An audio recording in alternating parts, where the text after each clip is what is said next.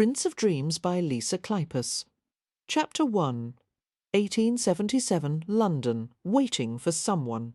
A man's voice cut through the rustling quiet of the garden. The Russian accent was soft and guttural, falling pleasantly on Emma's ears. Turning with a wry smile, Emma watched as Prince Nicholas Angelovsky stepped out of the shadows. With his golden skin, his sun-streaked hair, and his unpredictable cruelty, Nicholas was more like a tiger than a human being. Emma had never seen such a perfect blend of beauty and menace in any other man. She knew from personal experience that there was good reason to fear him, but she was an expert at handling dangerous creatures. The only sure way to be hurt was to show her fear. Emma relaxed her spine and settled more comfortably on the stone bench, located in the most secluded section of the formal estate garden. "I'm certainly not waiting for you," she replied briskly. "Why are you out here?" He smiled at that, his white teeth gleaming in the darkness. "I felt like taking a walk." "I'll thank you to walk somewhere else.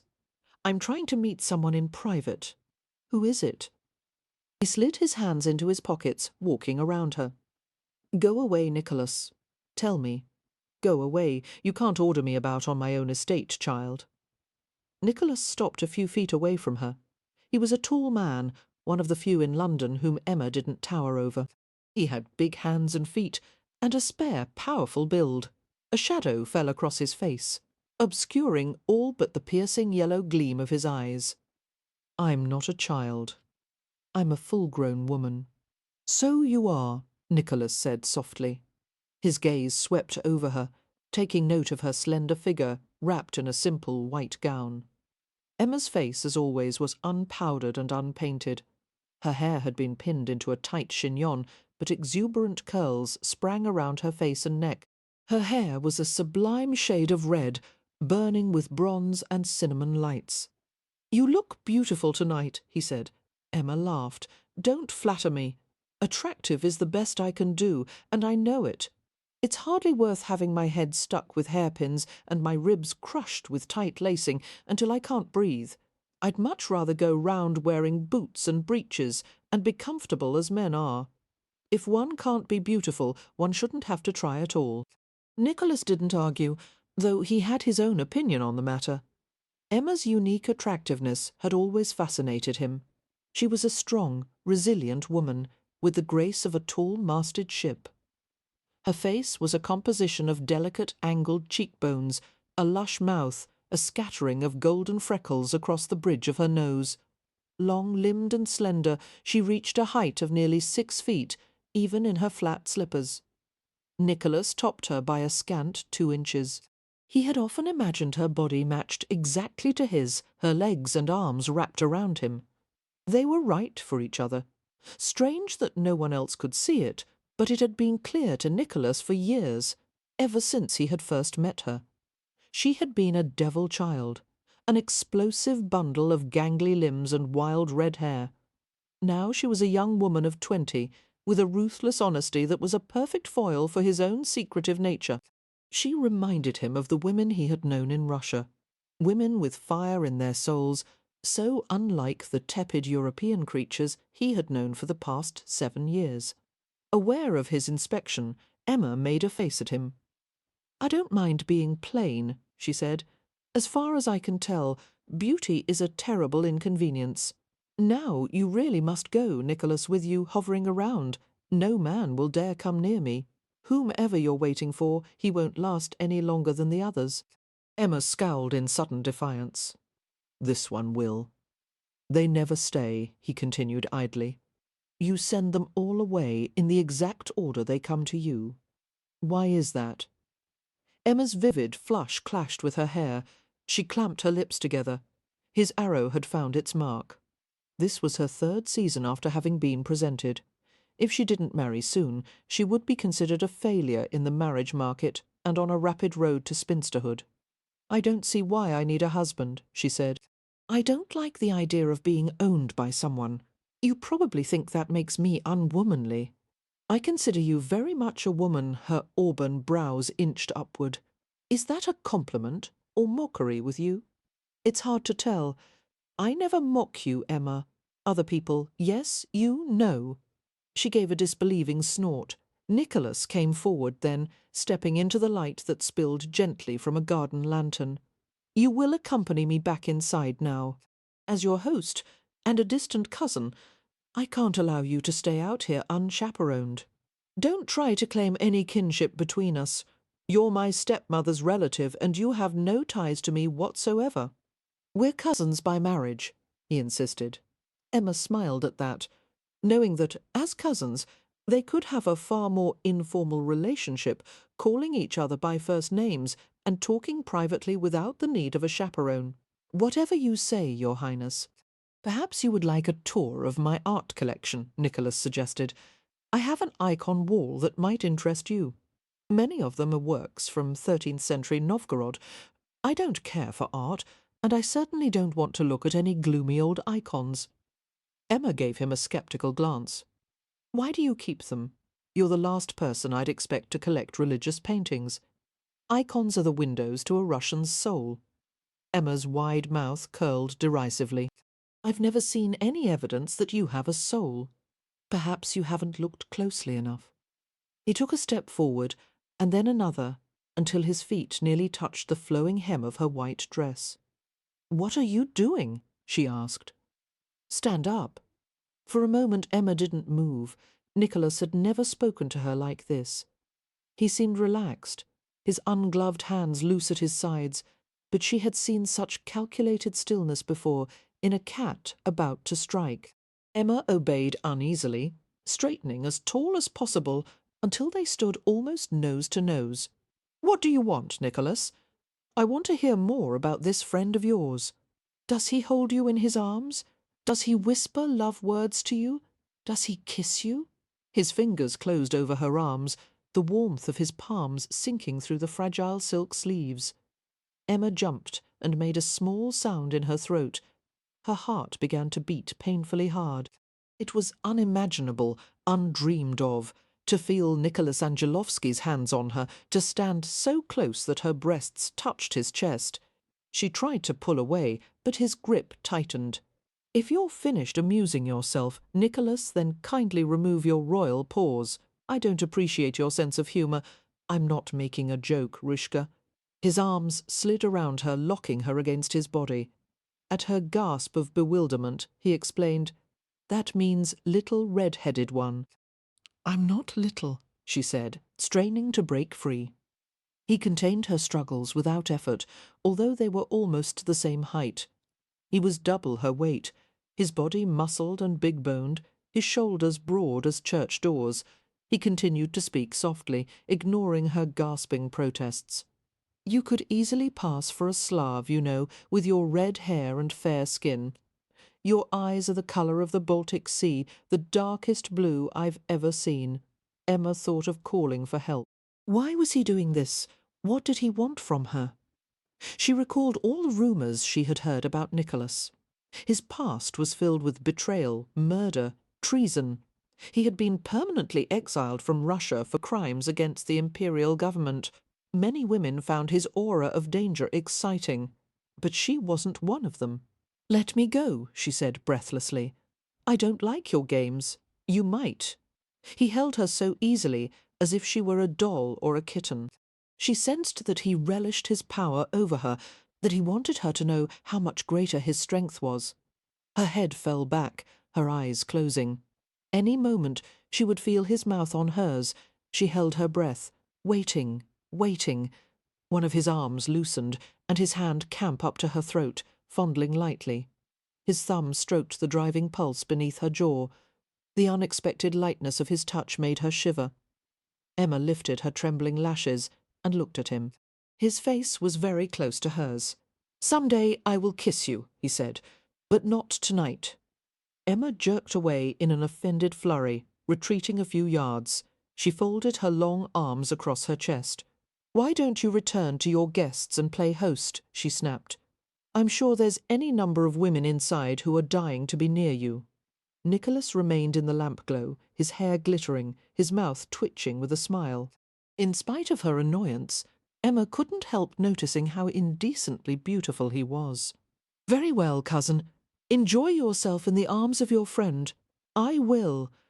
Emma didn't move until she was sure he was gone. She made her way back to the bench and sat, sprawling out her long legs. Nicholas had left her shaken and strangely disappointed. "Some day I'll kiss you." He had only been mocking her, of course. She was hardly the kind that men lost their heads over. Emma remembered all the children's parties when spotty-faced boys had made fun of her for being taller than anyone else in the room, and her coming out, when all the bachelors had ignored her in favour of the pretty petite girls nearby. She had been a wallflower at 17, even though she had the attraction of a large family fortune behind her. But now she finally had a suitor of her own. She was in love with Lord Adam Milbank. He had been courting her secretly for months now, since the beginning of the season. Her heart thumped impatiently at the thought of him. Adam should have been here by now.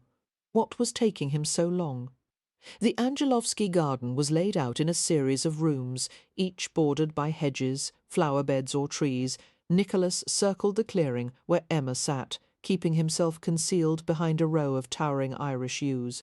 Finding a good vantage point, he stopped and waited for Emma's mysterious suitor to appear. Thinking herself alone, Emma fidgeted on the bench, tried to flatten her red curls, and arranged her legs several times to make them appear shorter. Evidently deciding her efforts were useless, she slumped in resignation.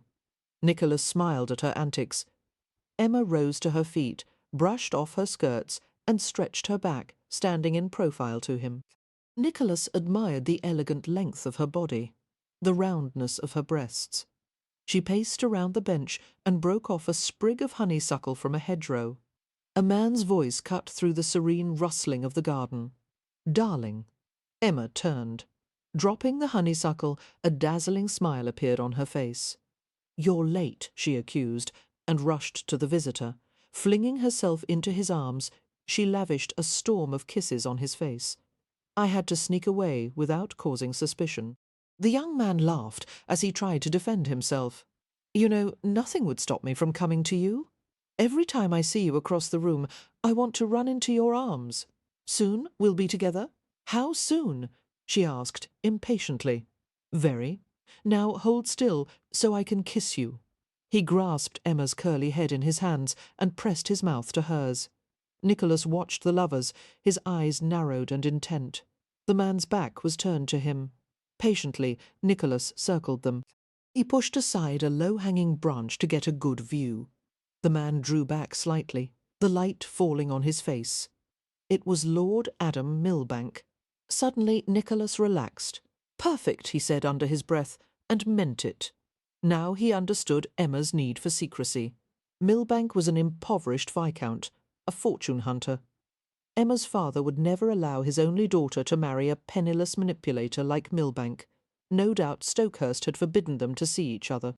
Nicholas turned and walked back to the ballroom, almost purring with satisfaction. It would be easy to get rid of Milbank. Nothing would stand in the way of his having Emma. Emma linked her arms around Adam Milbank's neck. She breathed in his smell, clenched her hands in his jacket, luxuriated in his nearness. He was a tall, good-looking man of 24, with an appealing boyishness.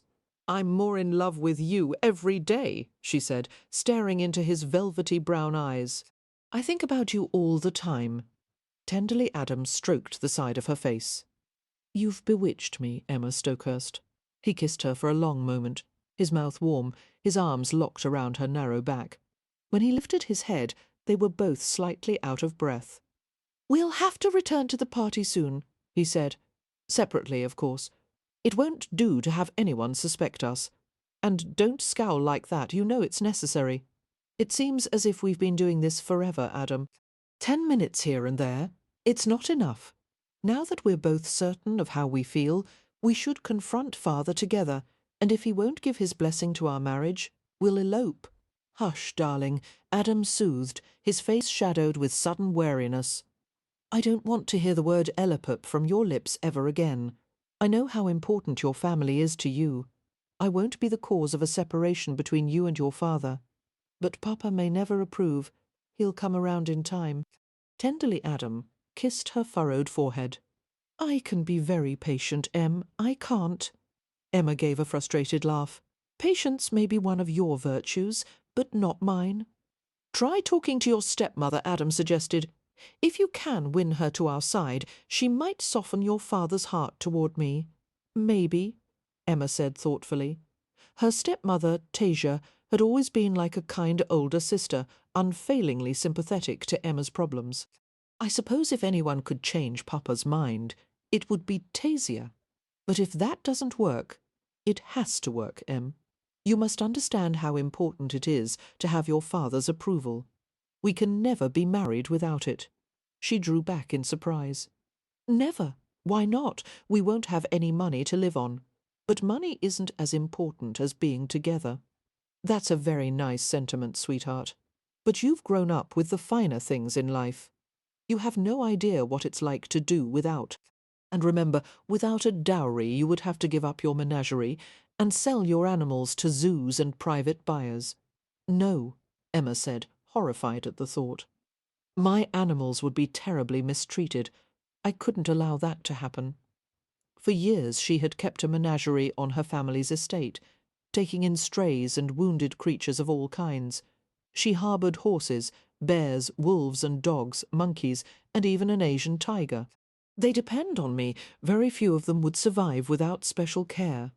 Then you understand that it's necessary for us to have your family's consent. Yes, Emma said reluctantly. She longed to goad Adam into confronting her father. If only Adam would stand up to him and demand his permission to marry her. It would never happen, though. Poor Adam hated arguments, and he, like everyone else, was in awe of her father. It was understandable. Her father, Lord Stokehurst, intimidated people easily, in his eyes. No one was good enough for her. Several months ago he had flatly forbidden Adam to court Emma. Adam had been too terrified to argue. Instead he had slunk away in defeat, and now the whole situation was impossible. Emma squared her jaw. "I'll talk to my stepmother," she said. "Somehow I'll make her understand that you and I belong together. Then she'll convince Papa to allow the match." "That's my good girl." Adam smiled and kissed her. "You return to the ball first, Em. I'll wait out here for a few minutes." She hesitated, staring at him wistfully. "Do you love me, Adam?" He pulled her close against his lean body, nearly crushing the breath from her. "I adore you. You're the most precious thing in the world to me. Don't be afraid. Nothing is going to keep us apart." Emma found her stepmother in the circular ballroom, a sumptuous cavern of gold leaf and carvings and mirrors. Sipping from a glass of wine and smiling at the easy chatter of her friends, Tasia looked like a girl in her teens rather than a matron of 25.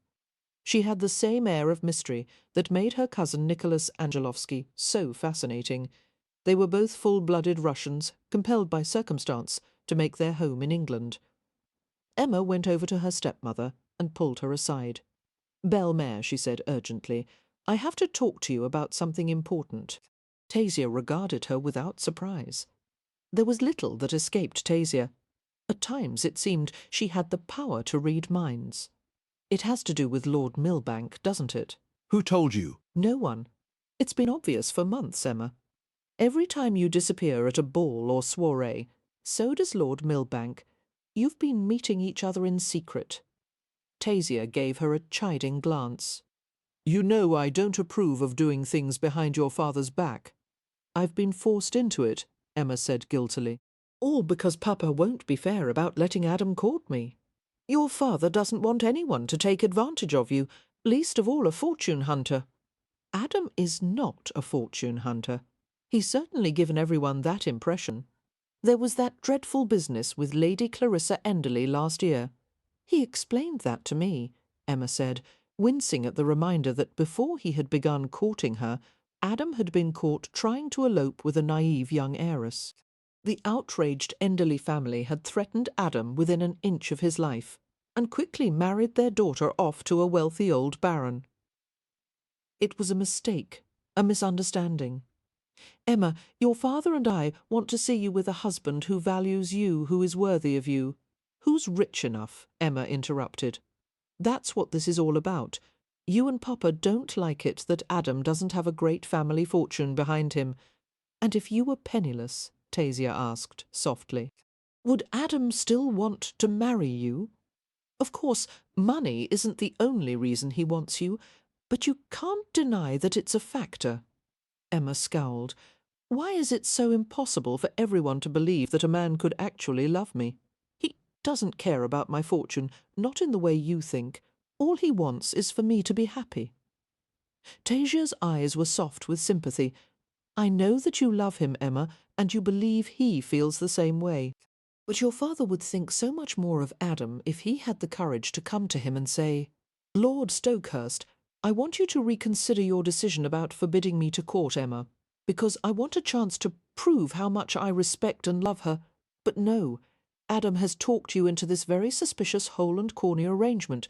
Can you blame Adam for being afraid of Papa? Emma asked in a fierce undertone. I certainly don't. There are quite a number of people who think Papa is an ogre. Tasia laughed, her pale blue-grey eyes finding the broad-shouldered outline of her husband in the crowd. So did I once, but now I know better. As if he sensed Tasia's gaze, Lucas Stokehurst turned and glanced at her. He was striking rather than handsome, with strong masculine features and vivid blue eyes. Some people were disconcerted by the sight of the silver hook in place of his left hand.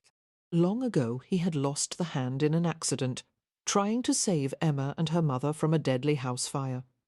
Emma had lived through the disaster, but her mother hadn't.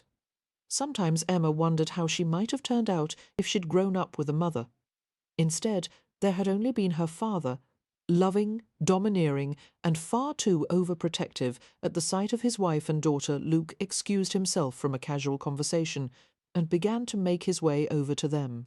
You deserve a man like your father, Tasia murmured as she watched Luke approach.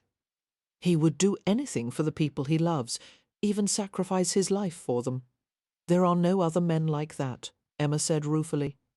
Good Lord, if I have to hold every suitor up to those standards, I'll never find anyone to marry. You'll find someone who's worthy of you. It will just take a little time. It will take forever. If you haven't noticed, there aren't exactly crowds of frantic bachelors running after me. If you would show them the side of yourself that your family sees, you would have crowds of bachelors chasing you. You have so much natural warmth and charm, but when you're around men, you turn as stiff as a statue. I can't help the way I am. Emma let out a long sigh. But I'm different around Adam Belmare. He makes me feel special, even beautiful. Please try to understand. You have to talk to Papa for me, and make him invite Adam to the house. Perturbed, Tasia patted Emma's arm and nodded. I'll see what I can do, but don't expect too much. Luke isn't going to like the idea at all. Emma's father reached them, and though his smile encompassed both of them, his gaze lingered on Tasia. For a moment they seemed lost in a private world. It was rare to see a husband and wife so passionately in love with each other. After his first wife had died, Luke had never expected to marry again. But from the moment Tasia had entered his life, he had been bewitched by her since their marriage. She had given him 2 dark-haired sons, William and Zachary. There were times when Emma felt separate from their close-knit circle, in spite of their efforts to include her. Are you enjoying yourself? Luke asked Tasia, staring into her smoky cat eyes. Yes, she replied softly, smoothing the wide lapel of his black evening jacket. But you haven't yet asked your daughter to dance, Emma interrupted quickly. I'd rather be a wallflower than have my father as my only waltz partner for the evening, she said. And no, I don't want you to procure a partner for me, Papa. No one likes duty dances. I'm going to bring over young Lord Lyndon for an introduction, Luke said. He's an intelligent man with a quick wit. I've already met him, Emma said dryly. He strongly dislikes dogs. That's hardly reason to condemn a man, since I always seem to be covered in some sort of animal hair and smelling of dogs or horses. I don't think we'd get on well. Don't start matchmaking, Papa. You're beginning to terrify me. Luke smiled and tugged lightly at one of her brilliant red curls. All right, he turned to Tasia. Will you do me the honour, madam? The pair went to the dance floor, and Luke took his slender wife into his arms. Relaxing into the rhythm of the waltz, they were able to exchange a few words in private. "Why isn't Emma socializing with anyone?" Luke asked. "She seems to be withdrawn tonight." "She's interested in only one man." A scowl crossed Luke's face. "Still Adam Milbank?" he asked grimly. "I thought I had taken care of that problem." Tasia smiled. "Darling, just because you forbade them to see each other doesn't mean their feelings cease to exist. I'd rather marry her off to anyone but that spineless fortune hunter. Anyone would be better." "Don't say such things aloud," Tasia cautioned, her fine brows drawing together. "You always like to tempt fate." Luke grinned suddenly. "You and your superstitious Russian nature." "I meant what I said. Who could possibly be a worse son-in-law than Milbank?" Left to her own devices, Emma wandered over to the wall and leaned her back against it. She sighed fretfully, wishing she could leave the ball, or at least meander by herself through the Angelovsky manor. It was filled with ancient Russian treasures, magnificent works of art, intricately carved furniture, priceless panels thickly covered in jewels.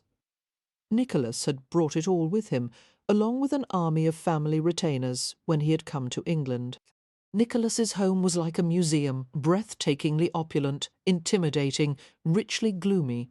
The central hall was lined with 15 towering gold pillars, an extra having been added in deference to the Russian superstition that even numbers were bad luck. A grand staircase with blue and gold spindles arched delicately up to the second and third floors. Dove-coloured walls were highlighted with rich stained glass, rising from black and grey marble floors. The manor was set in the middle of 50,000 acres of cultivated land just to the west of London, covering territory on both sides of the Thames. Nicholas had bought the estate 3 years before, and had decorated it to his taste. It was a splendid setting worthy of a prince, but it must be small compared with the palaces Nicholas had owned in Russia. He had been permitted to take 1/10 of his fortune with him in exile, and that fraction alone was estimated to be £30 million. Nicholas was one of the richest men in Europe, and by far the most eligible. A man with all that wealth should be very happy, yet Nicholas seemed like one of the least happy people Emma had ever met. Was there some elusive thing he wanted but couldn't have, or some private desire that had never been fulfilled? A delicately brittle voice interrupted her thoughts. "Why, look, Regina, it's our friend Emma standing at the wall as usual. I'm surprised they haven't put a plaque there to mark your special place here. Lady Emma Stokehurst has waited thousands of hours in hopes of an invitation to dance." The speaker was Lady Phoebe Cotterley, accompanied by her friend Lady Regina Bradford. Phoebe was the success of the season, possessing the magical combination of gleaming blonde beauty, a revered family name, and the assurance of a generous dowry. Her only problem was deciding which of her legions of suitors she would marry. Emma smiled, uncomfortably, feeling like a towering giant as she loomed awkwardly over the two of them. She slumped her shoulders and retreated until her back was plastered against the wall. "Hello, Phoebe. I know why she looks so out of place," Phoebe said to Regina. "Our Emma feels much more at home in a barnyard than a ballroom. Isn't that right, Emma?" Emma felt her throat tighten. She glanced across the room at Adam, who was involved in a conversation with friends. Taking courage from his distant presence, Emma told herself that Adam loved her, and therefore this girl's snide comments shouldn't matter one bit. But they still hurt. "What a wholesome, unaffected girl you are," Phoebe purred, digging her claws in deeper. "So unique, you should have men flocking around you. I simply don't understand why they don't appreciate your rustic charms." Before Emma could reply, she was startled to discover that Nicholas Angelovsky had suddenly appeared at her side. Blinking in surprise, she looked up into his inscrutable face. "I believe it's time for the dance you promised me, cousin," he said softly. Emma was temporarily speechless, as were the other girls. Here in the glittering splendour of the ballroom, dressed in severe black and white evening clothes, Nicholas was too extraordinary to be real. The light gleamed on his austere features, highlighting each golden curve and angle, turning his eyes into iridescent pools of yellow. His gold-tipped eyelashes were so long they had tangled at the outside corners. Phoebe Cotterley's lips drooped open with dismay as she realised that Nicholas had overheard her petty taunts. "Prince Nicholas," she said breathlessly, "what a marvellous evening this is, and what an exceptional host you are. I'm enjoying myself very much tonight. Everything is perfect, the music, the flowers. We are pleased that you approve." Nicholas interrupted coldly. Emma struggled to suppress a laugh. She had never heard Nicholas use the royal we before, but it was quite effective. "Did you call Emma cousin?" Phoebe asked. "I wasn't aware you were related. Distant cousins by marriage," Emma explained, ignoring the faint smile that had appeared on Nicholas's mouth. "Our dance?" he prompted, holding out his arm. "But, Your Highness," Phoebe protested, "you've danced with me only once before at the Brimforth ball. It was an experience worth repeating, don't you think?" Nicholas's speculative gaze travelled down to Phoebe's dainty feet and back up again. "I believe once was enough, Lady Cotterley." He reached for Emma and led her to the dance floor. Phoebe was left speechless, while Regina appeared bemused. Emma curtsied in response to Nicholas's bow and put her hand in his. She stared at him with a smile of guilty delight. "Thank you. I've never seen anyone put Phoebe in her place before. I owe you for that. Then we'll consider you in my debt." He slid his arm around her waist and drew her into a sweeping waltz. Emma followed his steps with ease, their long legs moving in perfect unison. She was momentarily stunned into silence. She had never danced so well with anyone.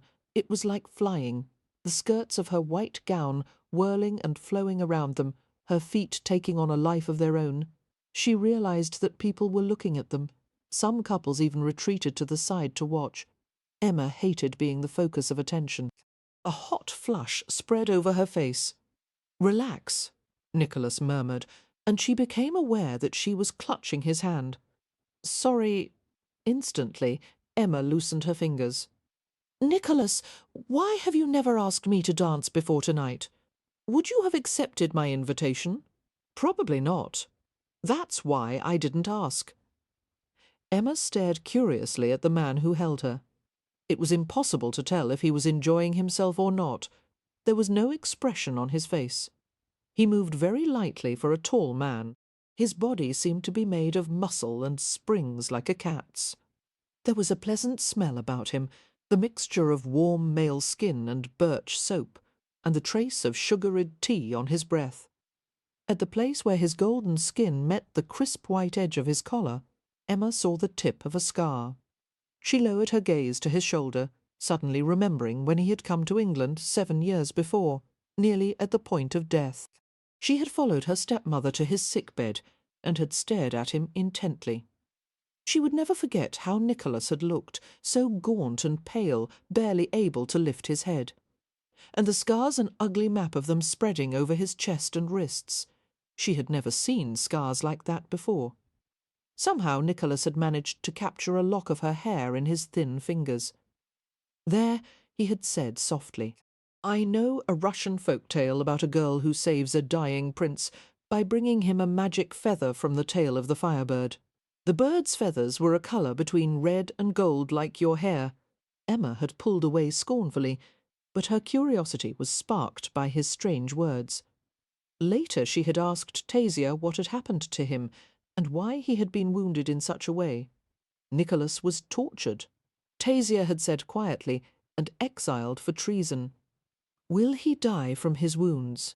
Not from his physical wounds, no, but the inner ones are much worse, I'm afraid. For a while Emma had tried to feel sorry for him, but it was impossible. Nicholas was too arrogant to inspire pity, no matter how he had suffered for his sins. Her thoughts were jerked back to the present as they waltzed by Adam Milbank, who was standing at the side of the room. Adam was watching her with astonishment. What must he be thinking? Emma's spine stiffened, and her movements became stilted as Nicholas guided her across the floor. If only she could rush over to Adam and explain the situation. "Your friend must be watching us," Nicholas said. Emma was surprised by his perceptiveness. "Unfortunately, yes. A taste of jealousy never hurts a love affair. I suppose you would know you've found your way into quite a few beds, haven't you?" Nicholas looked amused. "Do you ever guard your tongue, Rushenka? Does it offend you?" "No. Sometimes I try to be polite and restrained. It lasts for a half-hour or so, and then I'm back to my old ways." Emma twisted impatiently to glance at the musicians in their flower-covered alcove. Her movement caused Nicholas to miss a step. "Isn't this waltz nearly over? It seems to have lasted forever." "You're not enjoying yourself?" Nicholas asked, compensating for the lost step and re-establishing their rhythm. "Not with all these people watching us. You may be used to it, but it makes me nervous." "I'll end your torment, then." Drawing her to the side of the room, Nicholas released her waist. He brought her hand to his mouth in a perfunctory gesture. "Thank you for the dance, cousin. You are a most charming partner. I wish you luck with your friend." "Oh, I don't need luck," she replied confidently. "One never knows." Nicholas bowed and strode away, thinking to himself that all the luck in the world wasn't going to help Emma's cause. She would never belong to any other man. He had always known she was meant for him, only him, and soon he would have her. The Milbanks were the brand of European aristocrat that Nicholas despised most, living off an ever-shrinking pool of resources that they were either too lazy or too proud to supplement, except by marrying their children off to wealthy families. They would never work except at some nominal position at a bank, law firm, or insurance company. And they clung too tightly to their dwindling hoard of money to ever make a profitable investment. Standing at the front door of the Milbanks' London home, Nicholas returned the butler's mildly startled expression with a level gaze. "I'm here to see Lord Milbank," he said, extending a calling card. The butler took the card and recovered himself at once. "Certainly, Your Highness. I believe Lord Milbank is at home, but I could be mistaken. If you will wait in the entrance hall." Nicholas answered with a single nod and came into the house. His expressionless gaze swept over the hall, lingering at the frayed edges of carpet on the stairs, and on the polished but scuffed woodwork. The smell of mustiness and decay hung in the air. As he had expected, the place was badly in need of repair and refurbishing. In approximately 2 minutes, the butler returned. He didn't meet Nicholas's eyes as he spoke. "Regrettably, I was in error, Your Highness. It seems Lord Milbank is not at home." "I see." Nicholas allowed a long silence to pass, his hard stare boring into the butler's blank face. The butler tensed, his brow turning clammy with sweat. "You and I both know he's here," Nicholas said quietly.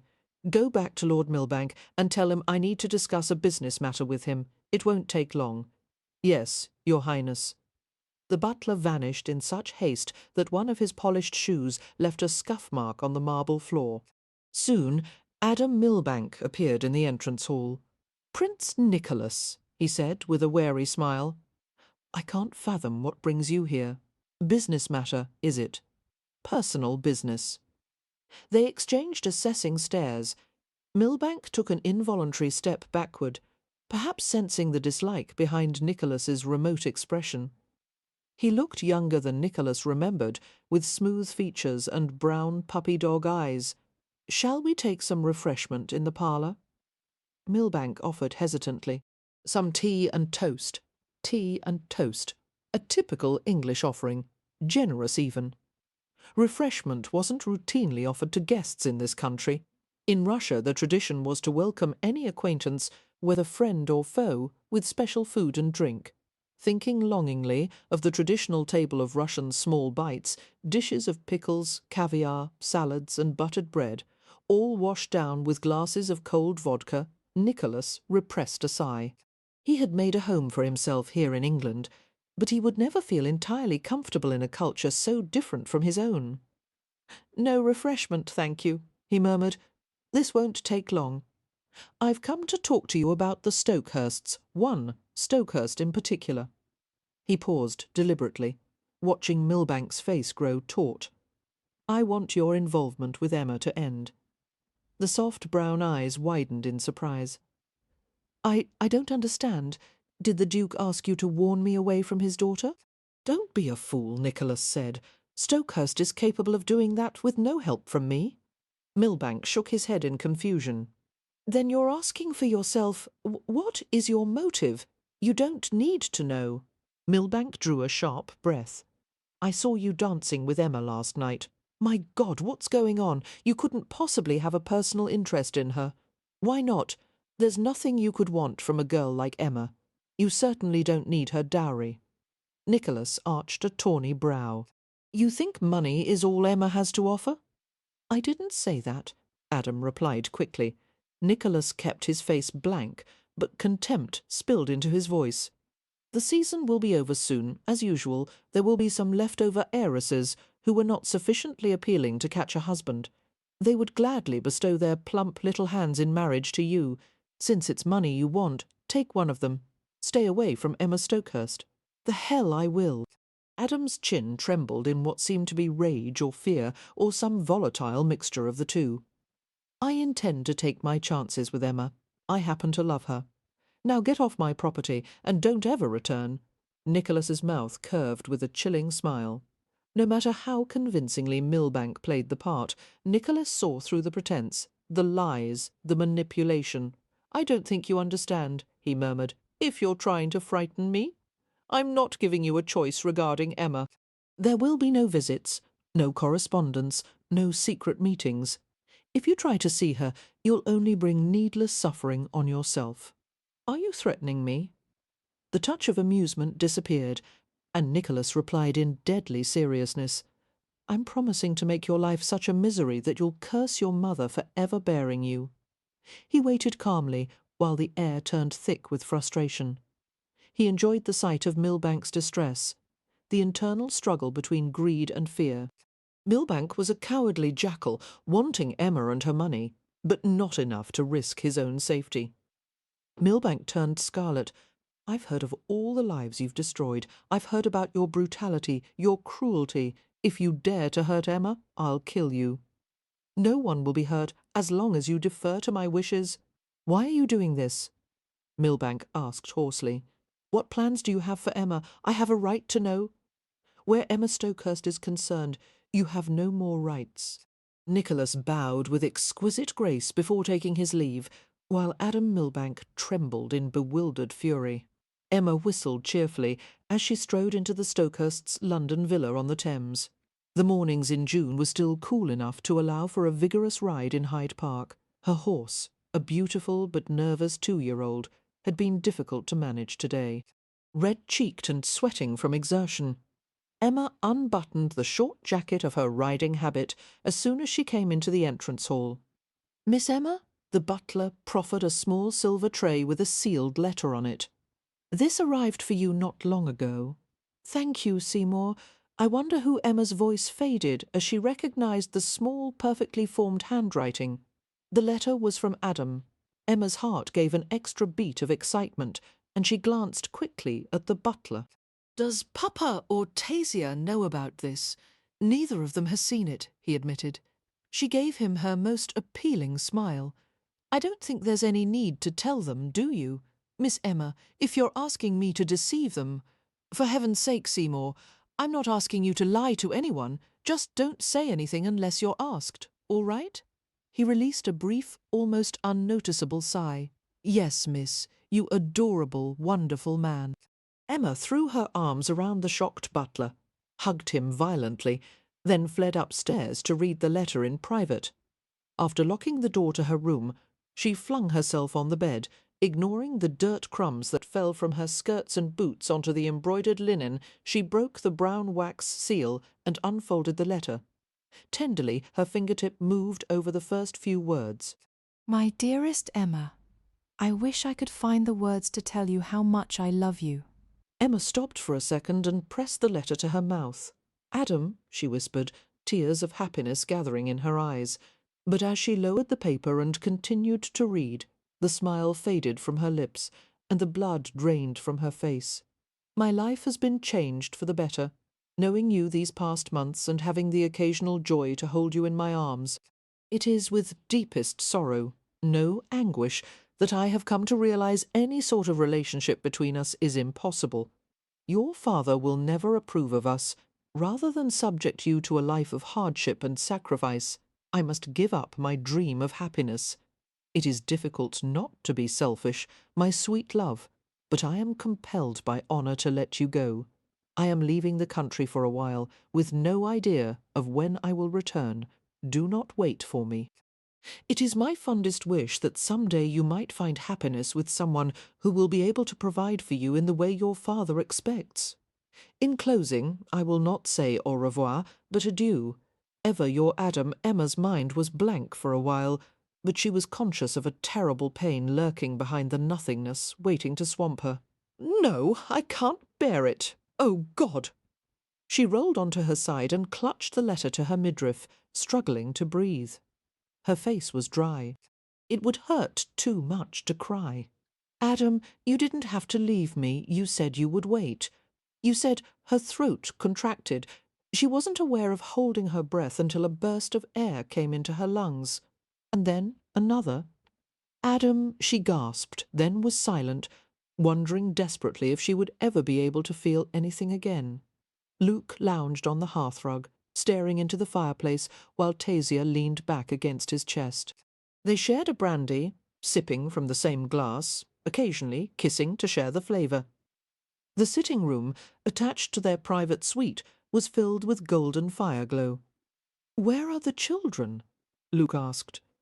Tasia swirled the brandy in the snifter and offered him another sip, gently tilting the crystal rim against his mouth. "The boys are playing in the nursery.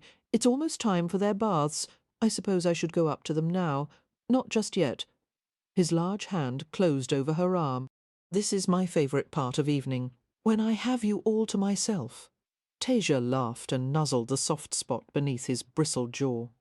"I really must go help nurse, or the boys will splash water everywhere, and I want to check on Emma. She's been closed up in her room all day. I had cook send up supper for her, but I don't know if she touched it." Luke scowled slightly. "Probably pining over Millbank. Probably. I was certain Emma would have gotten over him by now. Can't we do something to hurry it along?" "Obviously you have never suffered the pangs of unrequited love," Tasia said dryly. "I did with you, hardly. You decided you loved me, and 2 days later you came to my bed. It was the longest 2 days of my life." Tasia laughed at his heartfelt tone. She set aside the brandy and slid her arms around his waist. Her hands settled lightly on his muscled back. "And we've been together almost every night since." "Except for Nicholas Angelovsky's interference," Luke said darkly. "Shh." Tasia pressed her lips to his. "We agreed to forgive and forget about all that. It's been 7 years. I haven't forgotten, and you don't seem to have forgiven either." Tasia stared into his narrow sapphire eyes and shook her head slowly. "You, my darling, are the second most stubborn person I've ever known. Only the second. I think Emma may actually surpass you by a narrow margin." Luke leaned over her and grinned. "The Stokehurst blood," he informed her. "Neither one of us can help being stubborn." Tasia giggled, turning her face to avoid his kisses. "The Stokehurst blood is your excuse for everything." He used his weight to hold her down and nibbled amorously on her throat as she squirmed beneath him. "Stubborn and very passionate, let me show you." "I've already had ample demonstration," she said, gasping with laughter. All at once their play was interrupted by a sharp knock on the door. Tasia looked in that direction and had an upside-down view of Emma's tall figure. She drew apart from her husband, struggling to a sitting position. "Emma, dear." She paused and blinked as she saw the girl's face, white and brittle, as if she'd received some dreadful shock. Luke must have seen it at the same instant, for he sat up and said his daughter's name in a questioning tone. "Pardon me for interrupting," Emma said coldly. "What's the matter?"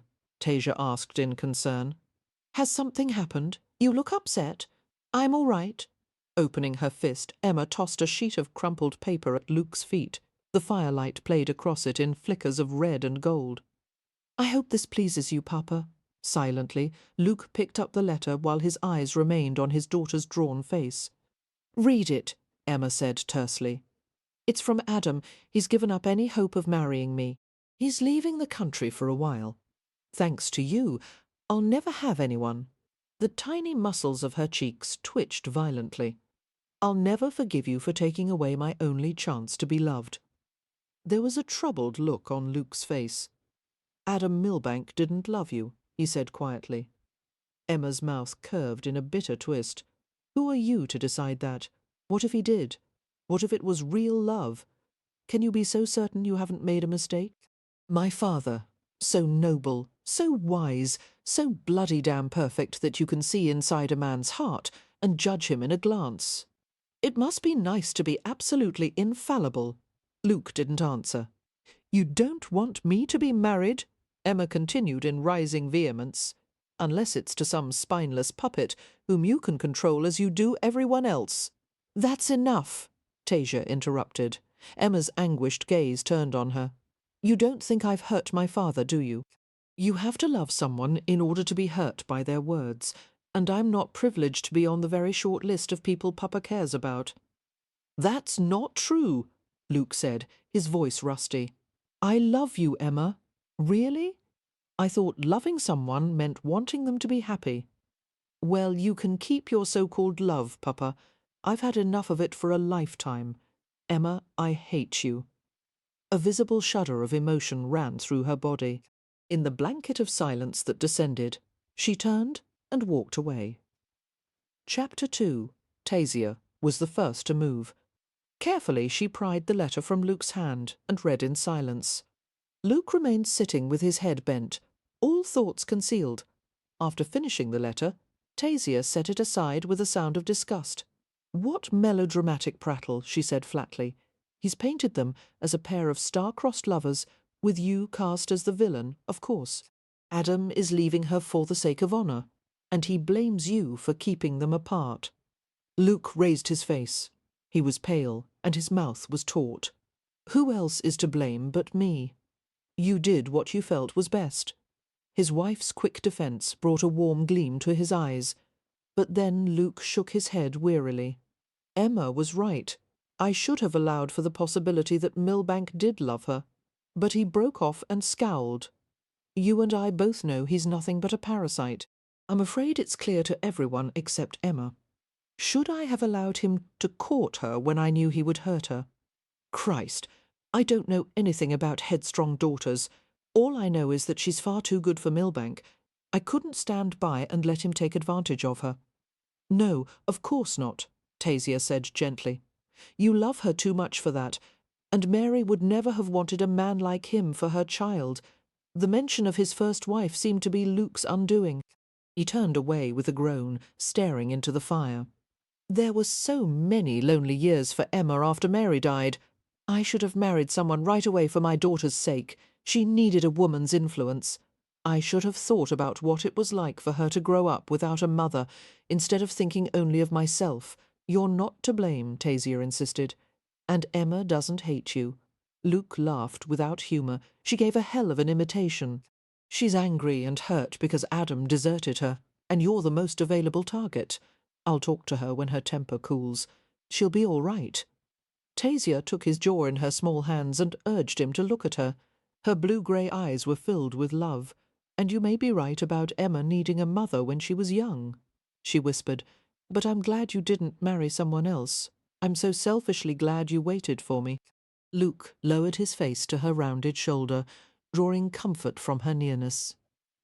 "So am I," he said, his voice muffled.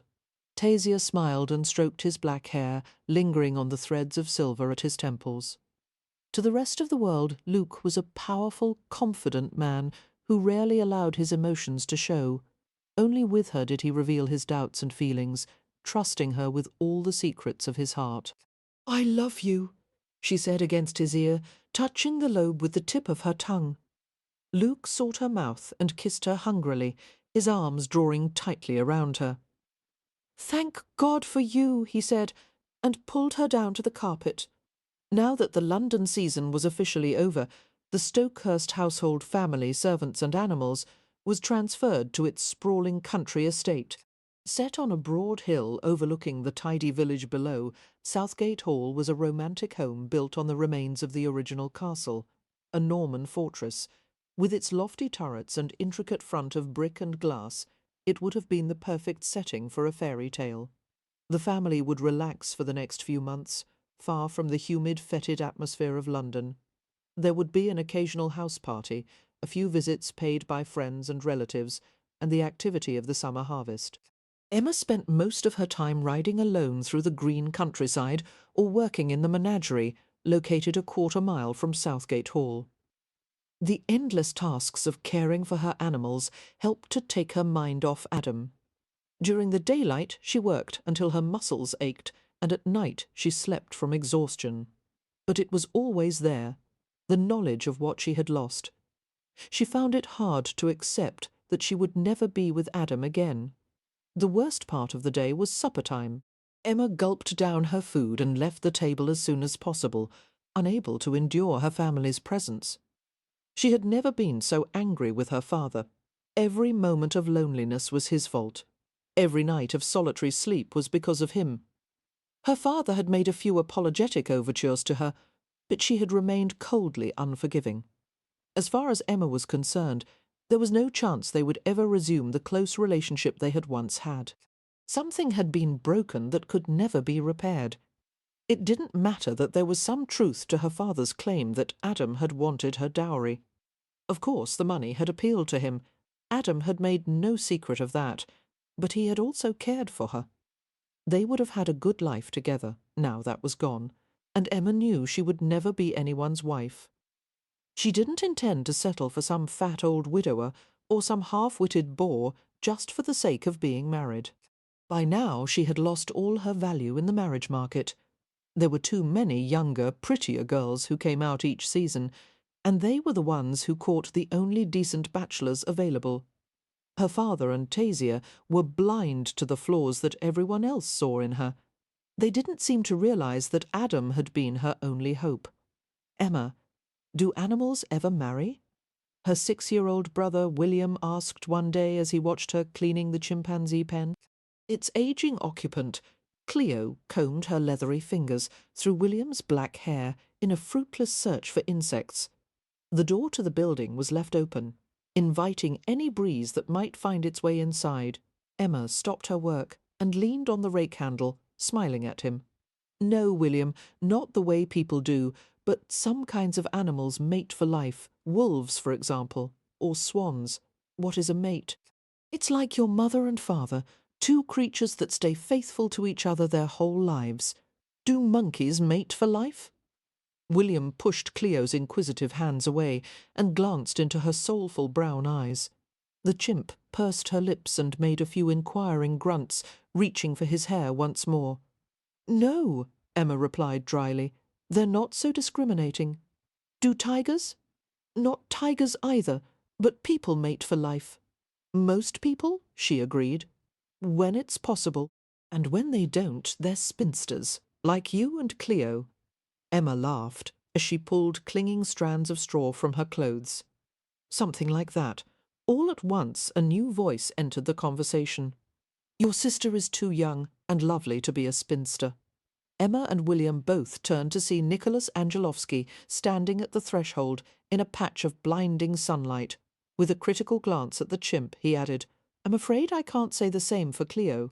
Cleo squeaked and hooted as William rushed eagerly to the newcomer. It seemed, Emma thought wryly, that no one was immune to Nicholas's potent mixture of charm and mystery. "Prince Nicholas," the boy said breathlessly.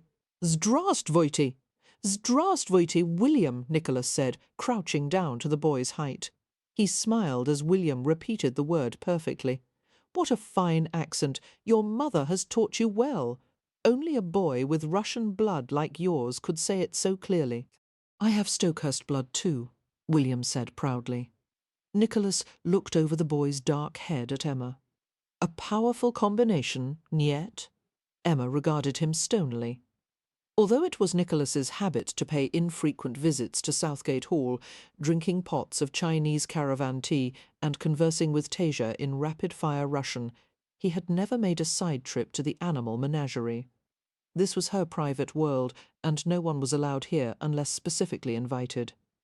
"What do you want, Nicholas?" He gave her an oblique smile. "I've never seen your collection of animals before. I would like to have a look." "I'm working," Emma said curtly. "I'm sure you can find better entertainment than watching me feed animals and rake manure." "Not necessarily." Her mouth twisted. "Stay, if you like, then," she finished, raking a pile of dirty straw from the chimp's pen and replaced it with a fresh scattering. Then she gestured for Cleo to go inside. "Back in there, old girl. Go in." The chimpanzee shook her head vigorously, baring her teeth. "Yes, I know," Emma said, pointing to the pen. "We'll play later, Cleo, later." The chimp muttered resentfully as she picked up a rag doll from a small pile of toys. In a flash, Cleo's small, wiry body ascended a ladder bolted to the side of the wire pen. When she reached the top, she seated herself on a wooden perch and frowned down at them. Emma closed the door of the cage and turned to her little brother. "William, it's time for you to go back to the house. Can't I stay with Cleo?" the boy pleaded, staring wistfully at the chimp. "You know the rule, no visits to the animals unless I'm with you." "We'll come to see her later this afternoon." "Yes, Emma." As the child left, Emma turned her attention to Nicholas. He was dressed in dark riding breeches and a white shirt that emphasized his tawny colouring. His hair looked more brown than blonde today. A light sheen of perspiration had given his skin a smooth shimmer, as if he were a sculpture cast in precious metal. The thick lashes that framed his yellow eyes gleamed like filaments of light. For the first time since Adam's desertion, Emma felt a stirring of something other than anger inside, a mixture of nerves and confusion and awareness. Realizing she was staring, she turned and picked up a metal bucket. She went to the large iron slop sink in the corner and worked the pump until a steady stream of water emerged. Nicholas came forward, reaching for the pump handle. "Let me help you." "No," she said quickly, elbowing him aside. "I can do it." Nicholas shrugged and stood back as she laboured over the sink. He watched her intently. The taut muscles of Emma's shoulders strained beneath a sweat-blotched shirt. Snug grey trousers outlined the slender shape of her bottom and thighs. Briefly he remembered her appearance at the ball in London, the cool white dress, the tightly pinned hair. He preferred her this way, strong, capable, flushed from exertion.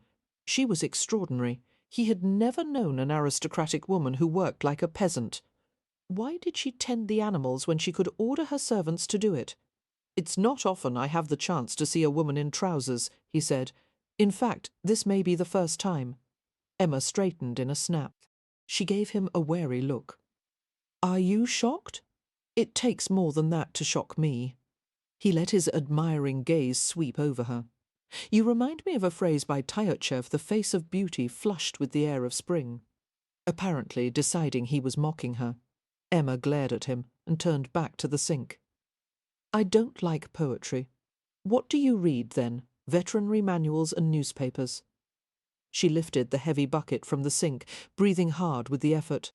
Automatically, he tried to take it. "Allow me." "I'm used to it," she said gruffly. "Let go." Nicholas raised his hands in a mocking gesture of surrender. "By all means." Emma's thick auburn brows lowered in a scowl. She pointed to another bucket nearby. "If you want to help carry that," Nicholas complied, rolling up his sleeves in a few deft twists. The bucket was filled with approximately 12 pounds of fresh meat scraps.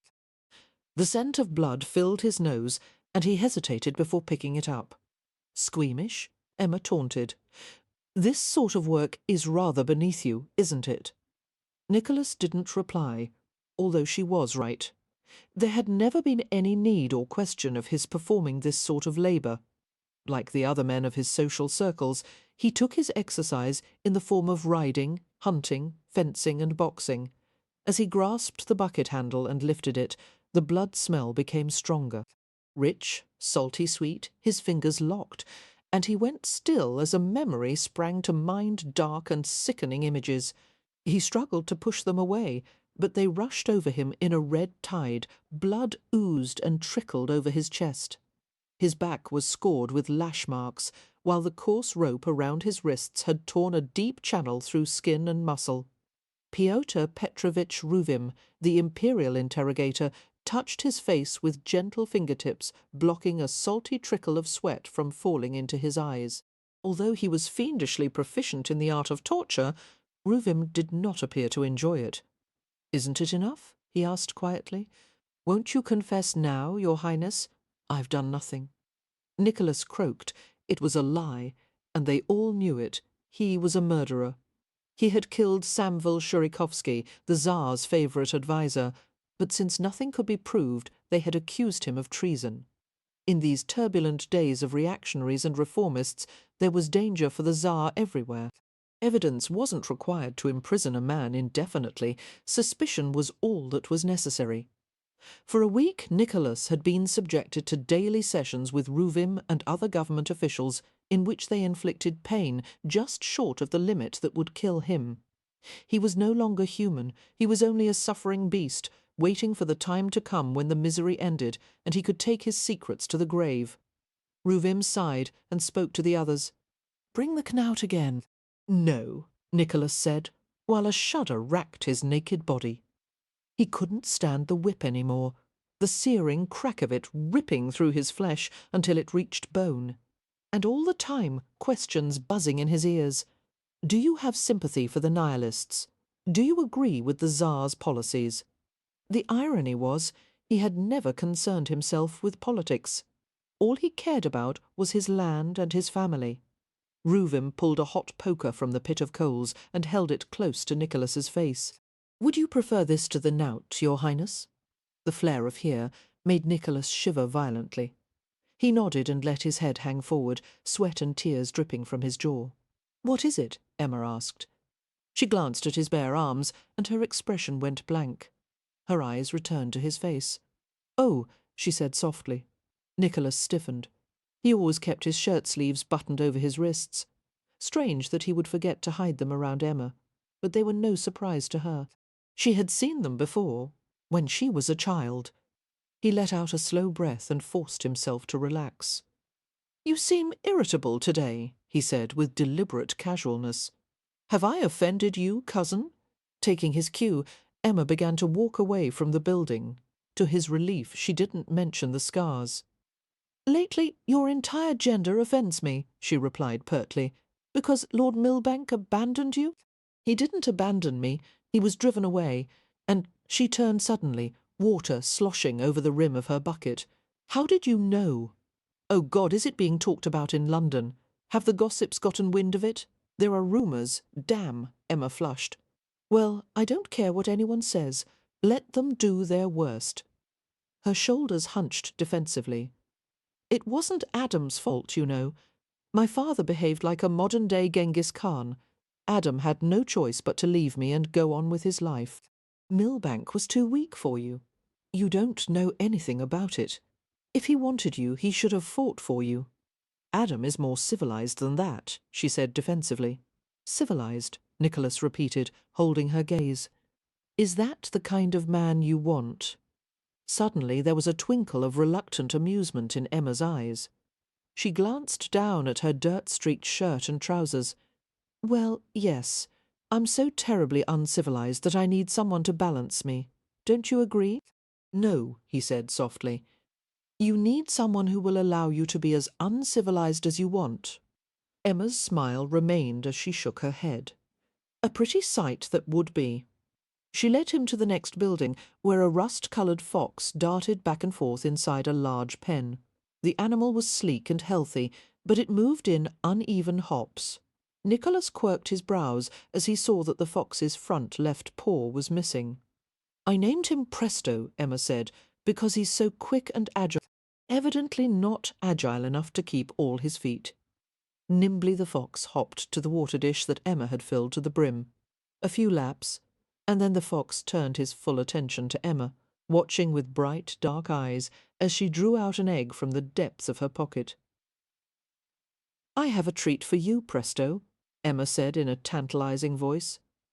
She peeled the boiled egg and held it through the bars of his enclosure. Trembling with eagerness, the fox inched closer. he was caught in a trap. With practiced skill, Emma let go of the egg just as the fox snatched it. Presto gobbled the delicacy in 2 saliva-drenched bites. He was half dead from exposure and loss of blood. He'd been gnawing his leg off to escape. If I hadn't found Presto when I did, he'd probably be an adornment for some fine lady's mantle or muff. "Please," Nicholas said politely, "save your speeches for that club you belong to, Friends of the Animals, or whatever it's called. The Royal Society for the Humane Treatment of Animals. Yes, that one." Emma surprised him by looking over her shoulder with a grin. No other woman on earth had such a smile, a sly and irresistible sunburst. "If you want to visit my menagerie, Nicky, you have to listen to my speeches." Nicholas started slightly at the Russian diminutive of his name. Only a few friends from his boyhood had ever called him that. It sounded odd, coming from Emma's lips, pronounced in her crisp English accent. Suddenly he felt the need to escape her artless smile, the childlike clarity of her eyes. But he stayed, driven to finish what he had begun, carefully luring her into the snare he had set. "I don't see any point in making speeches," he heard himself say, "until you find replacements for the products they supply, including the meat for your table. I'm a vegetarian." Seeing that the word was unfamiliar to him, Emma explained. "That's English for someone who doesn't eat meat." She laughed at his expression. "You look surprised. Aren't there vegetarians in Russia?" Russians have 3 requirements for their diet: meat to make the bones strong and the blood red, dark bread to fill the stomach, and vodka to impart joy in life.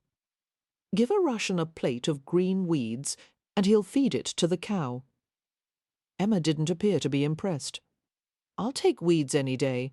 I think you take your opinions to an extreme, Dushenka." Nicholas stared at her with growing amusement. "When did you decide to stop eating meat?" "I think I was 13, maybe a little older. One night I was in the middle of supper, listening while everyone talked around me, and as I stared down at the roasted game hen in front of me, I felt as if I were picking a little corpse apart, seeing all the tiny rib bones, the muscle, the fat and skin." She grimaced at the memory. "I excused myself, went up to my room, and was sick for hours." He smiled. "You're an odd child, so people say." Emma gestured for him to come with her, and they went to a small door that led to a connecting building. As they walked, Emma gave him a sideways glance. "What was that Russian word you called me?" "Dushenka. What does it mean? Perhaps some day I'll tell you." Her brows drew together at his response. "I'll ask my stepmother tonight. That wouldn't be wise. Why is it a bad word, an insult?" Before Nicholas could reply, they had entered the next building. A pungent cat smell crept to Nicholas's nostrils, in spite of the plentiful air and light that circulated through grates and barred windows. He forgot the smell as soon as he saw the huge striped animal padding toward Emma, prevented from reaching her by a row of iron bars. The magnificent tiger had a deep reddish-orange coat scored with thick black stripes. A distinctive burst of long hair adorned its neck and back. Nicholas had never seen such a large tiger, definitely over 40 stone, and certainly not one at this close range. "You brought him to me as a kitten, remember?" "Of course," Nicholas said quietly. It was the only gift he had ever given Emma when she was 12 years old. He had found the sick tiger cub in a ramshackle shop filled with exotic animals and had bought it for her. He hadn't seen the animal since then. Emma crouched close to the bars, cooing and making baby noises. "Manchu, this is Prince Nicholas." The great cat settled nearby with a half-lidded, drowsy look of pleasure. An opening had been cut in the wall, allowing Manchu access to an outside enclosure where he could sun himself. His legs and belly were soaked from his lounging in a shallow tank of water. "Isn't he beautiful?" Emma asked with maternal pride. "Look at the size of those paws. Tigers have killed more humans than any other cat. You know, they're wonderfully unpredictable." "Wonderful," Nicholas agreed dryly. His breath caught as Emma reached between the bars of the cage and scratched the tiger's neck. In Asia, where Manchu is from, the tiger is a symbol of reincarnation. Emma glanced from Manchu to Nicholas. You look alike, actually. Maybe you were a tiger in another life, Your Highness. Don't reach in there. Nicholas's voice was soft, but it held a note that caused both Emma and the tiger to look at him questioningly. Emma slid her arm farther into the cage and rubbed the cat's neck harder. If you recall, he has no claws, she said. They were pulled out by his first owner. Now Manchu will never be able to provide for himself. He'll never have freedom, the poor little kitten. She looked at Manchu with loving pity. An affectionate gurgling noise began in the tiger's chest, and he stared at her with the love of a cub for its mother. Nicholas tensed visibly until Emma withdrew her arm. There's no need to worry, she said. Manchu thinks of me as a friend or an afternoon snack. Nicholas lifted the bucket of meat scraps. I assume this is for him. The tiger's head lifted, and he regarded the bucket with sudden alertness. Emma rose to her feet and took the bucket from Nicholas. Expertly, she shook the sopping mess into the cage. Bon appétit, Manchu. The tiger gurgled with appreciation and applied himself happily to the meal. Ghastly. Emma made a face and laughed. I'm surrounded by carnivores. She wiped her hands on her trousers and grinned at Nicholas. How does it feel to have dirty hands, Your Highness? A new experience for you, I imagine. He approached her slowly. I believe you're trying to bait me, Emma. Reaching for her slender wrist, he lifted her hand and looked at it palm up, then turned it slowly. Emma's smile vanished as she flinched in embarrassment. Her hand was reddened and calloused. Her fingers were long and slender, but the nails had been filed to ruthlessly short crescents. Tiny white scars, most of them scratches or tooth marks, were scattered from her fingertips to her wrist. After the well-groomed women Nicholas was used to, she must be a horror. Not the hand of a lady, is it? She said. He smoothed his thumb over the fine tracing of blue veins on her skin. It's the hand of a woman. Nervously, Emma tried to pull away. What do you want from me? Why are you here? His grip tightened. I enjoy your company. You couldn't possibly. Why not? You're intelligent, entertaining, and very beautiful. You arrogant bastard, she said, her temper exploding. Don't you dare mock me. Do you really think so little of yourself? It's not mockery. He took her other wrist, ignoring her burst of outrage. My red-haired one, he murmured. In the old Russian we use the same word for red and beautiful. Emma yanked at her imprisoned hands. What are you doing? I said I would kiss you some day. I always keep my promises. Her muscles strained against his hard grip as she tried to wrench free. If you don't take your hands off me, I'll blacken both your eyes. If you haven't noticed, I'm as tall as you are. Nicholas pushed her easily against a nearby wall. Her shoulders hit the wooden boards with a soft thump.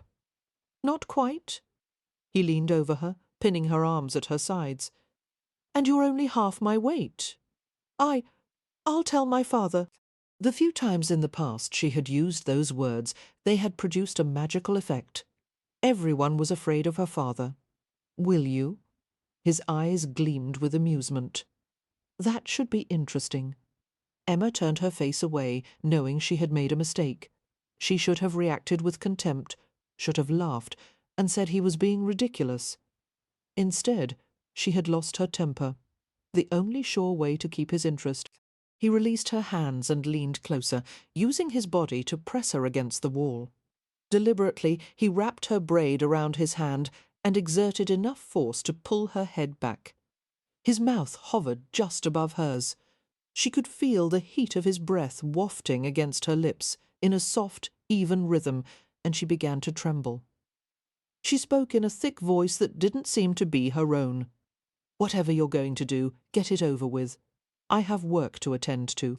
All at once she felt his mouth on hers, in a hard assault that was over as quickly as it had begun. He lifted his head, staring down at her with those golden-lashed eyes. Emma's mouth tingled from the bruising kiss. Tentatively she licked her lips, discovering a faint sugar and tea sweetness. Now leave me alone, she said unsteadily. The edges of his wide cheekbones seemed sharper than usual. His face looked exotic, almost oriental in its austere calm. "I'm not finished." Emma moved suddenly, trying to push him away. His arms closed around her, and she struggled until she was crushed by the power of his body. Nicholas bent his head again, kissing her with a force that wiped away the memories of all other men. Never again would she be able to recall the fumbling sweetness of her first kiss with a village boy, or even the tender embraces she had shared with Adam Milbank. Nicholas took it all away, branding her with a brutal passion which left no room for anything else. Emma was dizzy from the speed at which everything had changed. No longer was he the darkly glamorous figure who had hovered at the farthest edges of her life. Suddenly he was real, immediate, making her recognize him in a way she had never dared to before. His large hands spread over her back, traced the length of her spine until he came to the swell of her hips. Beneath her shirt and trousers, she wore only a chemise and thin linen drawers. No corset, stays, laces, no protective layers that would disguise the shape of her body. She knew he could feel the softness of her breasts, the natural curve of her waist. Shame and sensation collided within her, making her sway dizzily against him. She shook with the effort not to clench her arms around him, pull him harder, closer, twine her fingers in his beautiful hair. Her flesh ached wherever it pressed his breasts, legs, stomach. She wanted to bring his hands to her body. God! She wanted his lips broke from hers, and she gave a little moan of frustration. Her hands worked in the folds of his shirt, grasping aimlessly. He murmured something in Russian, his breath sinking through her hair to her scalp. Gradually her hands relaxed on his shoulders. Opening her eyes, Emma looked over his shoulder and saw that Manchu was watching them with unblinking yellow eyes, his tail flicking in an idle pattern. She snatched her hands away from Nicholas and tugged nervously at her shirt and belt. Nicholas drew back and stared at her without emotion. "If you ever need anything," he said quietly, "you can come to me. I want to be your friend, Emma." "I should think you have quite enough friends." He used his thumb to smooth the crimson silk of her eyebrow. "Not like you. Friends don't kiss like that." He flicked his forefinger lightly against her cheek. "Don't be a child, Emma." The remark stung, and she replied in the haughtiest tone she could manage. "What could either of us have to gain from friendship?" She stiffened as he slid his fingers beneath her chin. His lips almost brushed hers as he answered, "Perhaps we'll find out, Rushka." Then he released her. She stood with her eyes half closed, leaning against the wall while he walked away. As the rest of the week passed, Emma could think of nothing except Nicholas's visit and the possible reasons for his behaviour. She didn't understand what he wanted. Surely Nicholas wasn't angling to have an affair with her, the eccentric daughter of an English duke, when so many beautiful women in London were eager to have him in their beds, and she wasn't stupid enough to believe he really wanted her friendship. He had the company of innumerable aristocrats, intellectuals, artists, politicians, all ready to come running whenever he snapped his fingers. He was never at a loss for companionship of any kind. Just when she decided that the episode had been a temporary amusement for Nicholas, he came to visit again. Emma was in her room reading a novel and basking in the morning light that streamed over her cushioned window seat. Her dog, Samson, a mongrel with a large dose of wolfhound, looked up expectantly at the sound of footsteps. Tasia appeared in the doorway and tapped on the frame with her knuckle. "Emma?" she said, in a strange voice. "Nicholas is here." The book wavered in Emma's hands. She looked at Tasia with open surprise. Tasia continued softly, "He asked if you would care to go riding with him." Emma was filled with a storm of confusion that made her want to leap up and pace around the room. Instead, she turned toward the window and fixed her gaze on a point in the distance. "I don't know," she said, unnerved by the thought of being alone with Nicholas. What would he say? What did he want? Would he try to kiss her again? "I don't think Luke would approve," Tasia said tentatively. Emma scowled. "I'm sure he wouldn't. Papa wants me to stay alone and never see anyone. I don't care if there's hell to pay when he comes back from his meeting in London. I'm going to do as I please." Tell Nicholas I'll be down in 5 minutes. You're not being fair to your father. Has he been fair to me? Emma stood and went to her armoire, opening the top drawer and searching for riding gloves. You need a chaperone. Why? Emma asked scornfully. Nicholas is a cousin, isn't he? Not really. Perhaps a case could be made that he's an extremely distant relation by marriage. Well, I doubt there's any possibility of scandal if I go riding with him. No one in his right mind would believe Nicholas Angelovsky has taken a sudden interest in carrot-topped spinsters. You're not a spinster. I'm not the toast of London either. She kept her back to Tezia, continuing to rummage through the armoire. There was the sound of Tezia's soft sigh. Emma, when will you stop being so angry at your family? Maybe when you stop interfering in every part of my life. I feel as caged as those poor animals in my menagerie. Resolutely, Emma kept her back turned toward Tasia until she heard the sound of retreating footsteps. She glanced defiantly at Samson, whose furry face was wreathed in puzzled dismay, his tongue drooping limply from the side of his mouth. Don't look at me like that, Emma muttered. She's taken Papa's side as always. The dog continued to stare at her, ears twitching with curiosity. Suddenly he flipped over onto his back and stretched out his paws in an invitation to a tummy scratch. Emma's rebellious anger faded, and she went to him with a muffled laugh. Silly old dog, silly boy. Squatting next to him, she scrubbed her short nails through his rough coat while he whined and wriggled happily. Emma gave a deep sigh. Oh, Samson, how many thousands of secrets have I told you? You're my best friend. She smoothed his long ears as she continued to talk wistfully. I wonder why I can't be calm about everything the way Tasia is.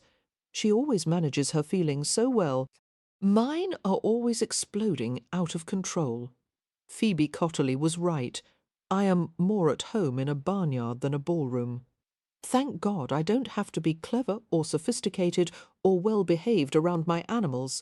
All I have to do is love you, and you love me right back. Isn't that right, Samson? She smiled bleakly as the dog nudged her hand with his moist nose. Maybe Adam's love for me would have faded in time. I don't think I would be a good wife for anyone. Love isn't enough. A woman needs to be obedient and devoted and beautiful and helpful to her husband. Instead, I'm plain and wild, and she looked down at herself, wrinkling her nose at her usual combination of trousers, boots, and white shirt. She preferred to ride astride in men's clothes. It was far more comfortable, not to mention easier for controlling the horse. But for some reason she didn't want to appear in front of Nicholas Angelovsky in her outlandish breeches today. She returned to her armoire and opened a gleaming panelled door, pushing back layers of garments until she found her blue riding habit. The smartly tailored jacket and broadcloth skirt were dyed a shade of indigo that matched her eyes. Rummaging deeper in the armoire, Emma located a pale blue veil to wear with her high-crowned black silk hat. She turned and grinned at her attentive dog. Prince Nicholas is waiting. What do you think, Samson? Should I surprise him by dressing like a lady? If Nicholas was surprised or pleased by her appearance, he gave no sign. He waited in the great hall, half sitting on the edge of an octagonal stone table with casual elegance. He held a riding whip in one hand, tapping it lightly against his fawn breeches and polished boots. Sunlight poured in from the solar windows at the top of the hall, turning his hair to a golden blaze. As he watched Emma descend the grand staircase, there was an insolent glint in his eyes, as if they shared a secret. And they did. Emma reminded herself with sudden discomfort. Somehow Nicholas had known that she wouldn't tell anyone he had kissed her. She had considered it, of course, but there seemed to be no point. And the thought of her father's reaction, the reprimand he would try to give Nicholas. No, it would all be too humiliating. He smiled as she approached him. I'm glad you agreed to see me, cousin. I was bored, she said flatly. I thought you might provide some diversion. How fortunate for me that you had no better offers. His tone was light, almost cheerful. As she studied him, Emma realized that he was pleased at the prospect of riding with her. Smug, actually. She narrowed her eyes in suspicion. What do you want, Nicky? To provide some diversion for you. He crooked his arm invitingly. Emma ignored the courtly gesture. I don't need to be escorted to my own stables, she said, motioning for him to follow her. And if you dare lay a finger on me today, I'll cripple you. Nicholas smiled and matched his legs to her brisk stride. Thanks for the warning, cousin. The mount that Emma chose, a supple and energetic chestnut, was a good match for the black stallion Nicholas had brought. They rode in perfect balance, after the stallion's fretful temperament had been worked out. Emma couldn't find fault with the way Nicholas rode. He was patient with the animal, using just the right amount of discipline to keep him under control. But she sensed the contest of wills between them, the way Nicholas dominated the stallion. Almost all men rode that way, as if one had to be superior and the other inferior. Emma treated her horses as equal partners. Because she worked with them and communicated with them, they were far more responsive to her commands. Emma and Nicholas rode from the broad hill that Southgate Hall was founded on, down to the outskirts of the busy town below. The day was bright and warm, the air stirring with a pleasant breeze. After crossing a small creek, they cut through the oak forest that bordered Southgate and raced across a wide green meadow. The stallion easily overtook Emma's chestnut, and she slowed the horse's pace, laughingly acknowledging defeat. I would give you some real competition if I weren't riding side-saddle, she called. Nicholas reined in the stallion and grinned back at her. You ride like no other woman I've ever seen, Amelia. Like a swallow in flight. Is that the Russian version of my name? He nodded. My distant grandmother was named Emilia. It suits you. He circled the stallion around her. Shall we walk for a little while? All right. Emma dismounted easily before he could offer to assist. Nicholas slid from the saddle, clicking his tongue against his teeth as if she were a wilful child. You're independent to a fault, Ruishka. Is it such a crime to take a man's arm every now and then? To let someone help you down from a horse or climb a flight of steps? I don't need help. I don't want to depend on anyone. Why not? Because I might get used to it. Is that so terrible? She shrugged impatiently. I do much better on my own. I always have. They left the horses grazing beneath the branches of an ancient oak tree and walked across another wide green meadow. The grass was alive with the drone of bees harvesting pollen from a carpet of wildflowers. Emma glanced at Nicholas frequently, struck by the sight of him walking beside her with the grace of a prowling cat. In her whole life she had never known such an unpredictable man. The first time she had ever seen him, he had torn her family apart. They had all hated him. But somehow in the following years he had stolen his way into their lives. If not exactly welcomed into the Stokehurst household with open arms, at least he had become a tolerated visitor. I never thought we would be walking together alone like this, she commented. Why not? To begin with, my father doesn't like you. My family doesn't trust you, and everyone I know says you're a dangerous character. I'm not dangerous, he said, a smile playing on his lips.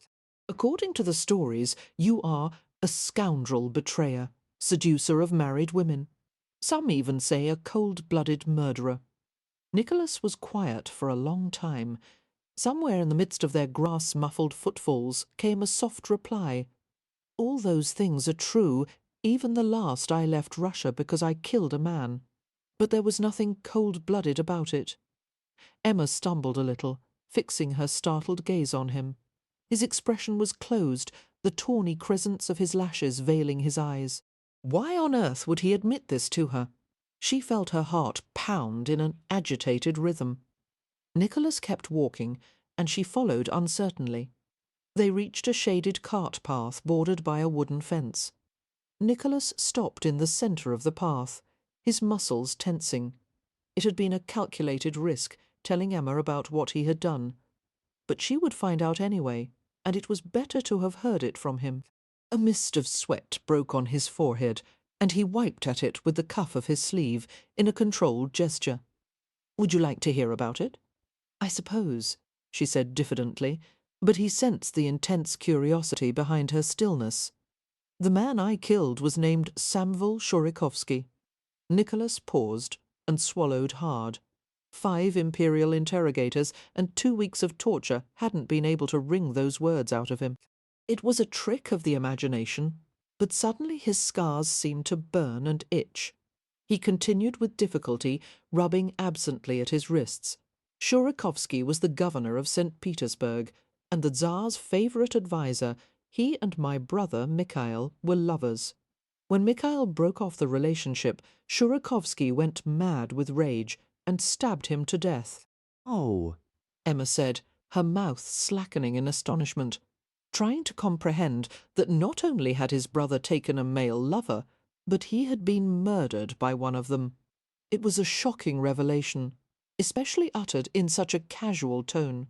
Subjects such as sex and murder had never been discussed in her presence, except for Tasia's motherly lectures on morality. Mikhail was all I had, Nicholas said. I was the only one who ever gave a damn about him. He was my responsibility. When he was killed, He paused and shook his head. Sunlight moved over his golden-brown hair in a shower of sparks. The only thought that kept me breathing and eating and living was to find his murderer. Slowly, Nicholas forgot he was speaking. The memories came over him in a blur. His eyes were open but unseeing. First I thought that Tasia had done it. As you remember, I followed her from Russia to England in an effort to make her pay for the murder. But then I learned that Shurikovsky was the one responsible for my brother's death, and I knew there would never be justice unless it came from my hands. Why couldn't you let the proper authorities handle it? In Russia, politics take precedence over everything else. Shurikovsky was the companion favourite of the Tsar. I knew he would never be prosecuted for murdering Mikhail. He was too influential. So you took your revenge, Emma said tonelessly. I was careful to leave no evidence, but I came under suspicion nonetheless, and I was arrested. Suddenly the words stuck in Nicholas's throat. There was so much he couldn't tell her, things that could never be expressed, nightmares that seethed deep inside him. With an effort, he assumed his usual calm mask. The government tried to force a confession from me, if not for murder, then for treason. When I refused to talk, I was exiled. He fell silent then, concentrating on the hard-baked ground. A breeze filtered through the damp locks on his forehead. Exile from Russia had been worse than torture, or even death. It meant being cut off from the very source of life. Even the most reviled criminals were pitied when they were sent away from their beloved country. Neshkastnyai, they were called unfortunates. Russia was the great mother, and her children were sustained by her frosty air, her dark forests, and her great cradling arms of earth and snow. Part of Nicholas's spirit had withered after he had left St. Petersburg for the last time. Sometimes he dreamed he was still there, and he awoke with an unbearable ache of longing. "Why, tell me," Emma asked, interrupting his bleak thoughts.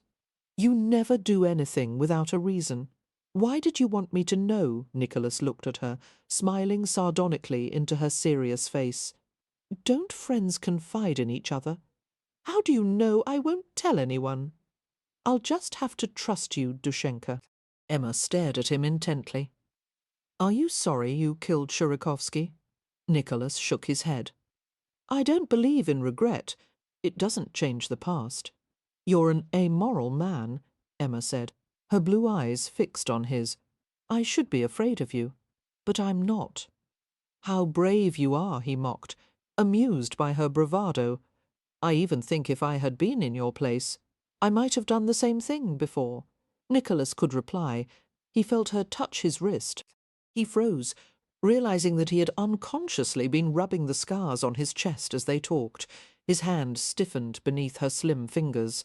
There was no pity in Emma's face. She regarded him with a strange acceptance, as if he were a savage creature who couldn't be faulted for his own nature. "Then you don't blame me for the murder?" he asked, his voice gruff. "It's not my place to judge you, but I understand why you did it." Her bare hand rested lightly on his. "I'll keep your secrets, Nicky." Nicholas didn't move. His muscles locked against a sudden shiver of feeling. He had no idea why her touch, her words, had such power over him.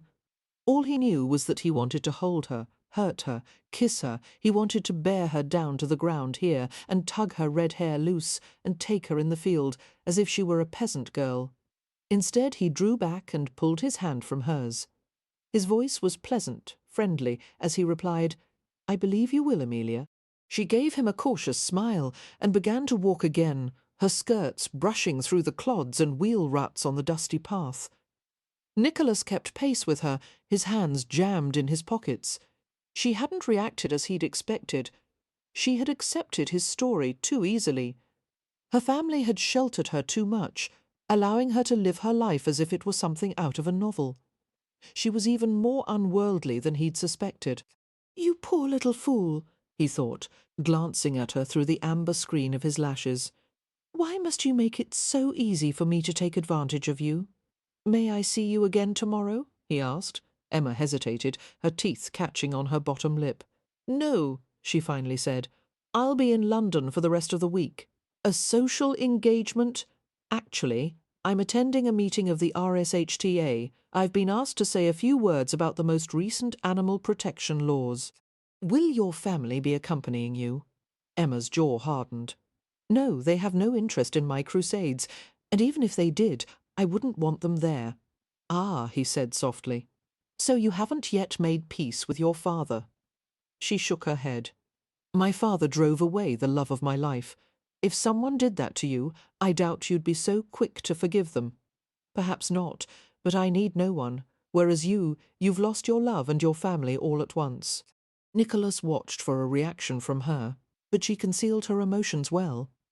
He made one more soft-voiced comment, well-timed and carefully aimed. "It's not easy to be lonely, is it? Emptiness, silence, unwelcome solitude. It can turn a palace into a prison." Emma turned a wondering gaze toward him, her blue eyes wide, heedless of where she was walking. She stumbled on the edge of a deep wheel rut. Nicholas reached for her immediately, lending her his balance. Before she could protest, he grasped her hand and drew it through the crook of his elbow. An easy smile curved his mouth as he stared into her flushed face. "Take help when it's offered, cousin. It's just a temporary arm to lean on." The Royal Society for the Humane Treatment of Animals conducted its annual general meeting at a lecture hall in London, not far from Covent Garden. The small building had been converted from an old hotel located on a street of auctioneers, booksellers and publishers.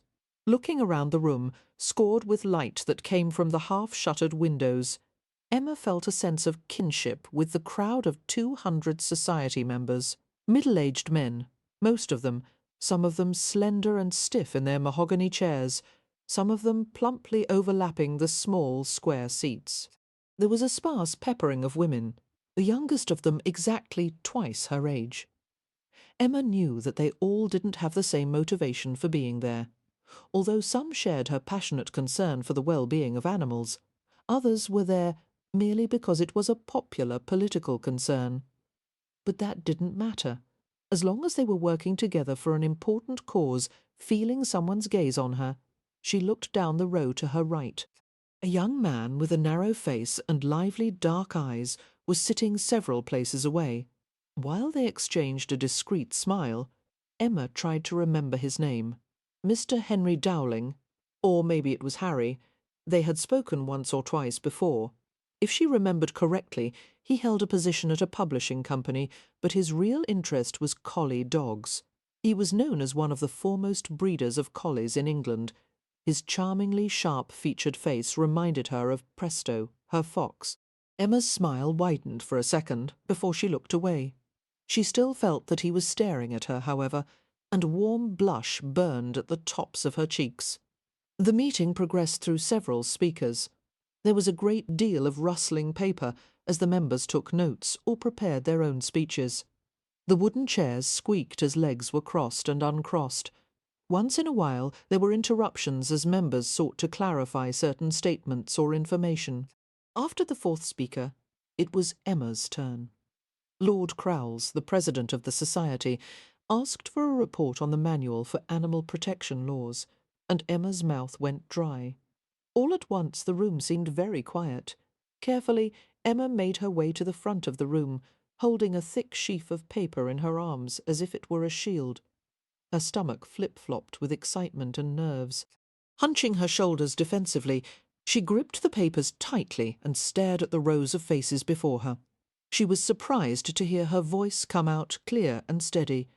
"Gentlemen, I have brought the proposed revisions for the Animal Protection Manual. It has been rewritten according to many wise and helpful suggestions from the distinguished officers of the Society. If the manual is found to be acceptable, then a large-scale printing will be ordered and distributed to the public." An elderly gentleman near the front of the room spoke up. Would Lady Stokehurst care to describe the nature of the revisions? Emma gave him a brisk nod, her shoulders relaxing a little.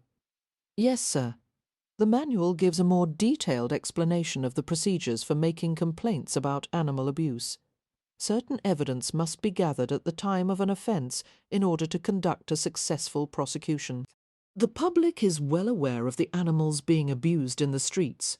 We've all seen horses beaten with whips, cudgels or shovels, livestock mistreated on the way to market, stray dogs and cats being tormented. Many people are distressed by the cruelty they witness, but they don't know what they can do to stop it. The manual contains guidelines for recognizing an offence and procedures for reporting criminals to the proper authorities." To Emma's surprise, Mr. Dowling asked a question. "Lady Stokehurst, what about the area of scientific experimentation? Does the manual mention the practice of vivisection?" Emma shook her head regretfully. "The medical and scientific communities claim that they need to perform vivisections, the procedure of dissecting live animals, in order to further their knowledge.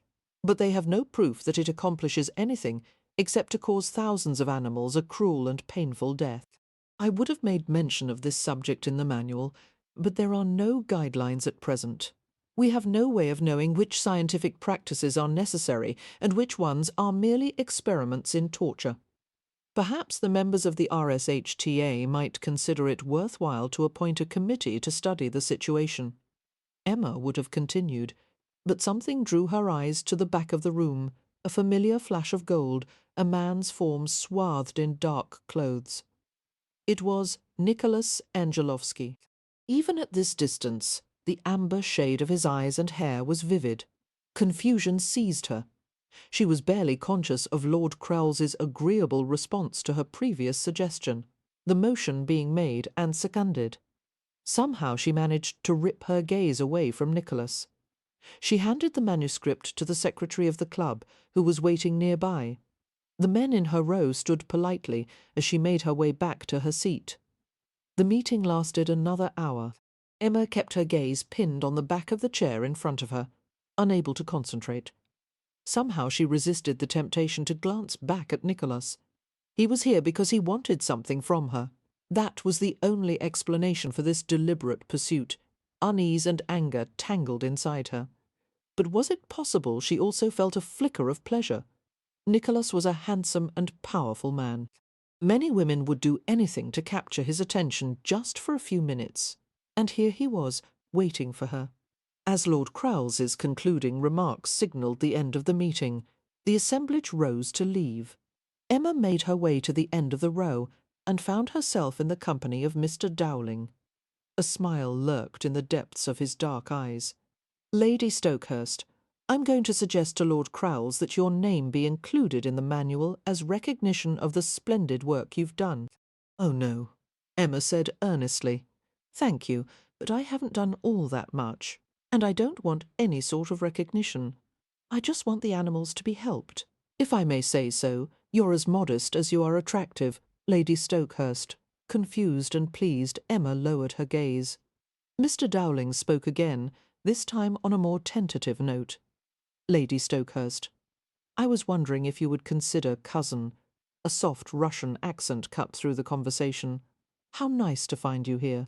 But you seem to have lost your chaperone. You must allow me to see you back home safely." Emma's head snapped up, and she scowled at Nicholas, who knew perfectly well that she often discarded the basic etiquette of chaperones. It was one of the benefits of being eccentric. Realizing introductions were in order, she crossed her arms over her chest and gruffly did the honours. "Prince Nicholas Angelovsky. May I present Mr. Dowling?" The men shook hands briefly. Nicholas turned a shoulder to Dowling, rudely indicating that the meeting was over. "You look very fine today, Amelia." Mr. Dowling hovered nearby, his eyes meeting with Emma's. She smiled apologetically. "Good day, Lady Stokehurst," he said hesitantly. "My best wishes to you and your family." He eyed Nicholas uncertainly, clearly wondering if the blonde Russian fit in that category as he left. He seemed to fade away like a puff of smoke. Emma glared at Nicholas. "What are you doing here?" "I'm concerned about animal protection," he said mildly. "Like hell you are. This was a closed meeting. How did you get in?" "I purchased a membership." "You can't buy a membership. You have to fill out papers and go through interviews, and then there's a committee vote." She stopped abruptly. "You bribed your way in?" "I made a donation," he corrected. Emma gave an exasperated laugh. "Is there anything your money can't get for you? What do you want now?" "I intend to escort you home, cousin." "Thank you, but I have a carriage waiting outside." I took the liberty of dismissing it. "Presumptuous man," she said without heat, sliding her hand into the crook of his proffered arm. "Do you always get your way?" Almost always. Nicholas escorted her from the building, ignoring the curious stares that followed them. "I like to watch you make speeches, Amelia. I admire a woman who doesn't try to hide her intelligence. Is that why you followed me to London, because you admire me so much?" He smiled at her impudence. "I'll admit to having taken an interest in you. Would you condemn a man for that?" "Condemn, no, but I have plenty of suspicions, especially where you're concerned. I think you're nothing but a great big mass of ulterior motives, Nicky." A low laugh of delight came from his throat. He led her to the curb, where a splendid lacquered carriage awaited them. It was drawn by a team of 4 gleaming black Orloffs, the finest carriage horses in the world. A pair of tall, black-liveried footmen attended the vehicle. Emma preceded Nicholas into the carriage and settled herself on upholstery of burgundy velvet in a shade so dark it looked black. The interior was filled with gleaming panels of precious inlaid wood. The windows were framed in gold and crystal, and the lamps were encrusted with semi-precious stones. Even with her family's considerable wealth, Emma had never been inside such a luxurious vehicle. Nicholas sat opposite her, and the carriage pulled away with magical smoothness as it passed over the rough London streets. Temporarily dazzled, Emma wondered about the life Nicholas had led in Russia, and all that he'd been forced to leave behind. "Nicky," she asked abruptly, "do you ever see any of your family? Have they ever come to visit?" He showed no reaction, but she sensed that he was puzzled by the question. "No, nor would I expect it of them. All ties were severed when I left my country." "But not blood ties. You have sisters, don't you? Tasia once mentioned that you have 4 or 5. 5, he said flatly. "Don't you miss them? Wouldn't you like to see them?" "No, I don't miss them. We were virtual strangers to each other. Mikhail and I were raised separately from our sisters." Why? Because my father wanted it that way? A bitterly amused look crossed his face. "We were rather like the animals in your menagerie, all of us caged and at my father's mercy. You didn't like him. My father was a heartless bastard. When he died 10 years ago, he wasn't mourned by a soul on earth." "What about your mother?" Emma asked tentatively. Nicholas shook his head and smiled. "I prefer not to talk about my family." "I understand," she murmured. Nicholas's amusement lingered. "No, you don't. The Angelovskys are a bad lot, and each generation is worse than the last. We started out as feuding royals of Kiev, then mingled the line with some crude peasant stock, and added a Mongol warrior who thought nothing of drinking blood from his horse's veins for refreshment on a long journey. We've only gone downhill from there. I'm a good example of that. Are you trying to frighten me? I'm warning you not to entertain any illusions about me, Emma. A corrupt tree cannot bring forth good fruit. You'd be wise to remember that." She laughed, her blue eyes dancing. You sound like Tasia quoting the Bible. I've never thought of you as a religious man. Religion is entwined in every part of a Russian's life. There's no way to avoid it. Do you ever go to church? Not since I was a boy. My brother and I used to think angels lived in the tops of the church domes, gathering our prayers and sending them to heaven. Were your prayers answered? Never, he said flatly and shrugged. But our great talent is to endure. That is God's gift to Russians. The carriage passed a shoddy marketplace, filled with stalls of fruit and vegetables, fish stands, and second-hand goods. The noisy crowd milling through the streets caused the procession of horses and vehicles to slow. There was an unusual din in the air, a mixture of bellowing voices and animal cries. As the carriage came to a halt, Emma leaned forward and looked out the window curiously. "Something's happening in the street," she said. "Some sort of fight, perhaps." Nicholas opened the carriage door and jumped lightly to the ground. After calling to the driver to wait there, he headed into the crowd. Emma waited for a minute or two, listening to the racket. Perhaps two vehicles had collided, or someone had been run down in the street. Her heart ached in pity as she heard the anguished cries of a horse, or maybe it was a donkey. It was easy to recognize the pain and fear in its screams. She couldn't stand to wait another minute. She sprang from the carriage just as Nicholas returned with a grim look on his face. "What's happening?" she asked anxiously. "It's nothing. Go back inside. We'll pass through in a few minutes." Emma stared into his emotionless eyes, then darted past him in a swift movement. "Emma, come back," ignoring his curt voice. She rushed through the churning mob.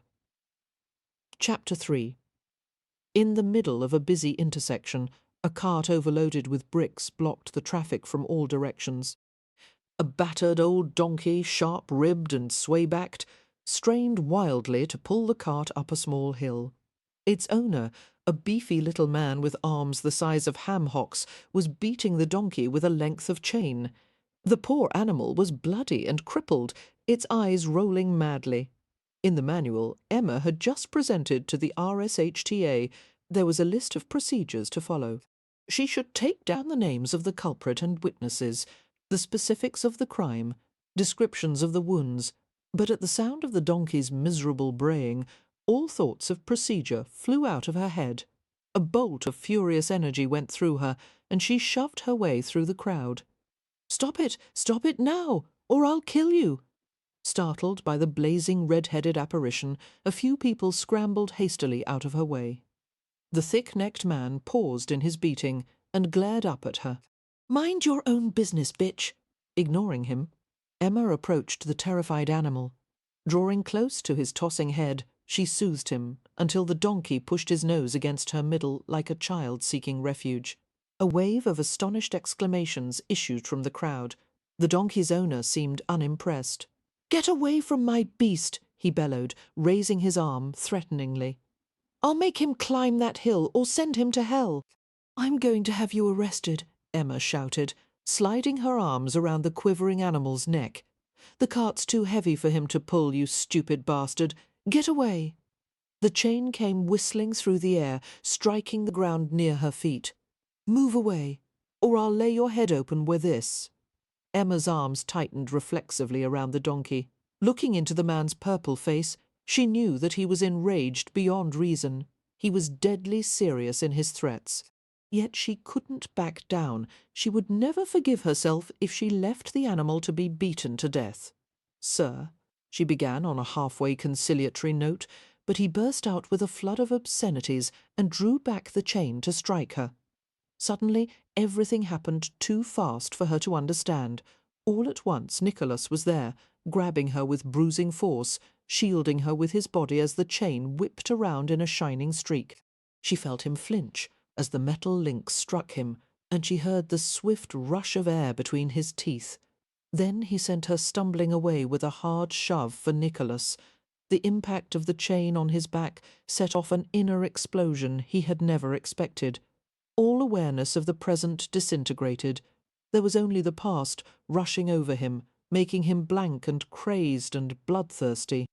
In a flash he relived the agony of being tortured by the Tsar's officials, his back shredded by the knout. "Won't you confess now, Your Highness?" He found his hands clenched around the man's neck, staring into watery blue eyes that were filled with rage and dawning fear. A black, murderous mist surrounded him. "No," the man whimpered, squirming in fright, his fat little hands coming up to Nicholas's taut wrists. Nicholas choked him into silence, his fingers digging into the thick, straining neck. The lust for murder oozed like sweat from his pores. Only one sound reached him, a woman's voice, low and intent, pulling him back from the edge. "Nicky! Nicky, let him go!" He blinked and shivered, glancing in the direction of the voice. Emma was close by. Her dark blue eyes held his. "Let him go!" she repeated. Somehow the ecstasy of violence faded, and Nicholas relented, giving in to her quiet command. Reluctantly, he took his hands from the man's throat. Reeling in terror, the man fled into the crowd. He managed to shout hoarse warnings as he clutched his bruised throat. "He's the devil! Look in his eyes! You'll see the devil himself!" Some people dispersed. Others stayed to complain that their way was blocked and they wanted the intersection to be cleared. A few volunteers organised a group to pull the cart of bricks to the side of the street. Nicholas's fingers were stiff and coiled. He flexed them, worked the tension from his wrists, only vaguely aware of Emma supervising the unhitching of the donkey from the cart. Her tone was brisk and expert as she directed one of the footmen to tie the scrawny donkey to the back of the lacquered carriage. "We'll bring him to my family's home," she said in response to the footman's muted question. "I think he'll make it as long as the carriage doesn't move too fast." Nicholas wanted to leave. The confusion of the scene was nothing compared with his inner chaos. He had to be somewhere quiet to think, to compose himself. He sent Emma a commanding look, his gaze boring into her back until she glanced at him over her shoulder. Understanding his silent message, Emma obeyed at once. She seemed calm and unruffled as she made her way back to the carriage. Nicholas entered the vehicle and sat opposite her. To his surprise, he saw that her face was pale and her fingers were twisted together in a tight knot. "I see abuse like this all the time," she said in an agitated voice. "I'll never get used to it. Why do people have to be so cruel?" Nicholas didn't reply, only snapped the curtains shut against the sight of the swarming crowd. Emma stared at him through the darkened interior of the carriage as the vehicle finally began to move. "It must have hurt when the chain hit you," she said tentatively. "Are you all right?" Nicholas nodded once, still consumed with old and dark memories. How could he have lost control so easily? He never allowed his emotions to overtake him. It was a weakness he couldn't afford. Emma spoke again while she combed taut fingers through the fallen locks of her hair. "Thank you for coming to my rescue. It seems I'm in your debt again. Not this time." His attention returned to her slowly. Although her face was averted, he thought that she seemed to be struggling with her feelings. "Do you want a handkerchief?" he asked abruptly. Emma shook her head in refusal, but he fished for one in his coat and held it out to her. "I'm not crying," she said. "I never do. It doesn't solve anything, and it never makes me feel better." She took the square of soft white linen and blew her nose noisily, shooting a defiant look at him. Suddenly Nicholas felt his heart pound in a hard rhythm. Other women used tears for purposes of seduction or sympathy, yet they had never moved him. Only Emma, denying her weakness and challenging him to say one word about it, could affect him like this. Nicholas found himself moving toward her. He took her in his arms, ignoring her unwilling start. After a brief struggle she relaxed against him, her breasts pressing against his side and chest. Her hair was unperfumed, the scent as fresh as if she had been walking in the woods through patches of fennel and crisp green moss. He breathed deeply of the smell, and he hovered at the edge of violence, all his calculated plans threatening to crumble beneath the pressure of overwhelming desire. Somehow he kept his hands impersonal and still on her back, in spite of his desperate need to touch her. "Stubborn, impetuous little fool," he whispered in Russian, knowing she didn't understand. "I've been waiting for you. Thousands of nights. I've imagined other women were you. I made love to them, always pretending it was you in my arms. Soon you'll know you were meant for me. Soon you'll come to me." Emma shook her head in confusion at the foreign language. "What did you say?" Nicholas was transfixed by the dark brilliance of her eyes. He longed to press his mouth to her skin, to kiss the spray of golden freckles on her cheeks, the fiery crescents of her lashes. He struggled with his self-control while it threatened to slip away like sand through his fingers. With all his strength he locked his feelings away and spoke in a cool, slightly amused voice. "I said there's no need for tears, Roishka. You mustn't be so emotional." "I can't help it," she said grumpily. "I've always been this way, out of place, out of step. I wish I could be like everyone else. My only hope was to marry Lord Millbank." Nicholas smiled, carefully smoothing her rumpled hair.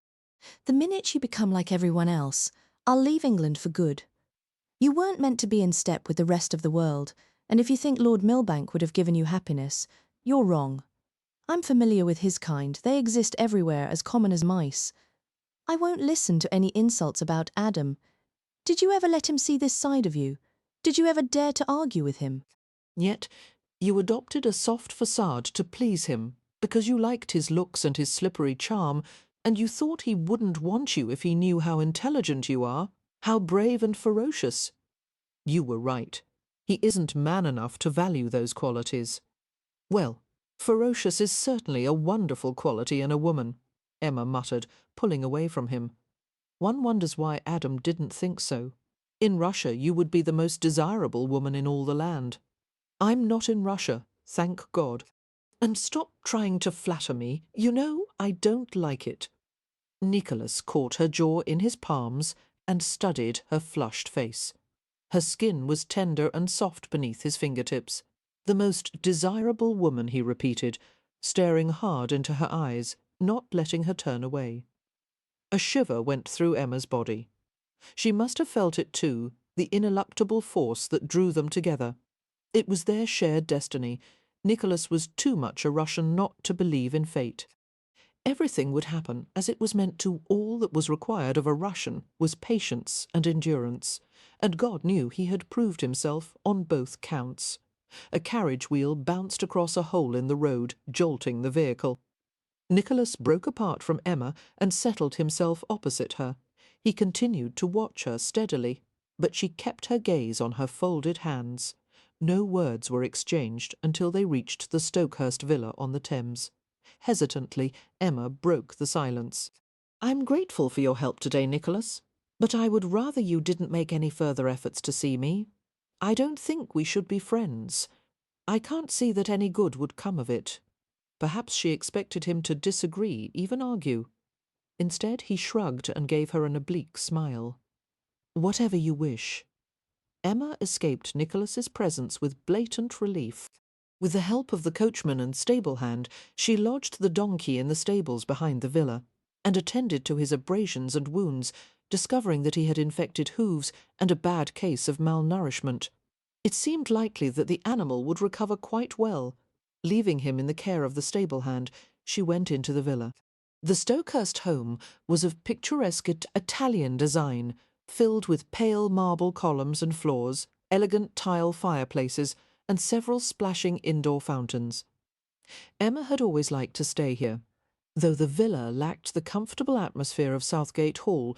Feeling troubled and out of sorts, Emma took a bath in a huge porcelain tub, in a bathing room lined with hand-painted tiles. Idly she traced the designs of tiny exotic birds with a wet fingertip and thought about Nicholas. Her encounters with him had become more and more confusing. She had never experienced so many conflicting feelings about one person. He was challenging, charming, and frightening. She had heard the rumours of his affairs, a multitude of discreet, short-lived relationships with society women. That was the kind Nicholas liked, cool, elegant creatures who were bored with their lifeless marriages. Why had he decided to bother with her? What could his motives be? Well, it was over now. Nicholas was out of her life, just as surely as Adam Millbank was. She lifted one long, soapy leg and viewed it with a critical eye. If she were petite and fragile, would Adam have stayed with her? Emma dropped her leg with a splash and sighed. If only she had been beautiful enough, Adam wouldn't have let anything stand in the way of having her, not her father, not money, not anything, if only I were like Tasia, she said aloud. Tasia was small and delicate, with an exquisite beauty that fascinated men. Suppressing a twinge of envy, Emma scooped handfuls of hot water over her neck and shoulders. Now that she had lost Adam, she would become a dried-up old spinster, never knowing what it was like to be with a man, to give herself to him in passion and fall asleep in his arms. She could take a lover, but the thought of that filled her with melancholy. How lonely it would feel, sharing a bed with a man she didn't love, a physical exchange in which their emotions and souls were left untouched. Miss Emma. A voice interrupted her thoughts. She glanced at the doorway, where her maid Katie stood with an armload of freshly warmed towels and a white linen robe. "Finished with your bath yet, miss?" "I suppose I am." Emma stood up and reached for one of the towels, wrapping it around her body as she stepped from the tub. Katie blotted her shoulders with another towel and helped her into the robe. "Shall I run downstairs and tell cook what you'd like for supper, Miss Emma?" I'm not very hungry tonight. "Oh, but you must have something, miss." Emma smiled and nodded reluctantly. "All right, I'll have tea and toast in my room. And I'd like something to read. Please bring a copy of the Times." Yes, miss. Emma walked barefoot into her suite of rooms and sat at her dressing table. She pulled the pins from her hair and unbraided it, luxuriously massaging her fingers over her sore scalp. Methodically, she worked a brush through her long curly hair, smoothing out tangles and snarls until her arm was tired. After placing the brush in one of the dressing table's intricate compartments, she stared at her reflection in the gold-framed mirror. An ordinary face, she thought. Pale skin with freckles, a straight nose, a sharp chin. The only thing that pleased her were her blue eyes, identical to her father's, except that her lashes were auburn instead of black. Nicholas Angelovsky had said she was desirable. He had called her beautiful. Had Adam ever said such things to her? Emma couldn't remember such an occasion. Frowning, she went over to her silk-covered bed and curled up on the blue counterpane. She propped her back against a brocaded pillow, lost in thought until Katie arrived with the tea tray. "Here, Miss Emma, tea, toast, and the Times." "Thank you, Katie." She watched as the maid set the tray beside her on the bed. Katie gave her a look of friendly concern. "Everything all right, miss? You seem a bit peaked tonight." "I'm fine. It was a very long day." Picking up a slice of buttered toast, Emma managed to produce one of her usual impish grins, then took a large bite of toast, looking reassured. The maid left the room. Emma poured tea from a tiny porcelain pot into a flowered cup and stirred in a heaping spoonful of crushed sugar. She took a sip, relishing the strong tea. Flipping open the paper, she scanned the long columns and lingered on items of interest. Her attention was snared by something near the bottom of an inside page, an announcement nearly hidden in a sea of lines and letters. She started at it in mild surprise. As the words began to make an impression on her mind, the ink seemed to grow blacker and spread before her eyes like a bloodstain. A brittle sound left her lips. The teacup shook in her hand until there were splashes of burning liquid on her fingers and wrist. Somehow she set the cup in its place and arranged it on the saucer with unnatural concentration. She looked at the paper again. No, it couldn't be true. It was some horrible joke, a lie. During his recent travels abroad, Viscount Adam Milbank became betrothed to Miss Charlotte Brixton, renowned as the American enamelware heiress. "You couldn't have Adam," Emma whispered. "It's only been a few weeks. You wouldn't forget me that quickly. You wouldn't betray me like this." But the printed words loomed crazily in front of her, and the pain in her chest kept growing. She needed help. She needed someone, some rational voice to keep her from going mad. She had never felt such pain in her life. She couldn't bear it alone. Blinding tears dropped from her eyes, stumbling from the bed. She rubbed her, shaking hands over her wet face, and searched for her trousers and shirt. When she was finally dressed, she pulled on a hooded cloak and strode from her room. Katy passed her in the hall leading to the main staircase and stopped in astonishment. "Miss Emma, what are you?" "I'm going out," Emma said hoarsely, keeping her face hidden in the deep hood of the cloak. "I don't know when I'll return, and if you say a word to anyone that I've left, I'll have you dismissed." "Yes, miss," Katy said, staring at her with dilated eyes. Emma dragged a sleeve across her damp nose and blinked more tears from her eyes. "Everything will be all right, Katy," she muttered. "Just don't tell anyone." The maid gave a cautious nod of assent. Emma hurried out of the house and headed to the stables, taking care that no one else saw her. She saddled a horse herself, abruptly dismissing the sleepy-eyed stable hand who tried to help her. "I'll do it myself. Go back to your room." "Going out to save another beastie, Miss Emma?" She ignored his cheeky question and fumbled at the saddle girth until it was properly snug. Her hands were unsteady, clumsy. They weren't behaving normally at all. "Go away," she said to the stable hand, who was watching her with sudden wariness. "Can I do something, miss?" "Please, just leave," she said gruffly. He obeyed reluctantly, throwing several glances over his shoulder as he departed. Emma mounted the gelding and rode through the stable-yard into the street, feeling somehow that she had only one chance at survival. She hadn't made a conscious decision about where to go, but it seemed as if the decision had been made for her. Urging the horse into a gallop, she rode west toward the Angelovsky Manor, while the humid summer air did little to dry her streaming tears. When she reached the manor, with its towering white marble columns and classically designed facade, she ascended the semicircular staircase in front and thumped on the door with her knotted fist. An elderly butler with white hair, black brows, and broad Slavic features appeared. She could never quite remember his name, though she had seen him on several occasions. "Please have someone see to my horse," Emma said, "and tell Prince Nicholas he has a visitor." The butler replied in accented English, "Sir, you will have to return tomorrow. I will take your card if you wish." "I'm not a sir," Emma cried desperately. She pulled the cloak hood from her head, and a tumble of gleaming red curls fell down to her waist. "I want to see my cousin." "Tell him." She broke off and shook her head with a muffled groan. "Never mind. I shouldn't be here. I don't know what I'm doing." "Lady Stokehurst," the butler said, his expression softening. "Do come inside.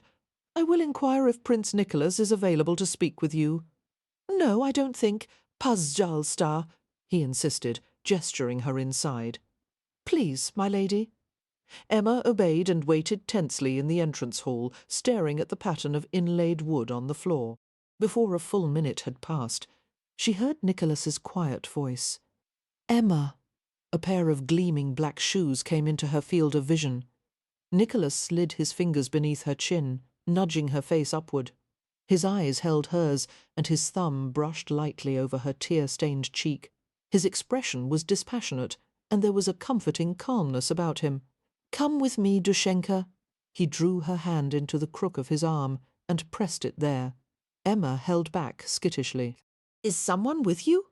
"I didn't think to ask. No one is with me." He murmured a few quick phrases in Russian to the butler, who nodded implacably. Emma held on to Nicholas gratefully as he guided her upstairs. His arm was very strong. Her panic began to fade a little, and her breath came easier. Nicholas, with his cool self-possession, his worldly detachment, wouldn't let her fall apart. They went to the west wing of the manor, where Nicholas's private suite was located. Emma blinked in surprise as they came to a room she had never seen before. It was decorated in rich colours, with a ceiling of blue glass and bronze mouldings. The radiance of a rock crystal lamp filled the air with a serene glow. Nicholas closed the amethyst-studded door, banishing the outside world. He looked at her in the muted light, his features unreal in their stern beauty. The ivory shirt he wore was open at the throat, revealing a scar that twisted across his skin. "Tell me what happened," he said. Emma pulled a crumpled scrap of paper from the pocket of her trousers. She handed it to him silently. He took it from her, his golden eyes locked on her stricken face, smoothing the paper flat on a nearby table. He read the betrothal announcement without expression. His lashes cast long shadows on his cheeks. "Ah," he said softly, "you don't seem very surprised." Emma faltered. "I suppose on one is except me. I thought Adam might actually love me." It was all a sham, and I'm the greatest fool alive for believing his lies. He's the fool, Nicholas said quietly. Not you. Oh, God. She put her trembling hands over her face. I didn't know it was possible to hurt this much. Sit. Nicholas nudged her toward a settee upholstered in soft amber leather. Emma curled up at one end, folding her long legs beneath her. Bending her head, she let her hair fall partially over her face. She heard the sounds of crystal and splashing liquid. Silently Nicholas approached and handed her a small frosted glass. Emma took a sip. The liquid was lemon-flavoured and very cold, trickling gently down her throat, leaving a path of ice and fire in its wake. "What is this?" she asked, wheezing slightly. "Lemon vodka. I've never had vodka before." She took a large swallow, closed her eyes against the smooth, searing burn, then took another. Coughing, she held out the glass to be refilled. Amused, Nicholas poured more vodka for her and one for himself. "Drink it slowly. It's much stronger than the wine you're accustomed to." "Do Russian women drink vodka? Everyone in Russia does. It's best when consumed with caviar and buttered bread. Shall I send for some?" Emma shuddered at the thought of food. "No, I couldn't possibly eat anything." Nicholas sat next to her, handing her a linen napkin, watching as she blotted her damp face. "I can't seem to stop crying," she said, in a muffled voice. "I think my heart is broken. No." He pushed back a straggling curl from her forehead, his touch as light as a butterfly's. "Your heart isn't broken. It's only wounded pride, Amelia." She jerked back, glaring at him in sudden outrage. "I should have known you'd be patronising." "You don't love Milbank," he said flatly. "I did. I always will." "Oh, and what did he do to earn this great love? What did he give to you?" "A few smiles, some flattering words, a stolen kiss here and there. That wasn't love. It was seduction, and apparently a poorly executed one. When you have more experience, you'll be able to recognise the difference." "It was love," she insisted, gulping down the rest of her vodka. Coughing, gasping for air, she dried her stinging eyes. "You don't understand anything about it because you're too cynical." Nicholas laughed as he took the glass from her hand and set it aside. "Yes, I'm cynical. But that doesn't change the fact that Adam Milbank is unworthy of you, and if you're going to give your heart to a scoundrel, you may as well choose one who will give you luxury and freedom, one who knows how to please you in bed. That kind of man would be far more useful to you than Milbank. If she were sober, she would have taken further offence at his bluntness. A gentleman would never have used such words to a girl he respected. But the alcohol had wrapped her brain in a cool white fog, and all she could think was that Adam had been her only chance, her only hope. Certainly no one else was waiting in the wings. "Whom do you have in mind?" she asked bitterly. His hands gripped her shoulders, then eased downward. Gently his palms brushed the sides of her breasts. Emma stiffened, her breath catching. She started at him without blinking, the light from the crystal lamp hovering on her gold-flecked skin. Emotions chased across her face. Confusion, anger, denial, and her mouth trembled as he lifted a hand to her cheek. Gently, his thumb touched the edge of her lower lip. Emma spoke in a scratchy whisper. I didn't come here for that." "Why are you here, then?" he asked softly. "I don't know. I wanted comfort. I wanted to feel better. You were right to come to me, Roishka." She made a move to get off the settee, but Nicholas held her there in a light, steely grip, one hand at her shoulder, the other at her waist. "Nicky," she said, half defiant, half pleading. He leaned forward and caught her lips with a light kiss, then spoke with his mouth almost brushing hers. "I can offer you more than your family has, more than Adam ever could. I can help you, take care of you, give you pleasure you've never felt before. I have to leave, she said desperately. The vodka had made everything blurry, her thoughts drowning in a tide of feeling. Stay with me, Emma. I'll do only what you want, only what you choose. The tip of his tongue flickered against her lips, and then he nibbled at her bottom lip, his teeth closing gently on the soft curve. He possessed her mouth with slow, seeking kisses, pausing to brush his lips over her eyebrows, her temples, her cheeks. His hand played lightly in her hair, pushing the red curls aside to bare her neck. Emma shivered at the new sensation. His mouth moved softly over her throat, exciting her nerves, seeming to draw a flush of heat up to the surface of her skin. Gradually, she lifted her arms around his neck. Never in her life had she been so aware of a man, the hard body beneath the snowy white shirt, the muscles filled with crushing strength. It was wrong to be here with him, wrong to feel his lips and hands caressing her. But it seemed the perfect act of rebellion against her father, against her unfaithful lover, against all the people who had ever called her an eccentric or a wallflower. Why not let Nicholas make love to her? Her virginity was hers to give, it no longer mattered, since she had lost the one man she had ever wanted. Perhaps this was a sin, but there was undeniable pleasure in it. Emma raised her hands to his beautiful hair, the tawny locks springing like coarse silk beneath her fingers. At her hesitant touch, he took a sharp breath and pulled her closer, stretching along the settee until they were matched together. Emma pressed close to him, wanting friction, pressure, his masculine weight bearing down upon her. His kisses became longer, deeper, changing from question to demand. She made no protest as Nicholas unfastened her shirt. The garment parted in front, and his hand slipped inside, fingertips spread wide as they traced the smoothness of her stomach. She had never dreamed a man's touch could be so tender, so reverent. The heat of his palm covered her breast, fitting over the soft roundness. Her nipple contracted and ached sweetly from the warmth. Opening her eyes, she found his gaze locked with hers. All at once she was startled by the lack of emotion in the bright yellow depths of his eyes. They were as intent as a tiger's, devoid of emotion. Even now, in this intimacy, his heart and soul were still locked away. She felt the need to reach him, to make him vulnerable somehow. Her fingers trembled as she began to unbutton his shirt. Carefully she eased the white linen from his shoulders.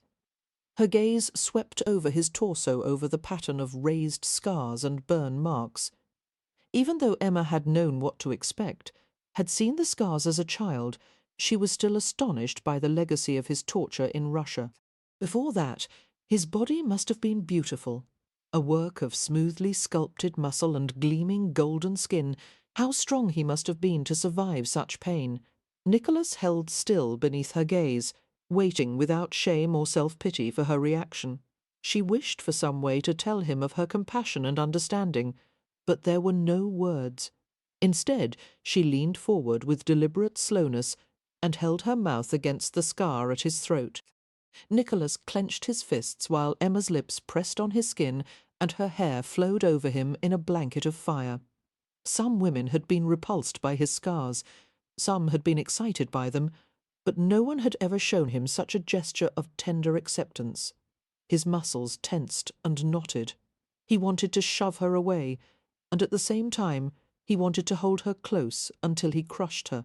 All his life he had feared nothing, not pain, not even death, but this gentle closeness gave him his first taste of terror. His voice emerged in a rasping whisper. "Damn, you don't be kind to me." Emma stared at him, her eyes like blue smoke.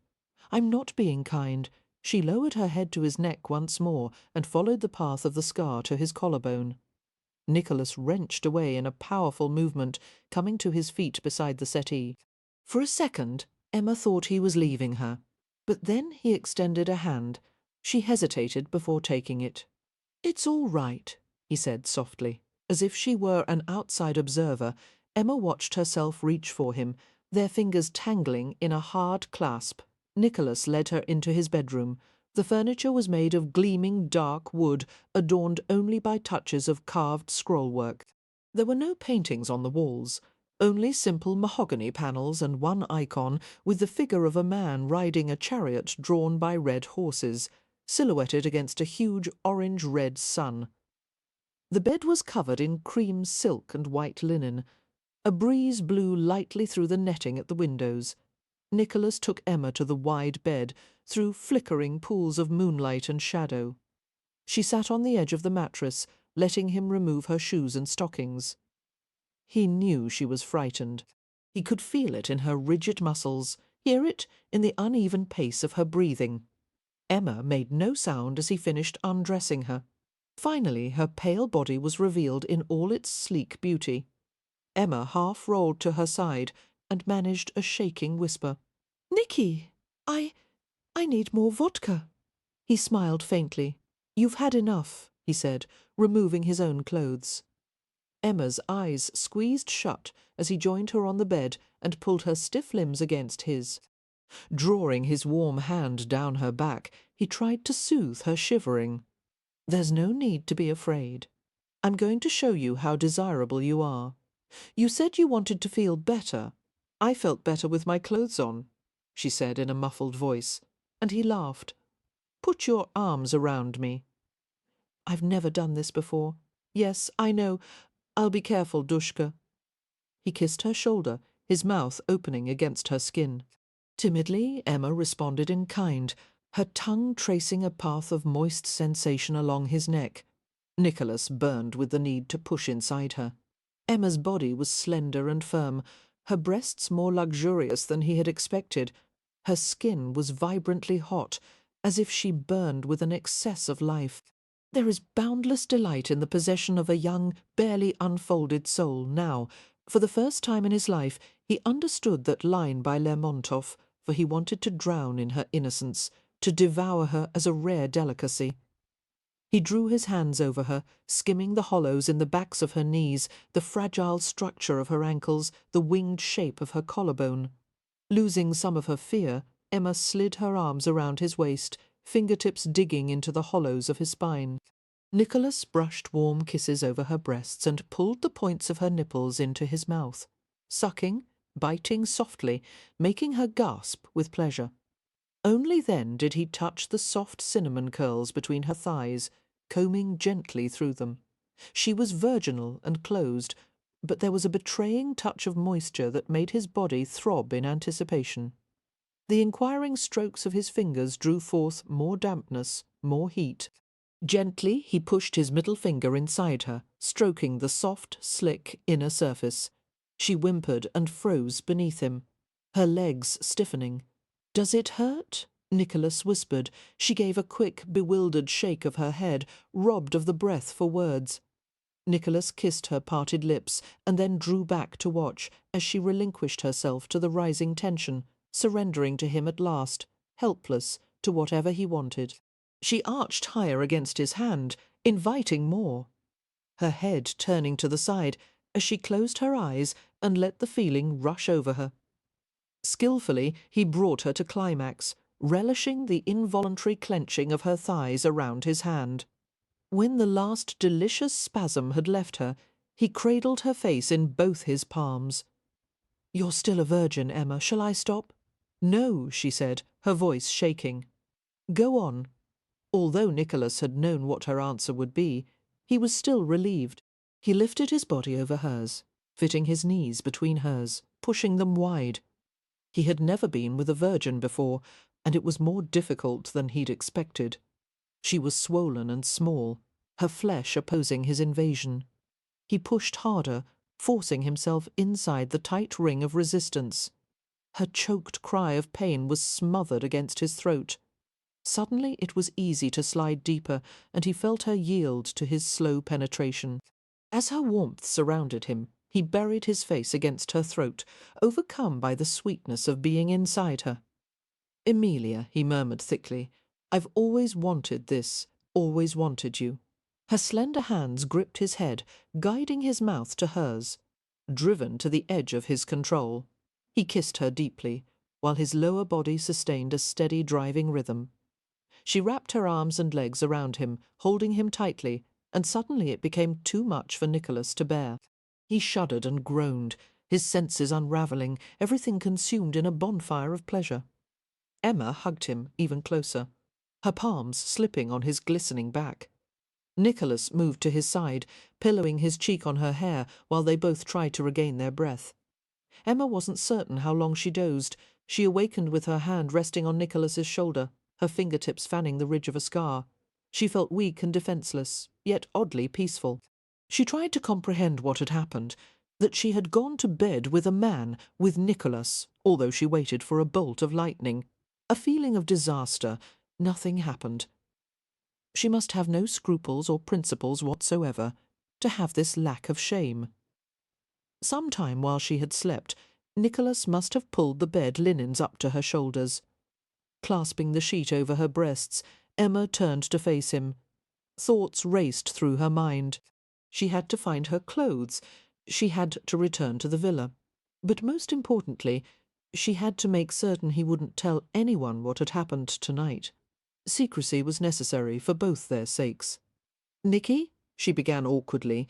He touched a finger to her lips. "I want you to consider something, Rushenka. I don't require an answer tonight. You need time to think about what you want. For now, just listen to me."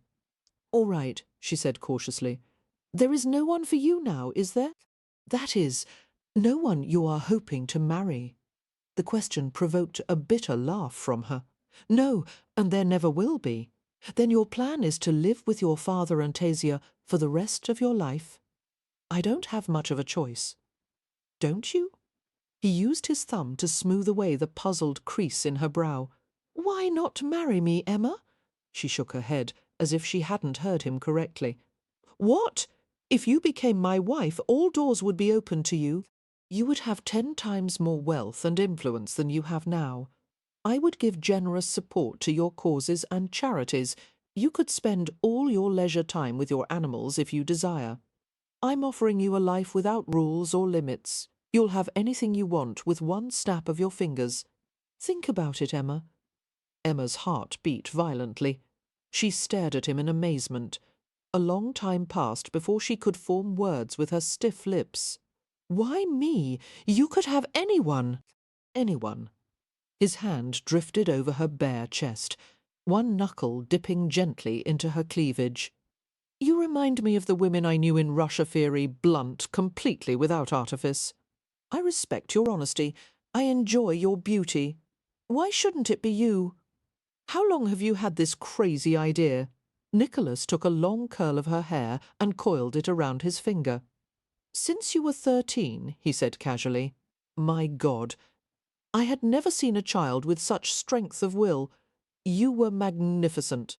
I've watched you mature from a headstrong girl into a beautiful woman.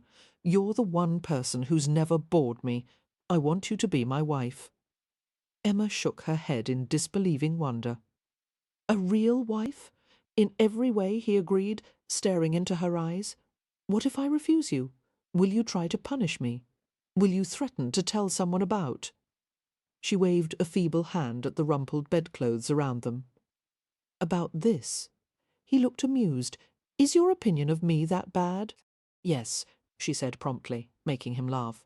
"But even if I wanted to marry you, I couldn't. My father would never allow it." "I know how to handle your father," Nicholas replied. "The decision is yours alone. If you agree to marry me, you shall." She frowned sceptically. "I've never met anyone who could handle my father." "You'll consider it then?" "I'll consider it, but I don't believe—" He shushed her with his lips. "Later," he whispered. "Give me your answer later." "But—" He scattered kisses over her face and throat, ignoring her faint protest. Emma quivered and fell silent as he made love to her with astonishing gentleness. She pressed her hands against the scarred velvet surface of his back and felt the lithe movements of muscle and sinew as he moved over her. For a while it seemed as if she no longer belonged only to herself. Her body was his to pleasure and possess, and he was a tender caretaker, patiently coaxing a response from every nerve. She had never been held so long by anyone. Nothing could have prepared her for the feeling of someone else's naked skin against hers. There were no more thoughts or worries or pangs of conscience, only the exquisite sensations of being cradled and stroked, until passion gripped her in endless waves. When they were both sated, Nicholas turned onto his stomach and slept, his face half buried in the pillow. Only one faintly gleaming brow and one crescent of heavy lashes were visible. Emma reached over to smooth the hair that curled on the back of his neck, touching him so lightly that his sleep wasn't disturbed. She felt sorry for any woman who would be foolish enough to love him, and there must have been more than a few. A man as beautiful and unattainable as Nicholas could easily break someone's heart, not to mention his being powerful, mysterious, and so very much alone. Confused, Emma pillowed her head on her arms. Damn Adam for deserting her and for letting her end up in this unimaginable situation. But he was gone for good now, and Nicholas Angelovsky wanted her. Would it be so terrible living as his wife? People married without love all the time. She tried to imagine what kind of relationship they would have. She knew that he wanted her, but he wasn't the kind of man who could ever love someone. "You're not very good husband material," she whispered, watching his peaceful face. "But then I'm certainly not anyone's idea of a perfect wife." His fingers twitched as dreams pervaded his sleep, and a tiny frown settled between his brows. Emma realized that Nicholas had never seemed quite human to her until now. More like one of her exotic creatures, safe to admire from a distance, dangerous to come within arm's length. But Nicholas Angelovsky was just a man. He wasn't invulnerable. He was lonely, just as she was. All at once the choice seemed easier. She touched the side of his face, stroking the roughness of his night beard until he stirred. "Nicholas," she murmured, "I have to go home now while it's still dark." He raised himself on his forearms and shook his head to clear it. "I'll accompany you in my carriage. No, I can ride. It's not safe. I'll go with you." Emma considered the statement thoughtfully, then nodded. "I don't need time to think about your proposal, Nicky. I can give you an answer now. I will accept your offer." Nicholas showed no surprise or even happiness, but she sensed his satisfaction. He took her hand and pressed a kiss to the backs of her fingers. "I knew you would," he said, so calmly that Emma almost laughed. "I think I'd better be the first to break the news to my family. My father's first impulse may be to kill you." Emma shivered in apprehension at the thought of her father's reaction. He would be furious. He would move heaven and earth to keep her from marrying Nicholas. He might even disown her. "I've dealt with your father before," Nicholas replied, his voice touched with irony. "He won't be a problem." Emma blinked at that and remained silent. One thought was foremost in her mind, that after she married Nicholas, no one would ever try to tell her what to do again. Chapter 4. Emma awoke in her own bed. The next morning, dream-fogged and puzzled, daylight streamed in through the parted drapes until its growing brightness made her head ache. Her body was sore in unaccustomed places. The confusion lasted for a second more, and then memory came flooding back. "God!" she whispered, her heart beginning to pound. She felt sick and giddy and afraid. She could not have done those intimate things with Nicholas. It must have been a dream, but she remembered too many details. Her desperate flight to Nicholas's home, his love-making, his marriage proposal. She had said yes. Emma swallowed hard and closed her eyes. Had Nicholas really meant to propose? Had she been crazy to accept? Fearfully, she thought of ways to make it all disappear. She would tell Nicholas she had been drunk, that she hadn't known what she was doing or saying. She would beg him, if necessary, to keep last night a secret. What had possessed her to do something so irresponsible? She had lost her innocence and given Nicholas Angelovsky the power to ruin her life. "Oh, no," she muttered, feeling nauseated. "Oh, Miss Emma." There came a discreet knock on the door, and Katy poked her head around the corner. The maid's expression was a study in bewilderment, and she stared at Emma as if her mistress were a stranger. "What time is it?" Emma asked, rubbing her bleary eyes. "It's 8 o'clock, miss." Emma rolled onto her stomach. "I want to sleep for a while." "Yes, miss, but His Highness Prince Nicholas is waiting downstairs. He arrived not a quarter-hour ago and sent me to wake you." Emma jerked upward with a gasp. Her body protested the sudden movement, and she closed her thighs against the unfamiliar ache. "Tell him to go away. No, wait. Tell him I'll see him. Have him wait in the parlour." Katy nodded and left the room, while Emma scrambled out of bed. Her hand trembled as she poured water from a porcelain jug into a flowered wash-basin. She scrubbed herself until her skin was pink, then dressed in fresh underclothes.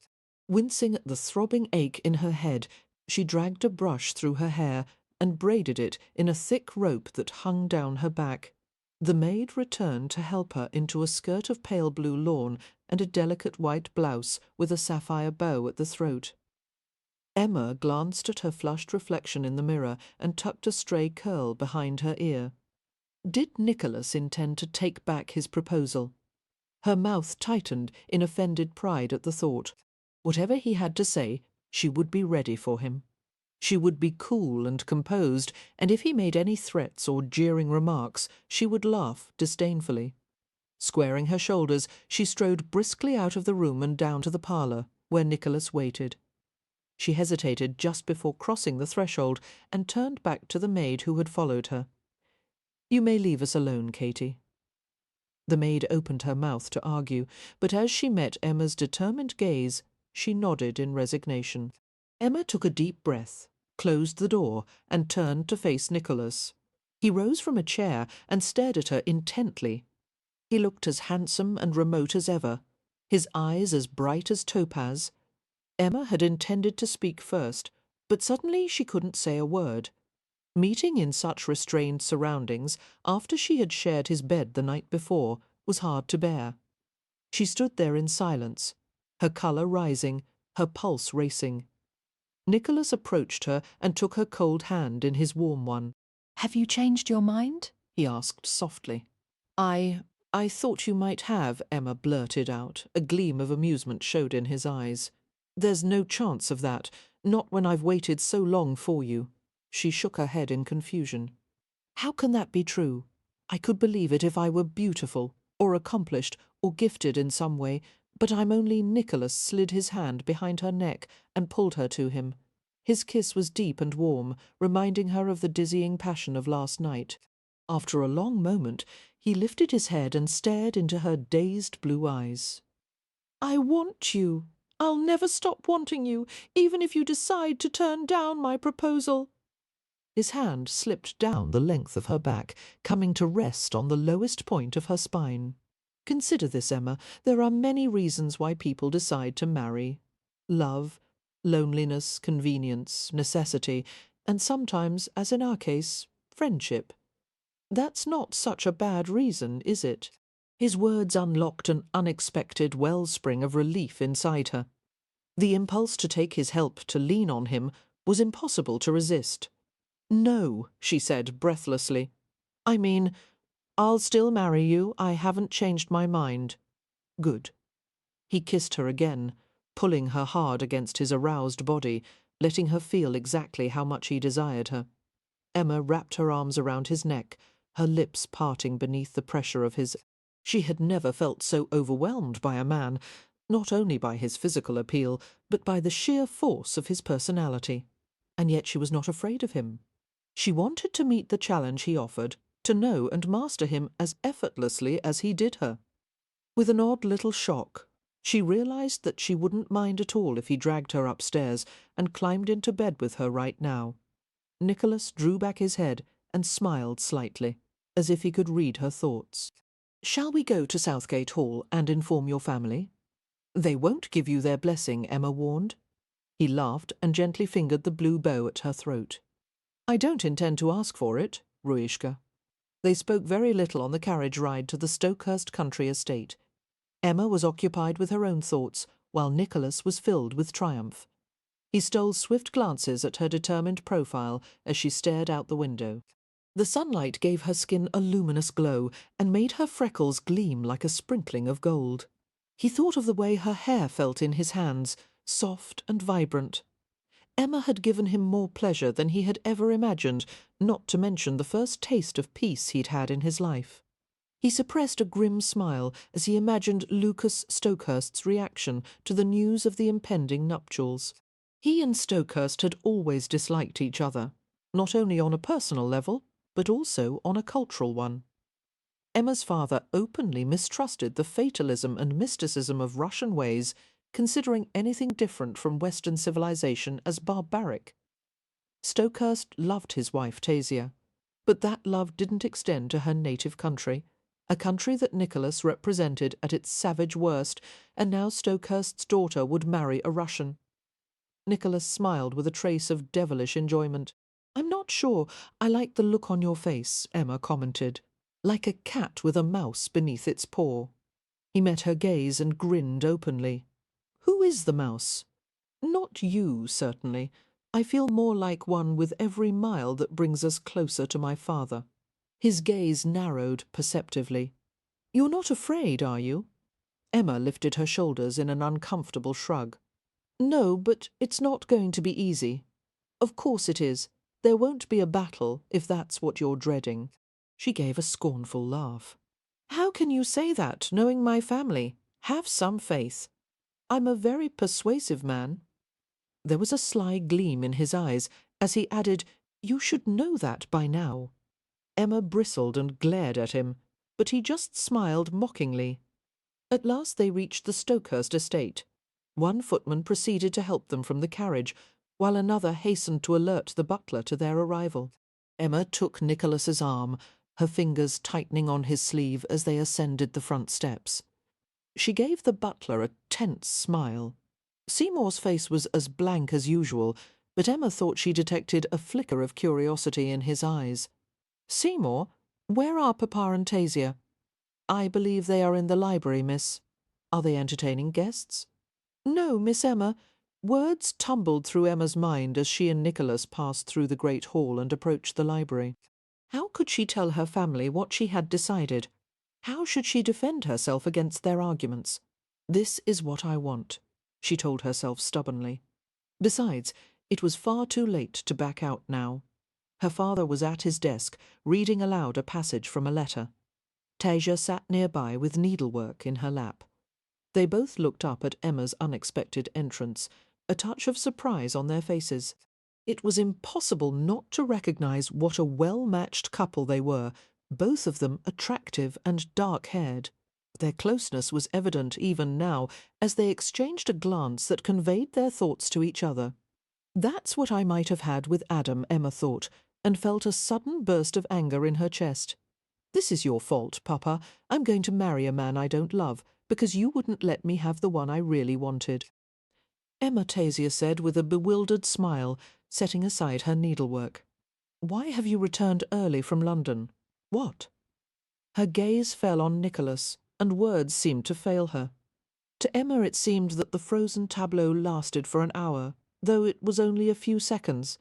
Tasia's blue-grey eyes were piercing as she stared at the two of them. Emma sensed that her stepmother, with her uncanny perception, understood that some momentous change had taken place. "Papa and Belle-Mère," Emma said in a stifled voice, "we have something to tell you." Luke's face turned as hard as granite. He shook his head slightly, already denying what she intended to say. "Nicholas and I," Emma continued awkwardly, "we want to."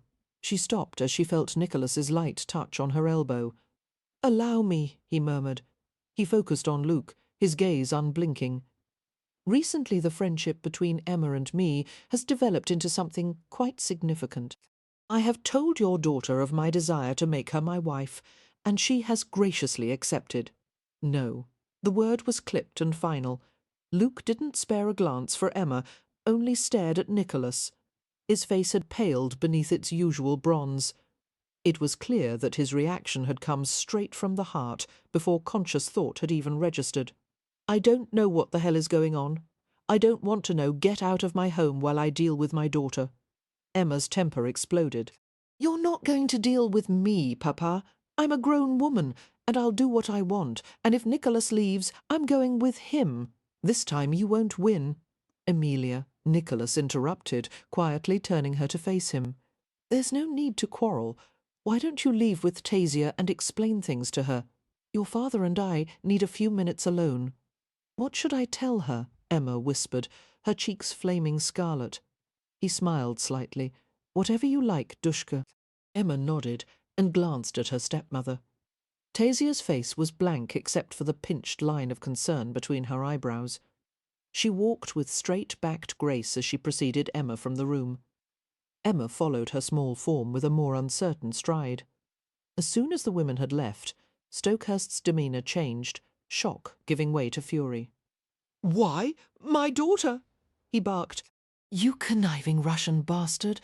I should have ripped your throat out years ago when you first started sniffing around my home and my family."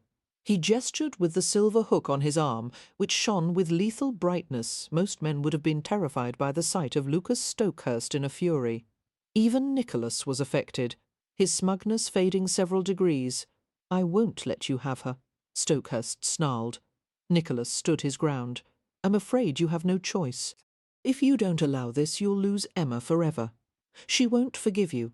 Believe me when I say the marriage will take place with or without your consent. You may as well give us your blessing." "My blessing?" Stokehurst repeated and laughed harshly. "You need not fear for Emma," Nicholas continued. "I swear to you, I will never raise a hand to her. She'll have more money than she'll ever be able to spend. I will never interfere with her charities, her social causes, her menagerie. She'll have freedom, which, as you know, is the thing she needs most. What she needs is a husband who loves her. You can't offer her a good enough substitute for that." "But I can," Nicholas said softly. "Ask her. She'll tell you what she wants. Your timing was impeccable. You picked the perfect opportunity to worm your way into her life when she was vulnerable and hurt." Stokehurst paused as a new thought occurred to him, and his rage seemed to double. "Have you dared to touch her? By God, I'll kill you!" Nicholas kept his face expressionless. "Emma turned to me because she was unhappy. The life you've provided for her at Southgate isn't enough any more. She's a woman, not a little girl. It's time for her to be married." "Not to you," came the guttural reply. "She won't agree to anyone else." Stokehurst's jaw twitched violently. "I'll find a way to stop this. The harder you try, the faster she'll slip through your fingers." Nicholas watched him in the appalled silence that followed, knowing that of all the suffering Stokehurst had endured in his life, this blow was the hardest to take. Almost, Nicholas was tempted to feel a flicker of sympathy for the man. But life was full of unfairness. He himself had experienced a lion's share of it. "As I said, you have no choice," he said, matter-of-factly. "Why are you doing this?" Stokehurst asked through his teeth. "Do you intend to use Emma as some sort of bargaining chip later on? Are you marrying her as revenge for something I've done?" Nicholas laughed shortly and spread his hands wide in a gesture of openness. "I'm doing this for a simple reason. I want her. Da svidaniya, Stokehurst. Please inform your daughter I'll be calling on her in a few days." He left the room without another word, satisfied that at last he would get his way. Emma sat with Tasia in a nearby parlour, both of them occupying gilt chairs upholstered in slick rose damask. Tasia had been calm so far, but Emma could tell that her stepmother was desperately worried. She felt guilty about causing Tasia such distress, but it couldn't be helped. She would marry Nicholas, and eventually Tasia would agree that it had been the best decision. "I'm certain Nicholas must seem like a very romantic figure," Tasia was saying. "He's experienced with women. He has a way of making them feel so desirable that they decide to trust him in spite of their better judgment. But he's not worthy of anyone's trust, Emma. Nicholas is a dangerous man. You don't know about the horrible things he has done, the things he's capable of." "Don't tell me," Emma said abruptly. "There's no point. It's too late to change what's already been done." "What's already?" Tasia blanched. "Oh, Emma," she faltered. "You haven't let him. You haven't." Emma's gaze lowered. "That's not important." She didn't look up, even when she heard Tasia's swift intake of breath. "The fact is, I want to marry Nicholas. I want my own life. Whatever I'll have with him will be more than I've got now. Don't be so certain. You've been accustomed to living with people who love you, and that's not something to take for granted. You're right, It doesn't matter if you slept with him. We'll never tell anyone. The important thing is to protect you, take you away. I'm not going anywhere. Let me speak, Tasia said, with such unusual sharpness that Emma quieted. Nicholas is a different kind of man from any you've ever known. He'll betray you in 100 ways without ever stopping to think about it. Everything he does is for his own pleasure, his own needs. Tasia took Emma's hand and held it tightly. Nicholas wasn't exiled from Russia because of treason, Emma.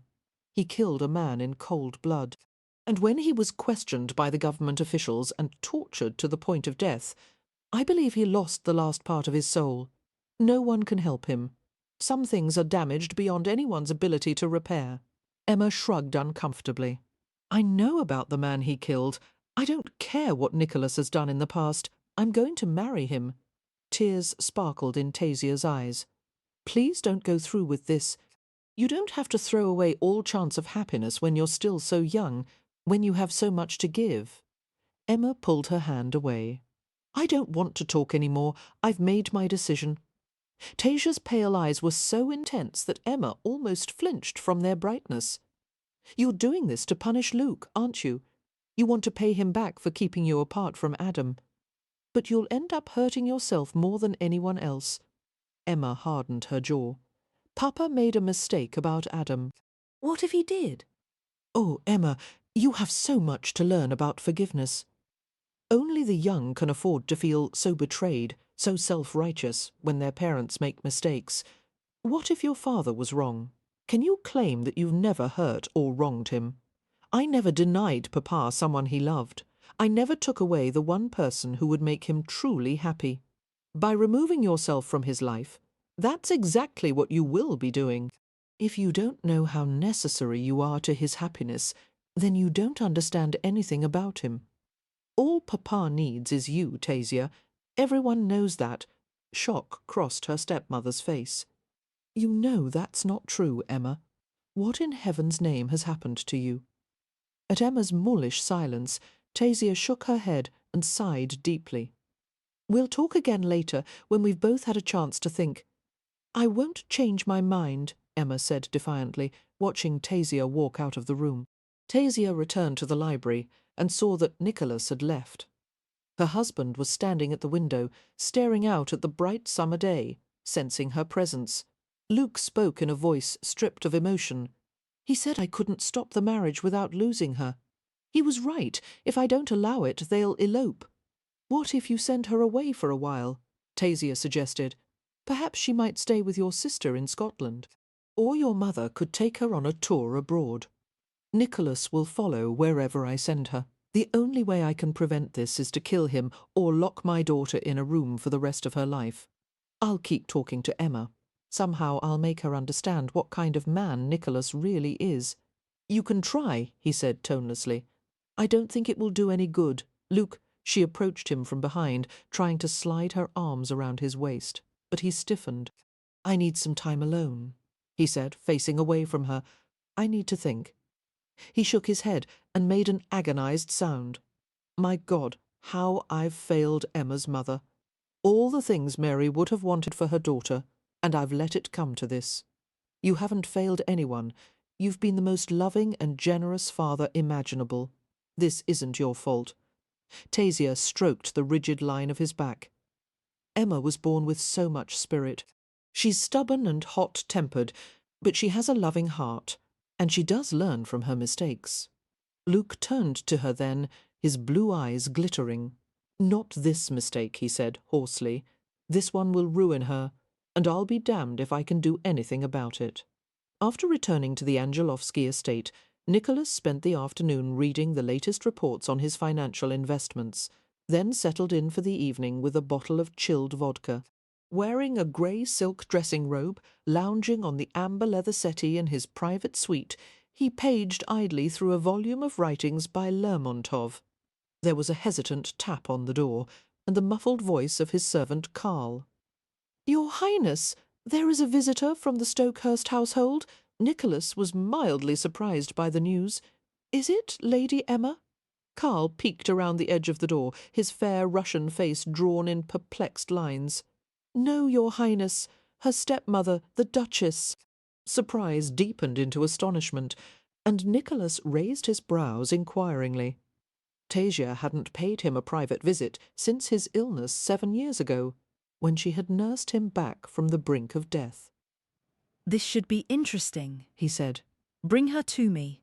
He watched the door intently until Tasia appeared. Her face was as fragile and pale as porcelain.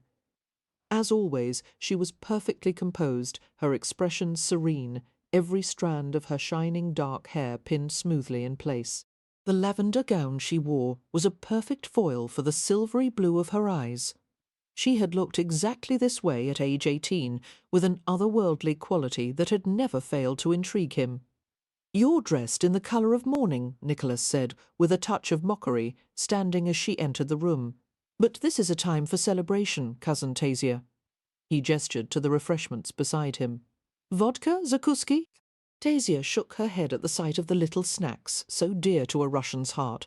Slivers of buttered bread topped with caviar, tiny meat pies dotted with sour cream, sardines, pickles, all artfully arranged on a silver tray. "At least have a seat," Nicholas said.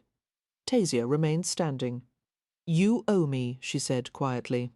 "You admitted it all those years ago. You said the debt would last through your children's children. You believed I killed your brother, Mikhail.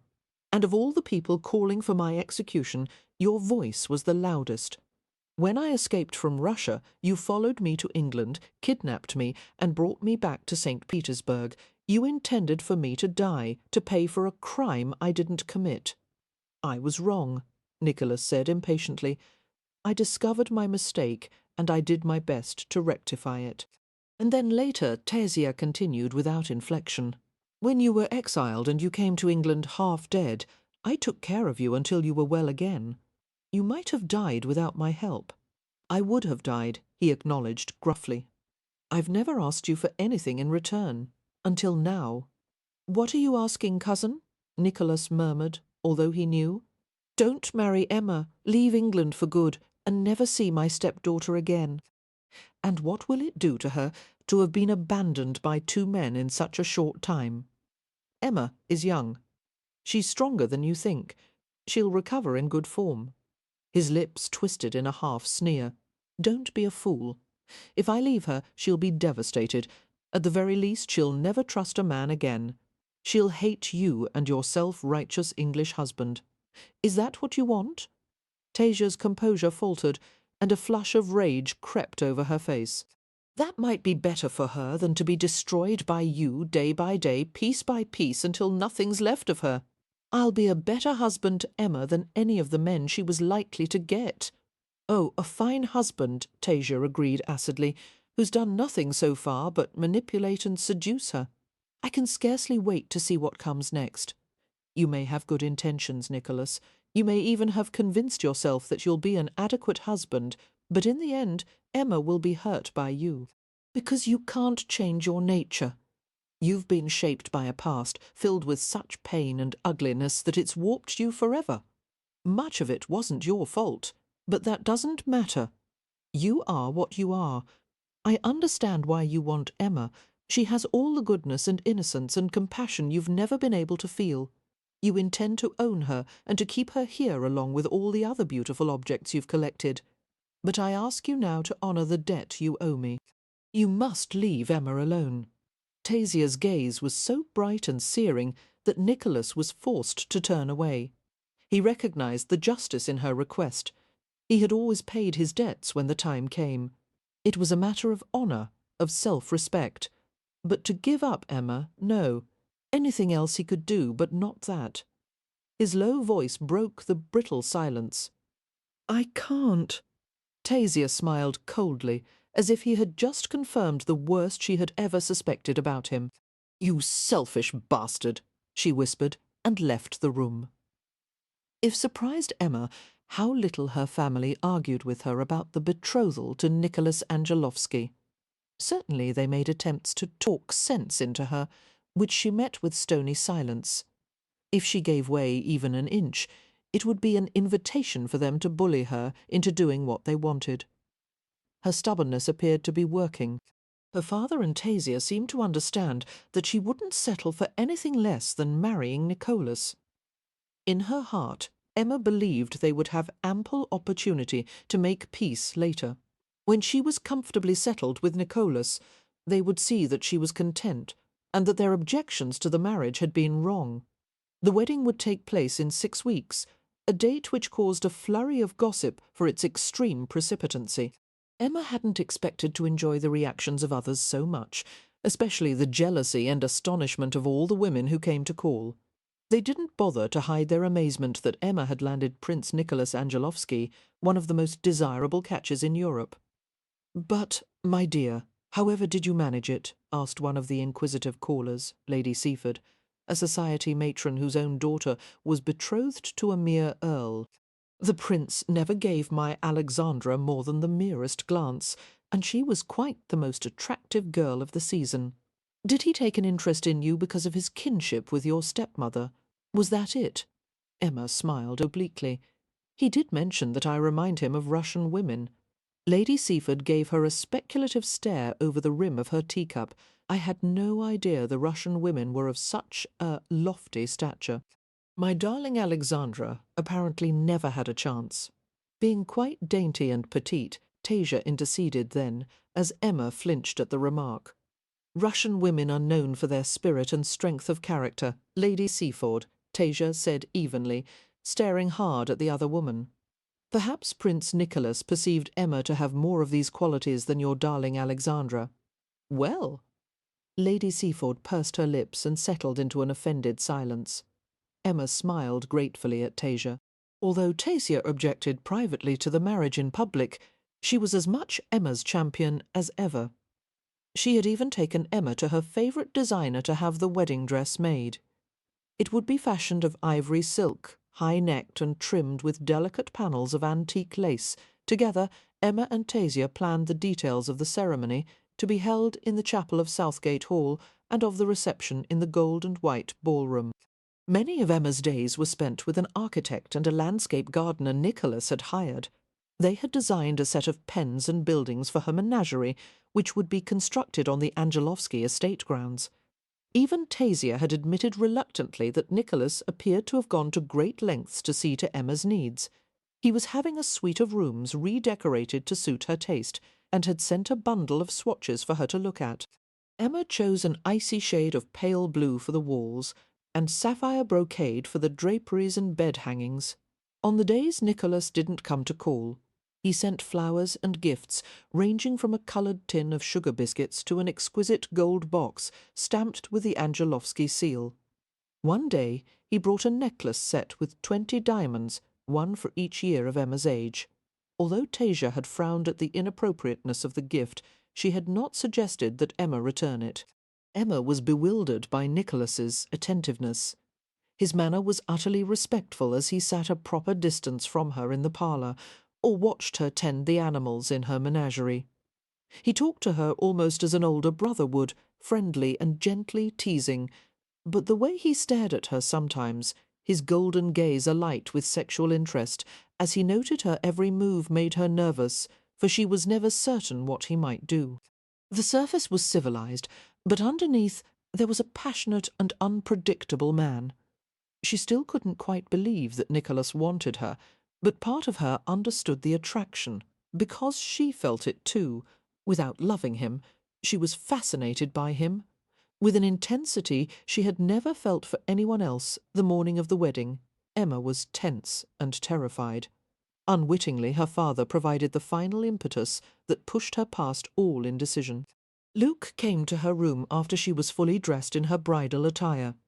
Emma turned away from the mirror, where she had been patting down the rebellious curls that had sprung around her face, and she smiled hesitantly. She was tall and slender in the ivory dress, her hair gathered into a loose chignon and adorned with creamy white roses. She held her mother's tiny Bible in one hand, along with a lace handkerchief borrowed from Tasia. A necklace of 3 strands of pearls, a gift from Nicholas which had arrived that very morning, was clasped around her throat. Her father appeared to swallow hard, as if there were a lump in his throat. "You look very beautiful, Emma. Thank you," she said. her voice nearly inaudible. "I wish Mary could see you." Emma blinked in dismay, wondering if her mother would have approved of the match. She had been so young when Mary died, too young to have any distinct memories, only impressions of warmth, a musical voice, a wealth of red hair just like her own. Papa had always said he and Mary had loved each other. Perhaps her mother wouldn't have wanted her to marry Nicholas. "Emma," her father said quietly, "if you ever have regrets, if the time comes when you decide this was a mistake, you can always come back. I'll welcome you with open arms. You're expecting me to regret this, aren't you?" she asked. He didn't reply, but the way he averted his gaze was answer enough. "My marriage will be fine," Emma said coolly. "It won't be the kind you have with Tasia, but it will be quite satisfactory for me." "I hope so. Do you?" she asked softly. "I'm not so sure of that, Papa." Her spine stiffened with pride, and she decided right then that nothing would stop her from marrying Nicholas Angelovsky. But later, when they walked down the aisle together, there were unshed tears in her eyes. Locked in her own dolorous silence, Emma remembered little of the wedding, except that it was short and devoid of joy. Nicholas was handsome but grave, making her realize that he considered the wedding nothing more than a necessary duty. For Emma, there was little feeling of spirituality in the ceremony, except for the reading of a passage from Ruth. "Whither thou goest, I will go, and where thou lodgest, I will lodge. Thy people shall be my people, and thy God, my God." The eternal words of love, of commitment, seemed to carry the echo of a heavy door closing shut. It was only afterward, at the forced cheerfulness of the reception, that Emma began to breathe easier. There was much toasting and dancing, and a wedding feast of English and Russian dishes. The cake was a towering concoction ornamented with flowers, birds, and cherubs, all made from sparkling, crushed sugar. Finally, as the evening ripened, it was time for the newlyweds to leave, and they rushed to a waiting carriage in a stinging shower of rice and congratulations. Once in the carriage, Emma dissolved in a fit of dismayed laughter and shook her head, sending a scattering of rice everywhere. Nicholas combed his fingers through his hair, trying in vain to get rid of the grains caught in his thick blonde-brown locks. "I think we'll be fertile," Emma said, and Nicholas laughed at the unmaidenly comment. "I never doubted it, Rushka." His expression made her blush. She ducked her head and asked abashedly, "How many children will you want?" "As many as God sees fit to bestow." Emma fingered the ring he had given her, an ostentatious blood, red ruby surrounded by diamonds. "Thank you for this," she said. "It's lovely. Do you like it? Your expression was rather strange when you first saw the ring during the ceremony." "I was surprised," she said honestly. "I've never had a jewel this large." Nicholas smiled, reaching for her slender hand and toying with her long fingers. "You'll own many larger than this. Your hands were made for wearing jewels." "Yes, I need them to cover all the animal bites," she said, pulling her hand away. Nicholas bent down and lifted her feet into his lap, forcing her to rest her long legs across his nicky. She protested, squirming as he removed her low-heeled satin slippers. "What are you doing? I'm making you comfortable until we reach the estate." He began to knead her silk-covered ankles and feet, ignoring her protests. "I don't want to be comfortable."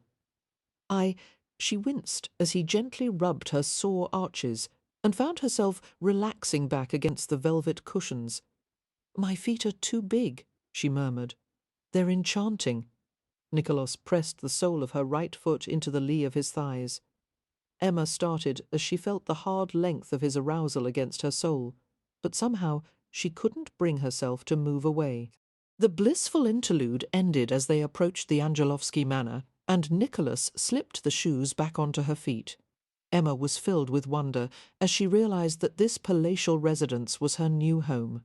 The huge circular ballroom with its endless rows of columns and mirrors, the spacious rooms lined in gold and precious stones, the countless suites and galleries and glass-panelled rooms, all of it was hers, to wander through at will.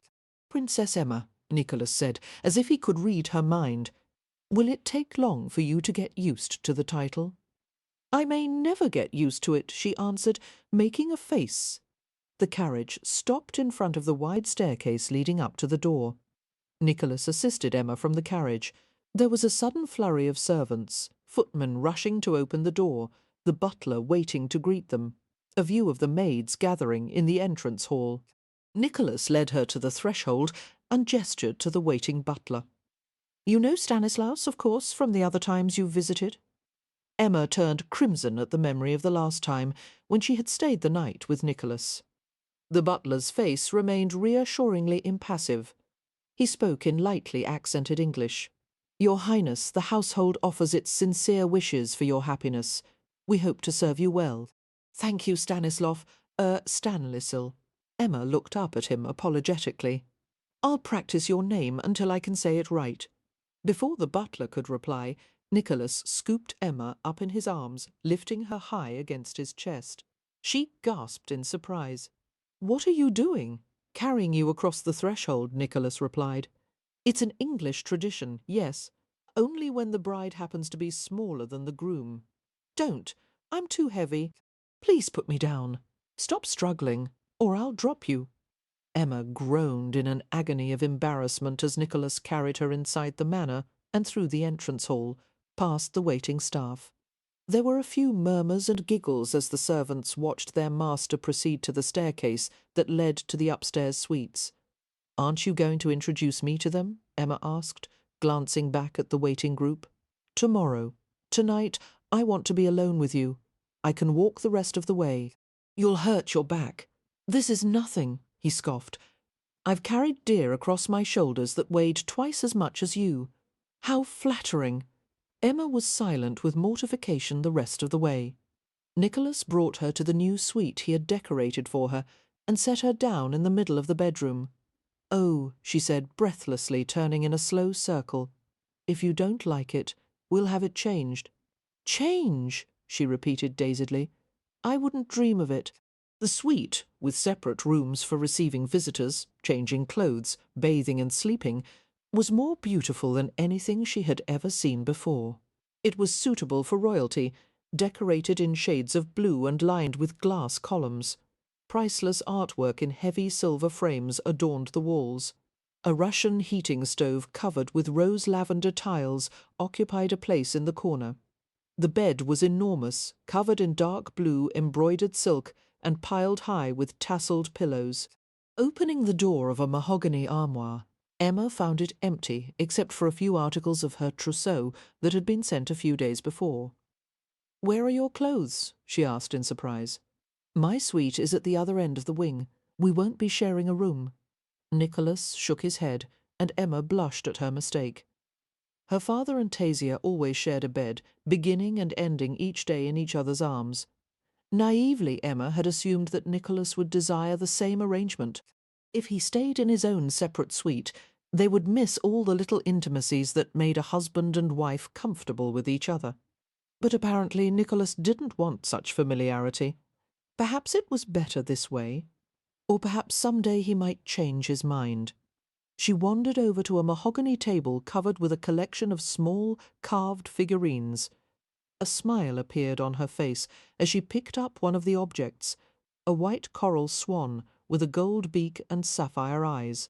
There was a malachite frog, a gold lion, an ivory elephant, an amethyst wolf with gold paws, as well as a bear, a fish and birds, also made of precious metals and stones. She lingered on the most striking figurine of all, a snarling amber tiger with yellow diamond eyes and seed pearls for teeth. "The collection belonged to my great-great-grandmother Emilia. I thought you might like to have it." Emma turned to face him, her eyes shining. "Thank you." Nicholas gestured at the tiger in her hand. That particular piece was said to be her favourite. Cautiously, Emma approached him and placed a light kiss on his cheek. "Thank you," she said again. "You're very good to me, Nicky." Nicholas stared at her while the place her lips had touched seemed to burn. An odd feeling came over him, and he stood very still. The look in Emma's blue eyes, the sound of her voice, the way she held the amber figurine in her hand, it seemed that it had all happened before. His heart began to thump in a heavy rhythm. The air around him turned hot as an image crystallized in his mind. She picked up the tiger, examining it from every angle. "Look, Nicky, isn't it beautiful?" "Very beautiful," he agreed, his gaze on her glowing face. He broke off long enough to tell the jeweller, "We'll take them all." She laughed exuberantly and threw her arms around him. "You're so good to me," she said against his ear. "You'll make me love you too much." He brushed his lips over her soft cheek. "There's no such thing as too much." "What is it?" Emma asked. Her brow touched with concern. The vision disappeared. Nicholas shook his head and laughed shortly. "Nothing. A strange feeling." He took a step back, still staring at her. The thumping of his heart was almost painful. Wiping his hand across his forehead, he discovered he had broken out in a sweat. The sensation he had was similar to that of jumping into an icy river after having been steamed to exhaustion in a Russian bathhouse. "Are you all right?" Emma persisted. "Ring for the maid to help with your dress," he said brusquely, turning and heading for the door. "I'll be back in a little while." Emma frowned in confusion. Carefully she set the carved tiger back in place on the table and stroked its back with her fingertip. The amber glowed as if it had a life of its own. Nicholas had stared at her so strangely, the expression on his face, the flash of something like fear, his gaze unfocused, as if he beheld some unearthly vision. Where had Emma seen that expression before? "Tasia," Emma said softly. Tasia looked exactly like that whenever she had one of her premonitions. Russians were a superstitious people. Tasia had once explained to her their lives were filled with fantasy and mystery, and they believed strongly in omens and signs. What had gone through Nicholas's mind? What vision had he seen? Troubled, Emma rang for a maid, and soon a small woman appeared. She was Emma's age, perhaps a little older, with thick braided chestnut hair and intelligent grey eyes. She spoke English quite well, and identified herself as Rachel Fyodorovna. "I like your name, Rochelle," Emma remarked as the maid began to unfasten the complicated scheme of hooks and buttons at the back of her wedding dress. "Is it the Russian version of Rachel?" "Yes, Your Highness. My mother named all her children from the Bible. I have 2 brothers, Matvey and Adamka, and a sister, Marinka." "Matthew, Adam and Mary," Emma guessed. Miriam, the maid, corrected, helping Emma step out of the dress as it collapsed in a heap on the floor. Expertly, she lifted the billowing yards of silk and carried it to a nearby chair. "Are your brothers and sisters still in Russia?" Emma held her breath as Rochelle unhooked her stays. "No, Your Highness. They're all here working for Prince Nicholas. We came with him after the maid paused, searching for a tactful way to express herself. "After he was exiled," Emma said bluntly. Rachel nodded, the corners of her mouth curving in a smile. "It is good that you speak so plainly, Your Highness. Russians like directness. Shall I unpin your hair?" "Yes, please."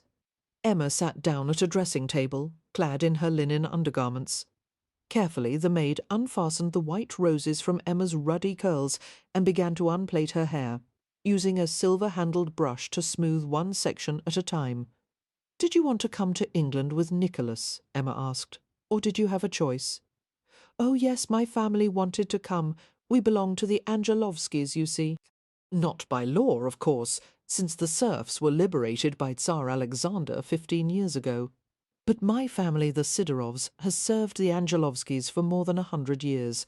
We felt it was right to follow Prince Nicholas wherever he chose to go." "I'm sure he appreciates your devotion," Emma said, although she suspected that Nicholas, with all his arrogance, probably took it for granted. Rachel shrugged cheerfully. "We will always stay with him, if it pleases God." "Prince Nicholas is a good master. That's reassuring," Emma muttered. The maid paused in her brushing and sighed thoughtfully. "There are times when I miss Russia. Prince Nicholas never seems to, but I think he must. What a life he had there. He was even richer than the Tsar. 27 palaces and land everywhere. Once he gave his younger brother, Prince Mikhail, a mountain for his birthday." "A mountain?" "Yes, a beautiful one in the Crimea." Rachel concentrated on a snarl, brushing gently until it was gone. "We had a life in Russia you could scarcely imagine, Your Highness. Sometimes I ache to see it again. But we have a saying, it does not matter where you live, just so long as you are not hungry." "That's true," Emma said, and laughed. "I'm glad you're here, Rachel." When Emma's hair lay in a blanket of ebullient curls over her shoulders, Rachel helped her change into a night-dress of delicate embroidered linen with a matching robe. "You look very Russian, Your Highness." Perceiving it was a compliment, Emma smiled in thanks. "I'm afraid I am 100% English. My people have very big hearts, and they laugh often. I think you are Russian inside." Emma was about to reply when her stomach growled loudly, making her blush and laugh self-consciously. "I had almost nothing to eat today," she said, holding a hand to her empty stomach. "I was so nervous the wedding. Shall I bring up some soup and zakouski?" "Zakouski," Emma repeated, struggling with the unfamiliar word. "Small bites of food. You will like them very much, Your Highness. I will bring some for you to try." The maid left, and Emma wandered through the suite. She shook her head in wonder as she discovered a bathing room fitted entirely with white marble. 4 gold spigots shaped like dolphins were poised above the porcelain rim of the tub. She wondered if her stepmother had lived in this kind of luxury during her childhood days in Russia. So much of Tasia's past was still private, still unknown. For the first time, Emma began to realize how much Tasia had suppressed her Russianness, how much of her native language and customs had been left behind. What a different culture it was, and how difficult it must be to adapt, as Nicholas and Tasia had. A soft tap on the bedroom door alerted her to Rochelle's return. The maid had brought a large tray loaded with fragrant dishes, including a small tureen of spicy cabbage soup, bits of sausage and smoked salmon, little pies stuffed with mushrooms and ground meat. Enthusiastically, Emma followed Rochelle into the receiving room and sat on a small, overstuffed settee. The maid set the food on a nearby table, pointed out a few delicacies she thought Emma might enjoy, and left her in privacy. The food was delicious, much of it flavoured with garlic, pepper, and nutmeg. Emma tried a taste of everything, washing it all down with sips of hearty red wine. The lushness of her surroundings made her feel cosseted and spoiled. "I could get used to this," she murmured, leaning back against the plump velvet settee cushions. Nicholas's voice came from the doorway. "I certainly hope you will, Rushenka."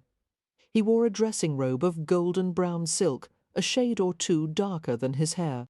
His legs and feet were bare. Emma wondered in sudden panic if he was wearing anything beneath the robe. She tried to camouflage her nervousness with a sunny smile, and raised her wine to him in a toast. "Would you care to join me, Nicky? As long as you don't smile like that again." "Why not?" she asked, watching apprehensively as he approached. "Because," he whispered, sliding his hand around the back of her neck, "it makes me light-headed." Emma's eyes fluttered closed as she felt his mouth press lightly against hers. When Nicholas ended the kiss and sat beside her, she reached awkwardly for a tidbit on the tray and offered it to him, trying to act the part of gracious hostess. "Would you care for a pierogi?" "Pirojki," he said, correcting her pronunciation, and lowered his head to take a bite of the filled tart in her hand. A quick laugh of surprise escaped her. "You're the first man I've ever had eating out of my hand." She waited until he had swallowed and offered the next bite. Nicholas smiled and took the rest, nipping the end of her finger with his teeth. Uneasy but intrigued, Emma hesitated before lifting the wine to her husband's lips. He drank from the jewel-encrusted goblet, staring at her over the glittering rim. Slowly he took the wine from her, set it aside, and dipped his fingertip into the fruity vintage. Emma watched him, transfixed. She didn't move as he touched the soft skin of her lower lip, leaving a ruby-coloured droplet. Leaning forward, he licked away the bead of wine, gently sealed his mouth over hers, kissed and licked in deepening forays until Emma trembled and reached for him. Her hands slipped on his amber silk robe, skidding over his chest. He wrapped his arms around her, holding her steady against him. Emma relaxed, dizzy with excitement and pleasure, while his lips moved over hers. It had been 6 weeks since he had kissed her like this. She had forgotten how good it felt. Suddenly she was hollow with need, wanting to be taken and filled, wanting the same magic she had felt with him before. Nicholas took one of Emma's hands and urged it down between their bodies. Following his lead, she reached beneath the silk robe until her fingers closed around the hard, silken-skinned length of him. She gasped and pressed her whole body against his, straining to be even closer. Nicholas buried his face in her hair, dragging the soft curls across his cheeks and forehead, winding his fingers tightly in the gleaming curtain. He didn't know why it should be like this with her. When he had known so many women, none of them had ever affected him as Emma did. Wrapping his fingers around her wrist, he pulled her to her feet. Emma stood up and pressed her flushed face against his. "Nicky," she whispered, "are you going to visit my bed tonight? Is that an invitation?" Emma paused in her playful kissing. "Would you like it in writing?" "That won't be necessary." He eased the robe from her shoulders and arms and dropped it to the floor. Lightly he slid his hand down her front. Her body was willowy and warm beneath the thin linen of her nightgown. "Emilia, my wife," words failed him once more, and he crushed her lips beneath his. She went with him into the bedroom, where he shed his robe and sat naked on the bed. Spreading his knees, Nicholas drew Emma to the edge of the mattress. She stood before him, holding onto his shoulders, while he pulled the hem of her gown up to her hips. His warm palms coasted up the sleek outline of her thighs, his fingers skimming her taut buttocks. He pressed his mouth to the curve of her breast, suckling through the delicate fabric of her gown. He felt the small point of her nipple rise against his tongue. Emma moaned and leaned against him, her slender hands coming up to touch his head. Blindly she urged his mouth to her other breast, gasping as he bit the soft peak into stinging readiness. When Emma could no longer stand, Nicholas lowered her to the bed, stripping away the gown. She put her hands on his back, finding the pattern of scars, stroking lightly as if she could heal all the long-ago wounds. He dragged his mouth over her throat, breasts, stomach, his tongue skimming secret places that made her body tense and trembling. He kissed the thatch of cinnamon curls, his breath stirring through them. Emma whimpered in dismay and delight, not knowing if she should allow this, not wanting it to stop. Her hands found his hair, her fingers sifting through the thick locks in a shivering caress. The world narrowed down to the flickering movement between her thighs, his expert teasing mouth. She rose against him in awkward, ardent surges, while each small breath became a plaintive cry. Nicholas raised his head and lifted his body over hers, spreading Emma's thighs apart. He began to enter her, and she winced at the unexpected tightness. "Careful," she whispered in a sobbing breath. He was very gentle, pushing slowly inside her, waiting until she relaxed beneath him. They began a languorous rhythm, pressing together with increasing hunger. Emma's head fell back, and Nicholas kissed her throat and shoulder, whispering guttural phrases in Russian. Their long bodies entwined, limbs wrapping around each other, muscles flexing and gripping as they strove for a release that hovered just out of reach. It broke upon them in the same startling moment, a sweet convulsion of sensation. Nicholas thrust deeply and held himself buried tightly within her, while Emma shuddered in aching relief. When the fierce pumping of his blood had subsided, Nicholas rolled onto his back. Emma followed, throwing an arm and a leg across him, pressing her head to his smooth, damp chest. She went completely limp, draped over him like a drowsing cat. Nicholas lifted a hand to her tumbled hair, stroking softly, while his eyes remained wide open in the darkness. A strange mixture of emotions flooded him. All at once he felt desperate, wanting to crush her in his arms, and yet also to shove her away. The peaceful weight of his wife's body, her contented sigh as she snuggled next to him, it made his chest hurt. He couldn't let himself relax, couldn't accept the easy affection she offered. If he let himself be vulnerable, even for a moment, the floodgates would open, and everything he had steeled himself to endure and forget would finally overtake him, Easing himself away from her, he left the bed and groped for his discarded robe. "Nicholas?" she murmured sleepily. He ignored her and shrugged into the robe. Quietly he left the room and went to his dark, empty suite at the other end of the wing. Emma sat up in confusion, pushing her hair off her face. Why had he gone so suddenly? What had she done wrong? She bit her lip to keep from crying. She wasn't a child. She was a married woman, and she didn't have the luxury of tears. You chose this, she told herself grimly. Now you have to make the best of it. It was a long time before she lay back down again, and longer still before she fell asleep. Her body curled in the centre of the large bed, part two. Who cares if this locked heart holds unforgotten pictures? Pushkin, Chapter 5. Nicholas was distracted from his work by the sounds of shrieking outside the library window. He shot up from his desk, although Mr. Meadows and Mr. Bailey, a pair of estate agents he had been conferring with, remained in their chairs with bemused expressions on their faces. Reaching the window in 3 strides, Nicholas looked outside at the damp October landscape and went still. "Your Highness," Meadows asked uneasily, "has someone been injured?" Nicholas shook his head. "It's my wife," he murmured, taking her daily exercise.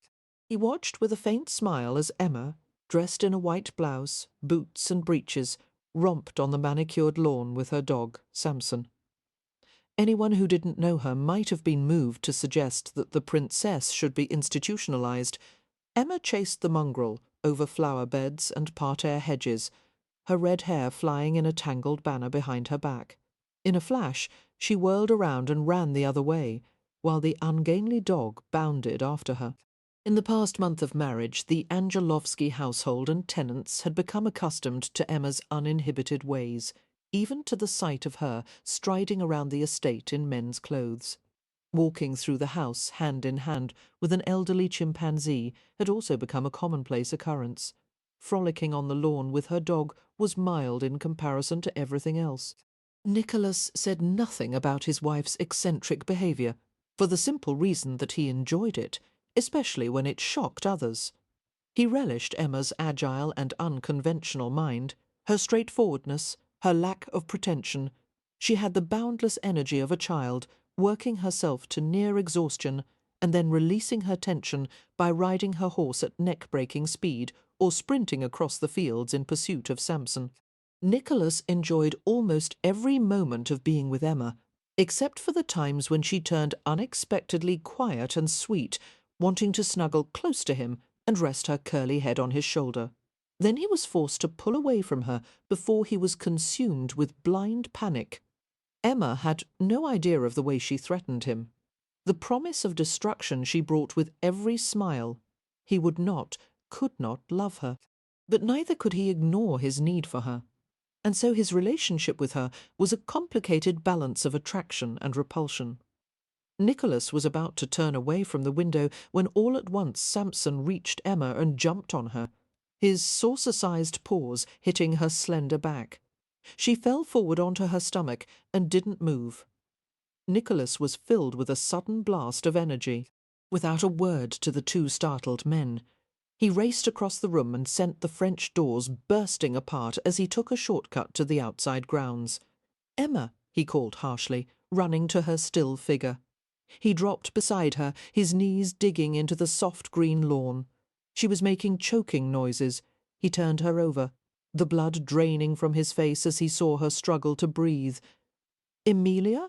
He hovered over her, unfastening the top 3 buttons of her blouse. I'm all right. She wheezed, wind knocked out. She tried to sit up, and he pushed her back to the ground. "Quiet. Just relax. Does it hurt anywhere? Are you nauseated?" Emma shook her head while he checked everywhere for signs of blood or broken bones. "No," she gasped, trying to push his searching hands away. Nicholas scowled as Samson approached them. The dog whined apologetically and snuffled in Emma's hair. Impatiently, Nicholas shoved him aside. Samson retreated a few feet and lay down, moaning anxiously. "Your Highness," came the butler's voice from several yards away. Evidently the servants had been alerted to the mishap. Shall I send for a doctor? Not yet, Nicholas replied, staring at Emma's pale face. We'll see how she is in a few minutes. Go back inside, Stanislaus. Very well, sir. To his surprise, Emma began to giggle as she regained her breath. We were playing, she said, taking in weak, rapid gulps of air. I fell on my stomach, that's all. Yes, I saw. Nicholas pulled Emma across his lap, bracing her shoulders. He smoothed back the curls that had fallen over her face. He was quiet, listening intently as her breathing evened out. With one fingertip he stroked the surface of his wife's cheek, which had gone from snowy white to vivid pink. He lingered on a few golden freckles, brushing them with a gossamer light touch. It crossed his mind that others might be watching the spectacle on the lawn, but he couldn't seem to make himself let go of her. "Do you feel like sitting up?" he heard himself ask. "Please." Gently he helped her to sit, his arm locked around her back. "Are you all right?" "Yes," Emma whispered. Her blue eyes were soft and confused. Their faces were very close, their breaths mingling. Nicholas meant to admonish her, to demand that she be more careful. But all he could do was stare at her parted lips, so soft, so tenderly curved.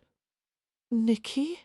she murmured, her hand fluttering to his chest, where his violent heartbeat resounded. With a low sound he kissed her, fastening his mouth over hers, yielding to the dark passion that drove him. Emma was pliant and weak in his arms, submitting without a sound, her fingers inching to the back of his neck and sliding delicately into his thick hair. Nicholas's response was sure and swift, his flesh rising hard against the tight restraint of his trousers. He wanted to pin her to the ground and thrust into her, here, now, grinding her hips into the fragrant earth beneath them. He wanted to make her shudder in climax, until she tore the clothes on his back in an effort to touch his skin. Just as he reached the point of exploding with lust and emotion, he jerked back and pushed her off his lap. Emma sat on her heels, staring at him in bewilderment. Nicholas made his voice as crisp as possible. "Spare the household any more of your antics today. I have work to do. In case you intend to spend your afternoon with that flea-bitten mongrel, I advise you to take a bath afterward. At the moment the two of you share the same remarkable smell." Emma stiffened with offended pride. "Samson may smell a little strong at times, but he doesn't have fleas." Nicholas glanced at the dog, who was scratching industriously with his hind foot. With a sardonic snort, Nicholas stood and left. Emma leaned over to pat Samson's rough head and glared at her husband's departing form. "He's an impossible man," she informed the wriggling dog. "Don't pay any attention to him. We don't care about his opinion." She shook her head as she wondered what had come over Nicholas. One minute he had kissed her passionately, and the next he had pulled away as if burned. After 3 months of marriage, Nicholas was still very much a stranger to her. It was seldom that he explained his actions or decisions, and rarer still for him to reveal his feelings. But in spite of Emma's exasperation, she was fascinated by her husband. Nicholas could be devilishly entertaining, provoking laughter, astonishment, and sometimes horror at the stories he told her of his life and the people he had known. He listened patiently when she read aloud her occasional correspondence to and from Tasia, and he was even comforting when she was depressed about her strained relationship with her family. But he could also be callous and unbearably cold, for no apparent reason. She attributed many of Nicholas's nasty moods to the fact that he drank too much. It was his nightly ritual to consume several glasses of wine with supper and half a bottle of vodka after. Yet she had never seen him drunk. Alcohol made him soft, voiced and guarded, and cuttingly perceptive. Most of society regarded Nicholas as one of their own, an aristocrat who devoted himself to leisurely amusement and played at business merely to amuse himself. Emma had quickly learned that nothing was farther from the truth. Nicholas was busier than any man she had ever known, even her father. He managed his fortune with assiduous attention, making investments and launching financial enterprises so complex that it almost frightened Emma to see them written out on paper. The interminable business of entertaining wasn't bad at all, since Emma had to do very little of the planning.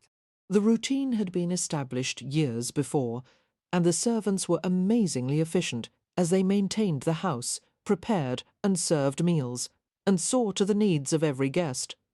As Nicholas had promised, Emma was able to spend most of her time caring for her animals and working for her causes. There was an endless parade of visitors at the Angelovsky estate, which seemed more like a hotel than a home.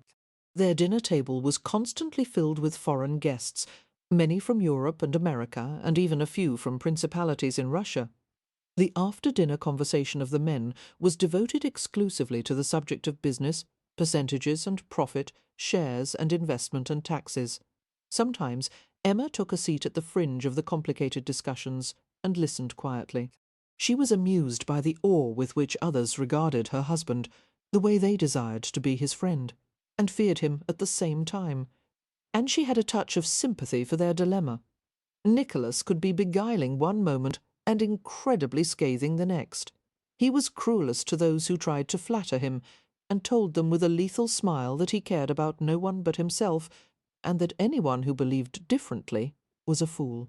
He didn't seem to want anyone's friendship, and ironically, that seemed to make people even more eager to be close to him. For her part, Emma had learned to curb her impulses to be affectionate to Nicholas. It seemed to annoy him when she kissed him casually. He was a gentle and skilful lover, but he was never inclined to hold her in the aftermath of their love-making. On one of the nights he had visited her, when she had dared to rest her hand on his arm for a minute, he had left the bed with a muffled exclamation of annoyance. Touching, caressing, was acceptable only when he initiated it, and even then it never lasted for long. Emma had come to accept the distance he imposed between them, and had even convinced herself that it was for the best. She was much better off without love, and without all the heartache and longing it brought. The stale air was stirred as Emma and the two Sidorova girls, Rochelle and Marinka, dragged an unwieldy trunk from the corner. Having discovered 5 locked storage rooms on the top floor of the Angelovsky manor, Emma had asked Nicholas what they contained. He had shrugged indifferently and replied, "Old family possessions from the palace in St. Petersburg. Dishes, carvings, ornaments, nothing very remarkable. Look through them if you like." Emma's curiosity ran rampant at the idea. She requested the key to the rooms from the housekeeper, Mrs. Evstafieva, a rotund and cheerful woman who ran the household with remarkable efficiency. "Take the Sidorova sisters to help you," she had suggested. "Whatever you wish to have carried downstairs and cleaned, they will do it. Good, strong girls, both of them." Emma had liked the suggestion. Rochelle and Marinka were remarkably similar. Both girls had chestnut hair, winning smiles and cheerfully pragmatic temperaments. Using tools purloined from the carriage house, the 3 of them settled in one of the storage rooms and opened crates and trunks, knocking off small gilt hinges and locks.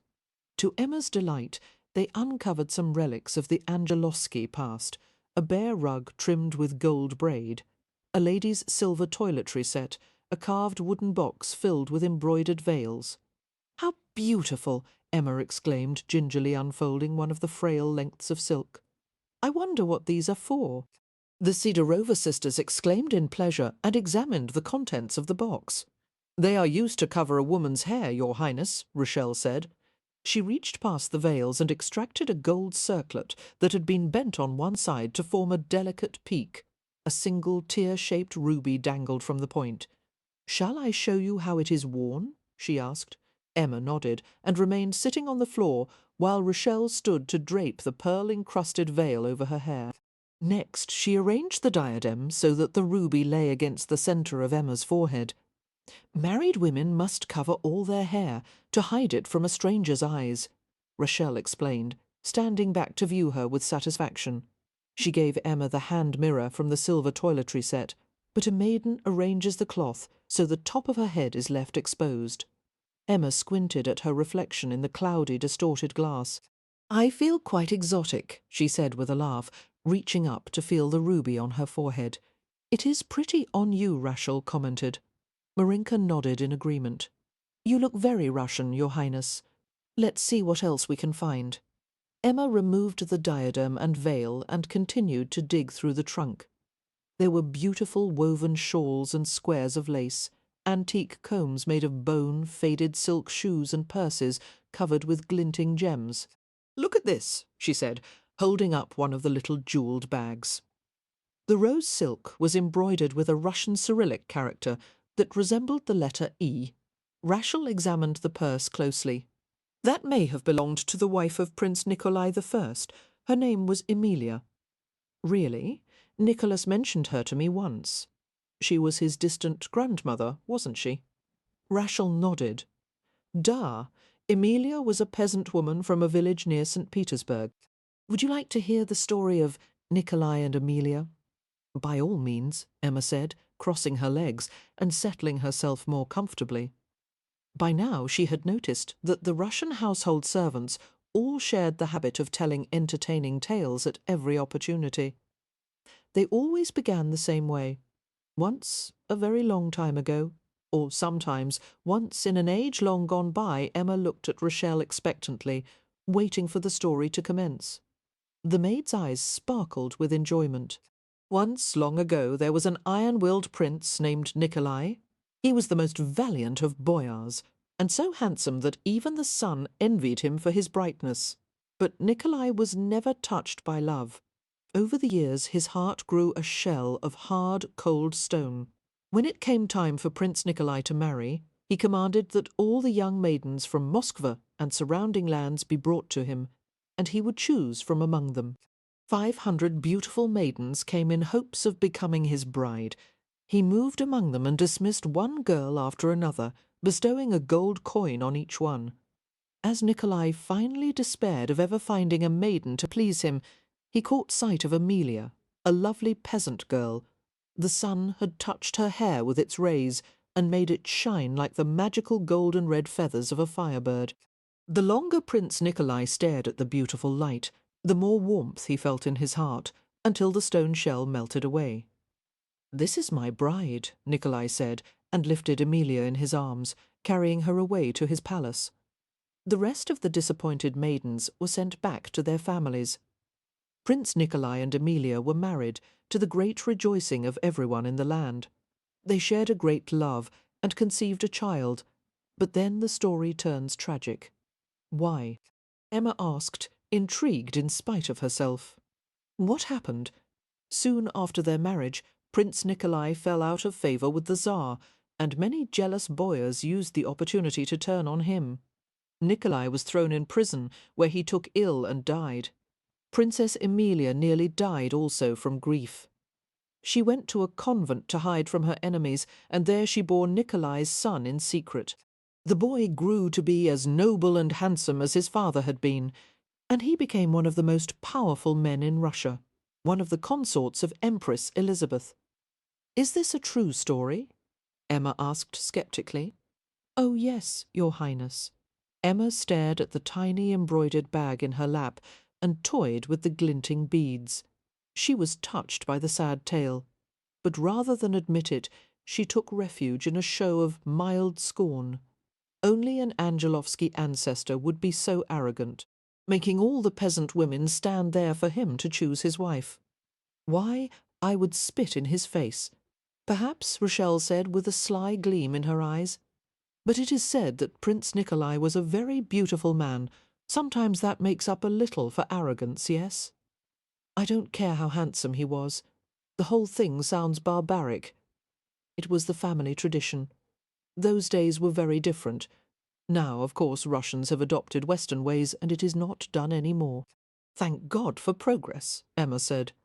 She leaned over and lifted a cloth-wrapped frame from the trunk. With the girl's help, she unwrapped the frame and discovered an old, crumbling landscape. The paint was chipped and coated with decades of grime. Emma was unimpressed by the picture, which was clearly an amateurish effort. "Why would anyone save this?" she asked, wrinkling her nose. "Could it have any value, aside from sentimental?"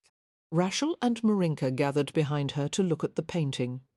It was a hunting scene of Russian borzoi dogs chasing a wolf through dark fields. There was a country palace in the background, poised on the horizon against a soft lavender sky. "Look," Marinka said, pointing to the corner where the paint had been eroded. There is something underneath. Emma leaned close to the canvas and scraped the cracked paint with her fingernail. A large flake fell away, revealing a sheen of copper brown and a touch of flesh-toned paint. "I do believe you're right," she remarked. "Someone has covered up another picture. I wonder what it could be." She set the painting aside in a pile to be taken downstairs and continued sorting through the objects in the storage room. After 2 more hours had passed, Emma was covered with dust and sweat. She grinned at the Sidarovas, who seemed as tired as she was. "Shall we leave off for today?" she asked, and they both agreed immediately. Emma carried an armload of her newfound belongings as she descended to her suite. Just as she had propped the painting on the velvet settee in her receiving room, Emma heard a knock at the door and Nicholas's voice. "I came to see if you were ready for dinner. A group of American manufacturers will be attending, and you—" Nicholas broke off as he took in the sight of her wrinkled clothes and dusty skin. A look of annoyance crossed his features, but then he laughed in reluctant amusement. "You've been looking through the attic rooms? It's a treasure trove. You must wash and dress for supper at once," he said, casting a dubious glance at the pile of treasure she had found. "The Americans? Come have a look at this painting," Emma insisted, gesturing him over to the settee. "Is it familiar? Does it mean anything to you?" "Nothing at all. See where the paint has come off in the corner. I think there's another picture hidden beneath this one." "Perhaps," he said indifferently. "Now about supper. Could we ask someone if it's worth restoring? There may be a wonderful painting, just waiting to be uncovered. If it pleases you, we'll find someone to work on it. Though I doubt there's anything worth seeing. Emma, you must clean yourself up right away and come downstairs. What could I possibly say to a group of manufacturers? Just sit quietly and smile." Nicholas shot her a meaningful glance. And no remarks about little animal corpses when the pheasant is brought out. A flashing grin appeared on her face, or else? She moved to her dressing table and layered the antique Russian veil and diadem on her hair exactly as Rachel had shown her. Glancing over her shoulder with a teasing smile, she said, "If I offended all your American guests, would you beat me for it? Exactly how does a Russian prince punish his wife?" She fell silent as she saw the change come over Nicholas's face. He had turned utterly white, his eyes dark pools of horror as he stared at her. Slowly, Emma removed the frail headdress. "What's wrong?" she asked. Nicholas didn't answer. There were no words for the sensation of being jolted into some other place. Something had snatched him away for no more than a second, as if he had been yanked through a door from one time into another. He had a vision of Emma crying, her face red and her hair loose and tangled. "Please punish me," she begged. "You little fool," came his own harsh reply. He pulled her closer in an effort to soothe her, and he stroked her shaking back. "How in God's name do you think I could leave a mark on you? How could I cause you pain with my own hands? Oh, don't think it's not tempting, my clever one. But even if I tried, I could never lift a finger against you. Because I'm your wife?" she asked tremulously. "Because you're mine. You're the only one I've ever wanted, no matter that you'll probably be my downfall." With a violent shake of his head, he sent the vision spinning away. He didn't understand the strong emotion, sweet, piercing, painful, that clawed at the back of his throat. Aware that Emma was waiting for him to say something, he returned her stare with sudden, baffled anger. "Nicky," she began, but he had already turned away. He left with the panic of a claustrophobic, unable to put enough distance between himself and his bewildered wife. Emma welcomed the American guests with a cheerfulness she was far from feeling. She had dressed in one of her favourite gowns, a yellow and ivory silk, with a square neckline cut low to reveal the tops of her breasts. Luxuriant fringe trimmed the double overskirt and the elbow-length sleeves. Her hair was gathered on top of her head, 2 long curls falling down her back. The whole effect was bright and fashionable, and it gave her a boost of confidence that she needed. Nicholas had fallen into an unpredictable mood after the episode in her suite.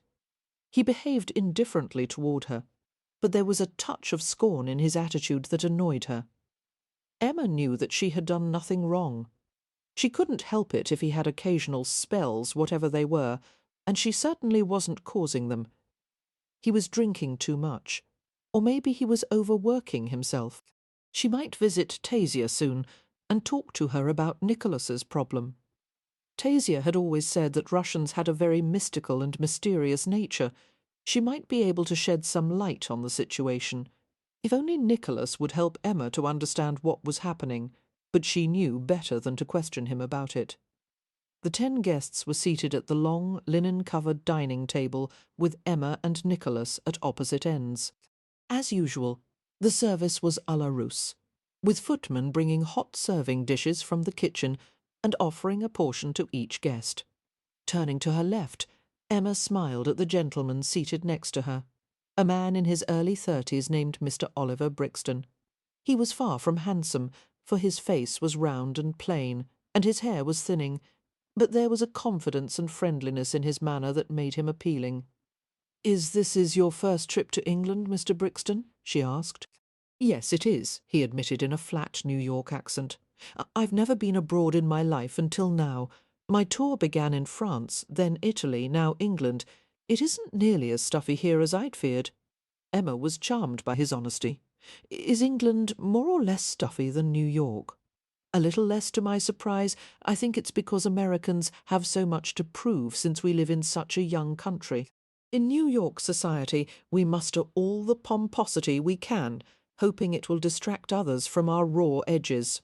Pausing in the middle of lifting her spoon to her lips, Emma glanced at him with teasing speculation. "There's not a raw edge in sight, as far as I can tell." Brixton smiled, partaking of the herbed and truffled soup. "That's good to hear, Your Highness, since I'll be making many more visits to England." "Business reasons, Mr. Brixton?" "Yes, but in addition I want to visit my sister Charlotte. She's engaged to an Englishman, you know. Charming fellow we happened to meet in France a few months ago." Emma set her spoon down and stared at him, her mind buzzing with horrified speculation. Brixton? Brixton? Where had she heard that name before? No, it couldn't be. From his position across the table, Nicholas must have been alerted by her strange expression. His attention broke from the woman on his right, and he focused on Emma's pale face. Misreading Emma's reaction as one of curiosity, Brixton proceeded to explain. "A week from now, my sister will marry Lord Adam Milbank. Perhaps you know of him, Your Highness." Locked in a dumbstruck silence, Emma nodded. Nicholas answered for her, startling the others at the table, away from their own light conversations. "Indeed, the Princess does know of him. Before our marriage, the Princess set her cap for Milbank, but he proved too elusive, and so she had to settle for me." Emma's gaze flew to his. There was a gleam in his amber eyes that betrayed a touch of malicious enjoyment. Had he planned this? Had he remembered that Brixton was the name of the woman Adam was betrothed to? Confusion and outrage tangled inside her. She tried to conceal her emotions by picking up her silver spoon, her fingers trembling slightly. The sultry beauty to Nicholas's right interceded. She was all dark-eyed flirtatiousness as she spoke to him in a honeyed voice. "Your Highness, I would hardly call that settling. A man as wealthy and attractive as you are would be any rational woman's first choice?" "My only choice," Emma said with poisonous sweetness. Only Nicholas understood the barb. He acknowledged it with a mocking smile, raising his glass to her. "Let us say that both Lord Milbank and I have been blessed with good fortune, he for attaining the hand of Miss Brixton, and I for winning the beautiful Amelia." For the next several minutes, Emma ate mechanically and listened to Brixton's chatter. Thankfully, he didn't seem to require anything more than an occasional smile and nod. Meeting Brixton tonight was like a slap in the face. In all the activity of her new life, Emma had managed not to think about Adam too often. But seeing this man made it a reality that there was indeed a woman Adam would make his wife, a week from now. A week she steeled herself to keep her eyes from watering, to keep from thinking, "God, I want it to be me." Every time she glanced at Nicholas, she found him watching her, coolly analysing her heightened colour, every flutter of her lashes, every shade of expression. What did he want from her? What did he hope to see in her face? "You're quite the most enjoyable English lady I've met," Brixton said. "So friendly and open. It's a nice change." Emma forced her attention back to him. "I'll admit the English have a well-earned reputation for being reserved." "Why aren't you, then?" "I don't know," she answered, smiling. "I'm just odd, I suppose." Brixton gave her a blatantly admiring glance. "Perhaps so, Your Highness, but in the nicest possible way." Emma blushed and looked across the table. Nicholas stared at her impassively, his lips touched with a mocking smile, as if she were some foolish child he had caught in a lie.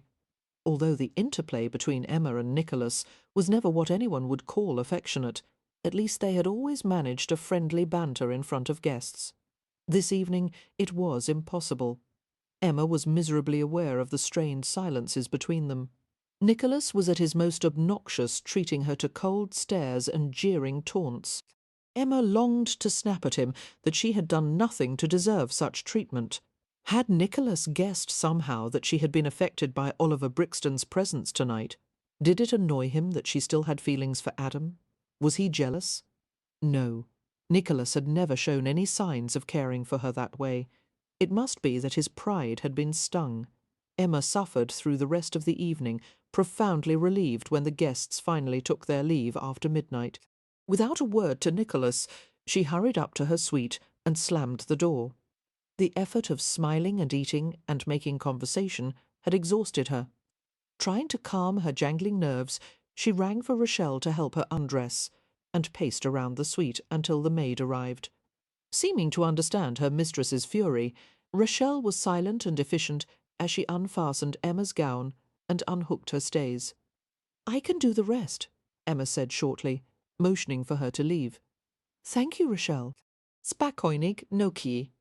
"Good night, Your Highness," the maid replied in kind, slipping out the door. Emma donned an embroidered linen nightgown and went to bed, pausing only to jerk the pins from her hair and run her fingers through it. She lay in the darkness with a sheet pulled up to her breasts and tried to recall Oliver Brixton's face in detail. Did Charlotte Brixton resemble her brother? The same round cheeks? The same light, thin hair? "I hope she has a fortune big enough to satisfy you, Adam," Emma thought grimly. "If that's what you really wanted." She remembered Adam at their last meeting, at the Angelovsky ball. His warm brown eyes, his boyish smile, the pressure of his lips on hers, his voice saying, "I adore you," a tear squeezed from beneath her lashes, and she buried her face in the pillow. She had almost drifted off to sleep. Her body curled and relaxed when there was movement in the darkness. Making a drowsy, questioning sound, Emma began to roll onto her back. A heavy body pounced on hers, a spring of coiled muscle. In her drugged confusion, she thought she was dreaming and was being attacked by her tiger, Manchu. A man's hot breath pelted against her ear, and she was stunned to realize it was her husband, Nicholas.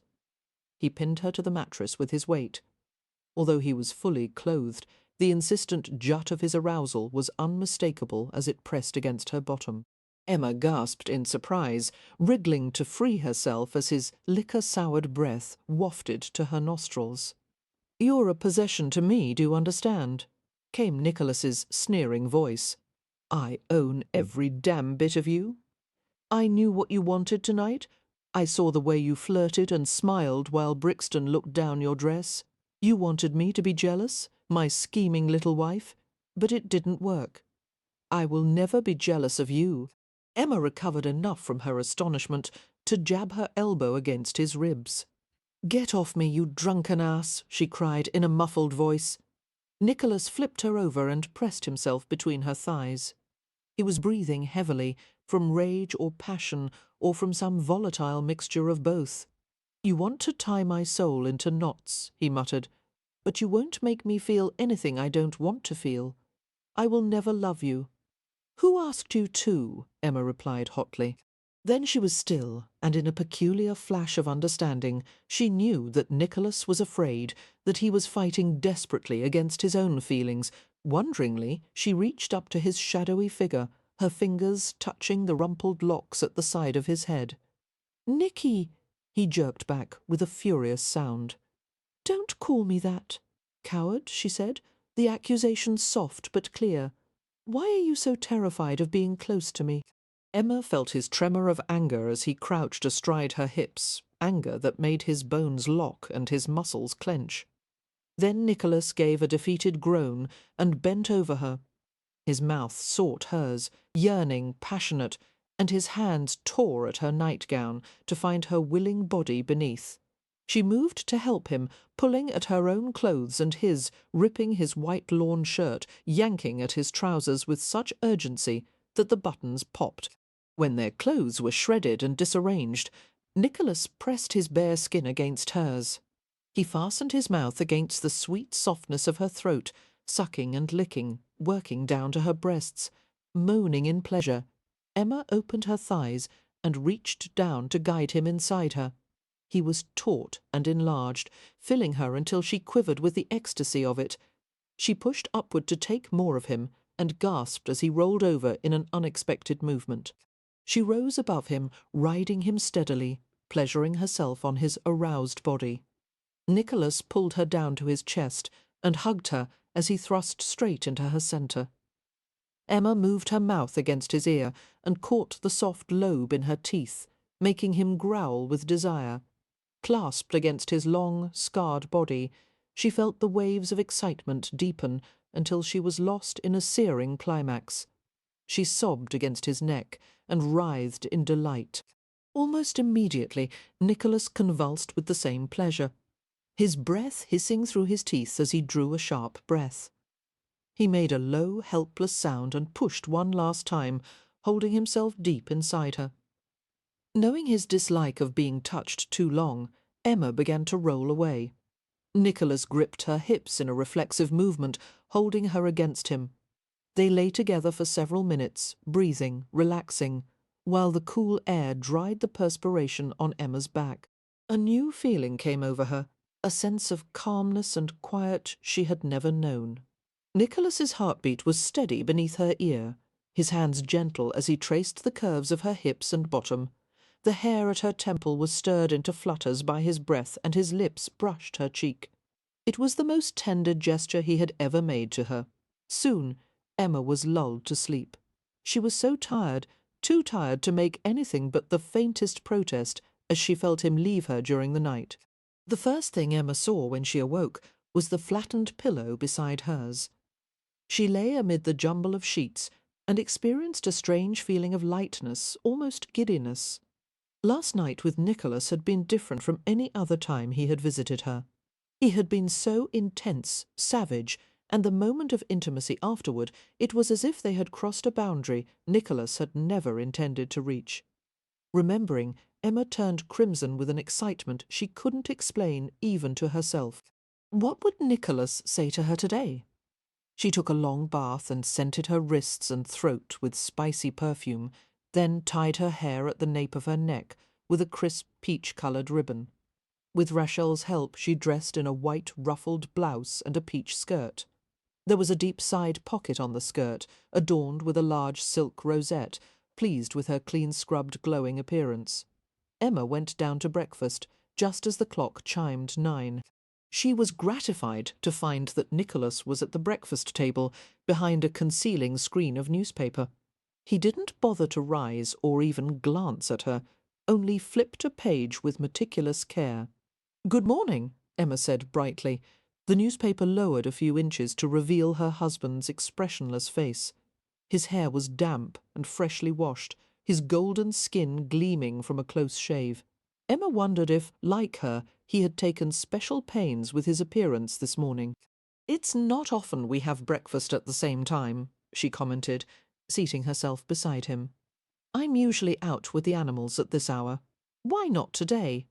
"Well, there's nothing the servants can't take care of, just routine chores." For the first time Emma could ever remember, she wanted to spend a morning doing something else rather than tending her animals. Her heart beat a little faster as she thought that perhaps Nicholas might invite her to spend the day with him. They could ride or take a walk together, stroll past a market or through a promenade of shops. "What are you planning to do today, Nicky?" "I have business in London." "I could come along with you," she said casually. What for? To spend time together. Nicholas set the paper down. His brows lifted sardonically. Why the hell would we want to do that? I just thought Emma began and floundered into silence. Reading the disappointment on her face, Nicholas turned caustic. I hope you're not going to pretend there's more than mere friendship between us. Let's not play that game, Emma. There's no need to complicate things.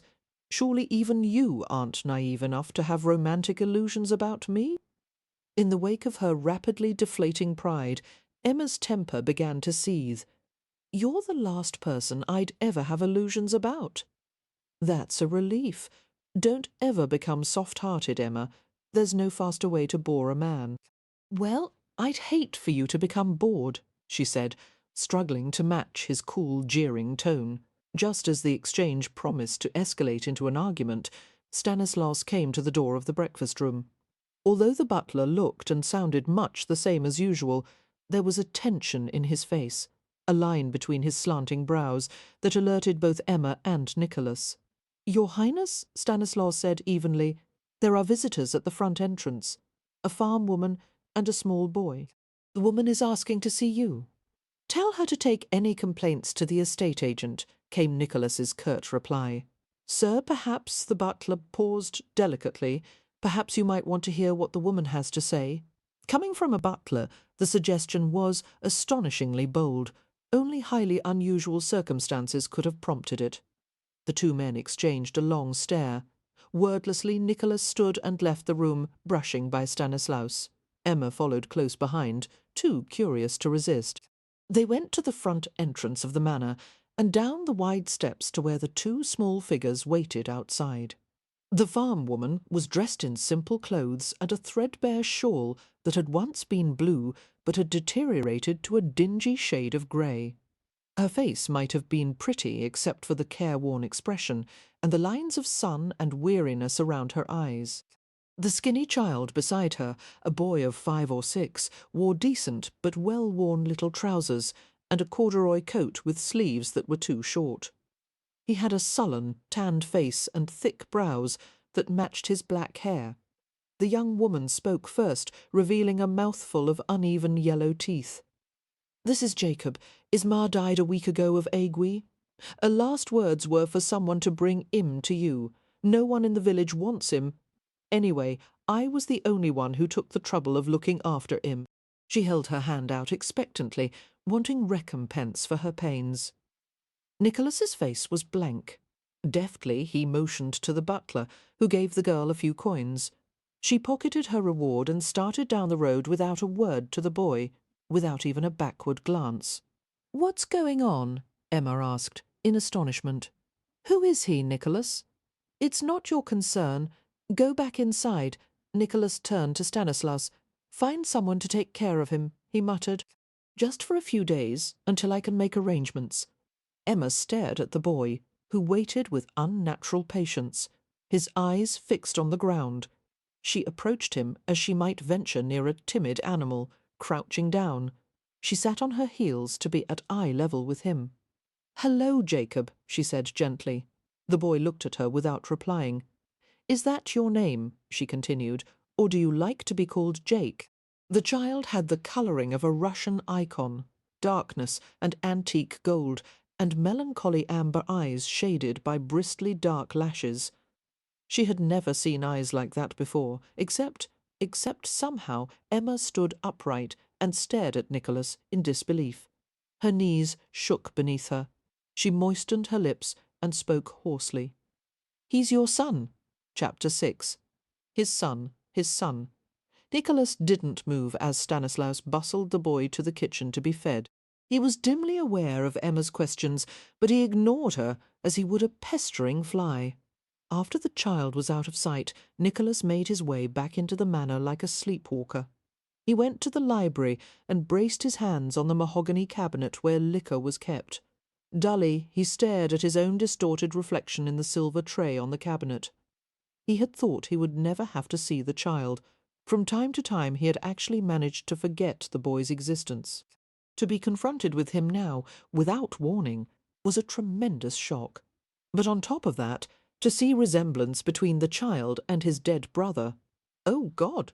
Mikhail had looked exactly the same at that age. The rumpled black hair, the face of sullen and beguiling beauty, the luminous golden eyes. Nicholas fumbled for a glass and a decanter of brandy. He remembered the countless times in his childhood when he had found Mikhail huddled in a corner or a closet, crying and bleeding after their father had molested him. Nicholas tossed the drink down and poured another. The guilt and rage of those boyhood years were still with him, although he rarely allowed himself to think about that time. Why had their father made Mikhail an object of such obscene violence? I'll find a way to stop you." Nicholas had shouted, leaping to attack his father with a small knife after one of those episodes. "I'll kill you!" But his father had laughed and twisted his arm until his wrist fractured and the knife dropped away, and then he had beaten Nicholas unmercifully. And the abuse of Mikhail had continued. It had ruined Misha forever, made him a bitter, empty adult who had eventually met with an untimely death. It had also ruined Nicholas. No matter that his parents and brother were both dead now, the memories were alive, and they had corrupted Nicholas's soul beyond repair. No love, fear, repentance, grief would ever touch him. He would never be weak. No one would ever have the power to hurt him. Nicholas came Emma's exasperated voice behind him, startled from his reverie. He answered without facing her. "This has nothing to do with you. I just want to know who Jacob's mother was, and why you never mentioned that you had a son. I don't think that's too much to ask." Nicholas turned and looked at his wife. Emma was bristling with outrage and confusion. A few locks of wild red hair escaped her ribbon, and she pushed them back impatiently. He sighed and answered curtly. 6 years ago I had an affair with a woman who worked at a dairy house on one of my estates. A month after the relationship ended, she came to me with the news that she was pregnant. Since then, I've given her money at regular intervals to care for herself and the child. I never mentioned it because it has nothing to do with you or our marriage." Emma frowned bitterly. "Hand out some money. That's your solution for everything, isn't it? What would you have had me do, marry her? Sally was a pretty dairymaid with a healthy appetite for men. I wasn't the first to bed her, nor was I the last. And so you decided to let your son become a tenant farmer, never knowing who he was or about the people he came from. No proper name, no decent education, a life in a thatched roof hovel. Don't you feel any responsibility for him? I've paid for his upkeep since he was born. Naturally, I'll continue to do so, and spare me the speeches about morality and responsibility. Most of the titled landowners in England have illegitimate children. I wouldn't doubt that your own father had a few bastard offspring here and there. Never. My father takes care of his own, and he certainly never went around taking advantage of milkmaids." Emma's lip curled scornfully. "Is Jacob your only illegitimate child, or are there more?" He's the only one. A headache pounded in Nicholas's temples, etching lines of pain across his forehead. "Now, if your display of righteous indignation is over, kindly leave me to deal with the situation. What are you going to do?" "I intend to send the boy away as soon as I find a suitable family to take care of him. Don't worry, you won't be bothered with his presence for long." "You mean you won't be?" Emma said, and left the library with rapid strides. "Cynical, heartless monster," she said through her teeth. She had thought more of Nicholas than this. What kind of man would have no feelings for his own son? Her skirts dragged the ground as she went outside. It didn't matter that she wasn't dressed appropriately to go to the menagerie. She didn't care if her clothes were ruined. She needed to be near her animals. Entering one of the cool, whitewashed buildings, she went to Manchu's pen and sat on the floor by the bars. Manchu lay half in, half out of his pool, wriggling like a great tomcat when he saw her. "Hello," Emma said, resting her head against an iron bar. She closed her eyes and fought back tears. Tasia was right. "I wouldn't admit that to anyone but you, Manchu. Nicholas doesn't care about anyone but himself. And the worst thing is, he's never lied to me. He's never pretended to be anything other than the unfeeling bastard he is." Manchu crept closer and watched her, his head slightly cocked as if he were considering the situation. What's to be done now? Emma asked. Just because Nicholas wants to be rid of Jacob doesn't mean I don't owe him something. Poor little boy without a home, no mother, but I'm certainly not fit to be anyone's mother. And I could never look at him without remembering that he's Nicholas's bastard. It's revolting and unfair. But if Jacob were an animal, I'd take him in without another thought. Shouldn't I be willing to do at least as much for a little boy? He's as much a misfit as you or I. Manchu, I suppose I feel some sort of obligation to him, even if Nicholas doesn't. The house was quiet when Emma went back inside, except for the mournful notes of a Russian dirge being whistled by a footman as he carried freshly polished silver urns to the dining room. "Vasily," she said, and the footman turned with a start. "Yes, Your Highness. Where is the little boy?" "I believe he is in the kitchen, Your Highness." Emma walked down the hallway into the kitchen complex, which included a scullery, a pastry room, several pantries, a servants' dining room, and the kitchen proper. A barn of a place with a rectangular wooden work table in the centre. Kitchen maids worked in the scullery, washing dishes and polishing pots, while others were busy making cakes and biscuits. Emma felt a twinge of unwanted pity as she saw Jacob's small form at the wooden table, his short legs dangling from the edge of his chair. There was a plate of stew and lamb dumplings before him, apparently untouched. He stared at the cooling stew without expression, while he wiggled one small foot. At Emma's unexpected entrance, the cook and kitchen maids looked up in confusion. "Your Highness," the cook exclaimed, "is there anything you want?" "No, thank you," Emma said pleasantly. "Please go on with your work." She approached the table and leaned her hip on it, smiling as she saw the child's gaze flicker over the dirt on her clothes. "Not hungry?" she asked casually. "I'm sure the food tastes a little different from what you're used to. Why don't you try one of those white rolls, Jake? They're plain and soft." Solemn golden eyes stared into hers. He picked up a roll, his small fingers digging into the bread. It must be frightening, travelling to a new place and not knowing anyone. Emma watched in approval as he took a bite of the roll and then another. He appeared to be well nourished. His skin was a healthy golden pink colour, and his teeth were strong and white. What a beautiful child, she thought, noticing the exotic dark slashes of his brows and the bristly crescents of his lashes. The boy spoke for the first time in a thick country accent. "He doesn't want to be my papa."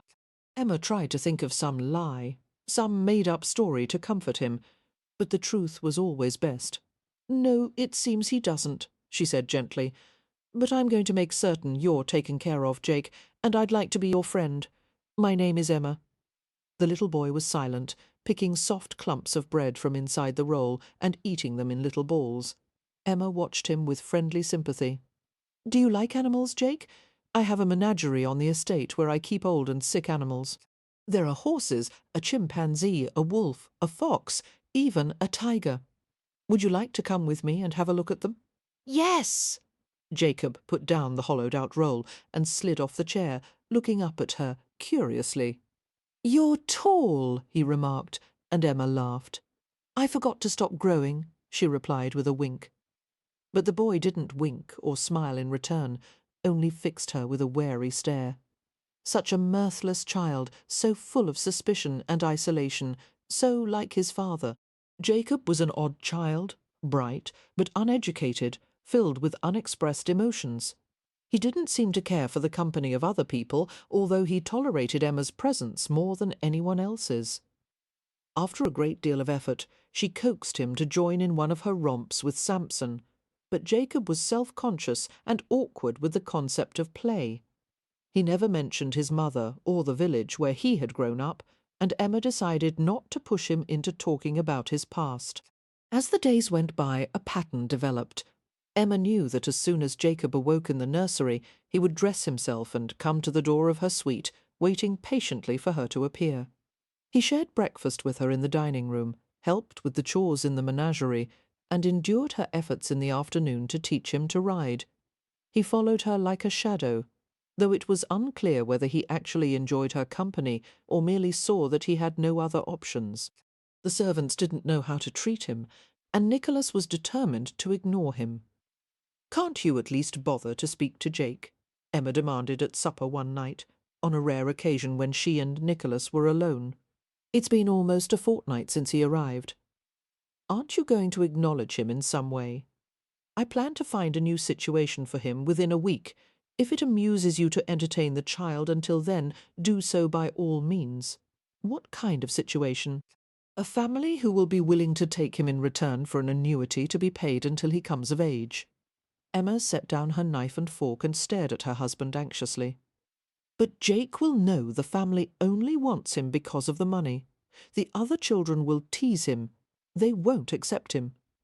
"He'll survive." Emma set her jaw stubbornly. "I may not want Jake to leave. Just what would you like to do with the boy? Keep him here to flaunt him as proof of my past sins?" "I would never use a child that way," she said in a burst of fury. "That's right. You won't have the opportunity because he's leaving." More hot words trembled on Emma's lips, but she managed to hold them back. Picking up her fork, she toyed with the cabbage soufflé on her plate. "You seem to take no more notice of Jake than you would any other child," she said, her voice quiet and intense. "But you must have some feeling for your own flesh and blood. That's why you plan to send him away, isn't it? You don't want to love him or even like him. If you only knew how deprived you are and what a limited life you lead. You live in constant fear, and you try to protect yourself with mockery and sarcasm and coldness." There was a flash in his eyes, like cold fire. "And what, pray tell, am I supposed to be afraid of?" "You're afraid of caring for someone, and you're absolutely terrified of someone caring for you in return. But a lack of feelings isn't strength, Nicky. Just the opposite." Emma sensed rather than saw the light quiver that ran through his body of nerves pulled as tight as a hunter's bow. Nicholas shoved back from the table. "I've had enough of this for one evening," he muttered. "If you give Jacob away, I'm going to find him. He deserves better than that. He's an innocent little boy who's been robbed of his birthright, and if this is your notion of being a father, I hope I never bear your children." "Keep him, then," Nicholas invited with a sneer. "I should have expected this, knowing of your taste for adopting strays and mongrels. Just make certain he's kept away from me." He left the room while Emma stared after him in speechless fury. The battle over Jacob was interrupted the next day by the arrival of Mr. Robert Soames. The middle-aged artist had rapidly gained a reputation for his miraculous restorations of artwork that had been damaged by age and mistreatment. Emma liked Soames immediately. He was gentle and unassuming, without any of the pretensions that she expected of people who belonged to the world of art. His lean, pale face was pleasant but unremarkable, except for a pair of piercing blue eyes. The decaying landscape seemed to interest Soames very much, and he accepted the job of uncovering the hidden painting with apparent eagerness. "It may be nothing very noteworthy," he told Emma with a pragmatic shrug. "Or it may be something quite special. I suspect within a fortnight we'll have a good idea of what lies underneath the landscape, Your Highness." A guest room was prepared, and Mr. Soames moved a few personal belongings into the manor for the duration of his labour. Emma and Jacob came to visit his workroom every day to catch glimpses of the emerging picture. They never stayed for long, because even with the windows opened wide, the fumes of the solvent Soames used made the air sharp and pungent. The trick is in removing the top layers without disturbing the bottom ones. Soames told them, working on the canvas with delicate brushes. One can't help but lose a bit of the original, even if it's only the smallest fraction of one layer of paint. I must be careful not to rob the portrait of the texture the artist intended. "Is it a portrait?" Emma asked. "Oh, without a doubt. See this corner? That is definitely a section of a gentleman's hand." "I hope it's an Angelovsky ancestor," Emma said, and patted Jacob's small shoulder as he came closer to inspect the painting. "One of your relatives, Jake. Wouldn't that be interesting?" The boy responded with a non-committal grunt. He either didn't understand or didn't care for the concept of being an Angelovsky descendant. "Yes, it would be," Emma said firmly, answering her own question. She wandered over to a nearby window, then half sat on the ledge, Really, Jake, you're about to talk my ears off. You must try to keep your mouth from running away with you. Her teasing brought the smallest twitch of a smile to Jacob's lips, and he answered in his gruff country accent. I can't say nothing when you're always talking. Emma laughed, swinging one long leg. It's not polite to tell a lady she talks too much, Jacob.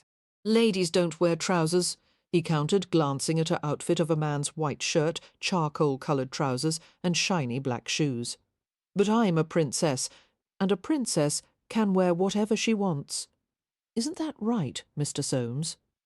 The artist looked up from his work with a smile as he witnessed Emma's success at drawing the boy into a conversation. I would say so, Your Highness. His gaze remained on Emma for a moment as she lounged casually at the window with her coltish legs crossed. The sunlight played over her skin until her golden freckles seemed to glitter. With her flashing smile and the tied-back mane of copper curls, she was a magnetically appealing figure. Princess Emma, Soames said hesitantly, if I might make a remark of a personal nature, by all means do. It may liven up my morning. You're an extraordinarily attractive woman, Your Highness. I would be honoured to paint you some day, exactly as you are now. Emma laughed at the notion. And what would you title the painting? The madwoman? The eccentric? I am sincere, Your Highness. You have a rare and original beauty that any artist would want to capture. Emma smiled sceptically. I could show you 100 women more beautiful, beginning with my own stepmother. Soames shook his head. Conventional faces and forms are easily found. They are of little interest to me, but you... He paused as a shadow fell across the doorway, and he saw Nicholas standing there. I agree, Nicholas said, having overheard the last remarks. I'd like a portrait of the princess to be painted by someone who appreciates her beauty. The commission is yours, if you can show me some satisfactory examples of your own work. Of course Mr. Soames began. I don't want my portrait painted, Emma said, scowling at her husband, but I want it. Nicholas happened to glance at the small boy, now standing beside Emma, and his smile dimmed. Abruptly he turned and approached the landscape painting. I came to view your progress, Soames. The work will go more quickly now that I've found the most effective way of dissolving the top layers, Soames explained. So far all I've uncovered is part of a man's left hand. So I see. Nicholas stared at the fragment of the portrait. Suddenly mesmerised, his own left hand began to tingle and burn. He flexed his fingers and crossed his arms over his chest. A touch of dizziness came over him, and he wrenched his gaze away. We'll discuss the portrait of my wife later, he muttered to Soames. For now, don't let them keep you from your work. They are no trouble, Soames's voice trailed off lamely as Nicholas strode abruptly from the room. The artist threw a questioning glance at Emma, who answered with a sardonic smile. A gracious soul, my husband, don't you agree? But she left the workroom before Soames could reply, the little boy trotting after her. It was on the following night that Nicholas was finally forced to speak directly to his son. He was drinking alone in his suite, sipping chilled vodka in a slow, contemplative way, hoping with each glass that it might numb the uneasiness inside him. Nothing was right any more. Everything had been knocked off kilter, and for the first time in his life he felt too slow to adapt to the changing circumstances around him. He hadn't visited Emma's bed in weeks, and his desire for her was beginning to gnaw at him. He wanted to touch her, to kiss her skin and crush her soft red curls in his hands, and feel her slender body quiver in passion as he thrust inside her. But he didn't want her to know how much he needed her, craved her, for she might find a way to use it against him. It infuriated him that Emma had manoeuvred the discovery of his illegitimate child so adeptly, first by playing the role of betrayed wife, then by deciding she wanted the boy to stay. She had no real power to keep Jacob, of course. Nicholas could have him shipped off tomorrow if he chose. The hell of it was, he was almost grateful that Emma was so determined to keep the child. Often Nicholas found himself staring at the boy, yearning to talk to him, and at the same time he was tormented by Jacob's likeness to Mikhail, A strange, soft noise broke into his thoughts. Nicholas set his vodka down and listened intently. It was the muffled sound of crying. "Misha," he whispered in horror, instinct taking precedence over reason. It was not his brother, but the sniffling and tears a little boy's sobs.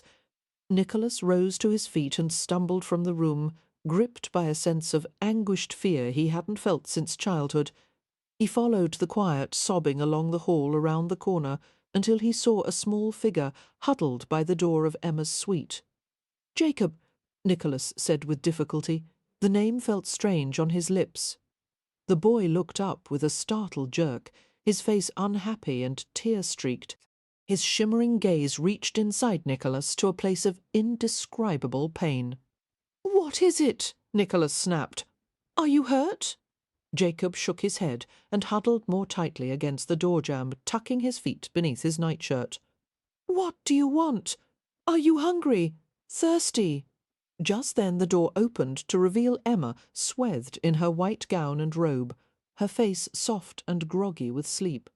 She saw Nicholas first, and a question formed on her lips. Her gaze fell to the miserable bundle at her feet. "Jake?" She sank to the floor, pulling the child into her lap, then shot an accusing glare at Nicholas. "What have you done to him?" Nothing, Nicholas growled. He watched, his feet stuck to the floor, as Emma wrapped her long arms around the boy. "What's the matter, Jake?" she asked. "Tell me what's wrong." Jacob struggled with words, his mouth quivering. A flood of tears welled from his eyes. "I want Mama." He threw his arms around Emma's neck, his small hands knotted in her hair.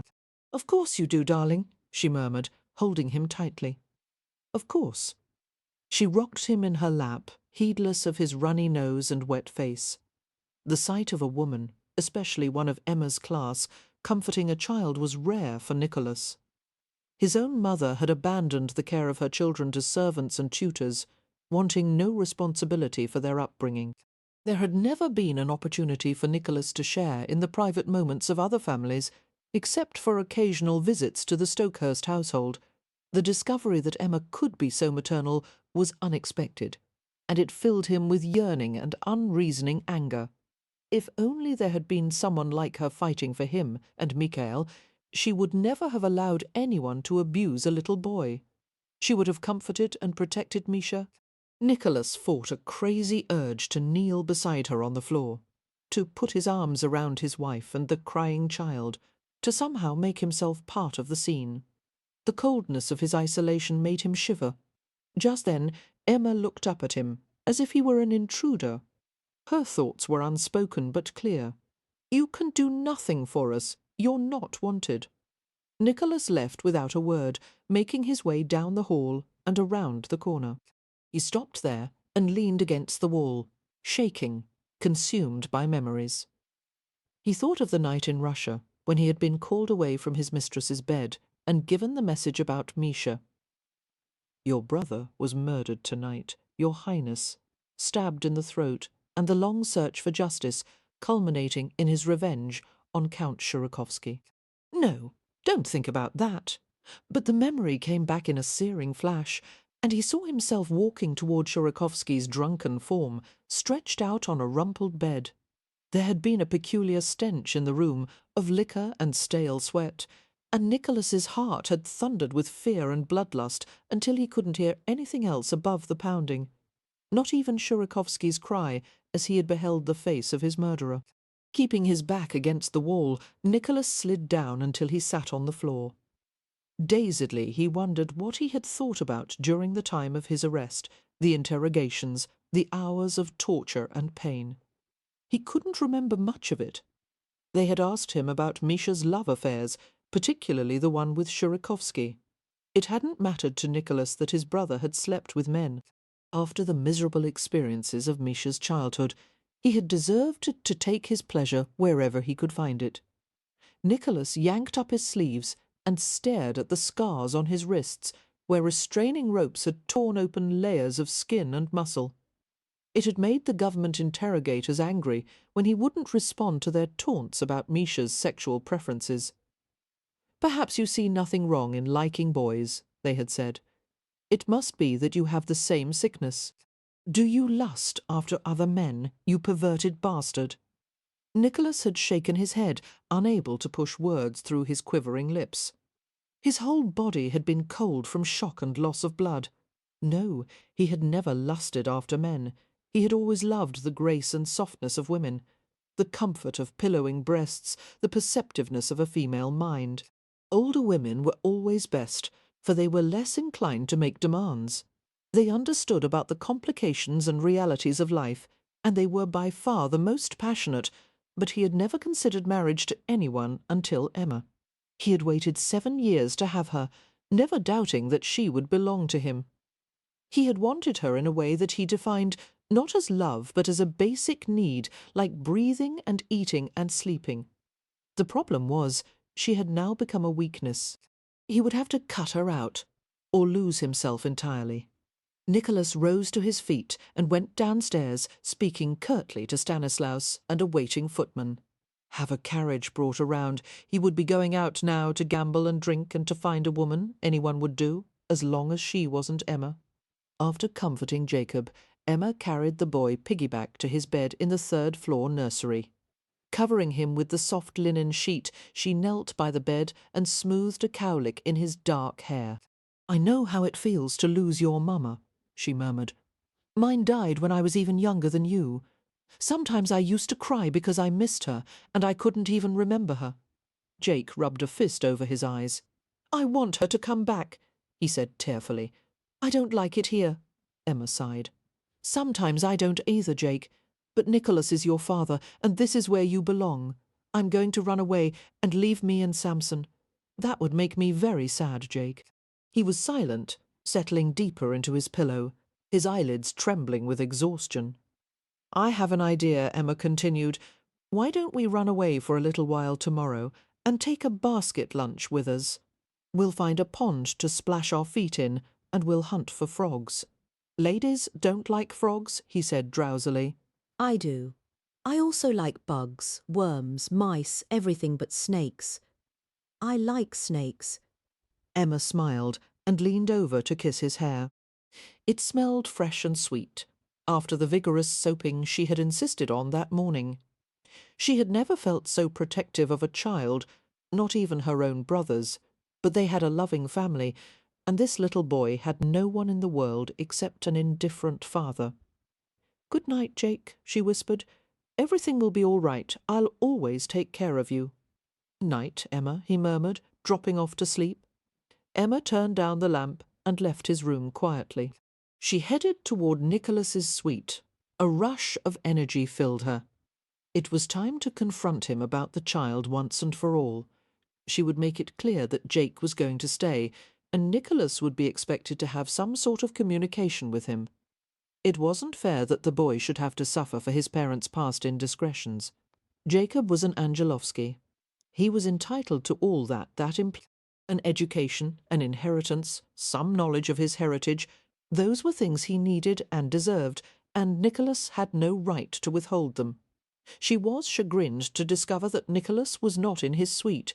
She searched the wing and went down to the 1st floor, asking Stanislaus if he had seen Nicholas. No expression registered on the butler's face. "The prince has left for the night, Your Highness." "I see." Emma turned away, hiding her confusion and hurt. It was late.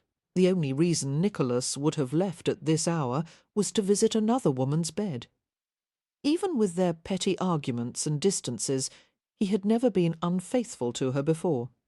Suddenly she felt like crying. If only she could go after him and tell him what? If Nicholas wanted someone else, some other woman's body, there was no way she could stop him. Evidently he was tired of her. She hadn't satisfied him. His Highness was bored with visiting his wife's bed. "Damn you, Nicholas," she whispered. "I'm going to end up hating myself as much as you." She paced in her own room for hours, until the servants had retired, and the manor was dark and shadow-filled. It was finally dawning on her that marrying Nicholas had been a tragic mistake. Their marriage would never get better than this. In fact, it was almost guaranteed to become worse. Nicholas's infidelities would humiliate her, and there would be more arguments, more bitterness, unless she found a way to become as hard and emotionless as he was. Her family had been right about Nicholas, but her pride would never allow her to admit it. She longed for a friend to confide in, someone to turn to. Making her way to the grand staircase, Emma sat on the steps near the bottom, hugging her knees as she waited for her husband to come home. All she needed was one glance at his face, and she would know if he had been unfaithful to her. Just before dawn, the sounds of carriage wheels and jangling harnesses awoke her from the half-sleep she had fallen into. She sat up on the stairs, wincing at the soreness of her muscles. Blinking hard, she stared at the front entrance. Her spine was stiff with apprehension. Nicholas came inside, looking dishevelled and pale, his golden splendour muted by the darkness. The mingled odours of liquor, perfume, and sex reached Emma across the several feet that separated them. So he had done it, she thought, and flinched at the sudden pain in her chest. Nicholas didn't see her until he had started for the stairs. He stopped suddenly, a shadow of sullen defiance crossing his features. "What do you want? Nothing from you." Her voice trembled with disgust and outrage. "Nothing at all. I'll try to be sophisticated about this, Nicholas. You don't have to remind me that this sort of thing goes on all the time in upper-crust marriages. But you'd better get used to visiting other women's beds because it will be a cold day in hell before you're welcomed back to mine. I'll do whatever I want with you." Nicholas sneered, coming closer to her, looming threateningly. "You're my wife. I own you body and soul, and when I snap my fingers you'll open your legs for me any place and any time I choose." A violent rage swept over Emma. She struck out with a closed fist, aiming straight for his unshaven, hateful face. The force of it jarred her arm all the way up to her elbow. The punch caught Nicholas by surprise, and he staggered back a few steps. His expression was blank with shock. Emma stared at him with equal amazement, wondering if he would hit her back. She waited numbly, rubbing her sore wrist. Nicholas was silent. They both breathed heavily as they stared at each other. Lifting a hand to his jaw, Nicholas gave a dry huff of laughter. Emma didn't move as her husband walked by her, going up the stairs to his private rooms.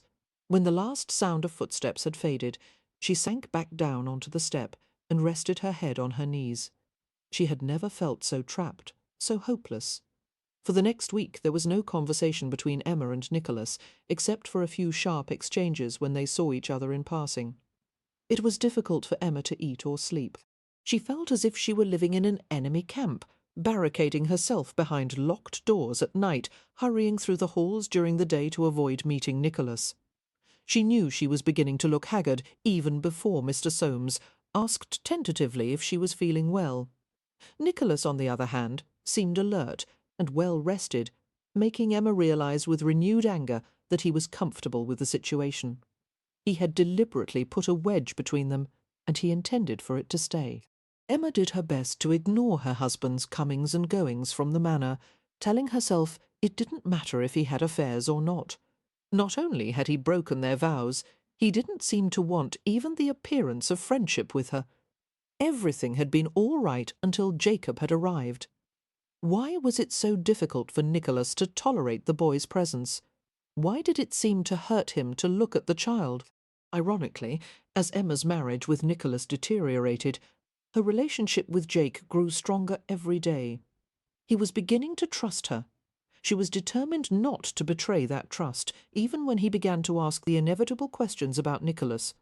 Why wouldn't his father talk to him? Why was he always frowning and quiet? "Your father is a unique man," Emma explained to him, trying to find the right balance between kindness and truthfulness. "He's had a difficult life. Have you noticed those strange marks on his arms? Or perhaps the ones on his chest? Those are scars from a terrible experience in his past, when he suffered a great deal of pain. You must try to remember that, especially when he is being cold or unfair. He can't really help the way he is. We're all a product of our experiences. It's like the animals in the menagerie. Some of them are nasty and mean because they've been hurt before, because they're afraid. Is my father afraid?" Jacob asked solemnly, his gaze locked on her face. Yes, she murmured. I think so. Will he ever change? I don't know. They strolled out to the menagerie together to inspect the chimpanzee's spacious wire pen. Cleo had found a way to unravel the wire and make a space large enough to escape through. Naughty girl, Emma scolded, surveying the damage. Cleo looked away from her in pointed unconcern, staring at the skylight overhead. After a moment, the chimp picked up an orange and began to peel it with exacting care. Emma exchanged a quick grin with Jake. What a clever old thing. She must have found one stray end and started untwisting. We'll just have to fix this, Jake, the tools we need. She paused as a strange, unpleasant feeling came over her and tried to continue. They're probably in the carriage house, Emma. A man's voice came from the doorway. Emma didn't move for a moment. She kept her face toward the wire pen. Cleo glanced at the newcomer and pursed her lips, making wet kissing sounds. Finally Emma composed herself enough to face the intruder. Lord Milbank, she said coldly, and turned around. Adam looked the same as always, except that his hair was longer, falling almost to his shoulders in silky brown waves. He was handsome in dark striped trousers, a grey vest, and a wool frock coat. His expression was grave, his eyes soft and searching. You're more beautiful than ever, Em. Emma's gaze fell to his left hand. The sight of the wedding band on his ring finger was like cold water thrown in her face. How did you know to find me out here? The servants shouldn't have allowed. They didn't. I stopped my carriage before I reached the estate and walked along the front drive. I knew you'd be with your animals. I waited to make sure no one was watching, then went past the outside gates and through the gardens. The gates should have been locked. They weren't. He shrugged. The menagerie wasn't difficult to find, quite an impressive set of buildings. Confronted with Emma's stony silence, Adam switched his gaze to the boy hovering beside her. And who is this? Your little brother William? Or is it Zachary? Neither. He's my stepson, Jacob. Your stepson? Emma watched as surprise, chagrin, and then a trace of pity swept across Adam's features. It was the pity that affected her most, filling her with offended pride. She would die before allowing anyone, especially Adam, to feel sorry for her. Congratulations on your marriage, she said in a soft jeer that she had learned from Nicholas. Recently I had the good fortune to meet your brother-in-law. He described you as a charming fellow. He didn't know the half of it. Adam, who had never received anything but eager affection from her, seemed astonished. Emma, you don't sound like yourself. I've changed quite a lot in the past few months, thanks to you and my husband. Emma, Jake said, disturbed by her cutting tone. Emma, what's wrong? She softened as she gazed into the child's upturned face. Everything's fine, she murmured. Lord Milbank is an old acquaintance of mine. Why don't you go back to the house and ask the cook to give you some sweets? Tell her I said it was all right. No, I don't want now, Jake, she said firmly, and gave him an encouraging smile. Go on. The boy obeyed, dragging his feet and glancing over his shoulder as he left. Cleo settled in the corner of her pen, applying herself to the task of separating the orange into wedges. I had to see you, Adam said quietly. I had to make certain you understood what really happened all those months ago. I understand perfectly. I don't want to hear your explanation. I'm married now, and so are you. Whatever you have to say isn't important. The truth is important, Adam insisted, with an intensity that Emma hadn't remembered from before. She had always been the intense one, whereas Adam had been quiet and elusive. I won't leave until you listen to me, Em, regardless of what anyone believes. I did love you. I still do. I didn't realize exactly how much until I'd lost you. You're such a special woman. You're so damn easy to love. Easy to leave, you mean?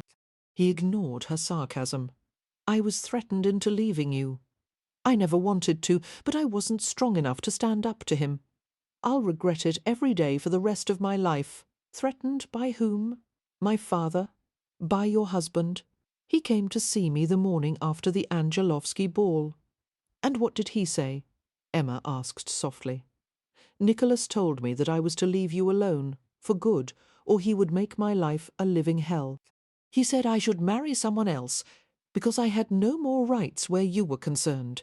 He implied that if I continued to court you, someone would be hurt. I was afraid, Emma. Afraid for both of us. You can hate me for being a coward, but at least you must know that I love you." Emma felt herself turn white with shock. Adam's story fit in with everything she already knew about her manipulative, lying husband. She thought of the way Nicholas had comforted her after Adam's desertion, making use of her hurt and humiliations, seducing her the night she had discovered Adam's engagement. Every move had been calculated. Nicholas had destroyed her love with Adam, methodically taken her life apart in order to get what he wanted, and he had encouraged her to blame her father for all of it. "Please leave," she said hoarsely. "Emma, say that you believe me. I believe you. But it changes nothing. It's too late for both of us. It doesn't have to be. We can salvage something of what we once had." Emma stared at him incredulously. What was there left to salvage? What could he want from her now? "Are you suggesting an affair?" The word seemed to startle Adam, and she saw that he hadn't expected to have it voiced openly. "As blunt as ever," he murmured, his brown eyes glinting with amusement. "It's one of the things I love most about you. What I'm trying to say is that I want to be some part of your life. I miss you, Emma." She closed her eyes, remembering how warm and caring Adam had been. She missed him too. If only she could go to his arms right now and let him kiss and soothe her. But she had lost that particular freedom. Just because her husband had been unfaithful didn't mean she could abandon her own principles.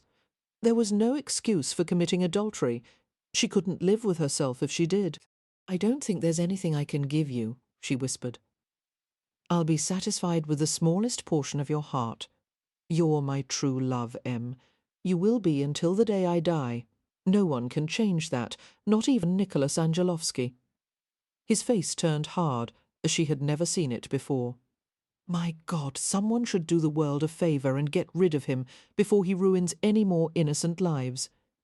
Nicholas heard a knock on his library door and turned away from his desk with an impatient growl. He'd had a headache all morning, and it made his work difficult. Numbers and ink scrawls seemed to dance before his eyes.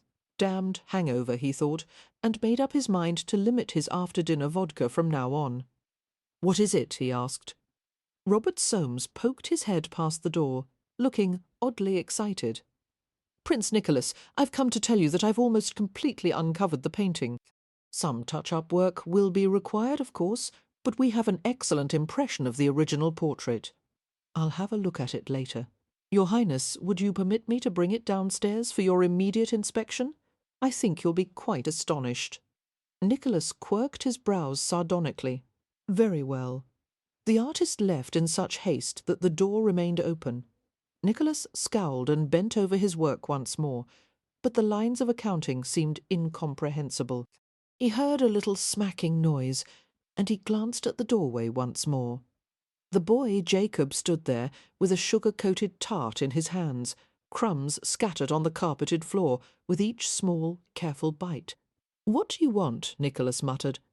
Jacob didn't answer, only continued to look at him with fearless curiosity. "Where is Emma? You're usually with her this time of day?" Jacob spoke then in the rough country accent that never failed to surprise Nicholas, coming from a child with such classic Russian features. "She's in the menagerie. A man came to see." Nicholas had the feeling the boy had told him deliberately that he hoped Nicholas would go outside and drive the stranger away. "What part of the menagerie?" he asked in a controlled voice. "Is she with the tiger?" "No, with Cleo." Nicholas stood and strode from the room, using the French doors to reach the outside grounds. He was halfway through the garden when he saw Emma coming from the stables. The clang of the gates near the house alerted him that someone was heading to the front drive. Torn between going after the visitor and cornering Emma about the incident, he decided on the latter course. He went toward his wife with rapid strides. "Who was that?" he demanded. "An old friend. Lord Millbank, as a matter of fact." Emma continued walking. As she passed him, Nicholas reached for her arm, and she flung off his hand. "Don't touch me. What did he want? Nothing." A wave of blinding jealousy came over Nicholas. He followed her into the house. "I want to talk to you," he said, taking hold of her wrist and yanking her into the library. "Don't insult my intelligence with this play-acting," Emma said scornfully. "You don't give a damn about me or about anything I do. Tell me why he came here." Her blue eyes flashed with hatred. "Adam told me what you did, the way you threatened him and made him stay away from me. You kept us apart, and then you manipulated your way into marrying me. Milbank didn't have to desert you. He had a choice. Adam was afraid of you. And I don't blame him. You're a vicious, selfish creature, and the world would be a much better place without you." Her voice lowered to a searing whisper. "I despise you for what you've done to me, Nicholas. You've ruined my life." In spite of his callousness, Nicholas recoiled at the look on his wife's face. It was the truth, he realized, bleakly. She did hate him. It was all his doing. It had been necessary to push her away, to save himself. But still, the proof of his success didn't please him. He was more troubled than he had ever been in his life. His head pounded, and there was a sound in his ears, a jarring, high-pitched tone that seemed to worsen every minute. He rubbed his forehead in an effort to ease the ache. No more arguments for now. He would deal with his wife later. "Get the hell out of here," he tried to say, but strangely the words came out in garbled English and Russian. His mind wasn't straight, wasn't clear. Everything was somehow tangled. "What is it?" Emma asked sharply. But he shook his head in confusion. In the charged silence that followed, Mr. Soames came into the library with the canvas he had been working on. "Your Highness," he began, unaware of the scene he had interrupted. He smiled as he saw Emma there. "Princess Emma, I have uncovered the portrait. You must have a look. It's remarkable." Carefully, he propped the painting on Nicholas's desk and stood back. "You see?" Nicholas focused on the portrait of a man in his early 30s, with golden brown hair, amber eyes, high cheekbones, a hard mouth, and a sharp-cut jaw. My God, it was like looking into a mirror. It was his exact likeness. "That's my face, my eyes all at once." His head was filled with shooting pain. He tried to tear his gaze away, but he couldn't. He was vaguely aware of Emma's shocked gasp. "It's you," she said, and the last word echoed in his brain. You. Nicholas made a desperate attempt to escape, but his body wouldn't obey. He stumbled and fell to the floor. The painting seemed to be pulling him inside itself, a magnet for his soul, drawing all the flickering life from his body. He was sinking into darkness, while colour, sensations, time itself shot past him in whirling updrafts. He was dying, he thought, and he was flooded with panicked regret. What an empty life he'd led, with no one to mourn his loss. Suddenly he wanted Emma. He needed to feel her slim, strong arms around him, her warmth. But there was nothing, only the torment of his own extinguishing thoughts. Part 3. My pulses bound in exultation, and in my heart once more unfold. The sense of awe and inspiration, the life, the tears, the love of old. Pushkin. Chapter 7, 177's November. Moscow. Samouen was speaking in Russian. "Your Highness, it is time to leave now. Your Highness." The stranger was annoyingly persistent. Nicholas awakened slowly, groaning at the pounding in his head. The taste of wine was strong and sour in his mouth. Blinking painfully, he discovered that he was sitting at a tiled table, his head and arms resting on the hard surface. "You drank all through the night," the man's voice scolded. "There is no time to shave your face, or even to change your clothes before the bride choosing. Please, Prince Nikolai, you must wake up now." "What are you talking about?" Nicholas muttered, groggy and perplexed. There was a comfortable and familiar scent in the air, not the sweet wool and starch smell of his English house, but one of birch wood and wax candles, and the citric tang of cranberries. It reminded him so strongly of home that he closed his eyes again and breathed deeply. Gradually he recalled what had happened, the argument with his wife. The portrait Emma, he said, lifting his head with an effort. He rubbed his sore eyes. Where's my wife? Where? The words died on his lips as he saw that he was in a strange room. A young man, his slim form neatly dressed in antique clothes, waited nearby. His dark eyes, the same chocolate shade as his hair, sparked with exasperation. We'll get a wife for you as soon as you rouse yourself and go to the bride-choosing, your highness. Nicholas braced his head with his hands and gave the stranger a slitted glare. Who are you? The man sighed. You must have had even more to drink than I feared. When a man forgets the name of his favourite steward, it is safe to say his brains are pickled. I'm Fyodor Vasilievich Sidorov, as you well know. He reached for Nicholas's arm to help him up from the table.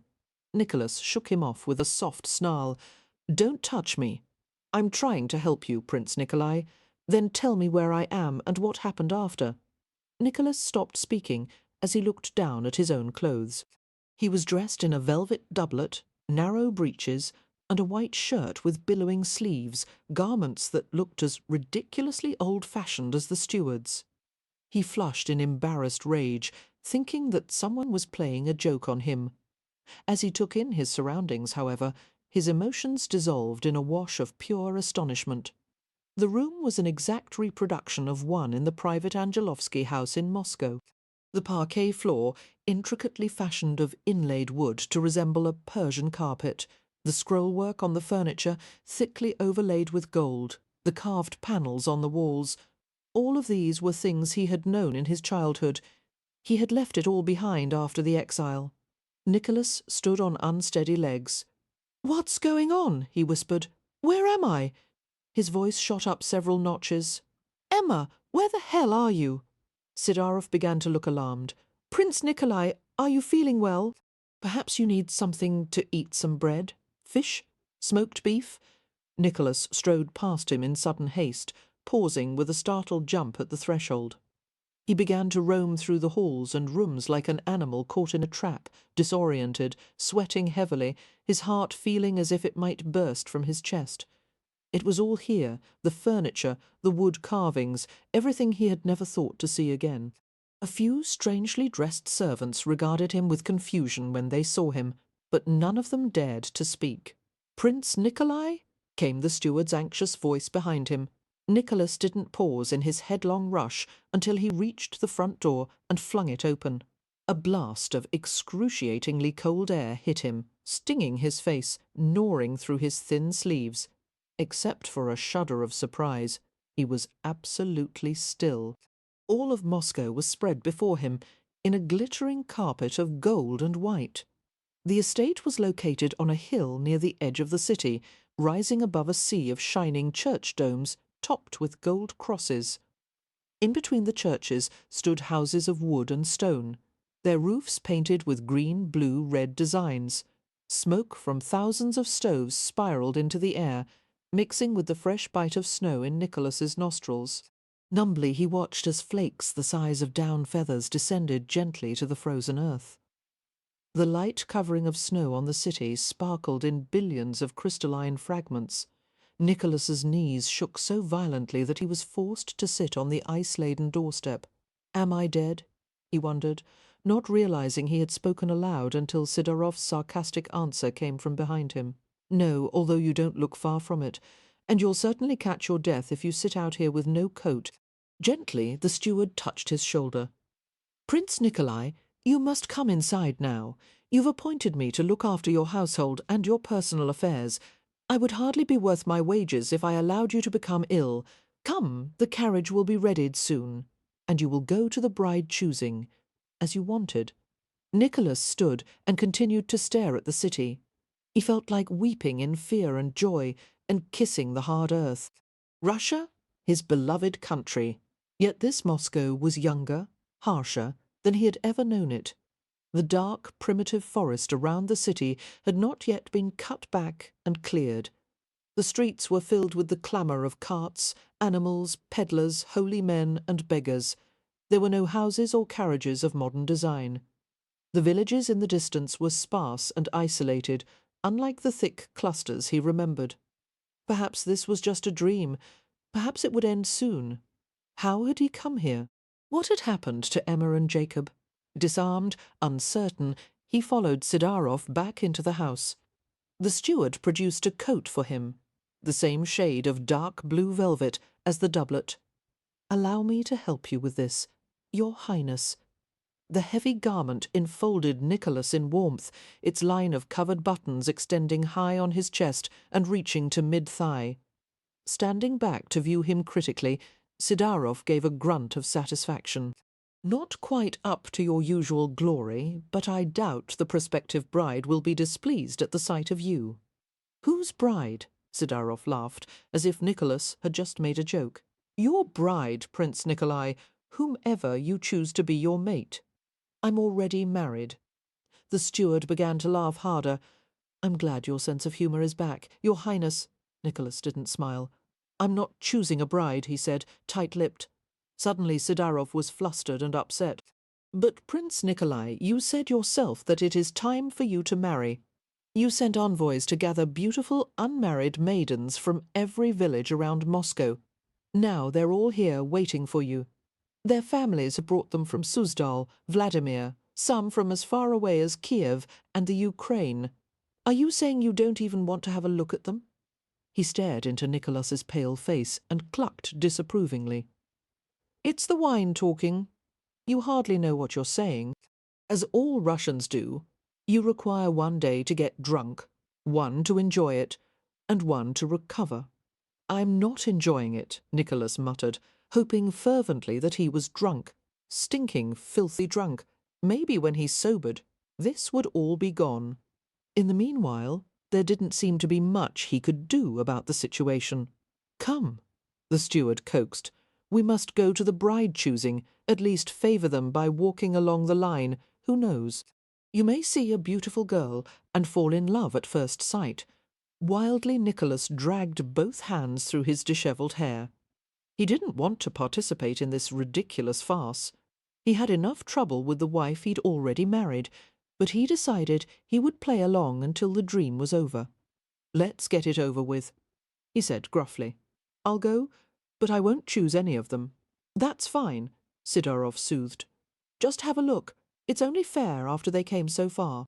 A small crowd of servants appeared to accompany Nicholas to the carriage, leading him down the slick steps. Efficiently they tucked fur robes around his legs and lap, placed hot stones at his feet, and pressed a goblet of wine in his hand. No more wine. Sidarov began as he climbed into the carriage. Nicholas silenced him with a gesture and glared at him over the rim of the jewelled goblet. He needed a drink badly, and he'd had enough of the bossy little servant. The heated wine was strong and bracing, blunting the edges of his panic. The gilded carriage was pulled by 6 black horses and mounted on runners that allowed it to glide swiftly over the carpet of snow. The Angelovsky crest was embroidered on the velvet cushions and repeated on the ceiling and walls in patterns of jewels, crystal and gold. "I'm an Angelovsky," Nicholas said tentatively, placing his hand on the crest. "You certainly are." Sidarov agreed in a feeling tone. Nicholas moved his gaze to the steward, who was beginning to look vaguely familiar. The Sidarovs had worked for his family for generations, had even accompanied him into exile, but Nicholas couldn't recall anyone named Fyodor. Except in his boyhood, he remembered the oldest Sidorov of all, whose name had been Vitya Fyodorovitch. Perhaps this was Vitya's father, grandfather? Then who am I supposed to be? Nicholas gulped the rest of his wine to stave off the sinking coldness inside him. The servant had called him Nikolai, Prince Nikolai, but that was his great-great-great-grandfather's name. The vehicle passed by the homes and markets of the Posad, the area of the city between the fortress walls and the outer earthen ramparts that encircled Moscow. People swathed in long coats, bulky robes and fur hats began to appear on either side of the street and cheer, waving the vehicle on to its destination. The scene reminded Nicholas uncomfortably of the curious crowds that had gathered to watch him depart St. Petersburg at the beginning of his exile. "Where are we going?" he asked tersely. "Don't you remember? Your friend Prince Golokov is the only one in Moscow with a private home large enough to accommodate all the women. He very kindly offered the use of his ballroom and pavilions for the bride-choosing. Very kind, Nicholas repeated grimly, gripping the empty goblet in his cold hands. They drove through the city, built in rings like the layers of an onion, with the Kremlin at its centre. Some sections contained clusters of noblemen's homes and small, perfect orchards. In others, bunches of gold church domes were gathered like exotic flowers, dwarfing the small wooden cottages nearby. The roads had not been paved or modernised, and the buildings were constructed of wood. With a dream-like sensation, Nicholas listened to the pealing of bells as Orthodox churches signalled the approach of morning mass. No other city on earth rang bells so frequently, filling the air with joyful music. If this was a dream, it was more detailed and vivid than any he'd experienced before. Finally, the carriage sleigh was pulled up to a great house fronted with slender wooden columns and an octagonal pavilion on either side. People crowded on both sides of the street and at the gates, cheering as they caught sight of Nicholas through the carriage windows. He sank lower in his seat, his face dark and brooding. "You must be nervous," Sidaroff remarked. "Don't worry, Your Highness. It will all be over soon." It had better be a compliment of shivering. Brocade-covered footmen opened the carriage door and escorted Nicholas to the house. Sidaroff followed close behind, carrying a wooden box with golden latches. Their host, presumably Prince Golokov, waited in the wide, low-ceilinged entrance hall. Golokov was a balding old man with a thin grey moustache that curved along with his lips as he smiled. "Nikolai, my friend," he said, a sly gleam in his eyes. He moved forward to embrace Nicholas and drew back to look at him. "You will be very pleased by the women inside, I assure you. Such an array of beauty I have never seen. Hair like fine silk, breasts like the choicest fruit. You will have no difficulty finding a girl to suit you. Shall we have a drink first, or proceed directly to the ballroom?" "Nothing to drink," Sidaroff interceded hastily, ignoring Nicholas's glare. "I am certain that Prince Nikolai, in his great eagerness, will want to see the women immediately." Golokov laughed. And who could blame him? "Follow me, Nikolai, and I will lead the way to paradise." The hallways echoed with a roar of excited female chatter that grew louder as they approached the ballroom. Smugly Golokov reached for the lion's head door handle and sent the door swinging open. There was a chorus of gasps, and then an anticipatory silence fell over the room. Nicholas hesitated before entering until Sidaroff and Golokov pushed him inside. "My God," Nicholas muttered. There were at least 500 women in the ballroom, maybe more. They stood in an uneven line, staring at him, waiting for his inspection. Most of them wore smocks and overdresses of red, the favourite colour of all Russians. Each girl wore her hair in the traditional maiden's braid, dressed with a ribbon or scarf, or with a diadem of gold or silver wire. A few of the boldest women sighed admiringly as Nicholas walked nearer. Nicholas felt a tide of burning colour rise from his neck. He turned back to Sidaroff, who was close behind him. "I can't," he began, and the steward elbowed him hard. "Just glance over them." "Your Highness shy?" Golokov asked with a mocking laugh. "This isn't like you, Nikolai. Or is it that you're still reluctant to marry? I promise you it isn't so bad. Besides, the Angelovsky name must be perpetuated. Pick a wife, my friend, and then we'll share a bottle of vodka." "Pick a wife" uttered as casually as if he were offering a tidbit from a tray of Zakuski.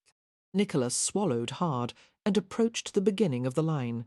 His feet felt as if they were encased in lead.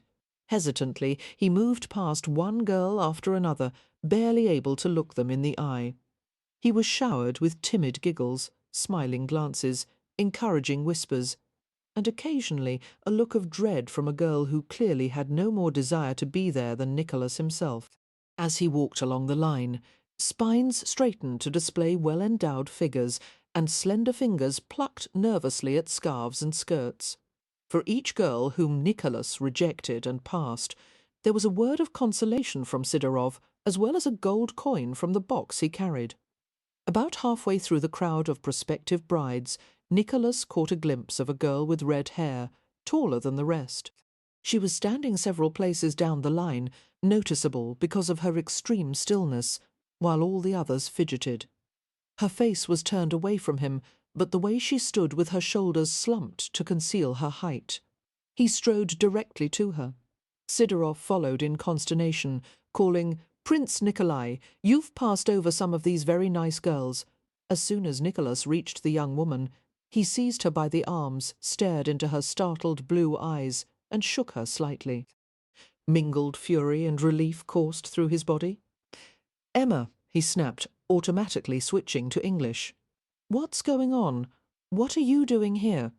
She shook her head in bewilderment and answered in flawless Russian. "Your Highness, I don't understand. Forgive me if I have offended you." Nicholas let go of her as if he'd received an electric shock. Emma didn't speak Russian, but it was her voice, her face and body, her eyes. He was quiet, baffled, staring hard at her, while the rest of the assemblage broke into questioning chatter. Sidorov took it upon himself to address the girl. "You with the red hair," he said calmly. "What is your name?" She replied, while still holding Nicholas's gaze. "Emilia. I want to talk with you," Nicholas said in a low voice. "Now."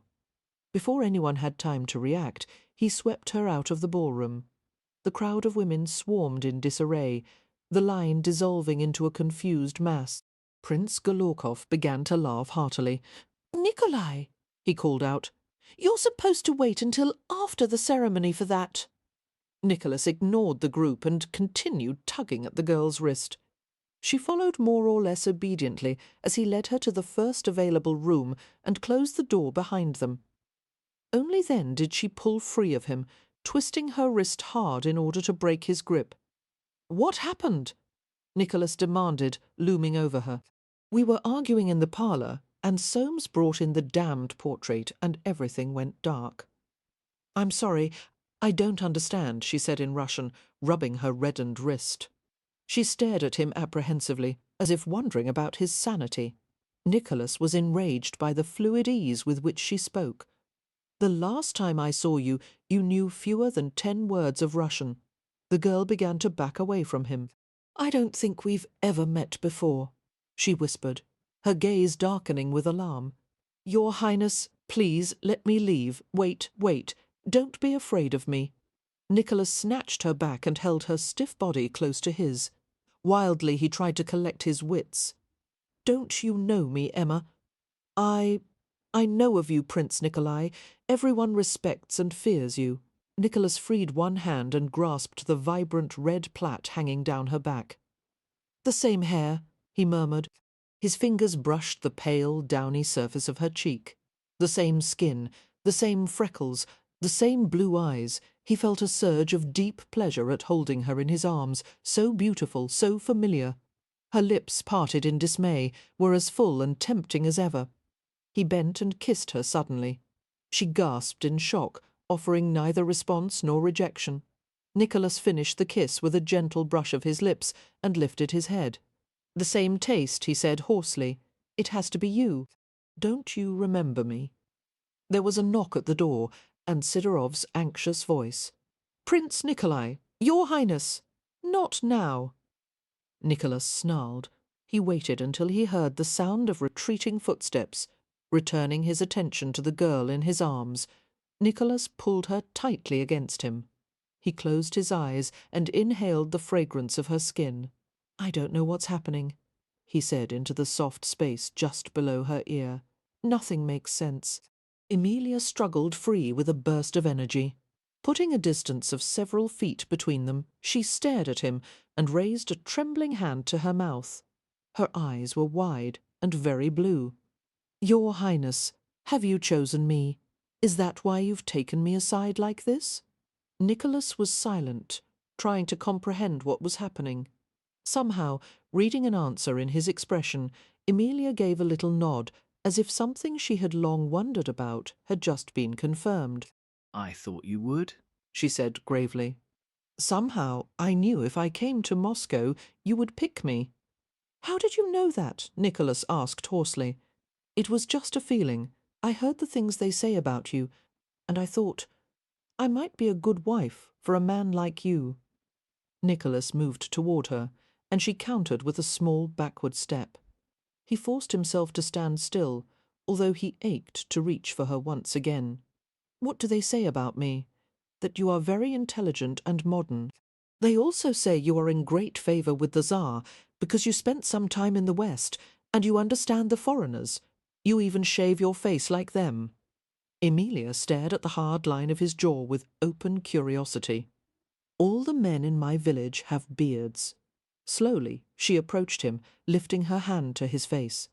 She stroked the surface of his chin once, twice, her fingertips soft on his skin. A shy smile hovered on her lips.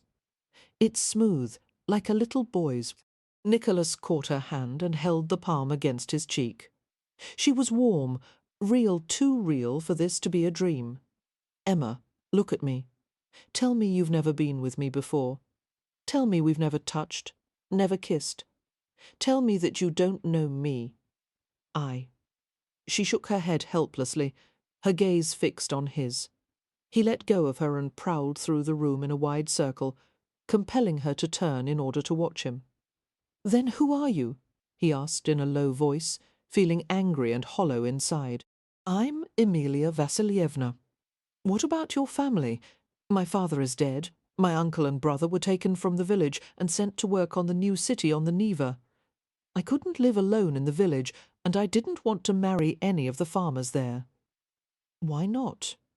"Most of the men were taken from the village by the Tsar to build Petersburg. The only ones left didn't want to marry me." Faced with his questioning silence, she continued hesitantly. "My family was unpopular because of my father's political beliefs, but it didn't matter that no one offered for me. They're either too old or too young, and none of them is fit to work. And they're all poor. I wanted more than that." "More money?" "No," she protested. "I wanted someone to talk to. I wanted to learn things and find out what the world beyond the forest is like." She lowered her head and added in embarrassed honesty, "Of course I wouldn't mind being rich. I think I would like to try it."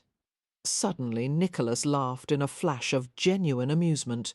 The comment was so much like Emma, a potent reminder of his wife's charming bluntness. Well, such open ambition should be rewarded. "Your Highness," she said, clearly perplexed. Nicholas took a deep breath. "What I meant was, I'll marry you. I'll go along with this for a time. God willing, it will end sooner or later." "What will end the nightmare?" he muttered. "The vision. Whatever you want to call this, it all seems so real that I'm beginning to think I've gone insane. But there's not much I can do about it, is there? I choose you, Emma, Emilia, whoever you are. I'll always choose you, though you may damn me for it later. I don't understand. Never mind." He extended a hand to her. "Just come with me." She hesitated and then reached out for him, her long fingers clinging to his. Nicholas took her back to the ballroom, where Golokov and Sidorov and the entire crowd of women waited expectantly. With an extravagant sweep of his hand, Nicholas indicated the blushing woman at his side. "This is my bride," he said in a sardonic imitation of a pleased bridegroom. Prince Golokov applauded. "Excellent choice, Nikolai. What a fine-looking female. Surely she will bear you many healthy sons." Nicholas turned to Sidorov and arched a questioning brow. "When's the wedding?" The inquiry sent Golokov into a spasm of laughter. Such wit! Sidorov tried to cover his worry with a thin smile. "Tonight, of course, at the Angelovsky house, unless your Highness wishes to wait." "Tonight it is," Nicholas said abruptly. "I want to return home now." "But our drink," Golokov protested. Nicholas made an attempt at a friendly smile.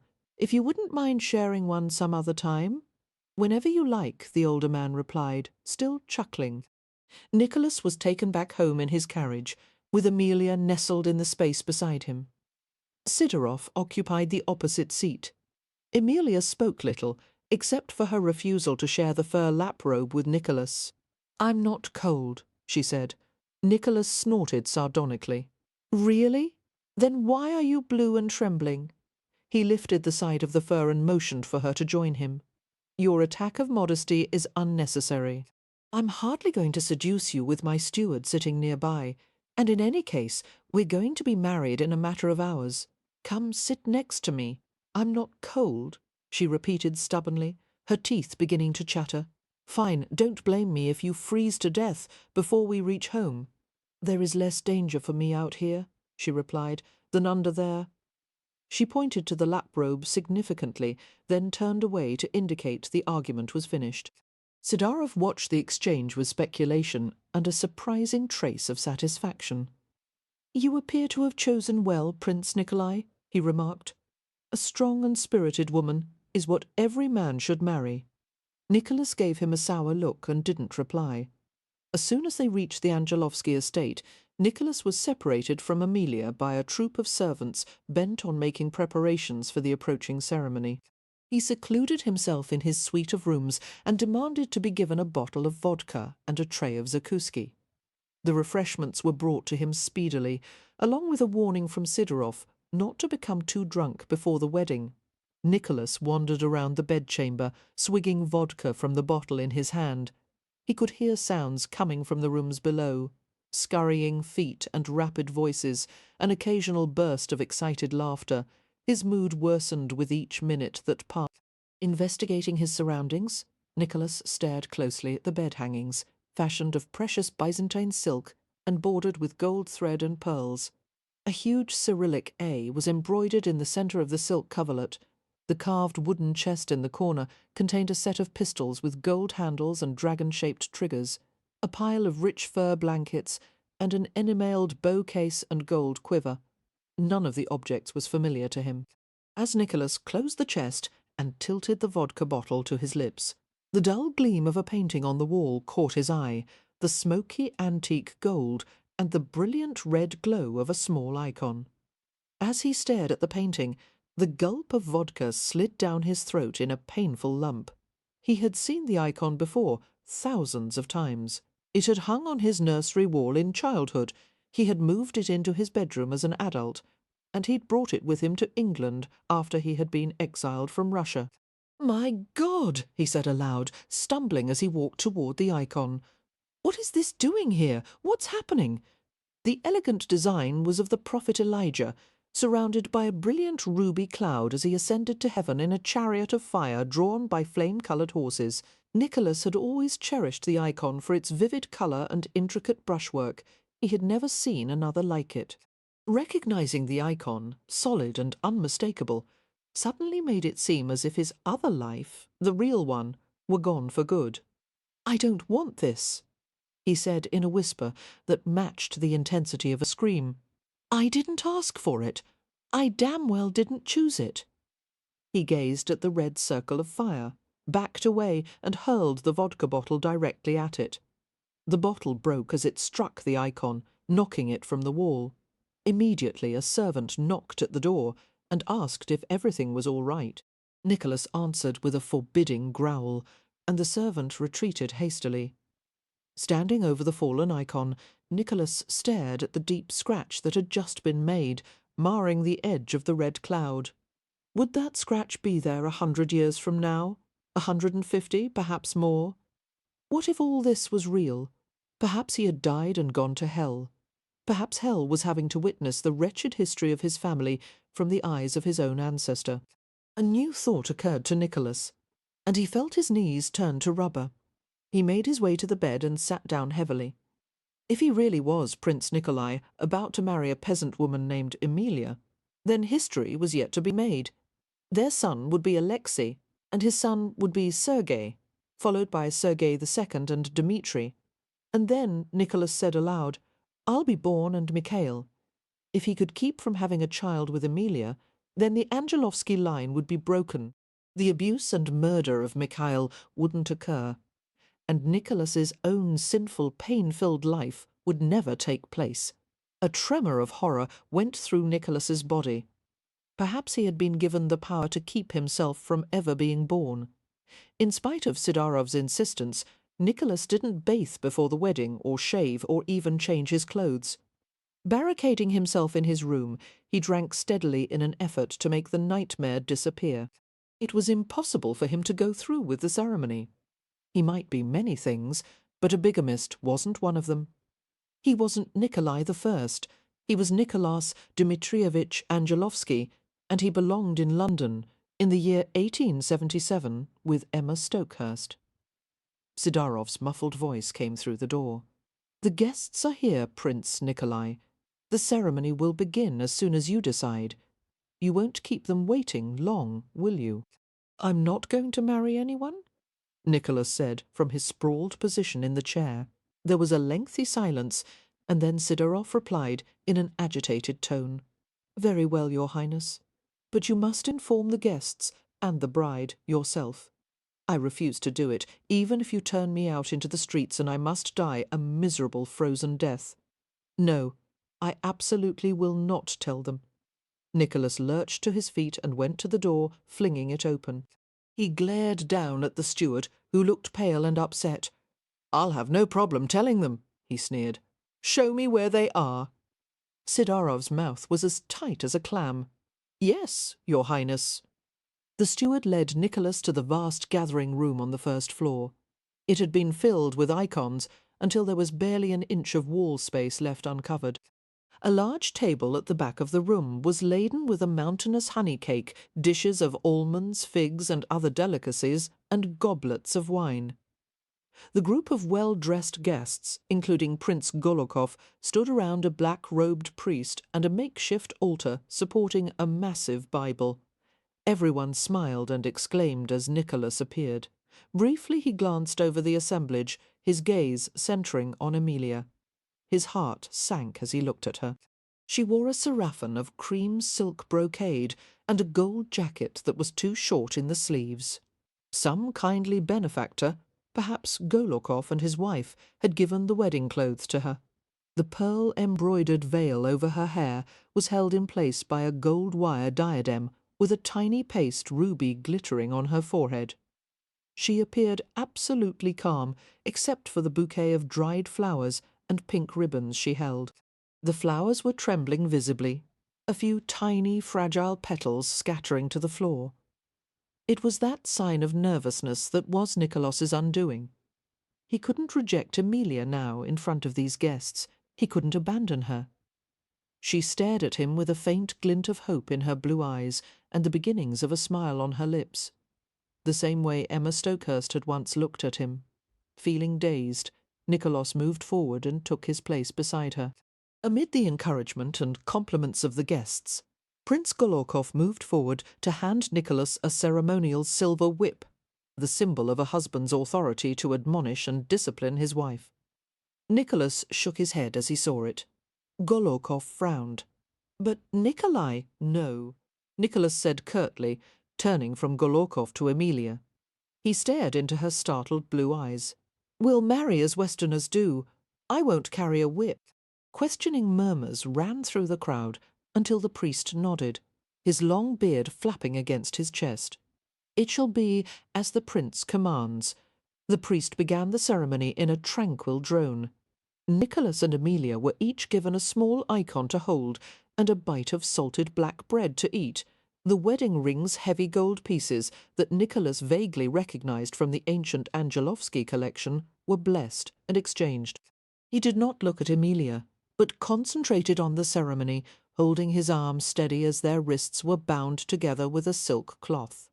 With great dignity the priest led them in a small, tight circle around the altar and unwrapped the wrist binding. Following the priest's indication, Emilia began to kneel on the ground. According to tradition, the bride should rest her forehead on the groom's shoe to show the proper submissiveness. Realizing what was happening, Nicholas caught Emilia by the elbows and hauled her upright before her knees touched the floor. She gasped in surprise and swayed against him.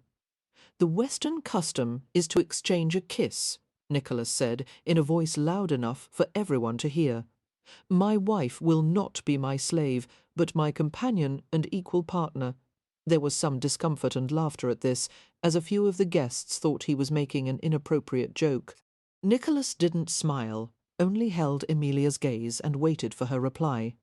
"Yes, Nikolai," she finally said in a stifled whisper, her eyes closed as he bent his head and kissed her. Her lips were soft and innocent, parting beneath the hard pressure of his. Nicholas slid his hands around her neck, his fingers splaying across the warm silken skin as he gathered her closer. The firm weight of her breasts touched his chest, a sound of pleasure caught in Nicholas's throat. He wanted her with sudden, terrible desperation, until his groin and his nerves and his very soul ached with it. Somehow he managed to release her. The priest handed them a red wooden Bretina cup to drink from, and when that bit of good luck was ensured, the guests applauded the completion of the ceremony. Time to celebrate someone called, and the assemblage moved as a whole toward the honey cake and the goblets of wine. Nicholas gazed at his new bride, his blood pumping hard, his fingers flexing as he thought of all the things he wanted to do with her. He was consumed with lust. It didn't matter what her name was. His senses told him this was Emma. Her body, her winsome spirit, and her presence stirred him just as they always had. Sidarov appeared beside him, giving him a discreet nudge with his elbow. "Your Highness," he muttered out of the side of his mouth, "you may take your bride upstairs now. Is there anything you require?" Nicholas tore his attention from Amelia long enough to reply. "Privacy," he said meaningfully. "If anyone comes to my room, I'll kill him. Is that clear? But Prince Nikolai, according to tradition, the guests have the right to inspect the sheets in 2 hours. Not according to Western tradition." Sidarov nodded, wearing a beleaguered grimace. "It is not easy to be the servant of a modern man. Yes, Your Highness, I'll keep everyone away." Nicholas offered Amelia his arm, and she took it at once, bending her head to let the veil hide her fierce blush. A chorus of cheerful farewells followed them as they left the gathering. Conscious of Amelia's nervous grip on his arm, the way she matched her footsteps to his, Nicholas was suffused with hungry anticipation. He wanted her too much to let anyone or anything interfere. It didn't matter what the consequences were. For a few hours the rest of the world would disappear, and he would lose himself in the pleasure of her body. He led her to his bedroom and closed the door. The servants had set out jugs of water and wine, and thick yellow candles that filled the room with amber light. Amelia stood still, her breath shallow as she watched him with wide eyes. Gently Nicholas removed the diadem from her hair and lifted away the pearl-embroidered veil. He set the articles aside on a small table and returned to her. "Turn around," he said softly. She obeyed, and he heard her quick, indrawn breath as she felt him grasp the braid that hung down her back. He unplaited the thick red locks, setting the brilliant curls free, and he combed his fingers through the loosened mass. Each movement was slow, careful, although he wanted to throw her on the bed and take her at once. Easing the gold jacket over her shoulders, he dropped it to the floor. He drew her back against him and slid his hands over her front, feeling through the layers of her sarafan for the shape of her body. She gasped, pressing her spine against him, while he cupped her round breasts until her nipples hardened from the light caress. Nicholas was stunned by the trusting way she offered herself to him. He lowered his head over her shoulder, nuzzled his face into her neck, while his heart beat a rhythm of furious need. He let his hand drift over the flat, neat line of her stomach, down to the tantalizing cove between her thighs. Shivering, Amelia leaned harder against him, her breath rushing unsteadily as he pressed his palm over the soft mound, until heat collected between his hand and her body. Nicholas had always preferred to make love in silence, making the act purely physical rather than an experience of shared emotion. Words said at such a time were too intimate and revealing. But he felt the need to say something to her now, to soothe the tension that had suddenly made her spine rigid. "I'm not going to hurt you, Roshka." "I'm not afraid," she replied, turning to face him. "It's only that we don't know each other, don't we?" He wanted to reply, "I've held you in my arms too many times to count. I know you, Emma, every inch of your body, every expression on your face." He knew how to manipulate her, how to make her feel pleasure, shame, anger. But did all of that mean he really knew her?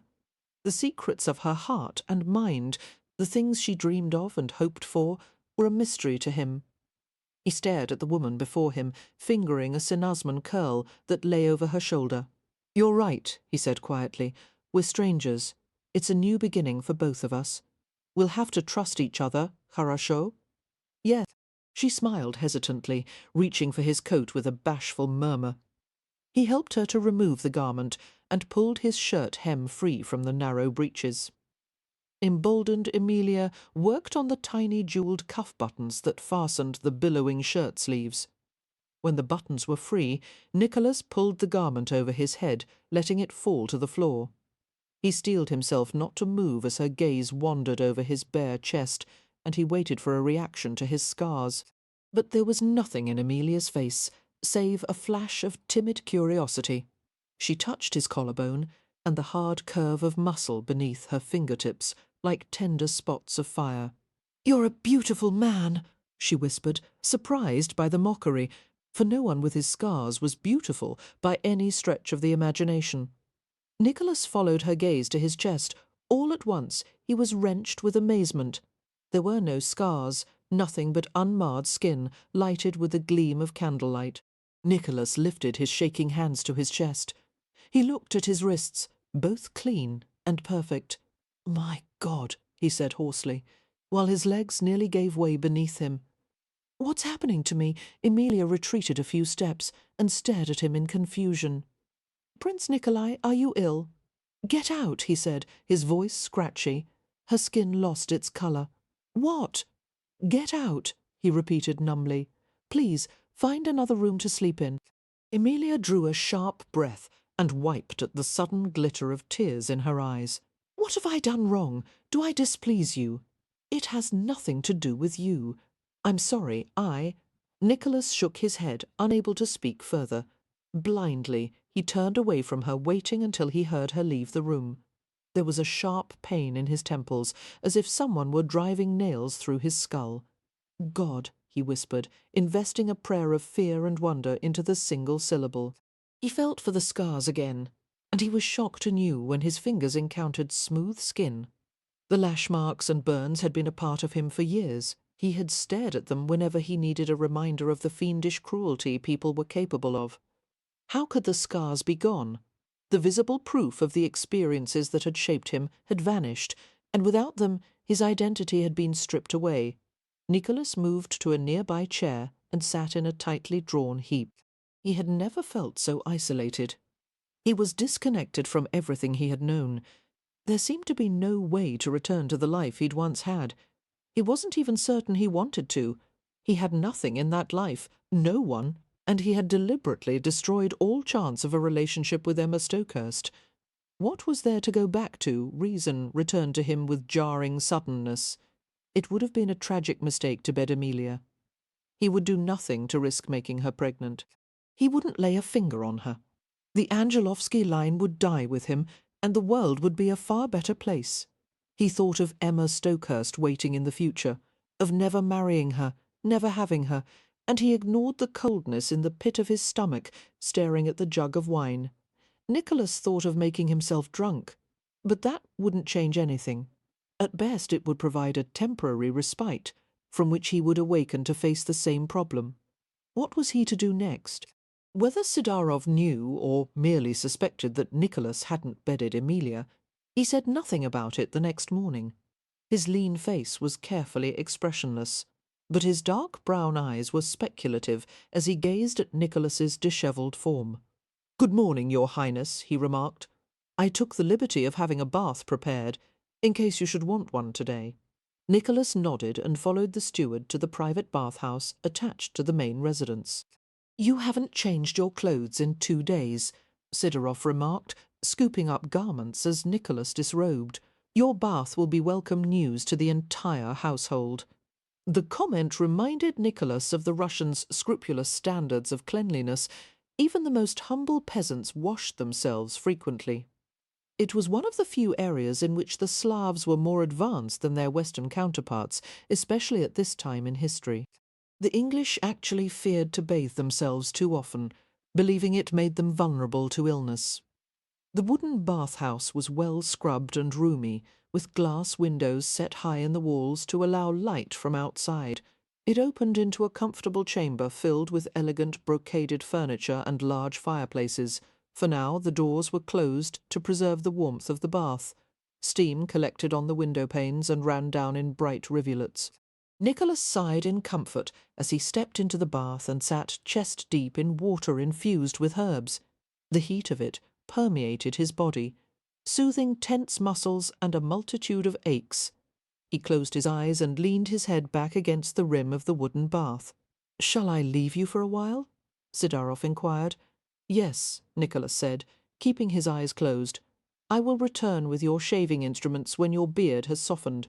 For a while there was no sound except the dripping of water from the windows and the slosh of small waves in the bath as Nicholas moved his foot back and forth.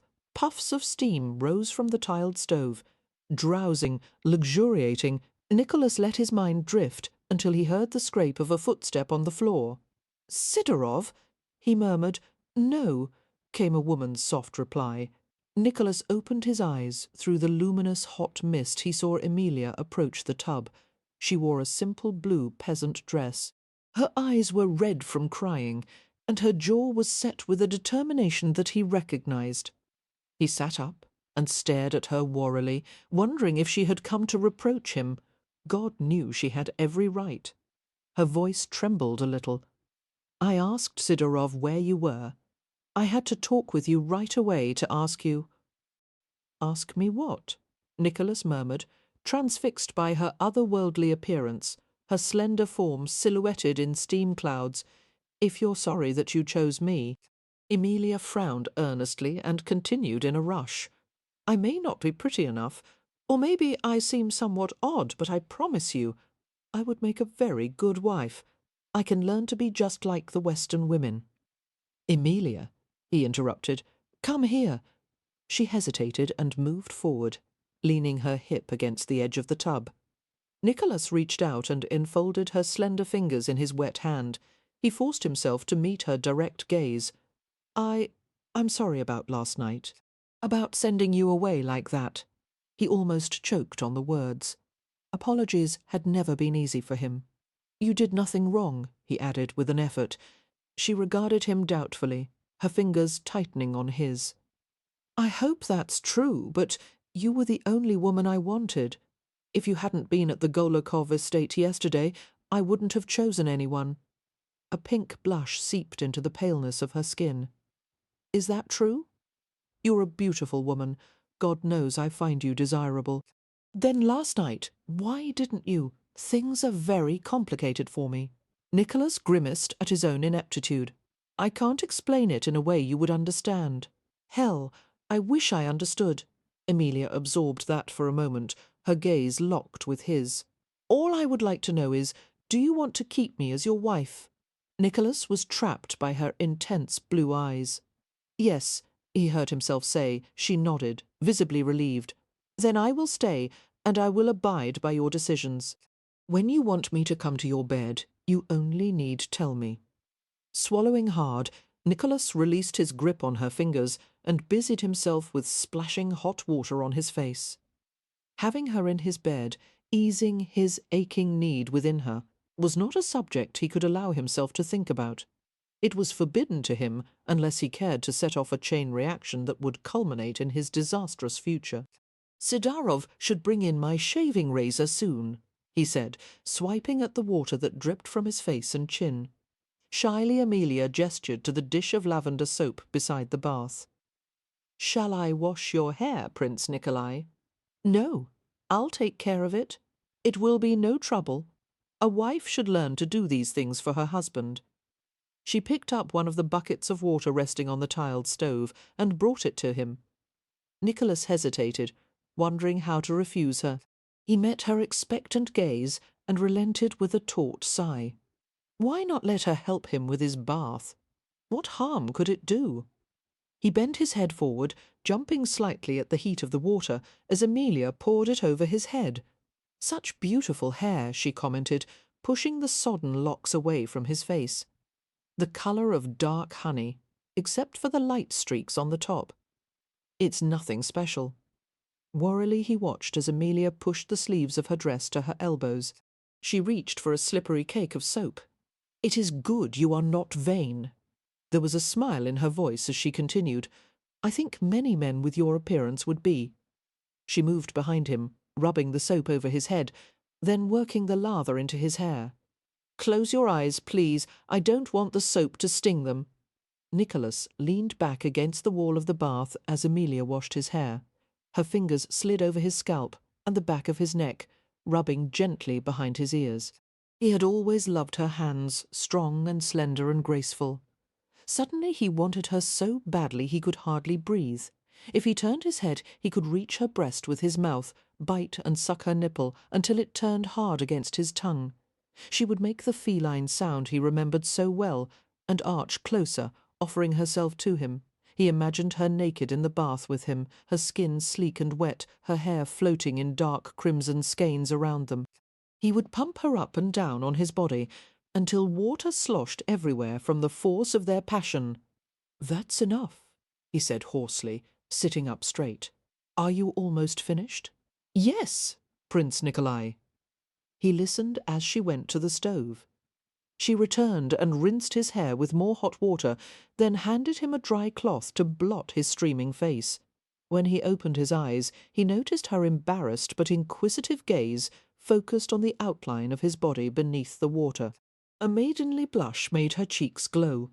Nicholas was half afraid he wouldn't be able to control his impulses. "Thank you," he managed to say. "Find Sidorov now and tell him I want a shave. Yes, but first, would you like me too, now?" he repeated gruffly. Emilia nodded obediently and left, and Nicholas gave a tortured sigh. He sank lower into the water and willed his body to calm down. "I don't know how much of this I can take," he muttered. He was nearly startled out of his wits when a rumbling laugh echoed through the bathhouse. "Talking to yourself, Nikolai." Nicholas turned and stared at the stranger. He controlled his expression, showing none of the amazement he felt inside. A man nearly 7 feet tall, apparently in his mid-30s, strode to the tub and surveyed him with hearty amusement. "I just saw your new wife," the giant informed him. "A beautiful woman and of good, sturdy stock, like my Catherine." "God grant that you made a wise choice, my friend." The stranger's face, incongruously small and round for such a large man, was oddly familiar. A shock of straight, fine chestnut hair fell to his narrow shoulders. A tiny moustache adorned his upper lip, but there was no beard to soften the hard, heavy lines of his jaw. His hazel eyes fairly danced with energy, the same restlessness that seemed to permeate his entire frame. He wore Western clothes but spoke Russian in the thick, rolling tones of a native Slav. "I brought my entourage for a short visit," the man informed Nicholas.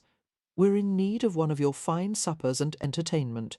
Menshikov is back from his command in Poland, and we want to give him an enjoyable time." The man winked. "We owe my Alexashka a lot after his triumph over the Swedes at the Battle of Kalisz.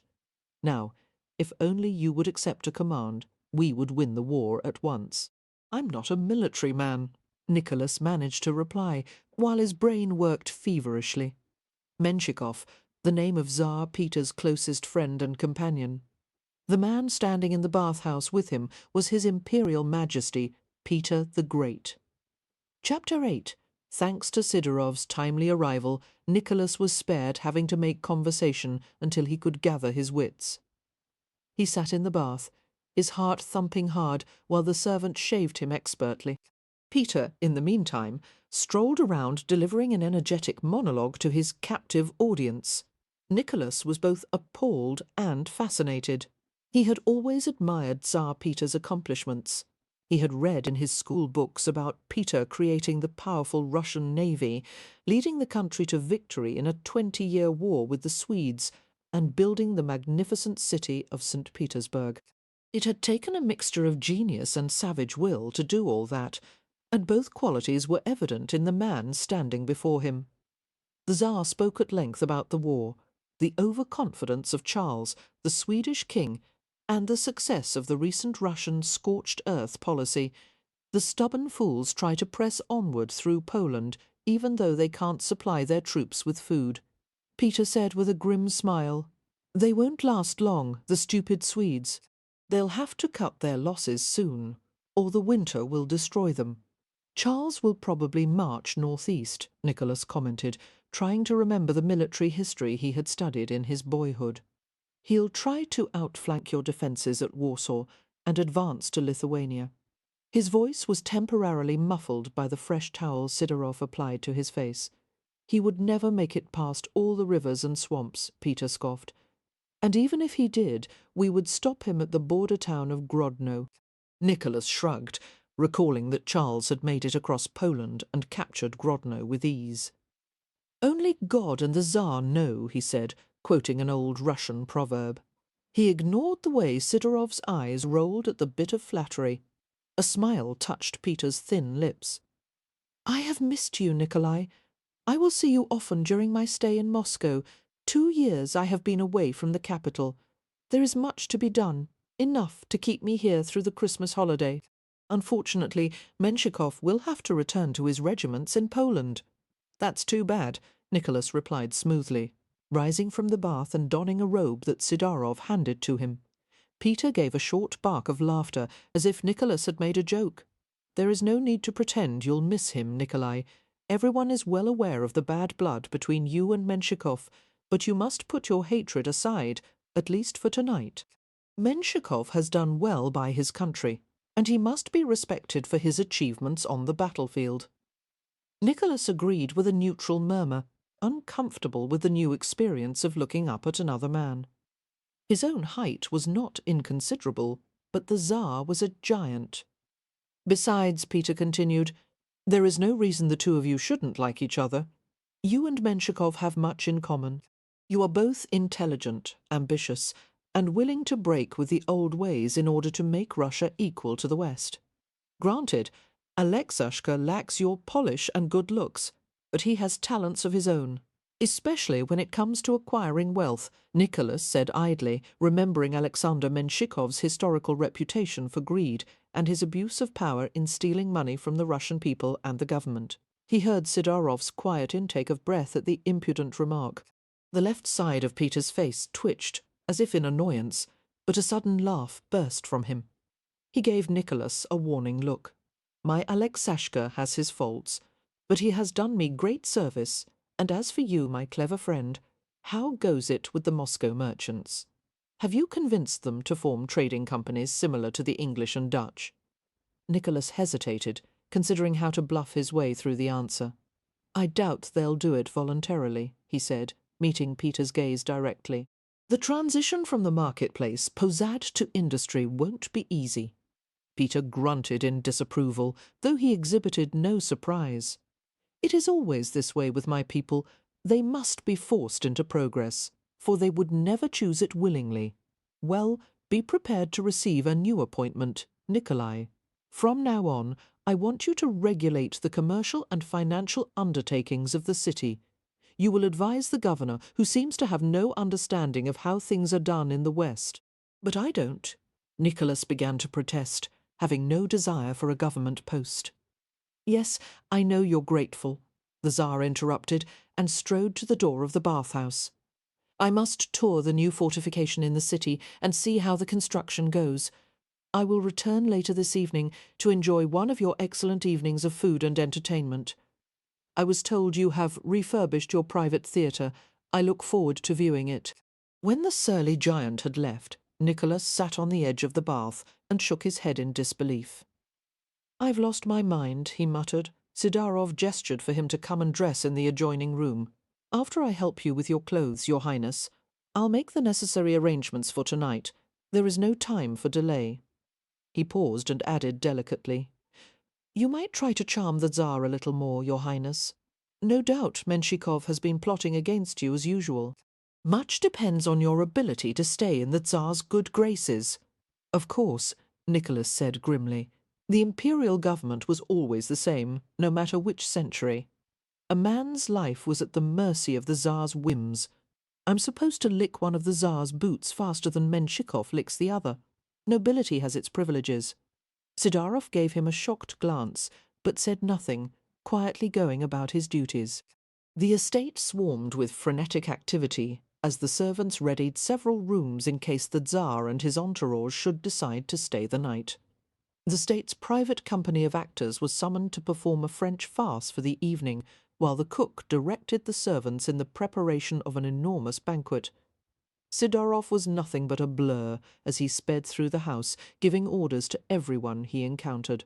Left to his own devices, Nicholas set about investigating the condition of the Angelovskis' current holdings. He was surprised to find that most of the family's property was poorly documented. Looking through what few papers and account books he could find, he discovered that the family fortune was only a fraction of what it would be in the future. The Angelovsky income was comprised solely of rents from a few private properties and a minimal interest in an imperial porcelain factory. It seemed that among Prince Nikolai's interests, making money had not been paramount. "Nikolai?"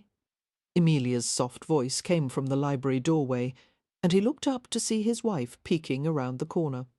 "What is it?" Cautiously, she ventured into the room. "Sidorov said that the Tsar will eat at our table tonight. Will I have to be there?" "Yes," he said, brusquely, closing an account book. "Western women always eat at the same table as their husbands." "Oh." She frowned nervously and plucked at the sleeves of her peasant dress. I have nothing to wear except a sarafan. That will be fine. It's not modern. It's not fashionable. We'll have some gowns made for you in the meantime. Wear the sarafan." "Yes, Nikolai." His gaze remained on her face as he noticed that her skin looked strangely pasty.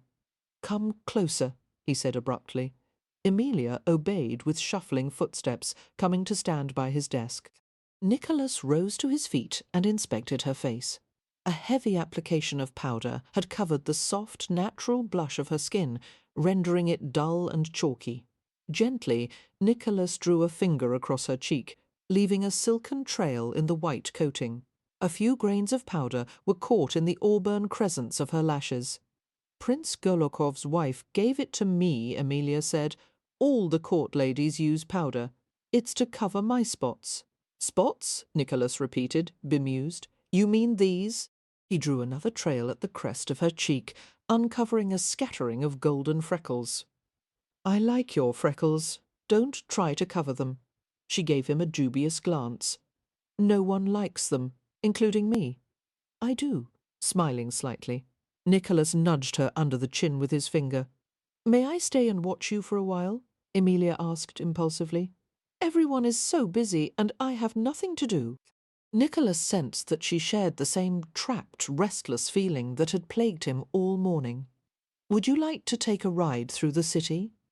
"I thought I might go to Kitai-Gorod." Emilia's eyes brightened at the mention of the Kremlin-area marketplace, where all the finest retail shops were located. "I've never been there before." He was amused by her excitement. "Then hurry and find your cloak and wash your face."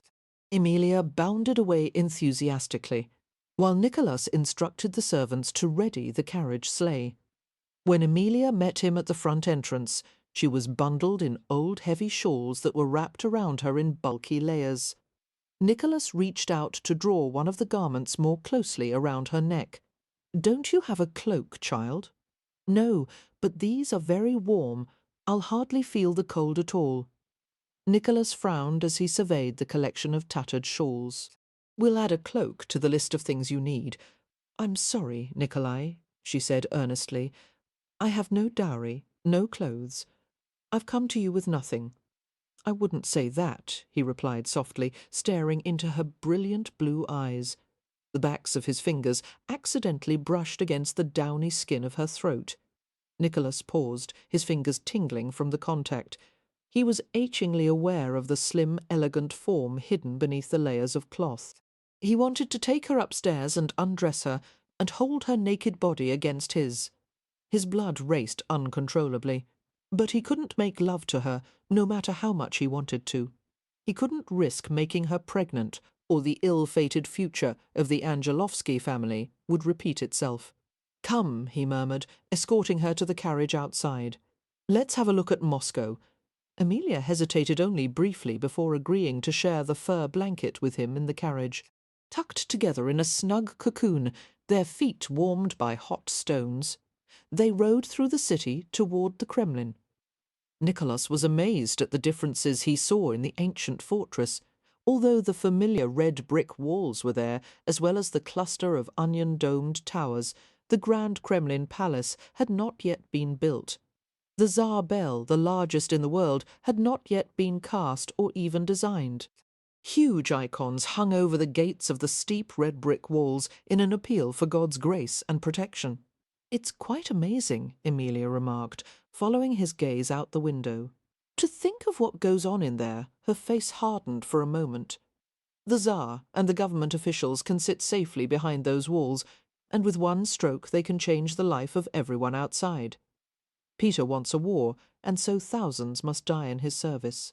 Peter wants a new city by the Baltic Sea, and men like my uncle and brothers are conscripted to work on it. So many have died doing the Tsar's will. My uncle and brothers will probably die there too. You can't be certain of that.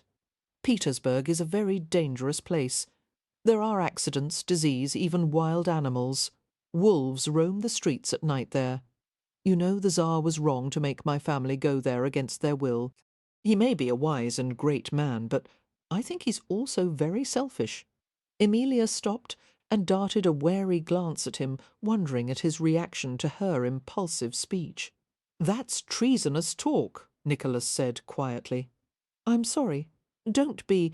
You may say anything you like to me as long as no one else overhears. People are arrested and executed for any hint of rebellion." "Yes, I know." She stared at him curiously. "You won't punish me for saying things against the Tsar." Nicholas snorted, thinking of all the suffering he'd received at the imperial government's hands. "Hardly. Everyone, male or female, is entitled to an opinion." "You're very strange," Emilia said, a wondering smile crossing her face. "I've never heard a man say such a thing." The carriage stopped at the marketplace. Many stares focused on them as they descended from the vehicle. Nicholas held Emilia steady as her feet touched a patch of ice. "Easy," he murmured, gripping her arms. "Watch your step, or you'll fall before I can catch you." "Thank you," she said breathlessly, and laughed as she looked at the marketplace. "Oh, there's so much to see." Nicholas kept his hand at her back as they walked past the trade rows, lined with benches and stalls overflowing with goods. Merchants clamoured for their attention, calling out the merits of their wares. Fine leather boots, soft sheepskin blankets, holy icons for sale. Peddlers strolled by with trays of foodstuffs hanging around their necks.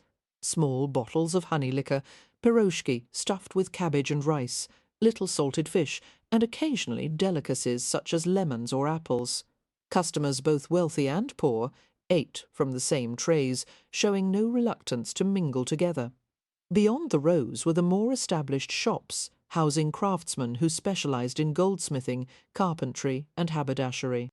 Stonecutters had brought their wares from Ekaterinburg, perfectly cut buttons and charms made of vibrant emerald malachite or bright blue lapis, crystals, topaz, and amethyst made into beads and jewellery.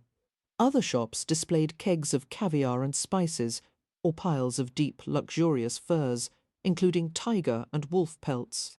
Aside from a number of Chinese tea shops, there appeared to be only a handful of foreign-owned businesses, compared with the multitude that would populate the city in the 19th century.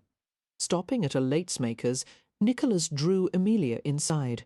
She exclaimed in delight at the tables piled with lace of every quality, some of it as fine as spiders' webs.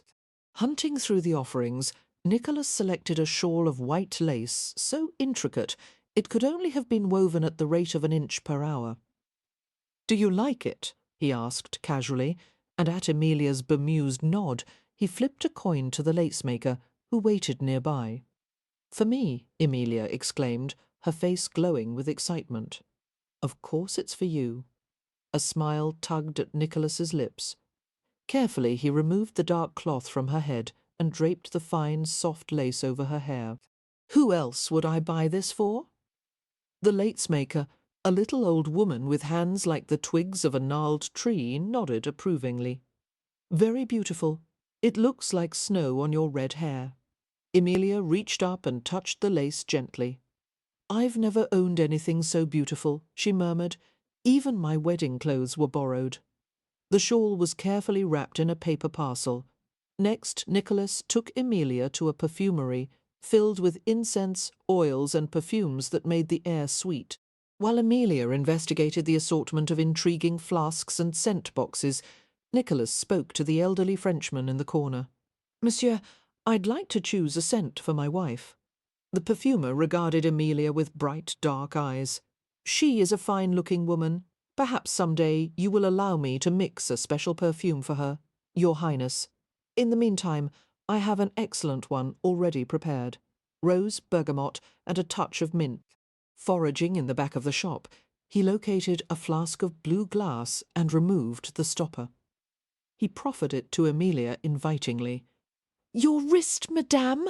Cautiously, Emilia extended her arm, and the perfumer rubbed a tiny drop on her skin. Emilia sniffed her wrist and looked at Nicholas with an amazed grin. "It smells just like the meadow in spring."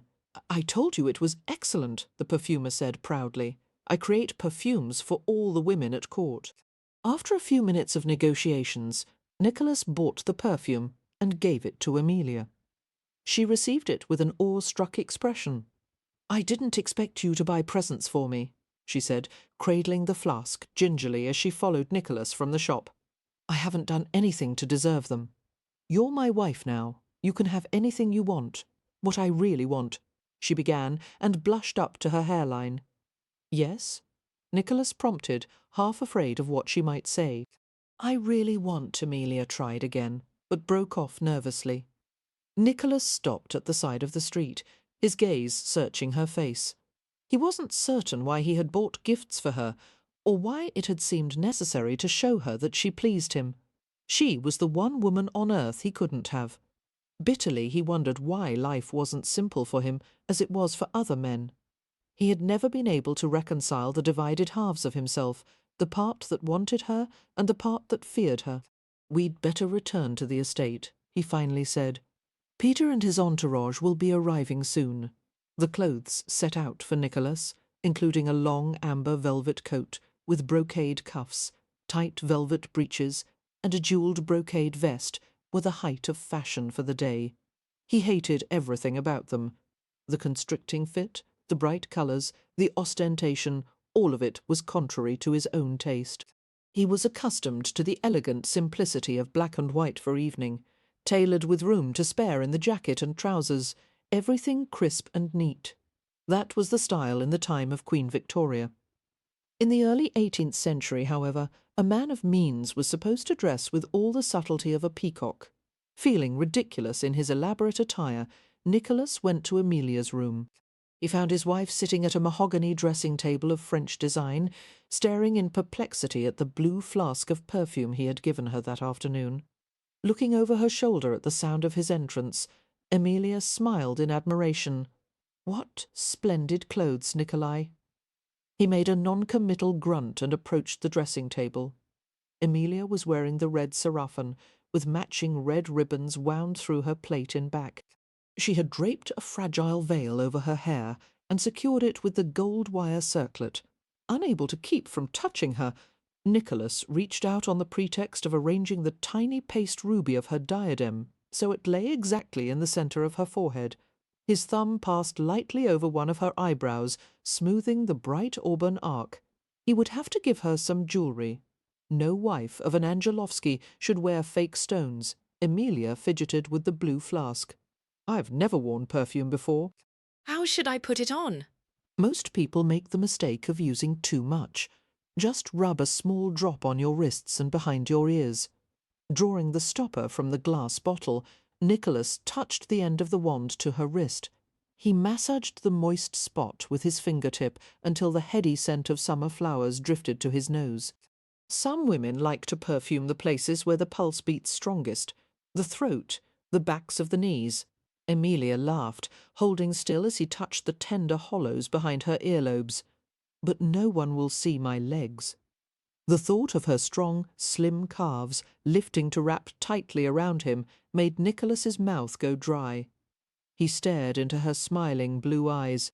If he wanted to, he could seduce her right here, take her to the bed just a few yards away, lift the hem of her sarafan to her waist, with her face at the level of his hips, Emilia couldn't help but notice the change in his body as his flesh hardened beneath the iron restriction of his breeches. She turned pink and cleared her throat before asking, "Nikolai, do you want to?" "No," he snapped, turning away. He strode to the doorway and paused at the threshold, speaking without looking back at her. "I suggest that you hurry, madam. Like it or not, you're going to play hostess for the Tsar tonight, and you'd better make the performance a good one, or there will be hell to pay for us both." The troupe of 6 actors performed the comedy by Molière with engaging lightness. A group of approximately 30 guests clustered around the Tsar as they relaxed in the private theatre at the Angelovsky estate. The theatre was small but luxurious, the walls thickly covered with gilt and oval-shaped portraits of family ancestors, flanked by Nicholas on his left and Alexander Menshikov on his right. The Tsar laughed heartily at the antics of the actors. Nicholas was acutely aware of his wife's tension. Emilia was frozen in the seat beside him, darting occasional glances at the Tsar. Nicholas guessed that she was intimidated by Peter. Peasants of Emilia's humble background were all taught that the Tsar of Russia was the most powerful man on earth, a fatherly and omnipotent figure, and the only being above him was God. To soothe Emilia and keep her attention on the play, Nicholas whispered frequently in her ear, translating the French phrases and jokes into Russian. When the play was concluded, the guests were led into the dining room and arranged at a long table. Again, Nicholas sat on Peter's left, Menshikov on his right. Emilia was located several places away, looking uncomfortable in comparison to the fashionably gowned court women at the table. Platters of heavily seasoned fish and roasted game were served, and wine was poured into silver goblets lined in pink crystal. Nicholas said very little, merely sat back in his chair and watched the Tsar and Menshikov. There had been few people in his life Nicholas had hated on sight, but Alexander Danilovich Menshikov, recently titled Prince of Izora, was one of them. Perhaps it was because Menshikov so clearly hated him with the same intensity. A tall, cold-faced man, bone-thin from the hardships of his service in Poland, Menshikov clung to the Tsar like a shadow, trying to anticipate all his thoughts and needs. He had unusual turquoise eyes, intense and calculating, and a hard, small mouth adorned with a moustache identical to Peter's. Through a combination of endurance, cleverness, and ambition, Menshikov had risen to a power that often allowed him to speak for Peter himself. A deep sense of comradeship seemed to exist between the two men. Menshikov was fiercely jealous of his relationship with the Tsar, and was obviously threatened by anyone whom Peter spoke with or admired. Menshikov spoke to Nicholas in a cat-like tone. "How admirable of you to follow the Angelovsky tradition of marrying a peasant woman. They breed with no difficulty, and it is but a simple matter to train them." "Alexashka," Peter said in a warning tone, but Menshikov continued idly. "It was wise of you to marry without love, Nikolai. Nothing must interfere with a man's devotion to the Tsar and Russia, especially not love for a woman. Demanding creatures, women, they want everything for themselves. As long as a man knows what should come first, he will do well." "I know what should come first," Nicholas assured him, his voice quiet, his eyes hard. He saw how Emilia flushed in embarrassment at Menshikov's pointed remarks about her background. Turning to her, Nicholas commented blandly, "Just see how far you may rise, Ruishka. Our friend Menshikov may be a prince of Russia now, but he began as a pie seller in the Moscow marketplace." Menshikov twitched as if stung, and Peter laughed uproariously. "You asked for that, Alexashka," he said, still chuckling. "You should know by now not to provoke Nikolai. He's a sleeping tiger. Best not to awaken him. We can't all be born aristocrats like the Angelovskys," Menshikov muttered. "How fortunate for Russia that the Tsar believes in rewarding a man for his own merits, and not because of his noble blood. All I ask is that my people give me loyalty and ardent service," Peter replied. "In this way, a peasant may prove himself to be far more noble than a prince." As he followed Nicholas's gaze, Peter's attention alighted on Emilia. "What village are you from, child?" It was a common question, a courtesy that most Russians exchanged in order to show polite interest. The effect on Amelia, however, was unexpected. She turned very pale, and a clammy sheen appeared on her forehead. Her silence drew out to an almost unbearable degree until Nicholas thought she might not answer. Her reply was barely audible. It's Preobrazhenskoe." Peter was still, except for the odd tick that began in his left cheek. What the hell does that mean? Nicholas thought in worry before he suddenly realized that Preobrazhenskoe was the site where many bloodthirsty uprisings had begun. It was the home of the Streltsy rebels, who had been responsible for the death of most of Peter's family when he was a child. They had murdered his relatives right before his eyes. The trauma had caused him the lifelong affliction of occasional seizures on the left side of his face and neck.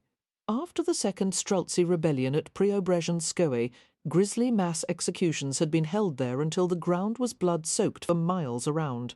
Nothing could guarantee a more negative reaction from Peter than the mere mention of that village. Menshikov eyed Amelia with barely subdued glee.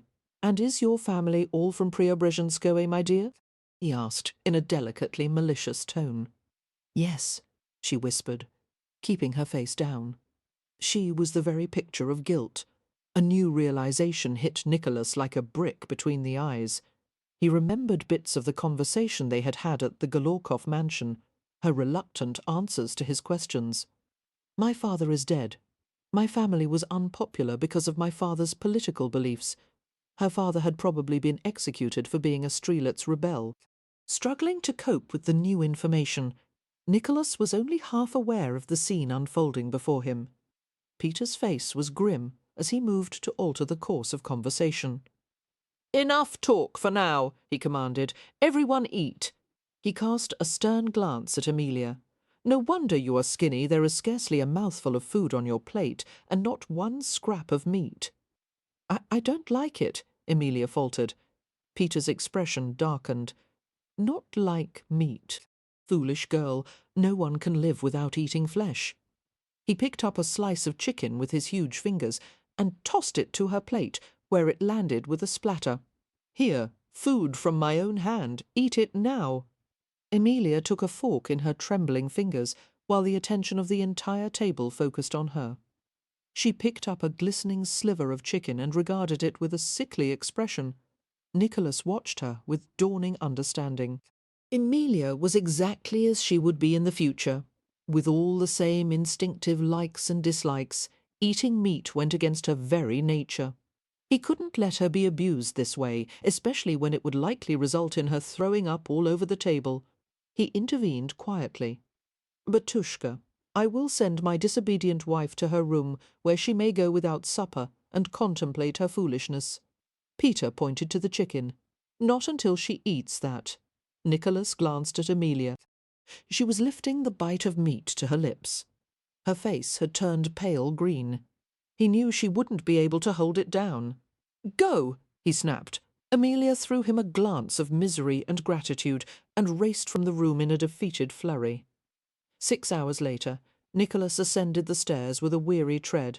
His entire body was tense with anger, frustration, and a strong feeling of betrayal. It had been a hellish evening. After Amelia had left, Peter's foul mood had poisoned every attempt at conversation. Menshikov had encouraged him with a constant flow of sly whispers and insinuations, while the guests were torn between scandalous delight and uneasiness.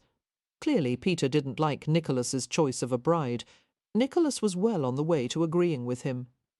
After everyone had guzzled bottle after bottle of wine and vodka, Peter and his entourage had left for the night. And finally, Nicholas was free to deal with his deceitful wife. Perfect, he thought savagely. All I need in this damned slippery situation is to be saddled with a woman whose family was involved in plots to overthrow the Tsar. He could hardly wait to reach Amelia's room and unleash his anger on her. He was going to make her admit that her father was a Strelitz, and then he was going to make her eternally sorry for having tricked him into marrying her. She must have known that he never would have endangered himself by choosing the daughter of a traitor. Now the shadow of suspicion had been extended to Nicholas. and from now on his every step would be watched carefully. Reaching Emilia's chamber, Nicholas let himself inside and closed the door with exquisite care. The red and yellow glow from the fireplace was the only light in the room. He could barely make out Emilia's huddled shape by the bed. She appeared to be praying. Good. He sneered inwardly. You'll need a hell of a lot of prayer before I'm through with you. We're going to have a talk, he said, his voice taut with fury. Emilia came toward him quickly. Nikolai, she said in a choked voice. She wore the blank, wide-eyed look of a terrified doe. You must punish me. I angered the Tsar, and now his wrath will fall on you here. Take this whip. I must be disciplined. Please, I can't bear knowing what I've done. Wait, Nicholas said, interrupting her babble. He saw the gleam of the silver whip handle and motioned for her to put it aside. I want to ask you some questions here. Take it, she insisted. Christ, I'm not going to beat you. He pulled the whip from her grasp and sent it whistling to a corner of the room, where it hit with a solid thud. As he faced his trembling wife and saw the trails of tears that fell from her unblinking eyes, his anger vanished in one startling moment. He cursed himself for being so easily undone. But you must, Emilia whispered. I'll be damned if I must do anything. Please. She bowed her head and shuddered. Unable to help himself, Nicholas reached out and drew his wife's slender body against his. Just tell me the truth, he said, his lips on her flowing hair. Was your father a Strelitz rebel? She began to cry violently then, gasping out words in an incoherent torrent. Yes, he was hanged. My mother died of grief, couldn't tell you. I wanted to be your wife, and if you knew, if I had known, I wouldn't have married you, he finished for her. Please punish me. She begged. You little fool, he said harshly, and pulled her closer in an effort to soothe her. He stroked her shaking back. How in God's name do you think I could leave a mark on you? How could I cause you pain with my own hands? Oh, don't think it's not tempting, my clever one. But even if I tried, I could never lift a finger against you. Because I'm your wife? She asked tremulously. Because you're mine. You're the only one I've ever wanted, no matter that you'll probably be my downfall. Now, stop crying. It's not going to solve anything. I can't, she sobbed against his neck. Stop it, Nicholas said, driven to desperation. He pushed aside the curtain of her red curls and found her wet cheek with his lips. The taste of her tears, the trace of salt on silk, made him dizzy. He moved to the corner of her mouth, the trembling curve of her lower lip, the hint of sleekness inside. He kissed her gently, then harder, harder, until his tongue pushed past the edges of her teeth and he had her in full, deep possession. Her crying ceased magically, and she pressed her body to his. She was so warm, so sweetly compelling, that his desire raced out of control, and he could have taken her right then. Instead, he ripped himself away with a tortured groan and strode to the fireplace. He stared into the crackling flames as he fought for composure. I can't do this, he said tersely. Emilia stood unmoving behind him. Why? She asked on a little gasp of air. The notion of explaining to her, and the spectacle he would present, made him laugh sardonically. There's no way I could make you understand God, the things I could tell you you'd never believe. I might, she said, with impossible hope, her voice a little closer than before. Oh! His laughter ended on a savage note. What if I told you that I could see into the future? What if I claimed that we'll meet again, 170 years from now? She replied, after a long hesitation. I could believe that. I think it's the truth. I know exactly what the future holds. Nothing good can come of our marriage. Nothing of any value. The Angelovskys are a corrupt stock. Knowing the pain and misery they'll cause over the next few generations, for themselves and others, I can't let that future happen again. There won't be any children from our marriage because I can't allow the family line to continue. Emilia sounded bewildered. If you feel this way, then why did you marry me? He shook his head and cursed softly. I don't know. I can't help being drawn to you. It's fate, she said simply. I don't know what it is, he muttered, but it's no damn good. He picked up a fireplace poker. and jabbed viciously at a burning log. "Nicky," she asked, "will there be love between us when we meet again in the future?" He turned sharply at the use of his nickname. She looked confused and frightened. Her eyes filled with a yearning softness that shook him down to the bone. "No," he replied, setting aside the poker. "In the future you'll hate me for taking away everything you cherish. I'll end up hurting you, time and time again.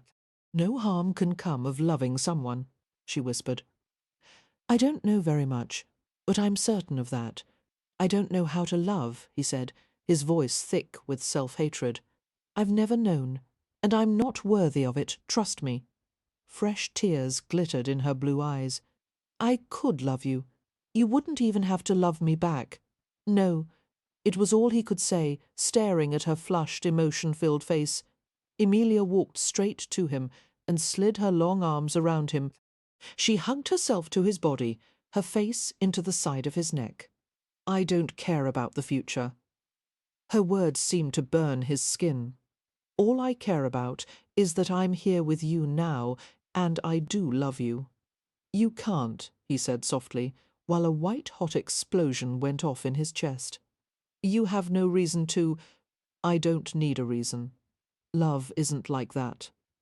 In the face of her stubborn, illogical passion, Nicholas could find no defence or retreat. He groaned and sought her mouth with his, kissing her with all the fire he felt inside. He filled his hands with her, cupping her bottom, her hips, her breasts in greedy and wanton succession. She opened her lips to him and yielded her body with a tender generosity that devastated him. Locking his arms around her, he held her so tightly that she winced and gasped in pain. He loosened his grip only slightly and rested his forehead on hers, breathing hard against her mouth. "I don't know what to do," he said. He'd never made such an admission before. "What do you want?" she whispered. It was a provocative question, especially when she was clasped so tightly against his aroused body. He wanted the intolerable pressure in his chest to leave. He wanted to be free somehow. "I want there to be no past and no future. I want to be able to tell you." "Tell me what?" Nicholas drew back enough to look at her radiant face. His heart thundered with something like terror. He gripped her head in hands that held a distinct tremor, and he stared straight into her glimmering blue eyes. She was so beautiful, so much his. "I can't," he heard himself say. "Let the future take care of itself," she urged. "Let the others be responsible for themselves. All you can do is try to make a good life for yourself now with me." Nicholas shook his head, wondering if it could really be that simple. He had never lived only for himself, without carrying the burden of his family's dark history. What if he cast all of that aside? It would almost certainly happen again. His father's abuse, his brother's murder, his own corruption. How could he love Emilia now, knowing what would take place? But he wanted so badly to be with her. And it didn't seem that he had a choice. How long had he tried to deny his feelings for her? Days, months, years, and all of it had been futile. Why keep on trying? He didn't care what price came with loving her. She was worth anything. Suddenly the emotional upheaval began to subside, leaving a sense of peace he had never known before. "I think I finally know why I'm here," he said hoarsely. "It's not to change my family's history. It's to be with you, to remember a time when I was able to feel this way." "What way?" she whispered, her hands sliding up to grip his wrists tightly. His vision blurred, and he swallowed against the sharp pressure in his throat. "I love you." He pressed his mouth to her forehead, for once utterly gentle and humble. A feeling more pure and piercing than he had ever known flooded through him. "I love you," he repeated, kissing her delicate eyelids, and he continued to whisper the miraculous words against her skin and hair. For a long time he wasn't aware of anything except the two of them standing in a pool of firelight, completely absorbed in each other. Later they moved to the bed, although he never remembered if he had led the way or if she had. He undressed them both, and he held Emilia's naked body against his, keeping her warm and safe in a cocoon of silk and damask covers, with a single fingertip, He traced the lush shape of her mouth, the straight angle of her nose, the bold red slashes of her brows. She moved her hands over his back and sides in tentative strokes. The warmth of her touch filled him with a primitive urgency that took all his strength to contain. His mouth came to hers, softly ravaging, while his knees slid between her long silken legs and parted them. He clasped his palms over her breasts until the tips gathered into hard points. Emilia trembled and moved imploringly beneath him, but he kept each caress soft and light. Nothing had ever enthralled him like this, making love at last, showing love with his mouth and hands and body. Tenderly he kissed every inch of her, from her head down to her long, narrow feet, returning leisurely to the crisp red spray of curls between her thighs. He pressed his mouth into the softest part of her, licking deep into the sweet cinnamon thicket. Emilia flinched in surprise and pleasure, her fingers tangling in his hair, while gasping moans caught in her throat. When she was damp and ready for him, he raised himself over her, matching their limbs length to length. Emilia slid her arms around his neck and touched her lips to his ear. "I don't know how to please you," she whispered desperately. "What can I do? What can I give you? Yourself? That's all I want." He kissed and stroked her, coaxing her to explore his body as she would. When neither of them could bear any more, he entered her carefully, wincing at her cry of pain. "I'm sorry," he breathed, lodged heavily inside her. "I'm sorry for hurting you." "No, no." She wrapped her arms and legs around him, pulling him closer, arching in encouragement. Nicholas began to move, straining to be gentle. While the rising pleasure slowly drove him past the point of sanity, he forget everything he'd ever been, every trace of the past and future. There was only her, Emilia, Emma driving away all bitterness and anger. His very soul was unlocked, and for the first time in his life he knew what it was to be happy. Chapter 9. A month went by. The winter days passing for Nicholas in a dream. He had been given a new life, a chance to be someone else, and he slipped into the role with surprising ease. Qualities that had always been foreign to him, such as compassion, tolerance, generosity, now seemed to come easily. He envied no one, because at last he had everything he wanted. He was constantly busy, organising meetings of the merchants in the marketplace, posad, appointing more agents and stewards to manage the Angelovsky holdings, reluctantly sharing an occasional hard-drinking evening with Peter and the gentlemen of the court. Most of his time, however, was spent with Emilia. His wife enchanted him, with her high spirits and strength of will. They went on sleigh rides across frozen rivers, summoned musicians and actors to entertain at their estate, or passed hours in quiet companionship as Nicholas read aloud from a novel. They made love for hours, each experience seeming to transcend the last. Nicholas was amazed at how much he needed her, how much closeness he craved after years of solitude. He had never allowed someone to know him so well. Emilia felt free to tease and play and make demands of him, and he was only too happy to indulge her. He lavished her endlessly with gifts, gowns of vivid silk, velvet, and brocade, with overjackets sumptuously trimmed in lace. There were matching silk stockings, slippers, gilded and tooled leather boots, shoes with raised heels, in which Emilia tottered around with awkward pride. For her hair, Nicholas had given her a gold and silver box filled with tortoise-shell combs, jewelled diadems, diamond pins, and a rainbow of ribbon. "It's all too much," Emilia protested one day as they sat in the parlour with Eily Eilich, a wizened little old man who was known as the best jeweller in Moscow. "I don't need any more jewels, Nicky. I have more than I'll ever wear."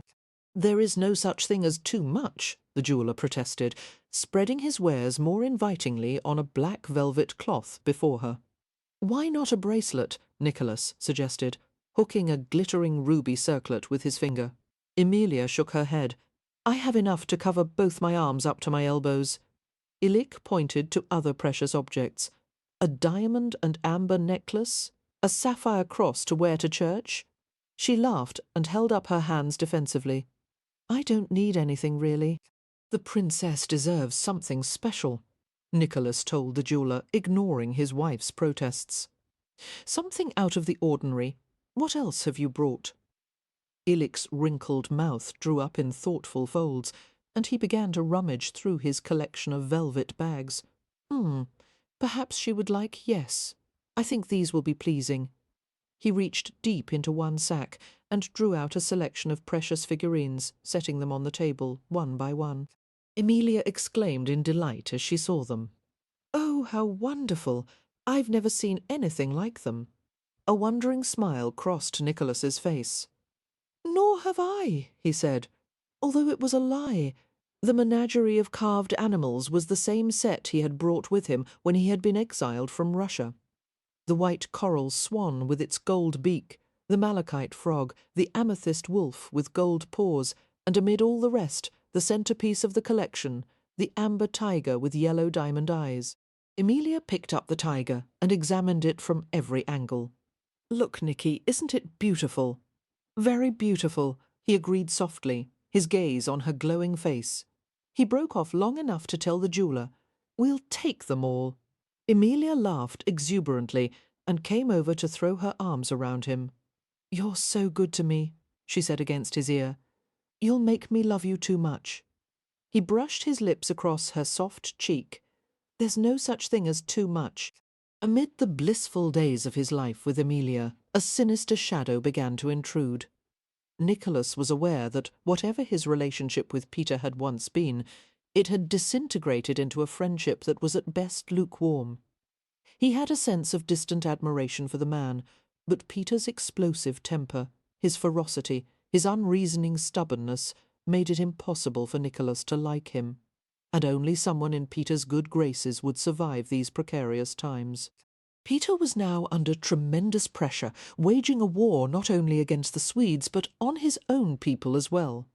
He had conscripted hundreds of thousands of unwilling peasants to serve in the army and build St. Petersburg, earning the wrath of his subjects from every level of society. Discontent and treachery were everywhere, and few people were safe from Peter's suspicion. Secret police were constantly busy ferreting out information about anyone who breathed even one treasonous word against the Tsar and the government. God knew how many innocent men had been accused and made examples of, sometimes even without a trial. The atmosphere around Moscow was ripe with intrigue, and Nicholas realized that he himself was the target of much dislike. Jealousy Sidorov, his steward, had explained matter-of-factly when Nicholas had remarked on the cold attitudes of the other noblemen toward him. "In their eyes, you have been blessed with more than one man deserves, your name and wealth, your fine looks." He was interrupted by a sardonic snort from Nicholas. "Yes, you are very fine-looking, and you married a woman of great beauty as well. You gained the favour of the Tsar because of your modern Western ideas.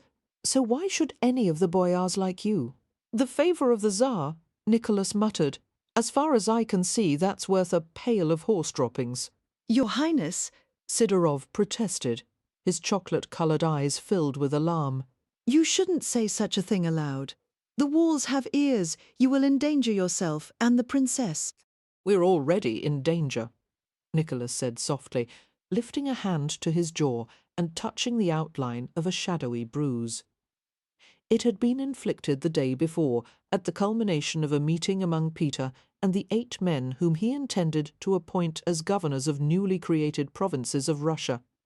Menshikov was to be in charge of St. Petersburg, Prince Dmitry Golitsyn was to have Kiev, Kazan was to go to Boyar Apraksin, and so forth. Nicholas had infuriated Peter by refusing the appointment as governor of the Archangel region.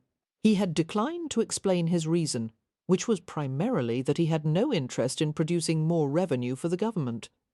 All Peter really wanted from his governors was for them to prod a virtual army of tax collectors into squeezing more money from the suffering populace.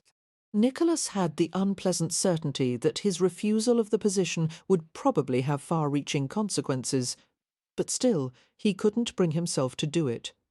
Peter's disapproval had fallen on him with full force, and he had pinned Nicholas with an accusing glare that had made some of the men at the long table wince, while a few wriggled in poorly hidden satisfaction. "That's fine. I'll appoint someone else," Peter had sneered.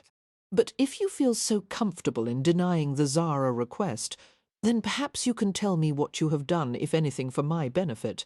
Tell me why you haven't yet convinced the Moscow merchants to form trading companies." He stood and walked over to Nicholas, leaning down to shout directly into his face. "I want more industry, more development. Why are my people so slow to change? Why won't they give me the revenue I need to make war against the Swedes? I want answers from you now." Nicholas was expressionless. He hadn't flinched in the face of the Tsar's ear-splitting roar, not even when tiny flecks of spittle flew from Peter's gigantic mouth. Somehow he had managed to reply calmly, "You found every possible source of revenue and squeezed it dry, Batushka. Your tax collectors have drained every kopeck from the people. There are taxes on everything from birth and marriage to drinking water. There is even a tax on moustaches, ludicrous as that may seem." Nicholas paused, realizing that there was a deadly hush in the room. Peter's eyes had turned into chips of flint. No one could believe that Nicholas would dare to tell the Tsar the truth.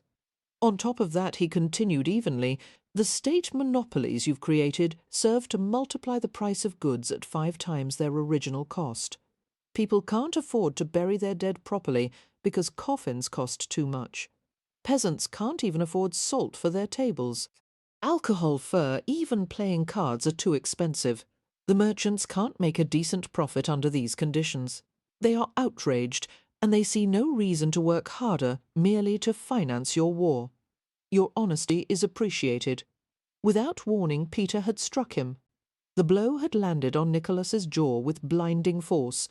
Nicholas was nearly knocked to the floor. "But that is for your insolence." The Tsar's desire for progress was perfectly in accordance with his Western ideals, but his methods of getting it were not. Blinking hard to clear the bright spots before his eyes, Nicholas had fought to stay upright. There had been a strange ringing in his ears. Rage began to pump through him, and he was consumed with the urge to attack, to defend himself. But lifting a finger against the Tsar would be the same as signing his own death warrant. Slowly Nicholas rose to his feet. "Thank you for the lesson," he said. "Now I know the reward for telling the truth." There were audible gasps at his effrontery, and then they all watched in silence, Peter included. As he strode from the room, bringing his thoughts back to the present, Nicholas touched the sore spot on his jaw once more, and smiled grimly as Sidarov spoke anxiously. "But, Your Highness, the Tsar strikes everyone. It is just his way." Why? "He struck Prince Menshikov once in this very house, so hard that Menshikov began to bleed all over the supper table. The Tsar doesn't mean anything by it. The people who are close to him must bear the effects of his frustration. You've always known that." His frustration has a hell of a right hook, Nicholas muttered. "The bruise will fade soon." Sidorov's young face twisted with a frown. "Please, Prince Nikolai, you must try to forget this."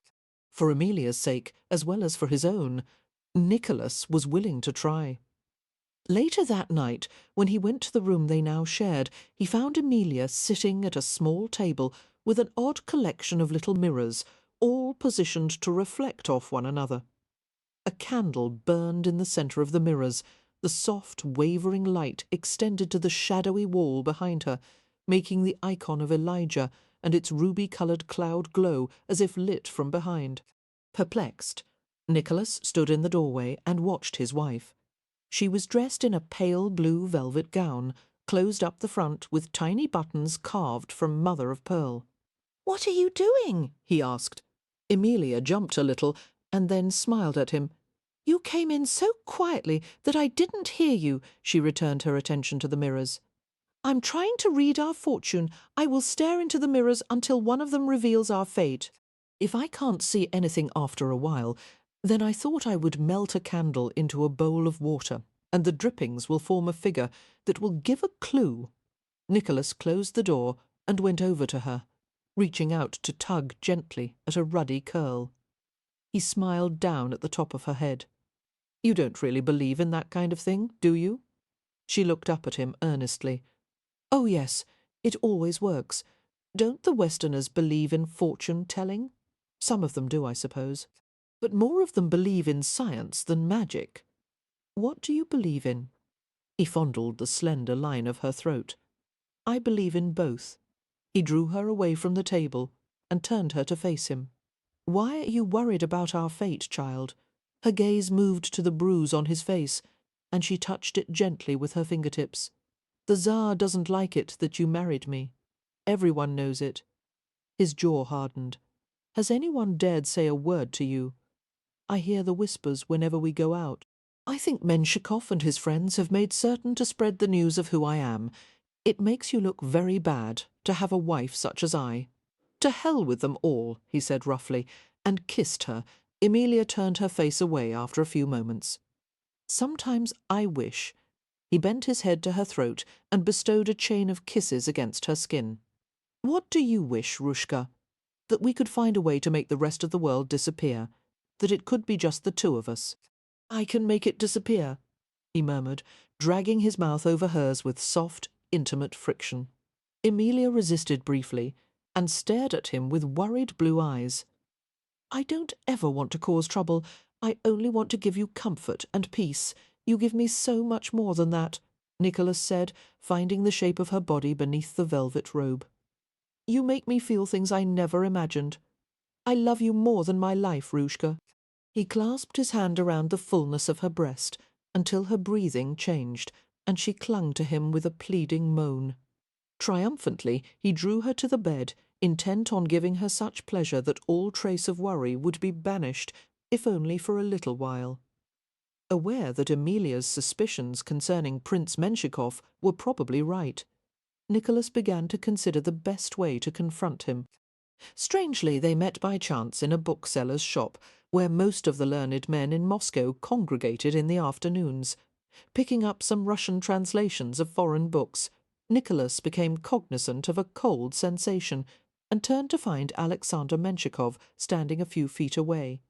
Menshikov's blue-green eyes held a reptilian flatness as he smiled in greeting. "Good day, Prince Angelovsky.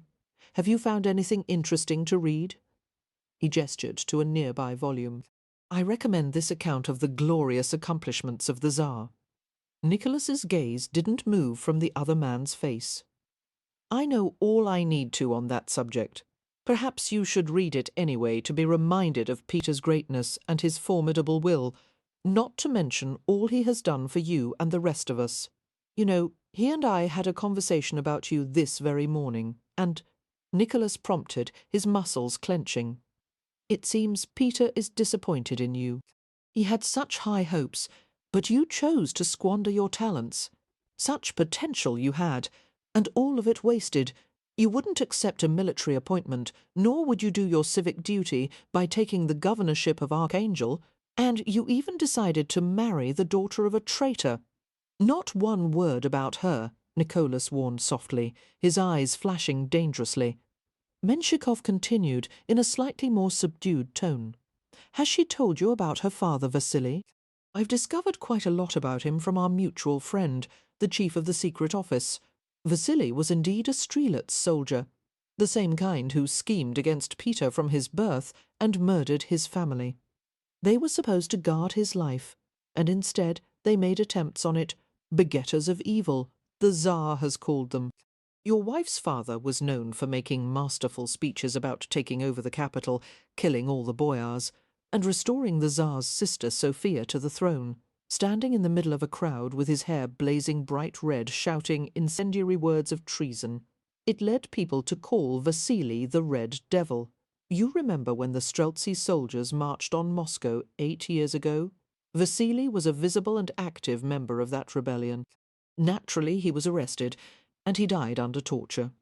But the Streltsy betrayal will never die in the Tsar's memory, and every time he sees you and your flame-haired wife, Peter's heart will harden more against you. Emilia is bad for you politically. If I were you, I'd get rid of her." Nicholas couldn't restrain himself any longer. He pounced on the other man and shoved him against the wall, clenching his hands around the bastard's throat. "Maybe I'll just get rid of you." The other people in the shop paused to stare at them in astonishment. Menshikov whitened in fear, or anger, or both. "Take your hands off me," he hissed. Slowly, Nicholas complied. "I've had enough of the gossip and rumours you've worked so hard to spread across Moscow," he muttered. "If I hear of any more slander being said against me or my wife, I'll make you answer for it." Menshikoff's lips parted in a jagged smile.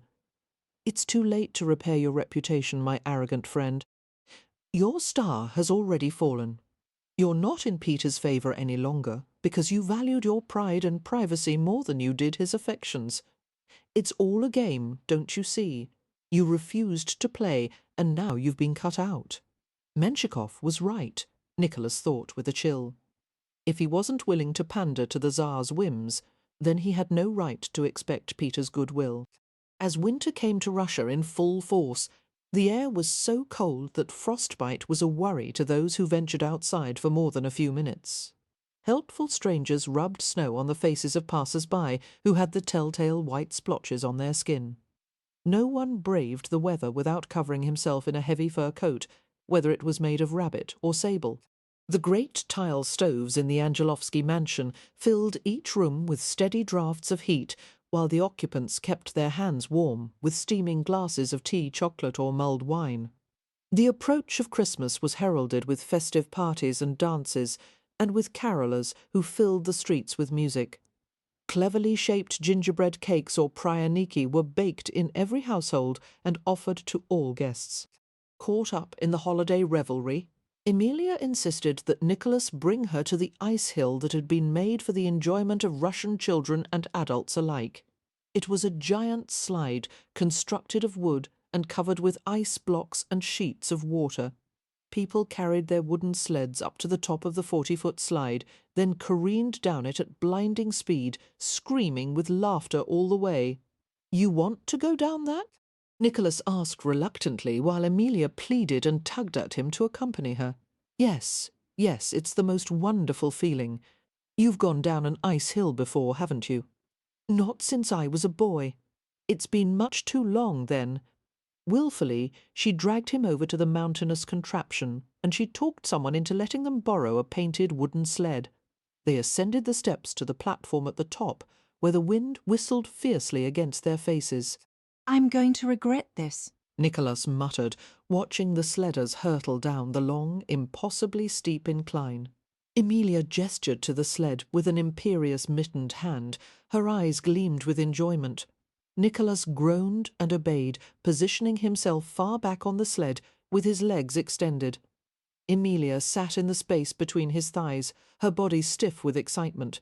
The people waiting behind them cheerfully assisted, giving the back of the sled a forceful shove, and off they went. Air rushed into Nicholas's lungs with a cold cutting bite, making it impossible for him to breathe for a moment. The sound of the sled's runners was a slick hum in his ears. The exhilarating sensation of speed took over, and they gathered more force as they crossed the middle of the gleaming slide. Emilia laughed and screamed, leaning back hard against him. Faster, faster, racing over the ice, and then they reached the bottom, where sand had been spread to slow the rider's descent. Nicholas used his booted feet to stop the sled.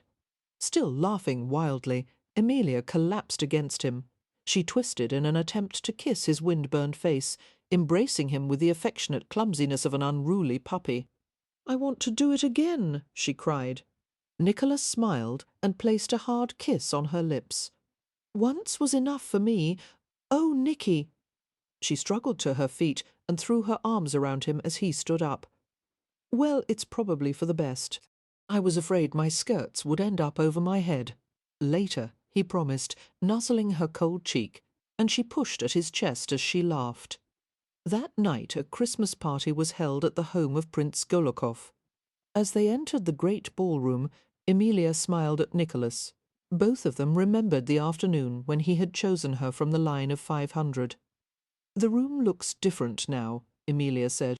"It's the Christmas decorations," Nicholas replied, gazing at the swags of red velvet, tied with flowers and gold ribbons that covered every inch of wall space. Long tables were ornamented with fir branches and laden with plates of pastry, dried apples and other fruits, and 5 different kinds of nuts. One table held nothing but gingerbread, which had been baked, cut, and iced to resemble many important buildings in Moscow, including the Kremlin and St. Basil's cathedral with its profusion of multicoloured domes. The spicy, cheerful fragrance of ginger wafted through the air, mingling with the scents of wax and pine. Intimidated by the grandeur of the gathering, Emilia swished her billowing skirts nervously. "I look like a peasant dressed in borrowed clothes. If only you had let me use the powder for my face. You're magnificent," Nicholas interrupted, brushing a kiss over the sprinkling of golden freckles on her cheek. It was true. Emilia didn't resemble an aristocrat in spite of her sumptuous garments. The other women present were pale and chalky, their bodies frail and their gestures languid. Emilia was as vivid as a firefly in the company of moths. The glorious red-amber curls had been interwoven with pearls and drawn to the top of her head, with a few long curls dangling to her shoulders. The velvet dress she wore was a shade of blue that made her eyes gleam like sapphires. A square-cut neckline trimmed with a fall of blonde lace showed the generous roundness of her breasts, while a corset had drawn her waist into narrow, compact lines. Nicholas was captivated by his wife's vibrant beauty, and judging from the admiring glances being cast their way, so was every other man present. Enjoying his admiring gaze, Emilia opened her fan and gazed at him flirtatiously over the scalloped edge. "I know what you're thinking when you look at me like that," came her muffled voice. "You want to take me to bed?" "I'm always thinking that," he assured her. She patted her corseted waist. "I'm tied up with so many strings, you won't be able to reach me tonight." He smiled and brushed his fingers over hers. "I'll find a way, believe me." Their banter was interrupted by the arrival of the Tsar, but the chatter and excitement that always greeted Peter's entrances were far more pronounced than usual. Wondering what was causing the stir, Nicholas stared at the crowd surrounding the Tsar and his entourage, until finally Peter stepped into view. Nicholas shook his head in surprise, while Emilia drew her breath sharply. In contrast to all the guests dressed in their finery, the Tsar wore the simple clothes of a peasant, a red tunic and loose grey trousers, and embroidered felt boots. "Why?" Emilia breathed. Nicholas answered tonelessly, without looking at her. "It's a tasteless joke. He's mocking the peasants for complaining about his policies." The guests chuckled and applauded while Peter did a silly little folk dance, turning so that everyone could view his costume. "How terrible!" Emilia said, flushing in embarrassment and anger. Nicholas could find no reply. He concentrated on the parquet floor, inlaid with a variety of woods and touches of mother-of-pearl, hoping fervently that the Tsar would soon tire of making an ass of himself. "You don't seem to appreciate Peter's wit," came a man's silken voice from nearby. Nicholas's brows drew together as he beheld Prince Alexander Menshikov. "If that's what you want to call it," he said softly, giving the man a deadly glance of warning. There was an air about Menshikov that made Nicholas uneasy, a sense of malicious triumph. Menshikov turned toward Emilia with an elaborate flourish. "How are you, Princess?" "Very well, thank you," she said woodenly, refusing to look at him. Nicholas took his wife's elbow and began to guide her away. "If you'll excuse us, Menshikov—" "Not just yet," the other man murmured. "I have a bit of news for your attractive wife. Now, may not be the appropriate occasion to impart it, but then there is never a good time for news like this." Nicholas looked at Emilia, who returned his glance with a confused shake of her head. "It seems that you have been making inquiries, Princess, about your family. To be more specific, your uncle and brother, who have been sent to work in St. Petersburg." Menshikov emphasized the word princess as if it were a term of mockery rather than one of respect. Nicholas stared at Emilia without expression. What the hell was going on? She had said nothing about wanting to find her uncle and brother. She hadn't mentioned one word of concern to him. Sidorov had been equally close-mouthed. Emilia flushed guiltily and explained in a hushed voice. I asked Sidorov to try and find out how my uncle and brother were. They've sent no word since they were conscripted to work in St. Petersburg, building houses and churches. I wanted to find them and tell them about my marriage, and she fell into a cowed silence, her gaze darting to Menshikov's face. "Why didn't you come to me for help?" Nicholas asked. "Did you think I'd refuse?" "I don't know," she said unhappily. Menshikov smiled in satisfaction at the turmoil he was causing. "Apparently it takes some time to build trust in a marriage. In any event, your servant Sidorov wasn't able to find out anything. Recently I was informed of his attempts, and I took it upon myself to make my own investigation as a personal favour." He gave a long, pitying sigh. "Your uncle and brother were fortunate enough to meet their fate together, Princess, although their loss is a pity." They were working side by side when a wall collapsed on them. He shrugged regretfully. Both dead.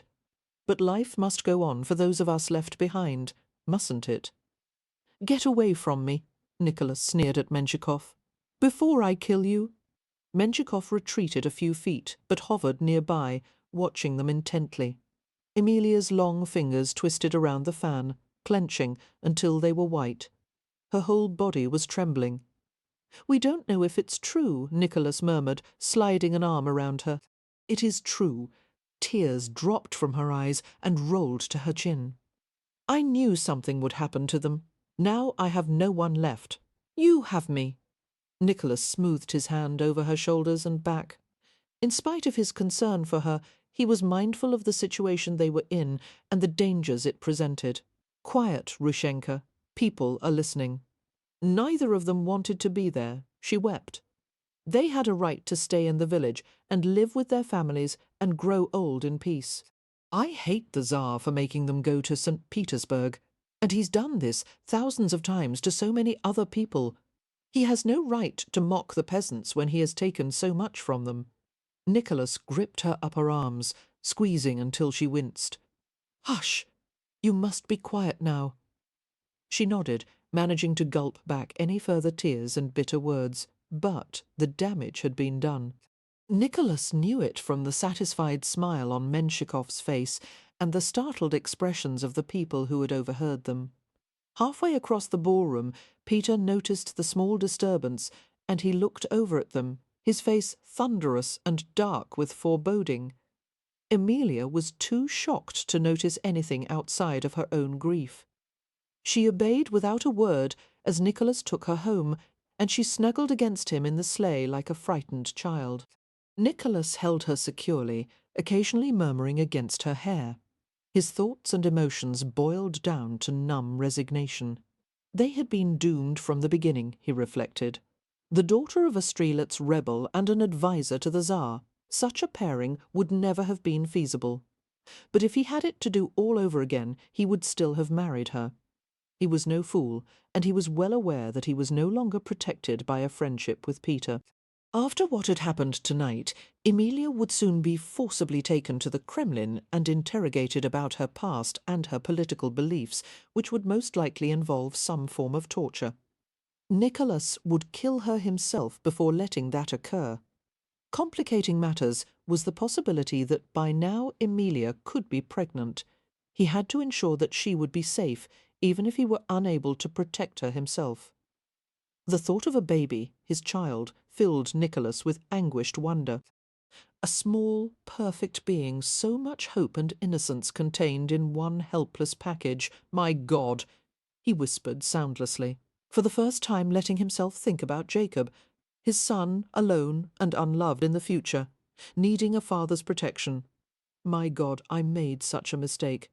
He had never allowed himself to feel anything toward his illegitimate child, and all of a sudden he ached to hold the boy, to reassure him that he was safe, that he belonged somewhere.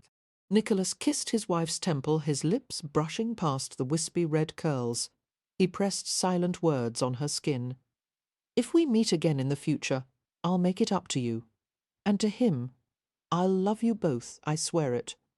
When they arrived home, Nicholas paused in the entrance hall long enough to inform Sidorov about what had occurred. The steward was stricken, his face turning pale with fear and regret. "Your Highness, I never intended to cause trouble. It's all right," Nicholas said. "You were only trying to serve my wife. Besides, it would have come to this no matter what you did. It's all in God's hands, Fyodor. But what will happen now? I believe they'll come for us soon, Nicholas replied, feeling Emilia's body tense against his. She shivered and looked at him with startled eyes. He kept his attention on Sidorov. "Listen to me, Fyodor. I will help my wife pack some of her belongings, and then I want you leave with her immediately. Take her to the Novodevichy convent. Understand, the same one where the Tsar's sister Sophia was exiled. They will offer Emilia refuge." Nicholas turned to his wife. "You'll be able to leave there when it's safe. Sidarov will help you to find a place in the country to live." Emilia's face was horror-stricken. "No," she whispered. It was the only word her shaking lips could form. Nicholas glanced at Sidarov. "You'll do as I ask?" The servant nodded and turned away with an inarticulate sound. Emilia spoke frantically as Nicholas brought her upstairs to their room. "Nicky, please don't send me away." This isn't turned his embrace fiercely. "We have to pack your things," Nicholas said after a moment. "We don't have time." She turned her face and pressed her mouth to his, her lips tasting of tears. His thoughts scattered like leaves in the wind, and he responded involuntarily, clasping her body against his until her breasts flattened between them. It was only then that he realized how fast his heart was pounding, had been pounding ever since the Christmas ball. He was terrified for her sake, and equally afraid of the moment when he would have to part from her. He cupped her face in his hands, savouring the shape of her determined chin, her delicately angled cheekbones, her fingers curled into the thick amber velvet of his coat, clinging desperately. "Just once more," she said, her eyes glistening. "Please, it's all I can have of you." "Emilia," he began with a shake of his head, but as he stared into her eyes, his will crumbled and he crushed her lips with his own. She rose eagerly into the bruising pressure, her hands searching over his back and hips. The puffs of her breath struck his cheek in rapid succession. Nicholas broke the kiss and undressed her with fumbling haste, ripping the fastenings that wouldn't give way quickly enough. The corset was undone, and Emilia gasped in relief, rubbing her palms over the red marks the stays had left. As Nicholas removed his own clothes, Emilia helped to lift the billowing white shirt over his head. Her mouth lowered to the smooth plane of his chest, and she kissed and licked the hollow of his throat until Nicholas pulled her to the bed impatiently. He pulled the pins and ornaments from Emilia's hair so that it fell over him in fiery waves. The minutes ticked by relentlessly while they touched and kissed with frantic intensity. There was no need for words, no thought between them, but the shared determination to banish the world for as long as they could. Nicholas warmed Emilia's cool skin with his hands, sliding his palms from her ribs to her slim waist. She lifted her body in encouragement, while her eyes half closed in anticipation. He was hard with his fierce need of her, aware of each pulse of blood as it coursed through his stiff flesh. When his nerves had been aroused to stinging readiness, he gripped her hips and sank into her. Warmth and moisture surrounded him in gentle welcome. He pushed forward in shallow strokes, then deepened his entry until he had pushed as far as possible. Nicholas held still, his face close to hers. Their gazes locked until he was lost in a sea of shimmering blue. "My red-headed wife, you've given me the only happiness I've ever known." His throat tightened with grief and yearning. "Promise me that if we meet again you'll remember me." "How could I not know you?" she asked faintly. He moved inside her, a rhythm of small strokes that made her moan in pleasure. "Tell me you love me. I love you, Nicky, always." Emilia pressed the words against his throat, his jaw, his mouth repeating them until the storm quickened and broke in passionate fury. She sobbed against his throat, yielding to the final burst of sensation, pulling Nicholas deeper with her arms and legs until he could no longer hold back his own wrenching climax. Nicholas wanted to sleep in her arms, abandoning himself to the bliss of unconsciousness. Instead, he forced his tired limbs to move, lifting away from her, drawing out of the peaceful cocoon of the bed. He shivered in the cold air of the room and dressed quickly. Emilia was quiet, her gaze following his every movement. Rummaging through the armoire, Nicholas found an array of Emilia's gowns, and he chose a simple dark velvet with a high neck and long sleeves. Her dull voice came from the bed. "Must I wear a habit when I'm at the convent?" Nicholas couldn't help smiling. "God, no!" He brought the dress to the bed and draped it over the rumpled covers. He paused to cast an admiring glance at her tousled form. She was a tangle of long limbs and a decadent mass of red hair, a delectable witch with a mouth that would entice a priest to sin. "There's no way you could ever look like a nun, Ruishka, no matter how you were dressed." She sat up, holding the covers to her breasts. "What will happen to you?" she asked quietly. Nicholas was silent, not knowing what to tell her. "They'll kill you, won't they?" she said. "You're going to sacrifice yourself because of what I've said and what I am." "No," he said swiftly, sitting on the bed and gathering her naked body in his arms. "Whatever happens, it isn't because of you. I made a lifetime's worth of mistakes before I met you. I can't bear it." Her hands knotted in his shirt. "I won't let you die for my sake." Her tears splashed on his doublet, making dark splotches on the fine, soft wool. "If it came to that, I would die 1,000 times for you," he whispered. "It's so much easier than being the one left behind.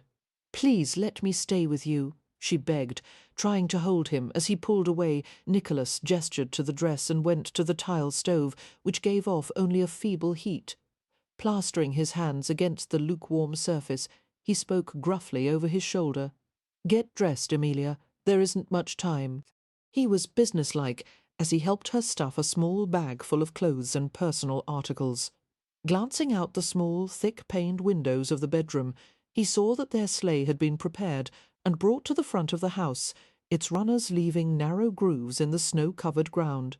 He turned toward Emilia.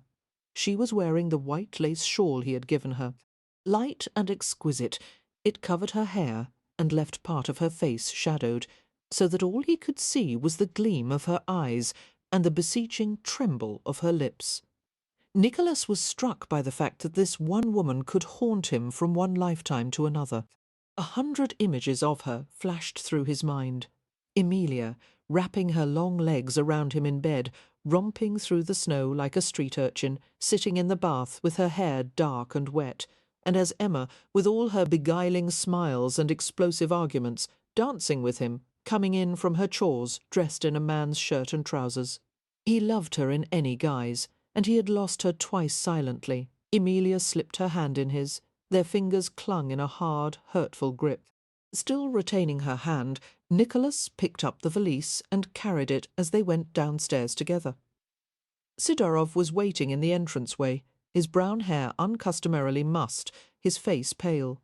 In his arms he clutched one of Emilia's cloaks, a shade of plum wool so dark it looked black. "Everything is ready, Your Highness." "Good." Nicholas leaned very close to the steward. "Don't let them have her," he said too quietly for Emilia to hear. "You know what they would do."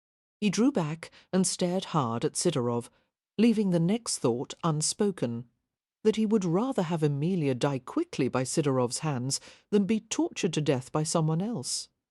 The steward nodded, understanding the silent message. "It won't come to that," he said calmly, and Nicholas rested a hand on his shoulder, gripping hard. "I'm trusting you with everything I value, Fyodor." "I understand, Your Highness." Nicholas took the cloak from Sidorov and turned to fasten it around Emilia's shoulders. Carefully he pulled the hood over her head, and he tried to smile. The attempt failed, however, and he stared at her in bleak despair. He didn't know how to say goodbye.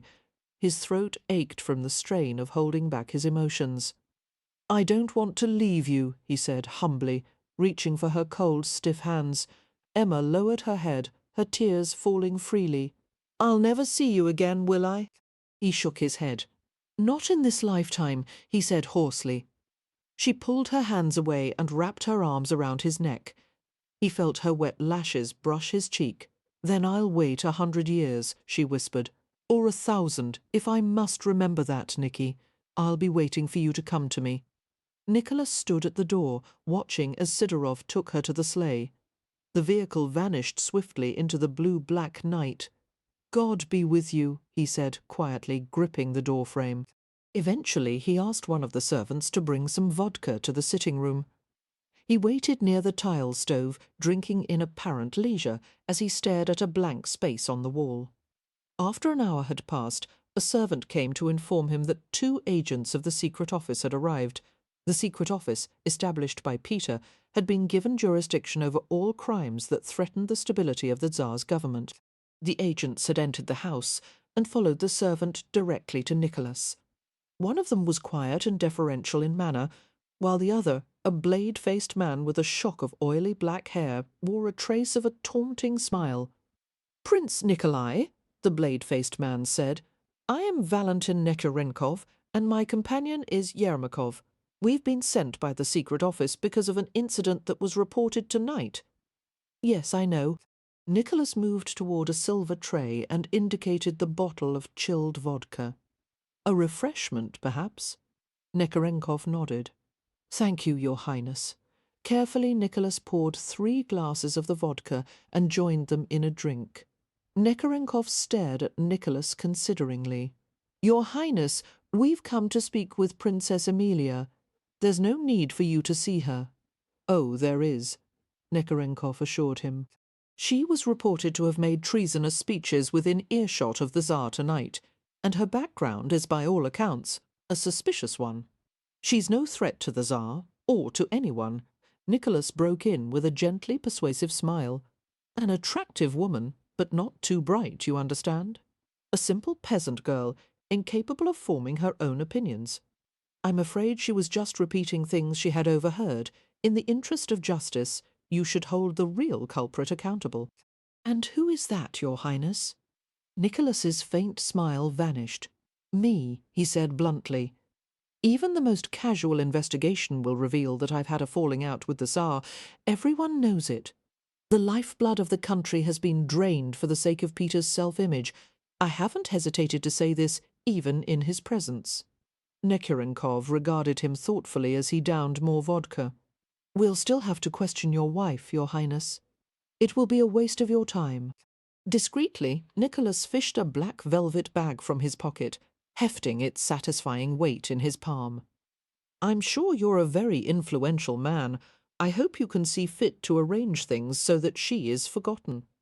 Receiving the bag from Nicholas, Nekarenkov opened it and tilted some of the contents into his palm. The bag was filled with a fortune in perfectly cut and faceted diamonds, most of them 15 to 20 carats each, a few of them even larger. They glittered in Nekarenkov's broad palm like a pool of white fire. Nicholas resisted the urge to smile grimly as he heard the breathing of the 2 agents quicken. Nekarenkov spoke quietly. If she is, after all, a stupid peasant woman, there would seem to be no point in questioning her. "I'm glad we agree." Nekarenkov met his gaze directly. "But in clearing your wife of suspicion, you've taken all the blame on yourself, and we're obligated to bring you to the Kremlin for interrogation." "Of course." And in spite of the dark certainties facing him, Nicholas heaved a great inward sigh of relief. For 3 days Nicholas was the resident of the Beklemishevskaya Tower, one of a line of Kremlin strongholds on the bank of the Moskva River. The stone fortification was dank and cold, and Nicholas saw his breath in the biting air of his cell. Strangely, no one came to question him. All he could do was sit and wait in silence.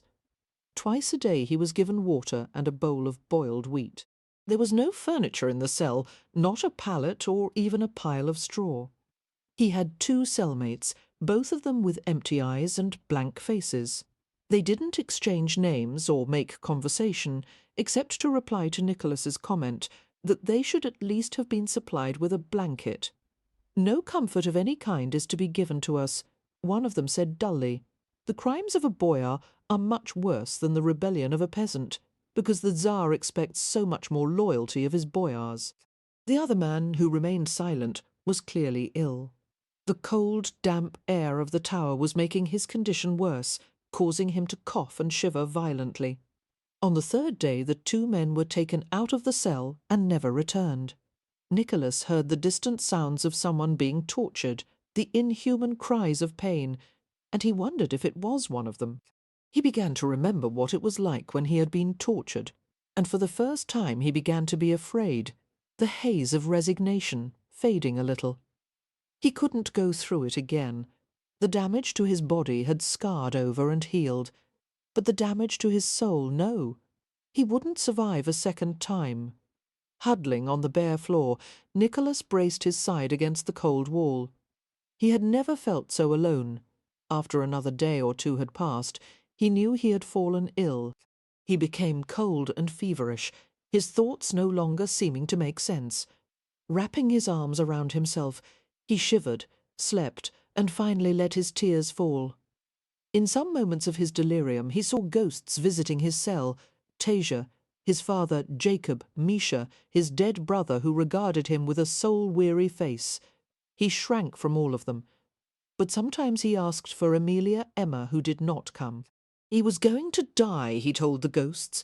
He wanted his wife, wanted to lay his head on her lap and fall asleep forever. During one of the periods when Nicholas was lucid, he received an unexpected visitor, the Tsar himself, huddled in a corner of the cell. Nicholas watched as the gigantic figure ventured into the dark, foul-smelling quarters. "Nikolai," Peter said, his deep voice rumbling against the stone walls. "They told me you were ill. I decided to visit you." "What for?" Nicholas asked, the words rasping in his dry throat. Peter regarded him as a parent would an errant son. "I wanted to see if some sense could be talked into you. This isn't like you, Nikolai. You haven't been yourself for months. The love you used to have for me, the deep loyalty, what happened to all of that?" Nicholas turned his face away, not bothering to reply. "You've let a woman ruin you," Peter continued quietly. "A mere peasant woman, she influenced you to turn against me. She wrought some kind of spell on you. Otherwise, she never would have taken the place of everything you once loved." A fit of trembling took hold of Nicholas, and he gathered himself more tightly in the corner. "I never loved anyone or anything until her." The Tsar sighed and squatted before him. "And now she has led you to ruin. Do such destruction and waste come from something that is good?" "I haven't betrayed you," Nicholas said. "Perhaps not yet, but the seeds are there. And I must be the most important being to you, no one else. Not even God. That is what I need in order to mould Russia into the country it must become." Peter gazed intently into Nicholas's averted face. "Even now," he remarked softly, "you are one of the most beautiful creatures, man or woman, whom I've ever seen. You've been given too much, Nikolai. I think you were destined for a tragic end. What do you want from me?" Nicholas muttered, before he was overtaken by a spasm of coughing so violent that he tasted blood on his lips. Peter's huge, paw-like hand passed over Nicholas's head gently, smoothing his hair as if he were a favourite pet. "I am willing to offer you a second chance, Nikolai. A chance at life, as well as one to regain my favour. I will forgive everything if you will prove your loyalty to me." Nicholas stared at him blearily. "How would I do that?" "Dissolve your marriage by making Amelia take the veil. Send her away and never see her again. You can choose another wife, one who will serve you much better than she. Come back to the life you once had and rededicate yourself to my service. Promise me these things, and I will have you taken out of here within the hour. I'll command my personal physician to attend you until you are well again." Nicholas smiled faintly. "I couldn't stay away from her," he said scratchily. "Knowing she was out there, never being able to see her, touch her." He shook his head. "No," he said, beginning to cough again until his lungs were on fire. Peter snatched his hand back and stood up, glaring down at him. "I'm sorry that you value your own life so little. I was mistaken to offer you a second chance. No man who chooses death and treason over life deserves pity." "Love," Nicholas whispered, laying his head on the floor. "That's what I chose." The delirium claimed him again mercifully before anyone came to interrogate him. He was so cold, his body stiff and frozen. None of the dream figures that wandered through his cell took notice of his pleas for a coat, a blanket, a small fire to warm his hands and feet. He thought of his wife, the way her sleek limbs would twine around him, the fiery red sheaves of her hair. "Emilia, I'm cold," he tried to say, but she was gone, unable to hear him, and he began to shudder so violently that he feared his bones would begin to rattle against the hard stone floor. Figures from the Russian tales of his childhood crept through his cell, ogres, enchanted swans, witches, a firebird flaunting its feathers of red and gold, and then the bird changed to Emma, her face surrounded by the brilliant cinnamon glory of her hair. Nicholas reached out for her, but she shrank from his touch. "Emma, don't leave," he gasped, but she didn't want him. She drifted away, while he pleaded for her to come to him. "Emma, I need you." Time went spinning outside his reach, and his life began to ebb away. He felt the darkness cover him, drowning every thought and memory in its fathomless depths. Part Fouve. When the clock's unhurried finger rounds its beat and strikes adieu, bidding strangers not to linger, midnight will not part us two. Pushkin. Chapter 10, 1877, London. Nika. Nicky. Open your eyes. He mumbled a protest, wanting to sink back into the comfortable darkness, but the voice, so anxious and impatient, pulled him out of the deep sleep. Frowning, he rubbed his eyes and opened them to narrow slits. He was stretched out on a bed, and his wife was seated on the edge of it. He was alive, and she was there, as vivid and beautiful as ever. "Emilia," he breathed, struggling to sit up. Questions collided on his tongue, and he began to talk in a rush. "Not so quickly. Relax for a minute." Emma leaned over and covered his lips with her fingers, looking at him oddly. "You're speaking in Russian. You know I barely understand a word of it." He fell silent, bewildered, while he tried to think in English. "I thought I would never see you again," he said finally, his voice hoarse. "I was beginning to have doubts myself," Emma replied dryly. "At first I thought you might be shamming, until I splashed cold water on your face. When that didn't revive you, I sent for the doctor. He hasn't arrived yet." She leaned over and laid a cool hand on his forehead. "Are you all right? Does your head hurt?" Nicholas couldn't answer. All his attention was riveted on her. He was filled with frantic impulses. He wanted to snatch her in his arms and pour out his soul to her, but she would think he'd gone insane. The effort of holding still, of not reaching out to her, made his eyes sting and water. Slowly, Emma withdrew her hand. "Why are you staring at me like that?" Nicholas tore his gaze from her and cast it over his surroundings. His bedroom was the same as always. The dark wood furniture adorned with scrollwork, the mahogany panels on the walls. Robert Soames was standing nearby, his lean face drawn with concern. He smiled at Nicholas. "We've certainly been worried about you, Your Highness."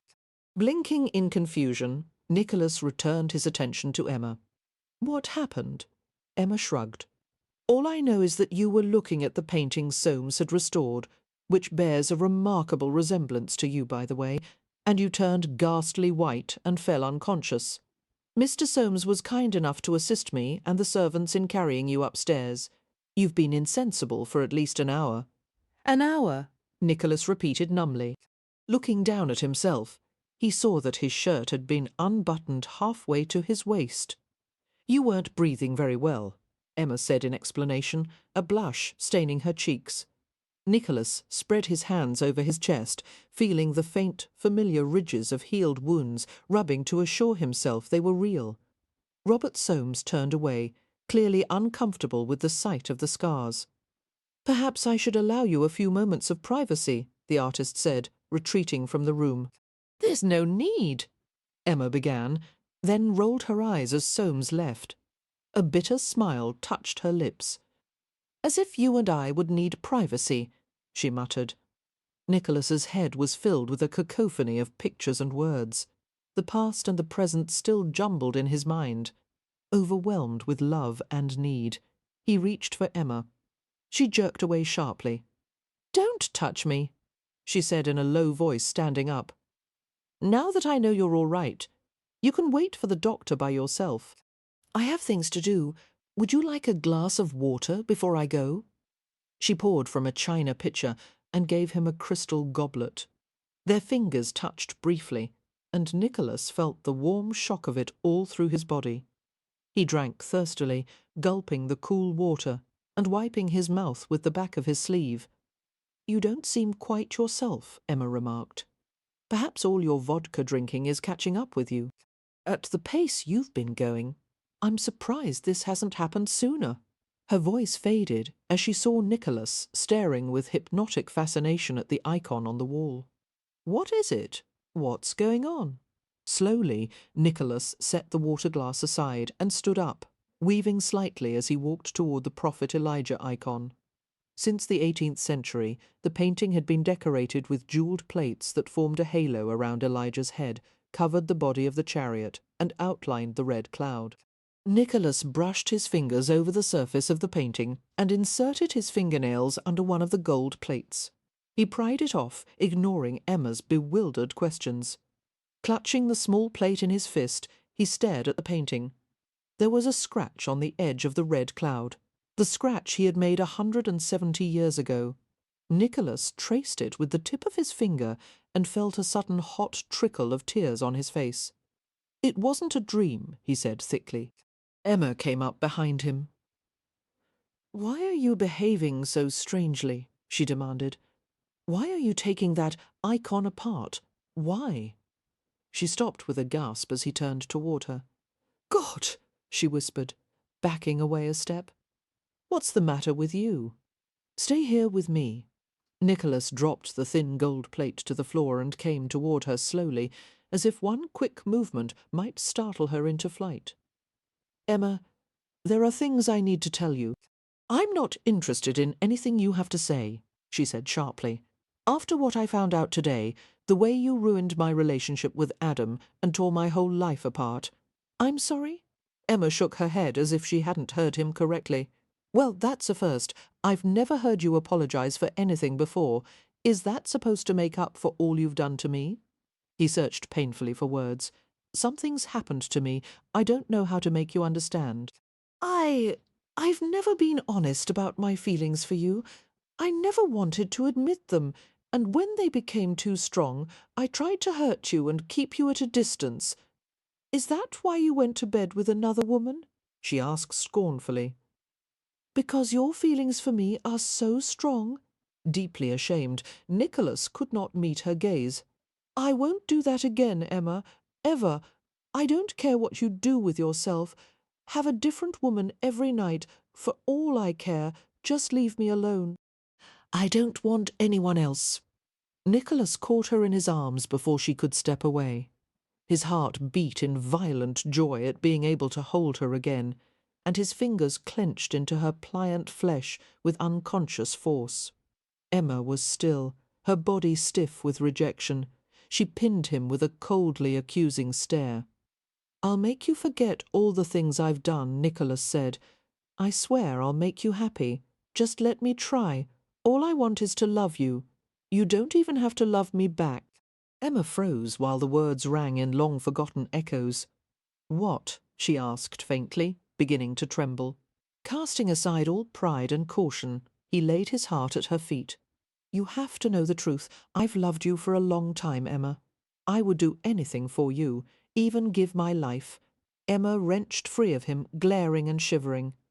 "What in God's name are you trying to do? Drive me insane.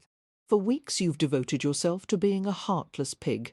Then suddenly you have a fainting spell in the sitting room, and you wake up and say you love me? What kind of perverse game is this? It's not a game. You're not capable of love. Your main concern has always been and will always be yourself in the past. That was true, but not now. Now I've finally realized. Don't you dare try to claim you've suddenly decided to change your ways. Only a fool would believe that of a man who rejects his own child." Nicholas winced at that. "I'm going to make it up to Jacob," he said grimly. "I'll be a good father to him. He's going to be safe and happy for the rest of his life." "Enough of this." Her face was red with fury. "I never dreamed even you could be this malicious. It's one thing to deceive me with your empty promises, but if you dare lie to that little boy and make him believe you care for him, you'll cripple him emotionally." "I do care for him." "You'll abandon him as callously as you do everyone else. and I won't be able to pick up all the pieces. Oh, men are such lying cowards. You make someone believe they can depend on you, and then you leave without a thought. You won't have a chance to betray Jake and me that way. I won't let it happen. From now on, you can depend on me. I'll prove it to you 1,000 times over." Nicholas took her stiff hand in his and brought it to his mouth, pressing his lips against her hard knuckles. "I won't hurt you again. Believe in me." Emma stared into his eyes, and whatever she saw made her breath catch. Twisting away, she strode from the room. "Damn you!" she muttered, and slammed the door in her wake.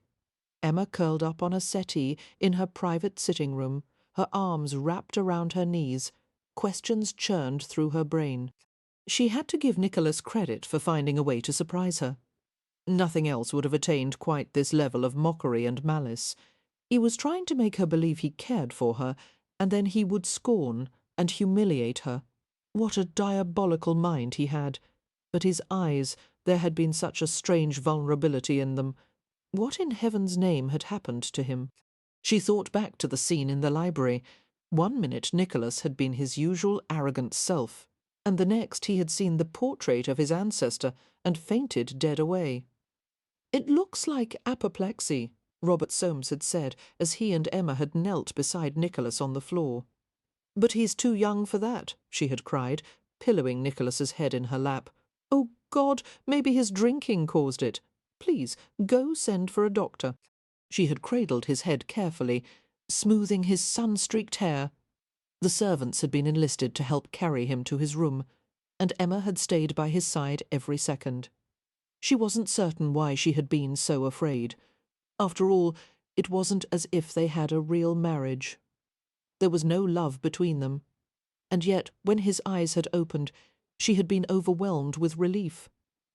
What had happened during that still, silent hour to make him behave so strangely upon waking? He had said he loved her. She laughed incredulously, feeling close to tears. "I swear I'll make you happy. Just let me try. All I want is to love you. You don't even have to love me back." Those words had shaken her badly. Nicholas had a talent for cutting through people's defences, especially hers. "Tasia warned me about what you were like," Emma said softly. "She said you would lie, manipulate, and betray me, and she was right." "Well, I'm going to put a stop to your game playing, Nicky, for Jacob's sake as well as my own." She went to Nicholas's room, squaring her shoulders as she approached the partially open doorway. Dr. Wyder, a small, thoughtful-looking man with grey hair and spectacles, was replacing instruments in his medical bag. "How is he?" Emma asked briskly, entering the room. "Your Highness," the doctor murmured with a smile, coming forward to kiss her hand. "From the haste with which I was summoned, I expected to find a man on his deathbed. However, your husband appears to be in extraordinarily good health. Not a thing is wrong with him." "What could account for his fainting spell?" she asked, frowning. "He was unconscious for approximately an hour." The doctor shook his head. "I can find no apparent physical reason for it." "Well, he wasn't play-acting," Emma said. "I did everything short of sticking pins in him to make him wake up." "There are many things we don't understand about the mind," Dr. Weed replied. "As I understand it, the sight of a particular portrait caused Prince Nicholas to faint. One could speculate that perhaps it reminded him of a traumatic event in his past." Emma stared at her husband speculatively. His expression was closed, secretive, and she sensed his impatience to have the doctor leave. "Traumatic event," she murmured. "Well, you've had enough of those, haven't you?" Nicholas concentrated on fastening his shirt buttons. "It won't happen again. Please inform me if it does," Dr. Weed said. "In the meantime, my best wishes to both of you." "I'll see you out," Emma said. The doctor shook his head. "Please stay with your husband, Your Highness. I'm perfectly capable of finding my way through the mansion, I think." He winked and departed quietly. Emma folded her arms as she regarded her husband. "How do you feel?" "Fine." There was no need for the doctor to examine me. A little poking and prodding never hurt anyone. Nicholas snorted. "Wait until you're the one being poked." He stood and tucked his shirt into the lean waist of his trousers. Emma shifted her weight from one foot to the other, uncomfortable with the intimacy of watching her husband dress. "I came to give you a warning," she said brusquely. "I may very well leave here soon and take Jake with me." He looked at her suddenly, his gaze searing. He made no reply, but his rejection of the notion was evident in every tense line of his body. "I haven't yet made my decision," Emma continued calmly. "However, the first moment that I feel you're doing harm to Jake or to me, I'll take him away in the blink of an eye." "Try it," Nicholas said softly. "See what happens." His tone was casual, but it had a chilling effect on her. "Jake stays here. He's my son, and you're my wife." "The all-powerful Prince Nicholas," she mocked. "Perhaps everyone else is afraid of you, but not me. I'm not some helpless creature you can bully and take advantage of, and you can't make me stay here." "I can make you want to stay." There was still power in his arrogance, so pure and distilled that it took Emma's breath away. She didn't reply as he must have wanted, by asking how or why or by trying to argue with him. Instead, she began to retreat. "I've told you what I intend," she muttered. That line should have marked her exit. Nicholas came after her, however, and loomed over her until she felt physically intimidated.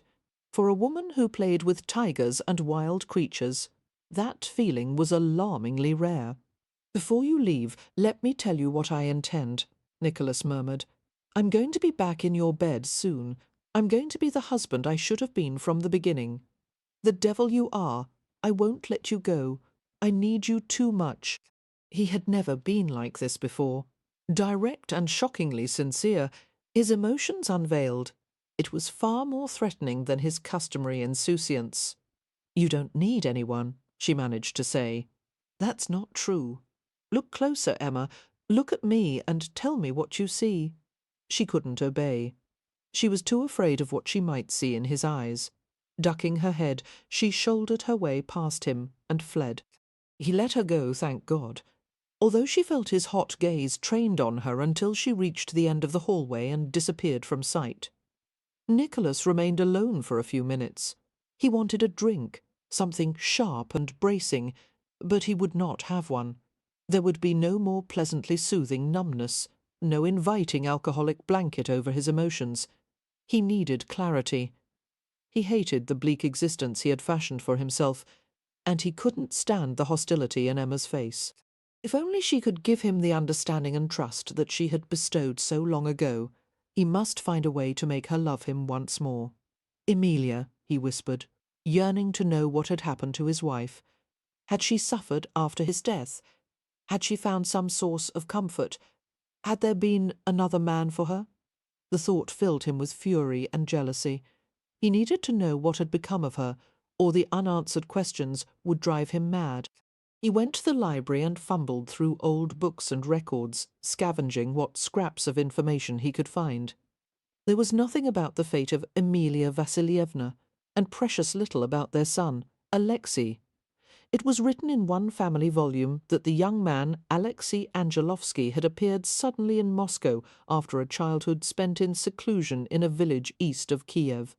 Apparently he had led a good life, amassing land and wealth for the family. He was helped in these endeavours by a long-lasting affair with Empress Elizabeth.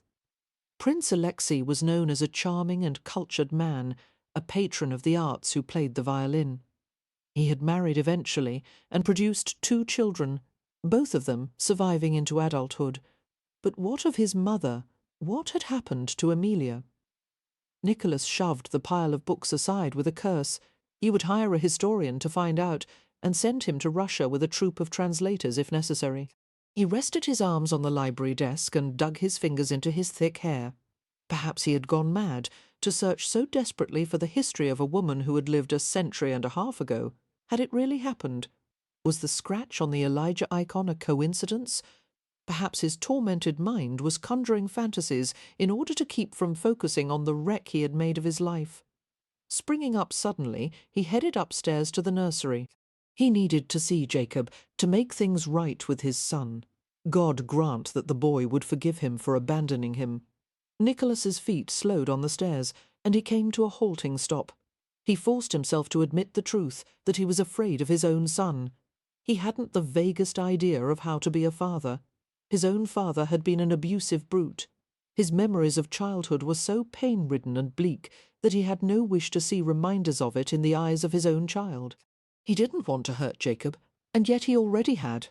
"I've denied and neglected him," Nicholas muttered. God knows a parent can't do worse than that. How should he talk to the boy? How could he make Jacob understand that he could depend on him as a father? Now it seemed incredible that he had actually planned to send the child away. He hadn't let himself care about Jacob then, but now he couldn't stop himself. He wanted to take care of the boy, to give him everything his heart desired. There were so many delights in the world to show him: the sprawling estate in the south, where they could build sand castles and collect shells on the beach, or his castle in Ireland, where they could ride across the moors, eat picnic lunches, and fish and swim in the river. He would take Jacob sailing on one of his yachts, or hunting at one of his estates in the country. I could have done all that for him already, Nicholas thought wretchedly. I could have given him a good life, and instead I turned my back on him. He continued up the stairs and reached the nursery, hesitating at the door, which was ajar. He tapped on the panel before entering. Jacob was sitting on the bare floor, surrounded by odds and ends, a pot from the kitchen, an assortment of stones, a tree branch, and a piece of wood carved in the shape of a bear. Nicholas recognised the wooden figure as the handiwork of his carriage driver, who was fond of whittling in his spare time. The thought that one of his servants had provided a toy for his son when he had given him nothing wrenched Nicholas's heart. He glanced around the nursery, which had long been in disuse, except for a small bed, an old trunk, and a dusty, antique rocking horse. The room was painfully empty. Jacob stared at him curiously, with eyes exactly like his own. "He reminds me of Misha," Nicholas thought in a flash of agony, but somehow he managed to smile. "Hello, Jake," he said quietly. "I thought I would visit you up here. Is that all right?" The boy nodded and began to play with his wooden bear. "Did you know the bear is the Russians' favourite animal?" Nicholas remarked, sitting cross-legged beside him on the floor. "We used to worship the bear as a god. There is a superstition that the presence of a bear drives away all evil spirits." Jacob stared at the carved animal in his hands, then reached over to nudge the pot nearer to Nicholas. "What about frogs?" Lifting the piece of mesh that covered the pot, Nicholas saw that it had been filled with a half-inch of water and a large flat stone, all for the comfort of a slick olive-coloured frog. Nicholas smiled and deftly picked up the frog, whose legs thrashed a few times. "A handsome specimen," he said, giving it an admiring glance. "Where did you catch him?" "In the garden pond yesterday. Emma helped me." "I'm not surprised," Nicholas said wryly, replacing the frog in its temporary home. He would have liked to see his wife splashing in the formal estate garden pond in pursuit of a frog. "Emma says I have to set him free tonight." "You like Emma very much, don't you?" Jacob nodded, carefully setting a stone on top of the mesh to keep it secured over the pot. He glanced at Nicholas with a troubled expression. "You were sick today. I saw you fall on the floor." "I'm all right now," Nicholas said firmly. "I feel better than I have in a long time." In the silence that followed, he gazed around the room and shook his head in displeasure. "You need some toys, Jake. Some books and games, not to mention furniture." He reached over to the trunk and lifted the creaking lid. There were some faded children's books printed in Russian, a box of playing cards, and an old wooden box covered with scars and nicks. A faint smile touched his lips, and he pulled the heavy, rattling box out of the trunk. "I haven't seen this since I was about your age." While Jake watched with increasing interest, Nicholas unwound the leather strap that secured the box. Inside were two complete armies of painted metal soldiers, and a lacquered board that unfolded into a battlefield. It was a Crimean war set, complete with cannon, horses, wagons, and a tiny bridge. "These are the English," Nicholas said, holding up a figure dressed in red, "and the ones in blue are the Russians. My brother Misha and I used to play with these. In real life, the English won that particular war. But when Misha and I played, the Russians always triumphed. He handed the soldier to Jacob. "Now, they belong to you." Jake carefully examined one figure after another. "Will you play with me?" he asked. "You can be the English." Nicholas grinned as he helped his son set up the battlefield in neat rows of men and artillery. He stole frequent glances at the child, filled with pride that Jake was his. He was a handsome boy, his features bold and finely drawn, his eyes shaded with thick black lashes and heavy winged brows. There was a touch of the exotic about him, a hint of the Tartar ancestor that had given the Angelovskis their stubborn will. "Jake," Nicholas said quietly, "there is something important I want to talk to you about." The boy paused and looked at him, one small hand clutching a toy horse far too tightly, as if he were afraid of what Nicholas would say.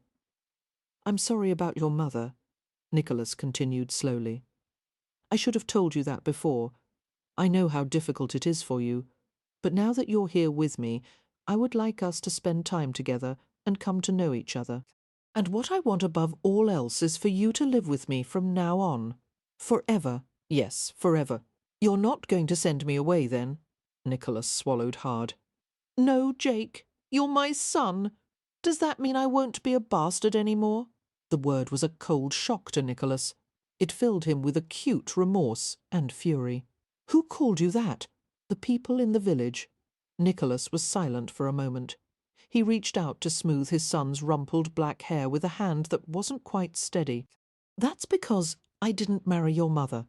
That wasn't your fault, Jake. I should have taken responsibility for you if anyone calls you a bastard again. You tell them you're an Angelovsky, a Russian prince. You're going to have the finest of everything. Education, homes, thoroughbred horses, and damn anyone who says I'm spoiling you." Absorbing the speech, the boy stared at him with those unnerving eyes. "Why didn't you come for me?" he asked in a small voice. "Why didn't Mama tell me about you?" It took all of Nicholas's strength to meet the child's gaze and answer honestly. "I've made many mistakes in my life, Jake. I've been selfish and bitter, and I've caused everyone around me to suffer. But I promise you, I'll try to be a good father. I'll give you the best of myself, whatever that's worth." Emma went for a hard ride one morning, catapulting through the local village and ignoring the startled stares of the people she passed. She knew she was an odd sight, a red-haired virago, an Amazon on horseback, racing at top speed as if the devil were chasing her. She didn't care whom she shocked. This was the only way she knew to vent her emotions. She rode until the horse was tired, and then she headed back to the Angelovsky estate. The exercise had helped, but it had provided only a temporary escape. The fact was, she was living with a stranger.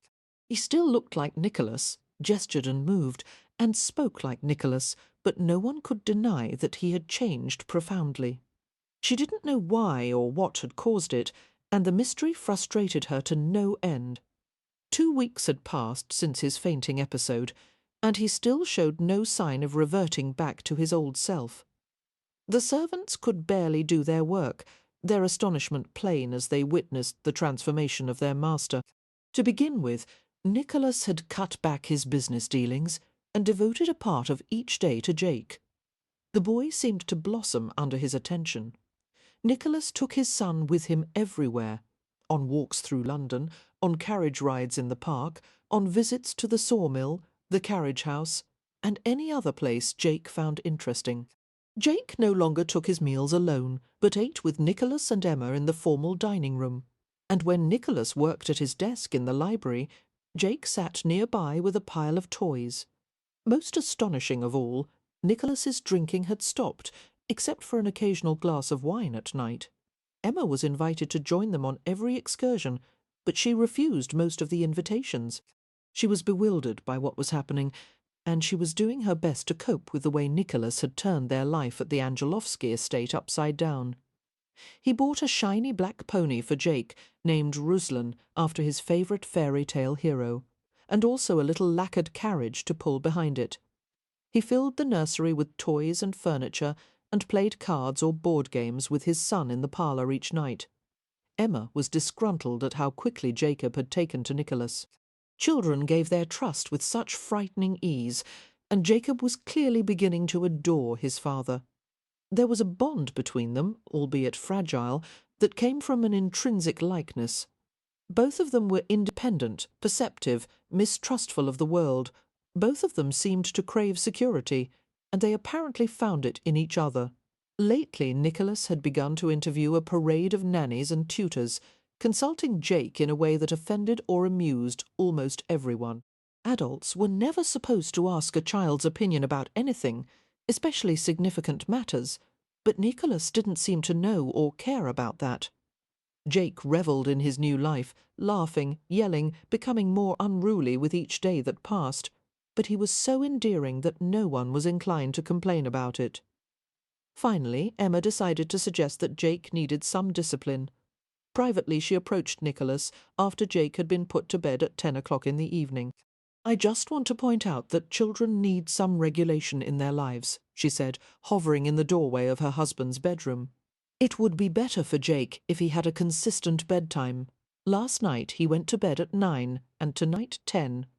And not only that, you let him eat 3 helpings of cake at tea this afternoon, and he had no appetite at supper.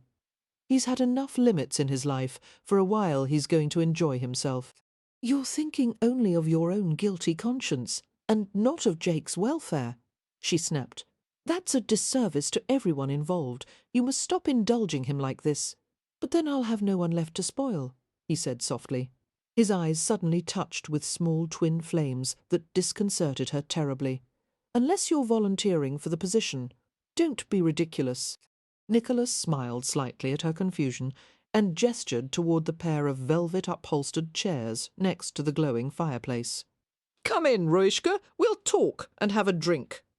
"No," she said, trying to look anywhere but at her husband. He wore a velvet robe of rich mink brown, and his sun-streaked hair was in disarray. Rotten husband or no, he was still one of the most attractive men she had ever seen in her life. "I'm tired. I'm going to bed." He moved even closer to her and picked up a long red curl that lay over her shoulder. "Don't worry about Jake," he murmured, toying with the lock of her hair. "He'll be fine." Emma wet her lips nervously. It felt as though her hair were a living rope, a conductor of sensation. She imagined his hands on her skin, the caress of his fingertips, and her heart beat madly. "I can't help but worry," she said. "It's been very confusing watching you spend so much time with Jake when you couldn't stand the sight of him before." "Yes, I know." He wound the red coil around his fingers and held it tightly. "When I first saw Jake, all I could see was how much he looked like Misha. It hurt to look at him and remember my dead brother." His gaze became shadowed, the thick gold lashes concealing his emotions. "Do you remember when I told you how my father abused us? The worst of it was done to Misha, perhaps because he was more helpless than me. I would try and console my brother when I found him crying and bleeding after my father's attacks. You can't imagine the rage and guilt I felt, seeing such a vulnerable creature being hurt." He stopped and smiled crookedly. "Well, perhaps you can anyway. I could do nothing for Misha. I was too young to protect him. But I can take care of my son and give him everything he needs to be happy. It's like having a second chance." Emma didn't move, imprisoned by the silence between them, the yearning that hung heavy and warm in the air. Nicholas had always known how to make her respond to him. She hated him for this charade, and at the same time she desperately wanted it to be true.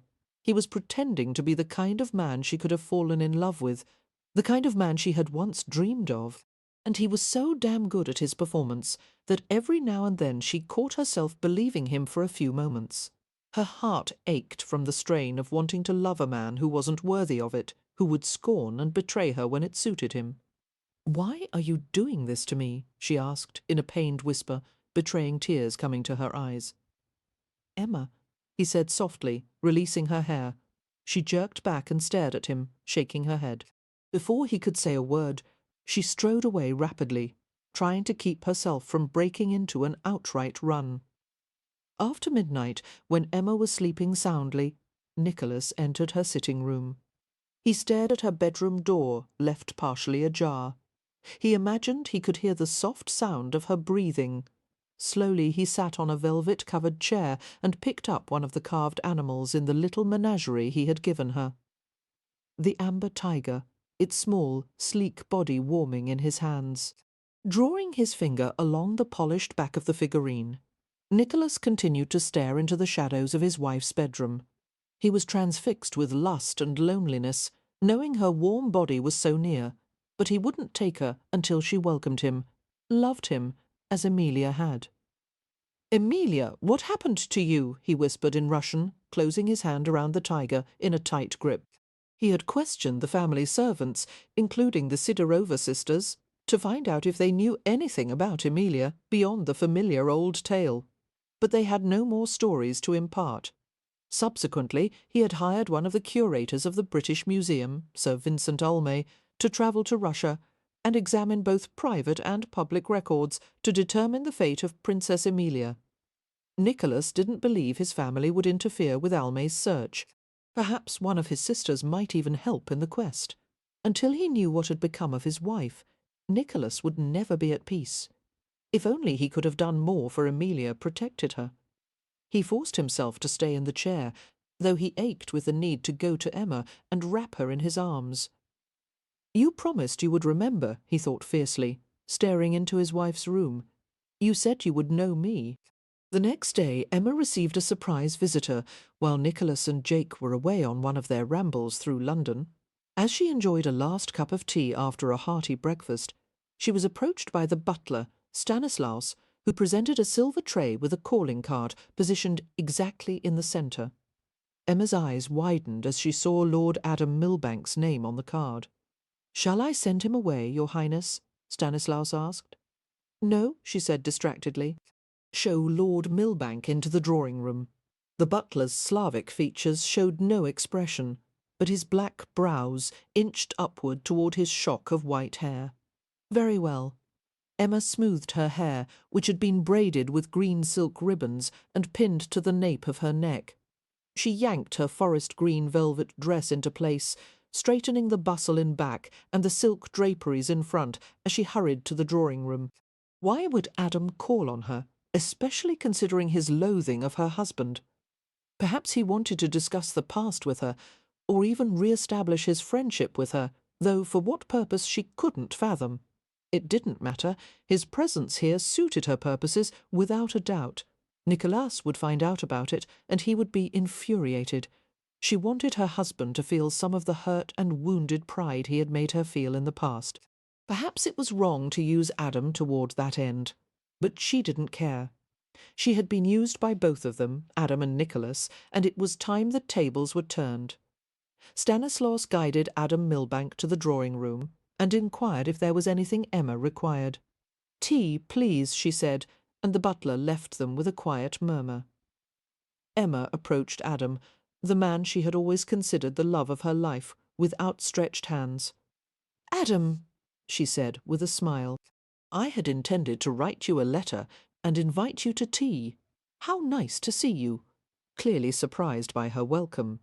He took her hands and gripped them lightly. His boyish face looked troubled, but his brown eyes were alight with hope. "I had merely intended to leave a card. No, stay and have some tea with me," she insisted. "If you have time, that is. There could be no better use for my time." Adam walked farther into the room, carrying his hat and riding whip. He shook his head in wonder as he glanced at his surroundings.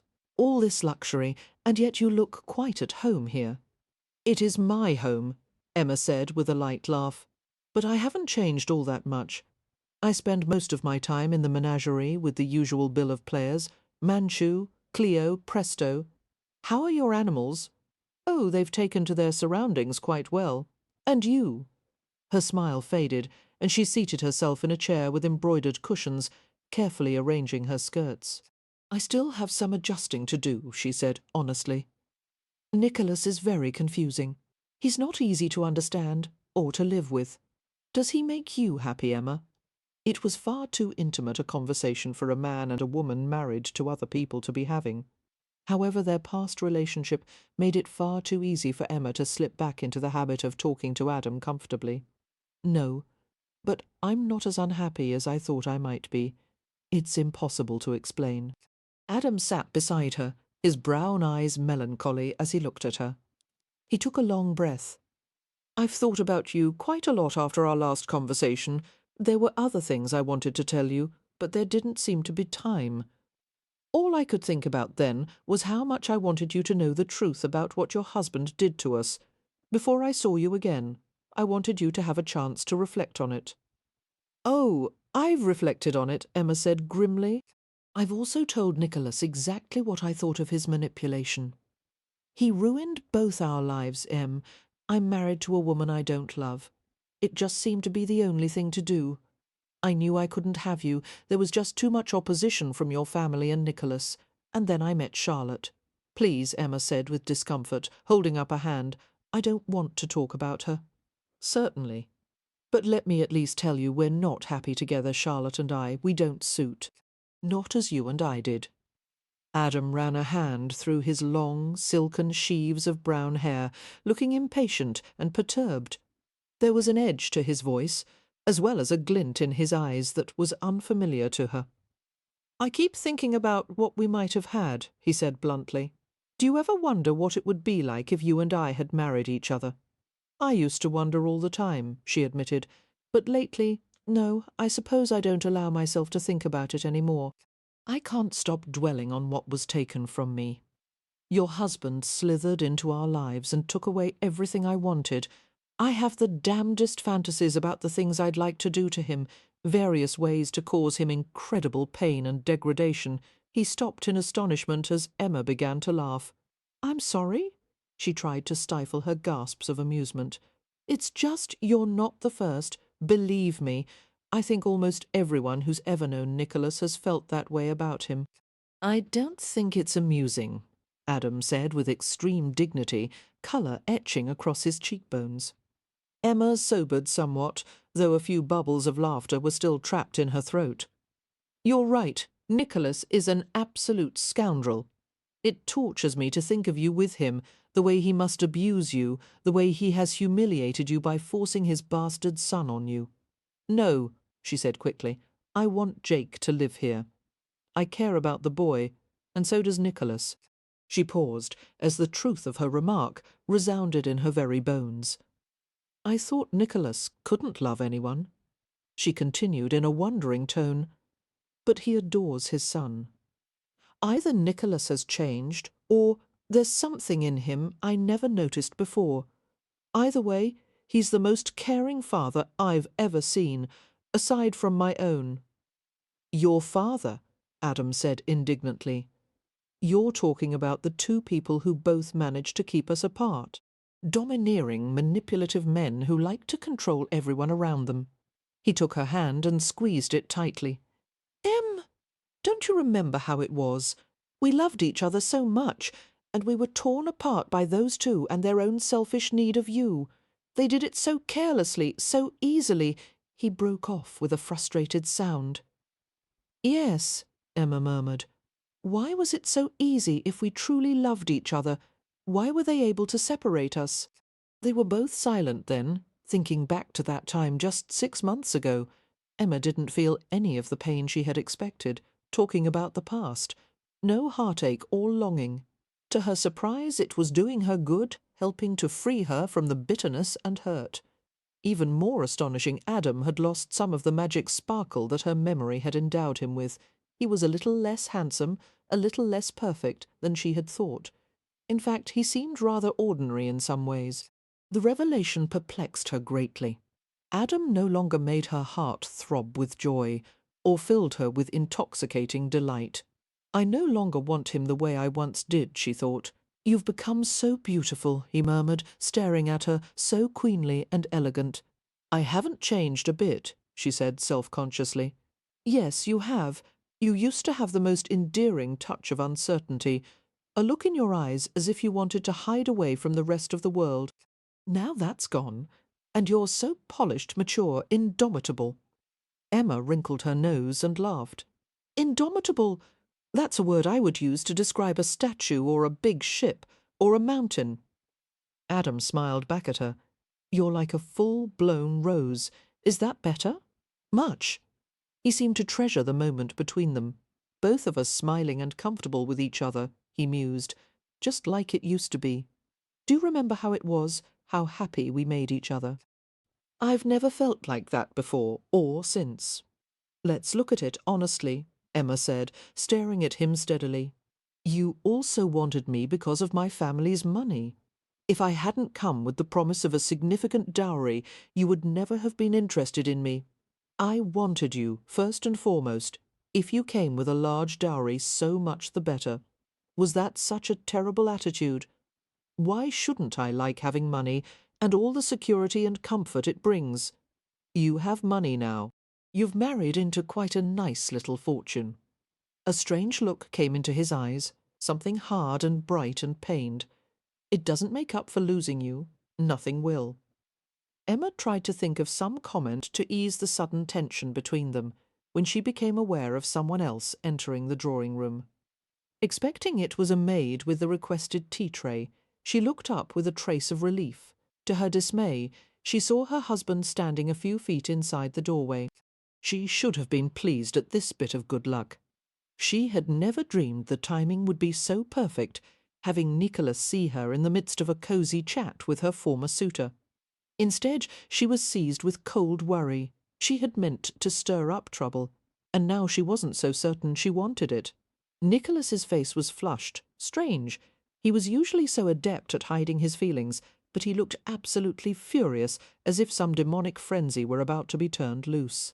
Adam Milbank stood up with his fists clenched, looking not defensive, but equally enraged. Hatred seethed in the air like a living thing. Emma was amazed by the explosive silence. Once she might have provoked a fight between the two of them, and taken great pleasure in it. But now she tried to diffuse the situation. "Nicky," she said, with a shallow smile, "you're back early.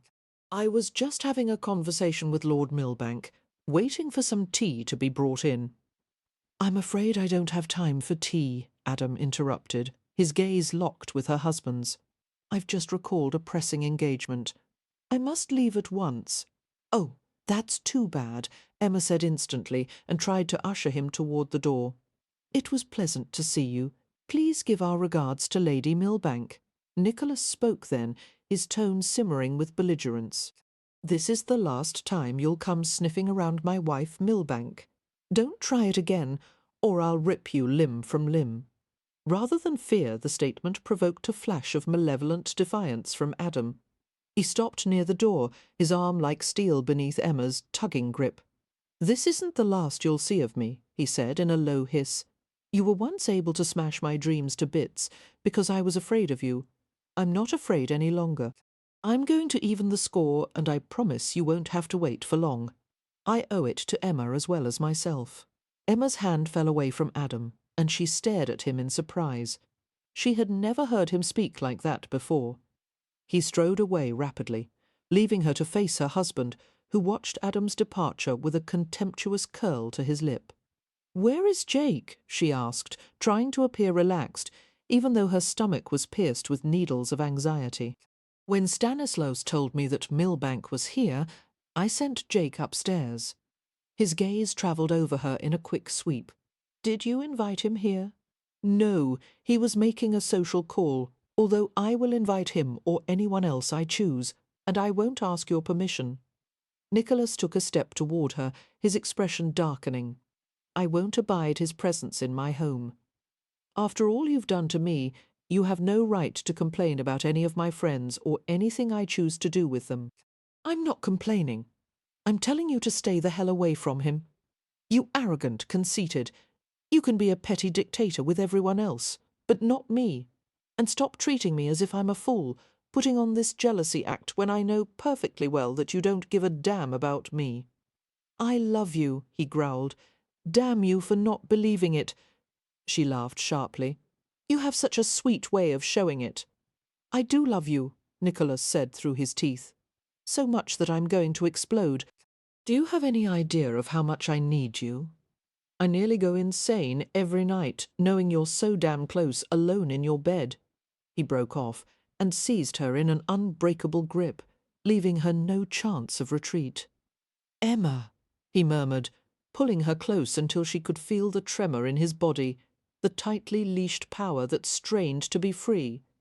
He was intensely aroused, the taut ridge of flesh burning against her loins. Emma was startled to feel a throb of response in her own body. Her pulse thrummed as if a resonant chord had been struck within her. Suddenly she knew she wanted him to hold her like this. She had wanted it for weeks. She felt his lips on hers, eager and hard and sweet, felt the pressure of his hands as he urged her higher against his body. His lungs shuddered with a breath of relief, and he kissed her more deeply, greedily searching the warm interior of her mouth.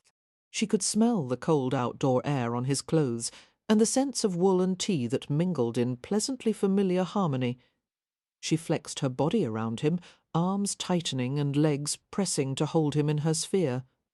Her breath came fast, driven by pleasure and excitement. Nicholas had never kissed her like this before, not with skill or technique, but with raw feeling. The sensations climbed too far too fast, and she broke away with a fearful sob.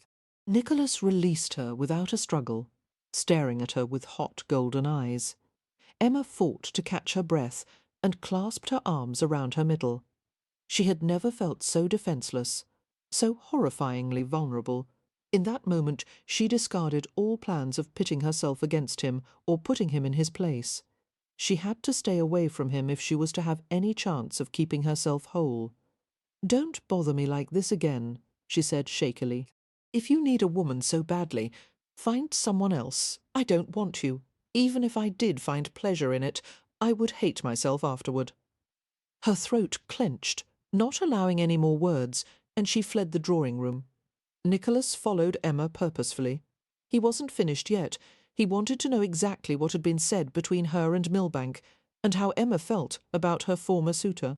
She headed outside toward the menagerie, her green skirts swishing along the cold ground and billowing in the blustering wind. "Emma!" he snapped, and she glared at him over her shoulder. "Go away.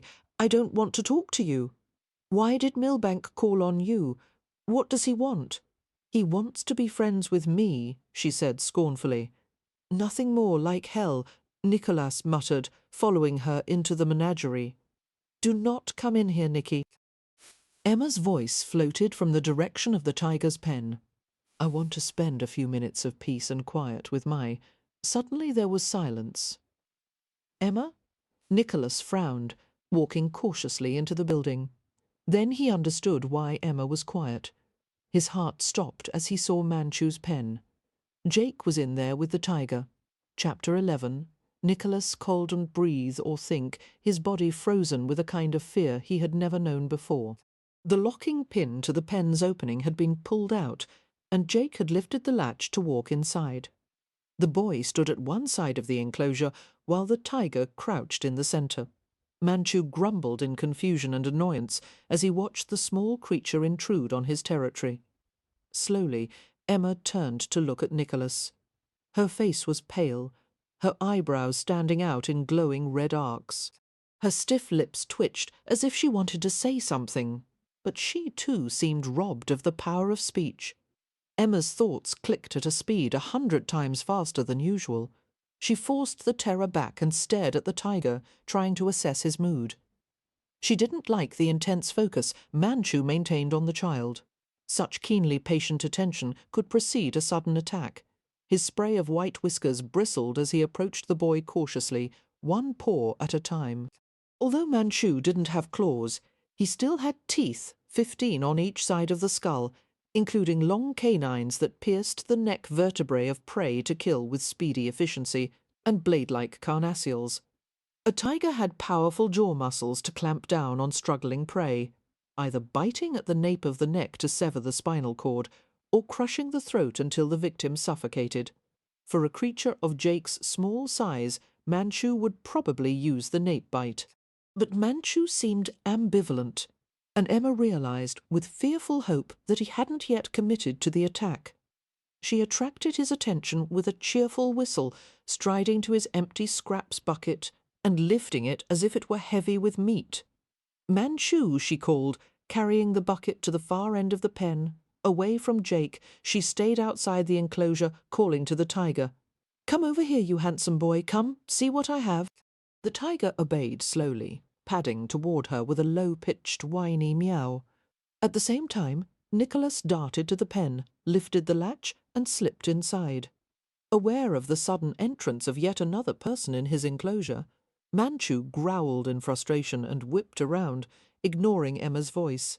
Nicholas snatched his son in a bruising grip and carried him out, slamming the door shut just as the tiger reached it.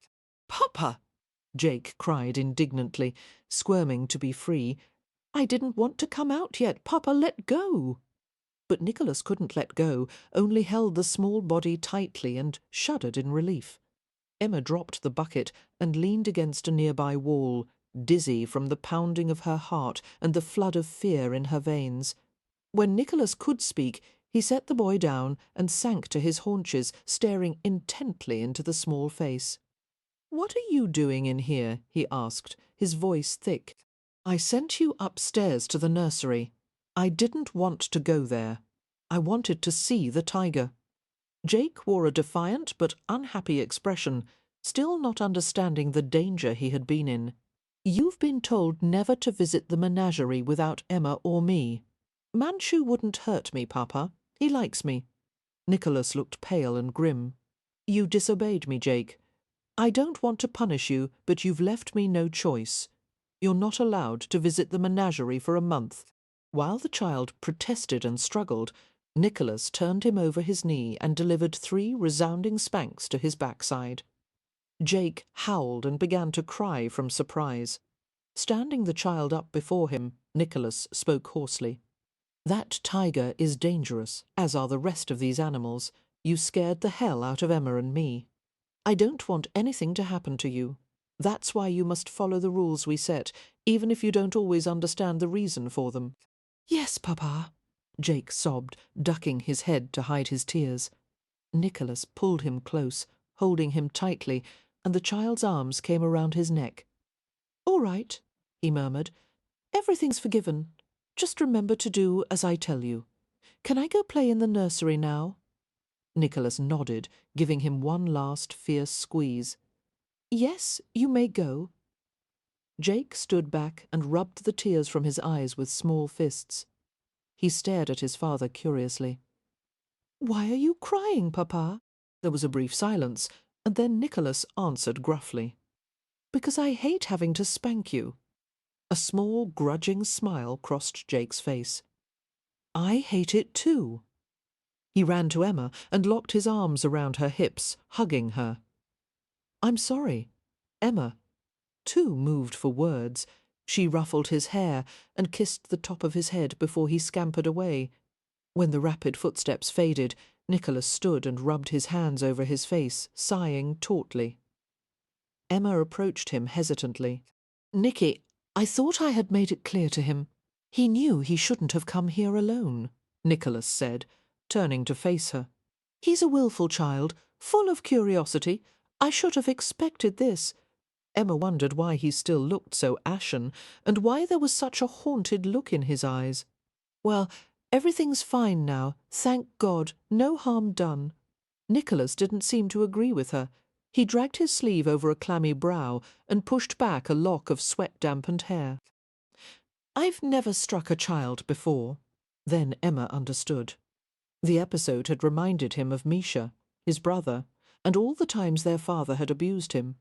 "You didn't strike Jake," she said quietly. "It was a spanking, and a very mild one at that. You did it to make certain he wouldn't put himself in danger again. Jake understood that, Nicholas, you didn't hurt him." She paused and continued in a very soft tone, "And you're not like your father." He was silent, his gaze unfocused, as if he were lost in memories of another time and place. "It's not easy being a parent, is it?" Emma asked softly. "There are so many things to worry about, things you never expect, and you're tortured by the decisions you try to make for their own good." She stopped speaking as thoughts of her own father caused a wave of sudden longing and guilt. Lucas Stokehurst had always been a loving, if overprotective parent, and she had virtually cut him out of her life. She missed him. She was tired of punishing her family and herself. She wanted to make peace with them.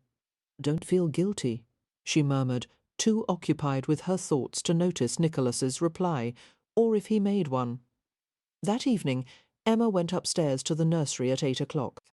She intended to explain to Jake that, although she often referred to Manchu as a beloved pet, he was a dangerous animal, and by no means domesticated as a dog like Samson was. Manchu should be loved but feared, because his nature would always be unpredictable. She felt guilty for not having made that clear enough to Jake before. As she neared the top step, she heard the boy's sleepy, relaxed voice float through the nursery doorway. "Papa, will you tell me stories even after we hire the nanny?" "Of course," came Nicholas's reply, "although I imagine she'll have some stories of her own to entertain you with. I like the Russian ones best." "So do I," Nicholas said with a smile in his voice. "Now, where were we?" Prince Ivan just met the grey wolf. Yes. The pages of a book rustled. It so happened that this was an enchanted wolf who knew all about Prince Ivan's search for the magical firebird. "I know where the firebird is," the wolf cried, and offered to take Ivan there. Climbing onto the wolf's back, Ivan rode swiftly through the night until they reached a garden, surrounded with high golden walls. This was the palace of Tsar Afron. Quietly, Emma crept away, envisioning Jacob curled up in bed, listening to his father's soothing baritone. She felt lonely, unhappy, wanting something she couldn't name. She drank a glass of red wine without tasting it and retired early to bed. Wearing a thin cotton gown, huddled under a pile of blankets, she waited for the icy bed linens to warm. The room was still and dark, voices coming to mock her from the shadows. She remembered Tasia's appeal. "He's not worthy of anyone's trust, Emma. Nicholas is a dangerous man." Her father's quiet anguish. "You can always come back. I'll welcome you with open arms." And Nicholas's plea, "I won't hurt you again. Believe in me." The memories troubled her for hours, until finally the mist of sleep drifted over her. But there was no respite for her, even then. One of the most disturbing dreams of her life seized her with a detail and vividness that chilled her to the bone. She was in a cold, dark cell with wooden walls, a stone floor, and a tiny rectangular window. Crosses and icons hung on the walls, sombre painted faces staring down at her, reflecting her grief. She sobbed desperately as she paced the small room, her dark gown trailing the floor. She knew that Nicholas was suffering, and she couldn't go to him. All she could do was wait here in helpless agony. 2 other women, one of them a nun in grey garments, were trying to soothe her, but she shrugged off their gentle hands and turned away from their compassionate faces. "He's dying," she wept. "He needs me, and he's all alone. I must go to him. I can't bear it. I can't." Emma jerked awake with a gasp, sitting upright in bed. The familiar room of her suite was eerily silent. It was just a dream, she told herself, wiping at the tears on her face. But for some reason the tears kept coming, and her heart ached as if someone truly had died. She didn't know how to make the pain go away. She slipped out of bed and found herself walking toward Nicholas's suite. Using the long sleeve of her gown to blot her face, she went to the doorway of his bedroom and stood there, a slender ghost hovering uncertainly in the darkness. Moonlight drifted through the window and puddled on the carpeted floor. "Nicky!" she whispered. She heard the sheets rustling and Nicholas's groggy voice. "Who is it? Emma!" "I had a nightmare," she whispered. She had never known such desperate grief. Surely he could feel it, like another presence in the room with them. "Tell me," he said. "You were dying, you wanted me, but I couldn't come to you. I was in a convent room, and they wouldn't let me leave." He made no reply to that. Inexplicably, he murmured her name in Russian. Struggling with tears and words, Emma was silent for several moments.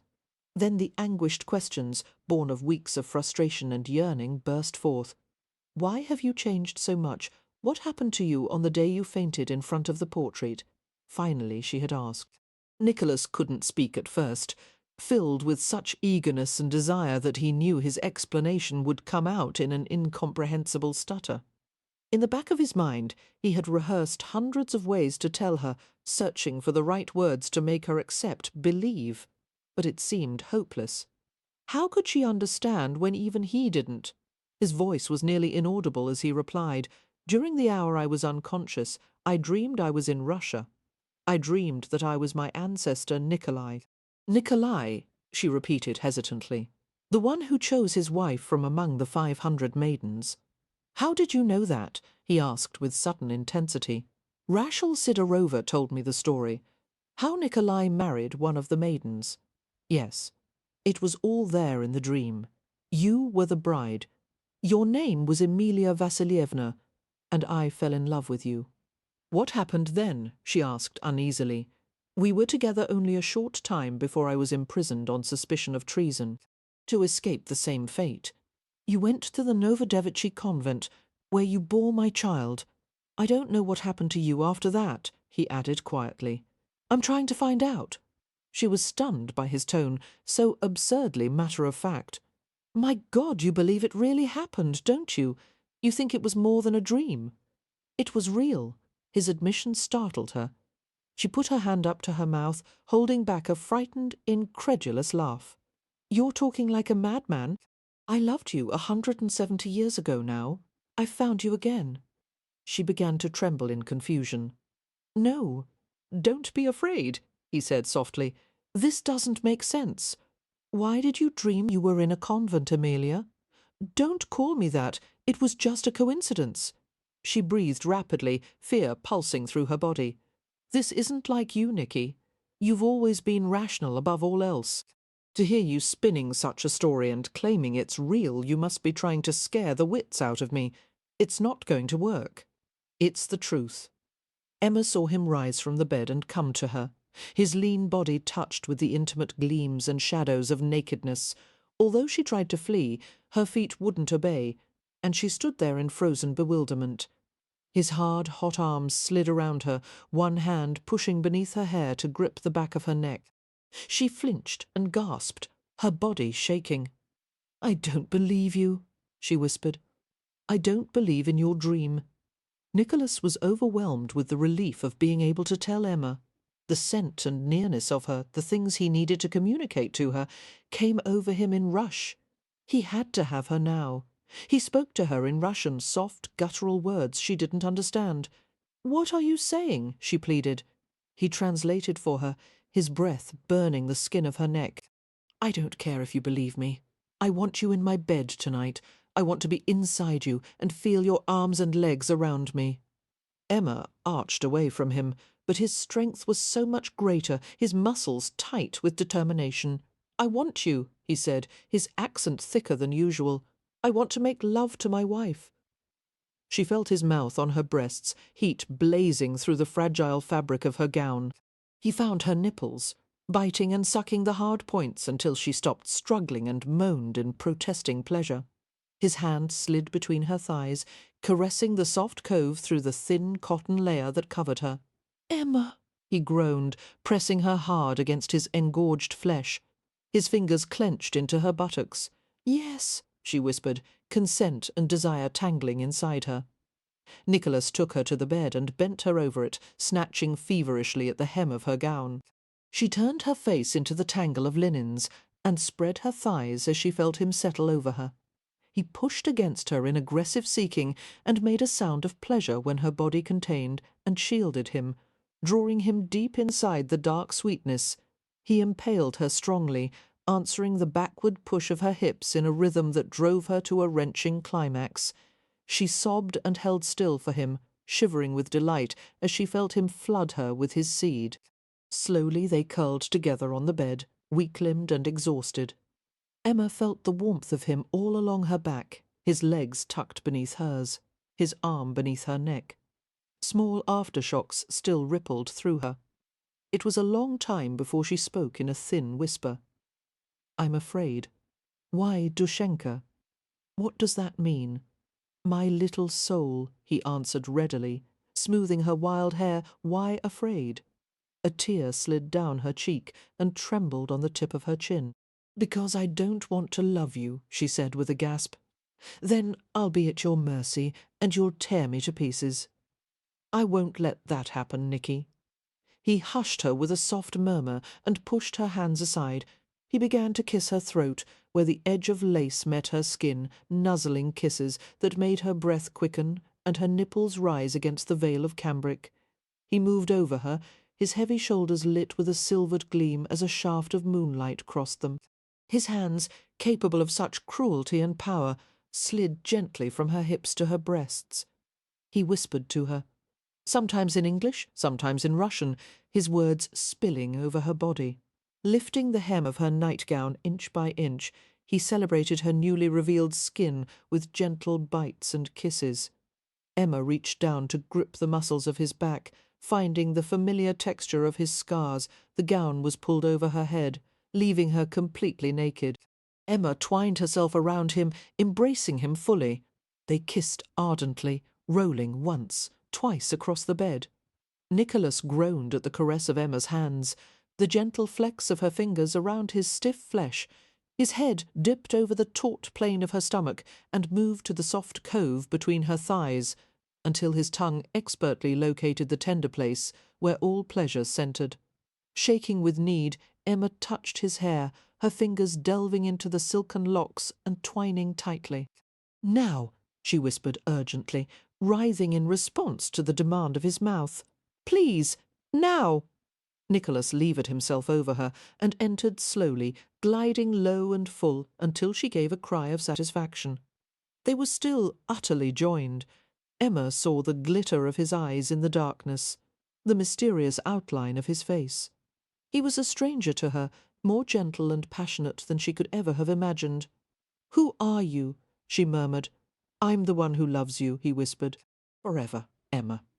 He pushed even deeper, seeming to relish her helpless sob of pleasure. She clung to him in surrender, reckless and open, yielding all of herself. And he gave the same, letting the fire rage out of control until all memory had burned away and the world was clean and new.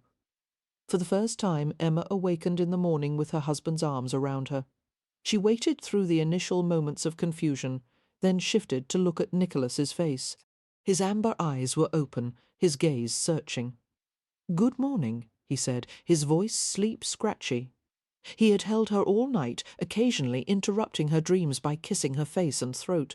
They had made love once more as morning approached, their bodies moving in languorous rhythm until they had both dissolved in shuddering release. What could she say to him after a night of such unguarded sensuality? She looked away from him, her cheeks burning, and she made a move to roll out of bed. He stopped her, pinning her down to the mattress. He stared into her eyes. "How do you feel?" "I don't know. I have no idea where to go from here, or how to be with you. It's easy to argue all the time, it's what I'm used to. But to be at peace, I don't know if that's possible for us." His warm hands covered her bare bottom, squeezing the firm curves. "It's simple, Roishka. We'll take it day by day." Emma felt him stirring between them, the insistent throbbing that betrayed his awakening passion. He gripped her bottom, keeping her on top, while his mouth wandered in a moist path over her breasts. She protested breathlessly. "No, Nicky, it's time for breakfast. I'm not hungry, and I haven't seen to the animals this morning. They can wait. Jacob might come looking for you. He won't. He's not my son for nothing." She tried one last time to divert him. "I'm sore." "I can fix that," he whispered, rolling until she was pressed flat on her back. He pushed her thighs apart and applied himself toward convincing her to stay. Emma succumbed with a moan of pleasure as his hands and mouth made promises he was more than ready to fulfill. Nicholas seemed to take it for granted that he would be welcome in her bed after that, and Emma did not deny him. A week passed swiftly, while Emma awoke each day with a sense of discovery. She was learning things about her husband that she had never guessed in all the previous months of their marriage. There were moments when he could be astonishingly tender, helping her take down the heavy mass of her hair at night. his fingers massaging the sore spots that hairpins and combs had left on her scalp. He would rub salve into her hands where they had been chafed or scraped during work, or interrupt her bath and wash her as if she were a child. One day his mood took a predatory turn, and he cornered her in the menagerie. Ignoring her startled protests, he unfastened her trousers and took her against the wall, until they were both sweat-drenched and gasping with satisfaction. He teased her unmercifully, provoking her, and at the same time making her laugh until she didn't know whether to kiss him or kill him in the afternoons when Robert Soames painted Emma's portrait. Nicholas came to watch the sittings, staring at her with such absorption that she finally banished him from the room. "I can't sit still and look dignified when you're watching me," she informed him, shoving him toward the doorway. Nicholas obeyed reluctantly, scowling as she closed the door in his face. He talked about his dream once more, on the day they took a walk across the snow-dusted land around the estate. Snowflakes descended gently from the sky, and Nicholas stopped to kiss the melting patches on Emma's face.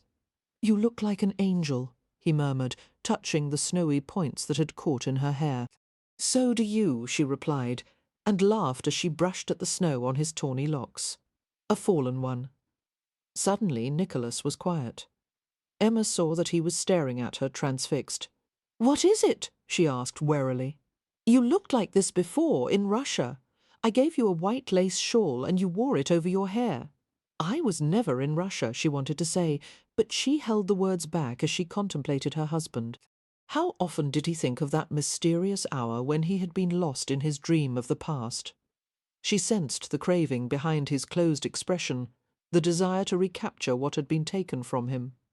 Nicholas truly believed they had known and loved each other in a past life. Certainly she wouldn't encourage him in that belief, but neither could she bring herself to mock him for it. "You loved the woman in your dream, didn't you?" she said quietly. An indistinguishable emotion flared in his eyes. "That woman was you. Even if that were true, it has nothing to do with us now," she said. "It makes no difference to our situation. It makes all the difference to me."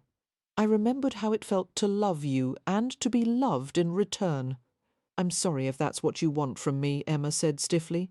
"It's not possible.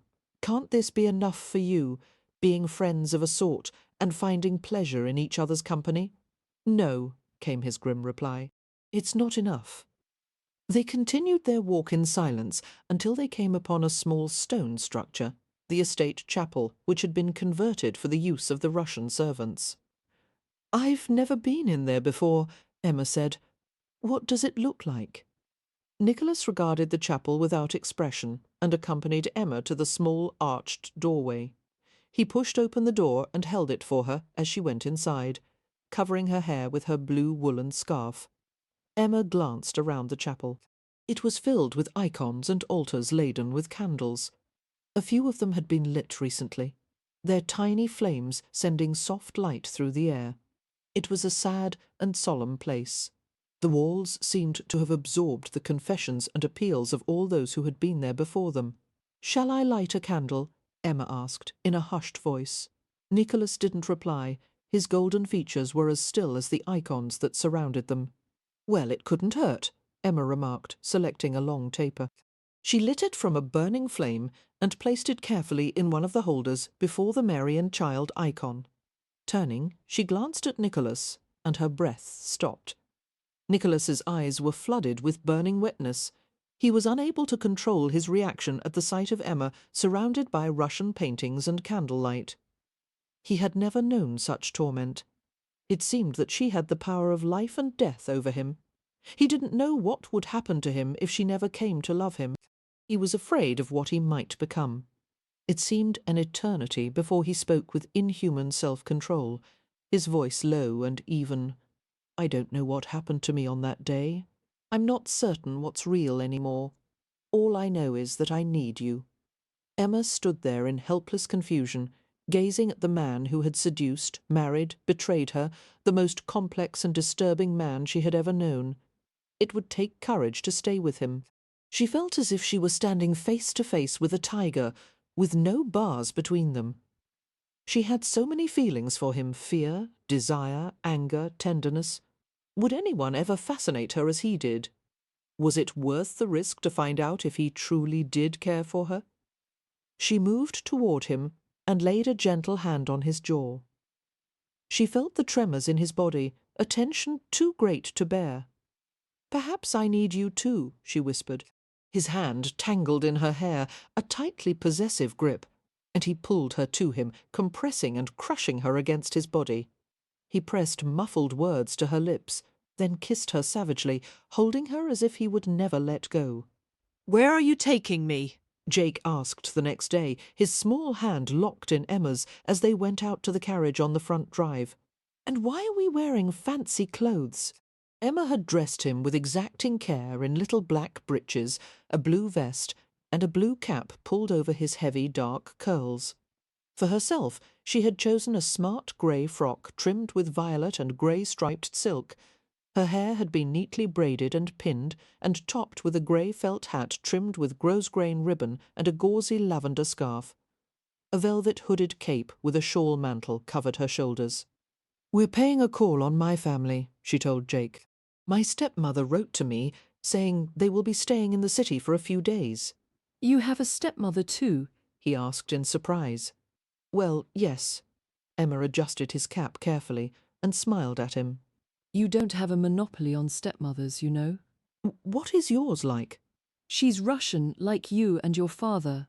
"Does she know Russian stories?" There was a flash of eager curiosity in the boy's eyes. Emma smiled. "Probably hundreds of them."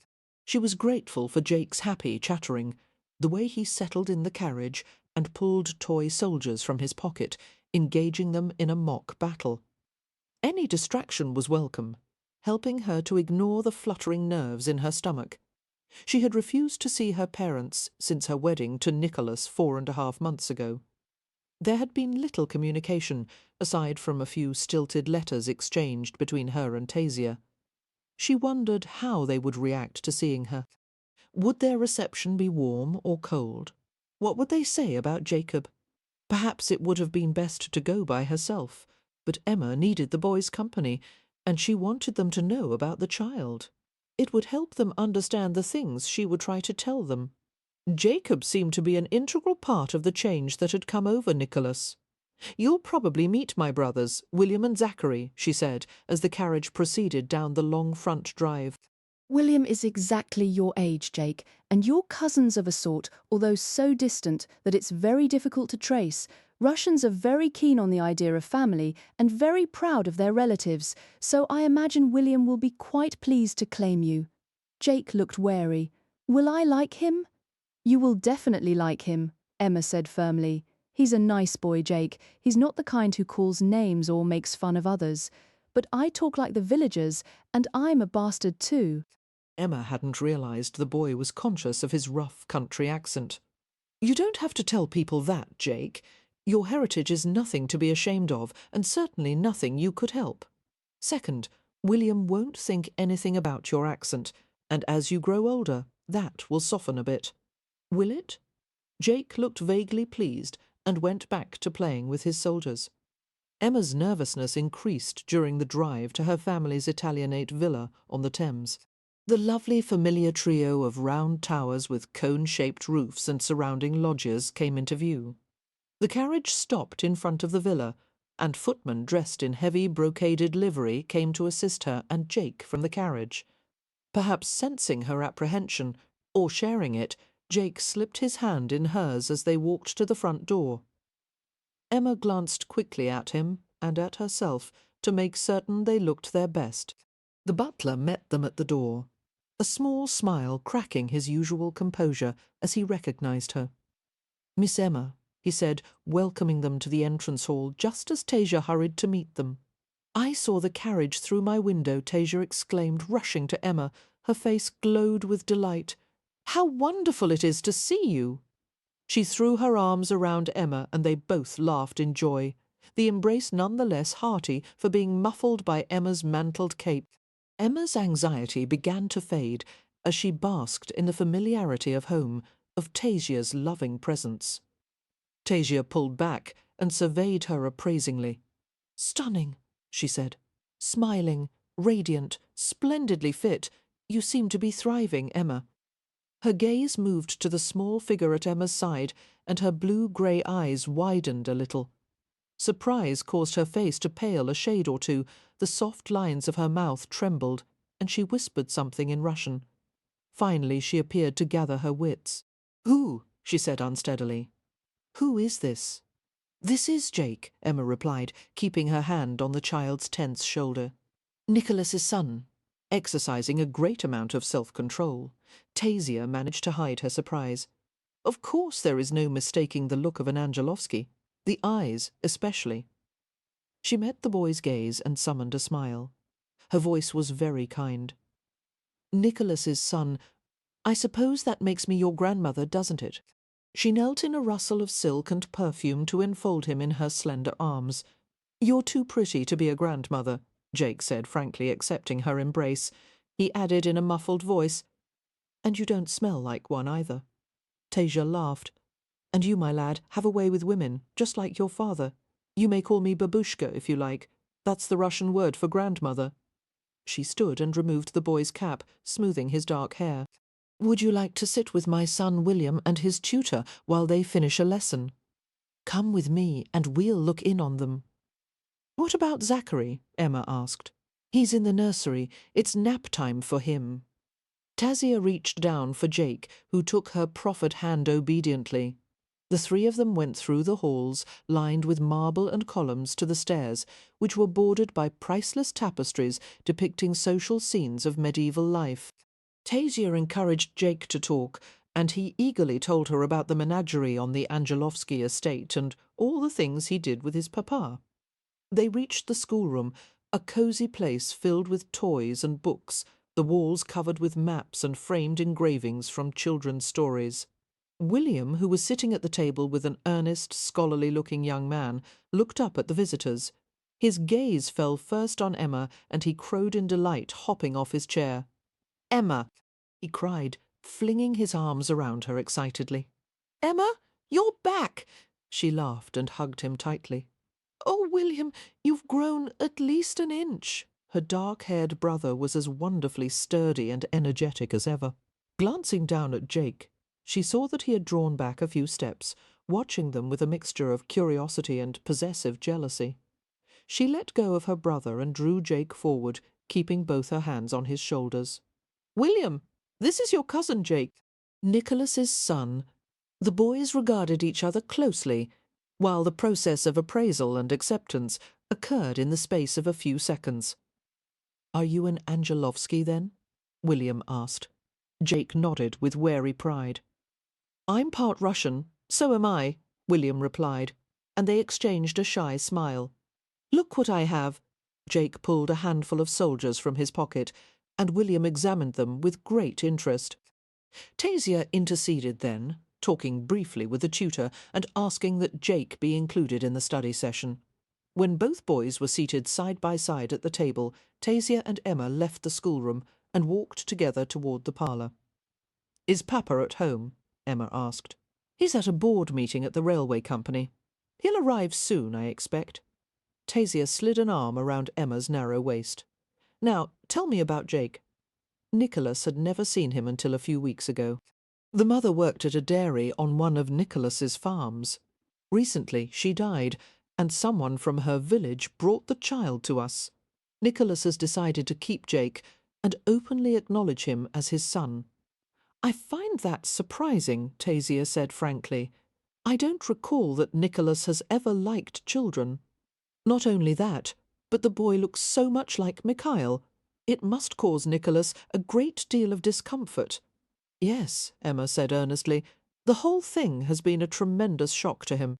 At first he could barely stand the sight of the boy, but now he adores Jake. It's amazing to see them together." Tasia shook her head in bewilderment.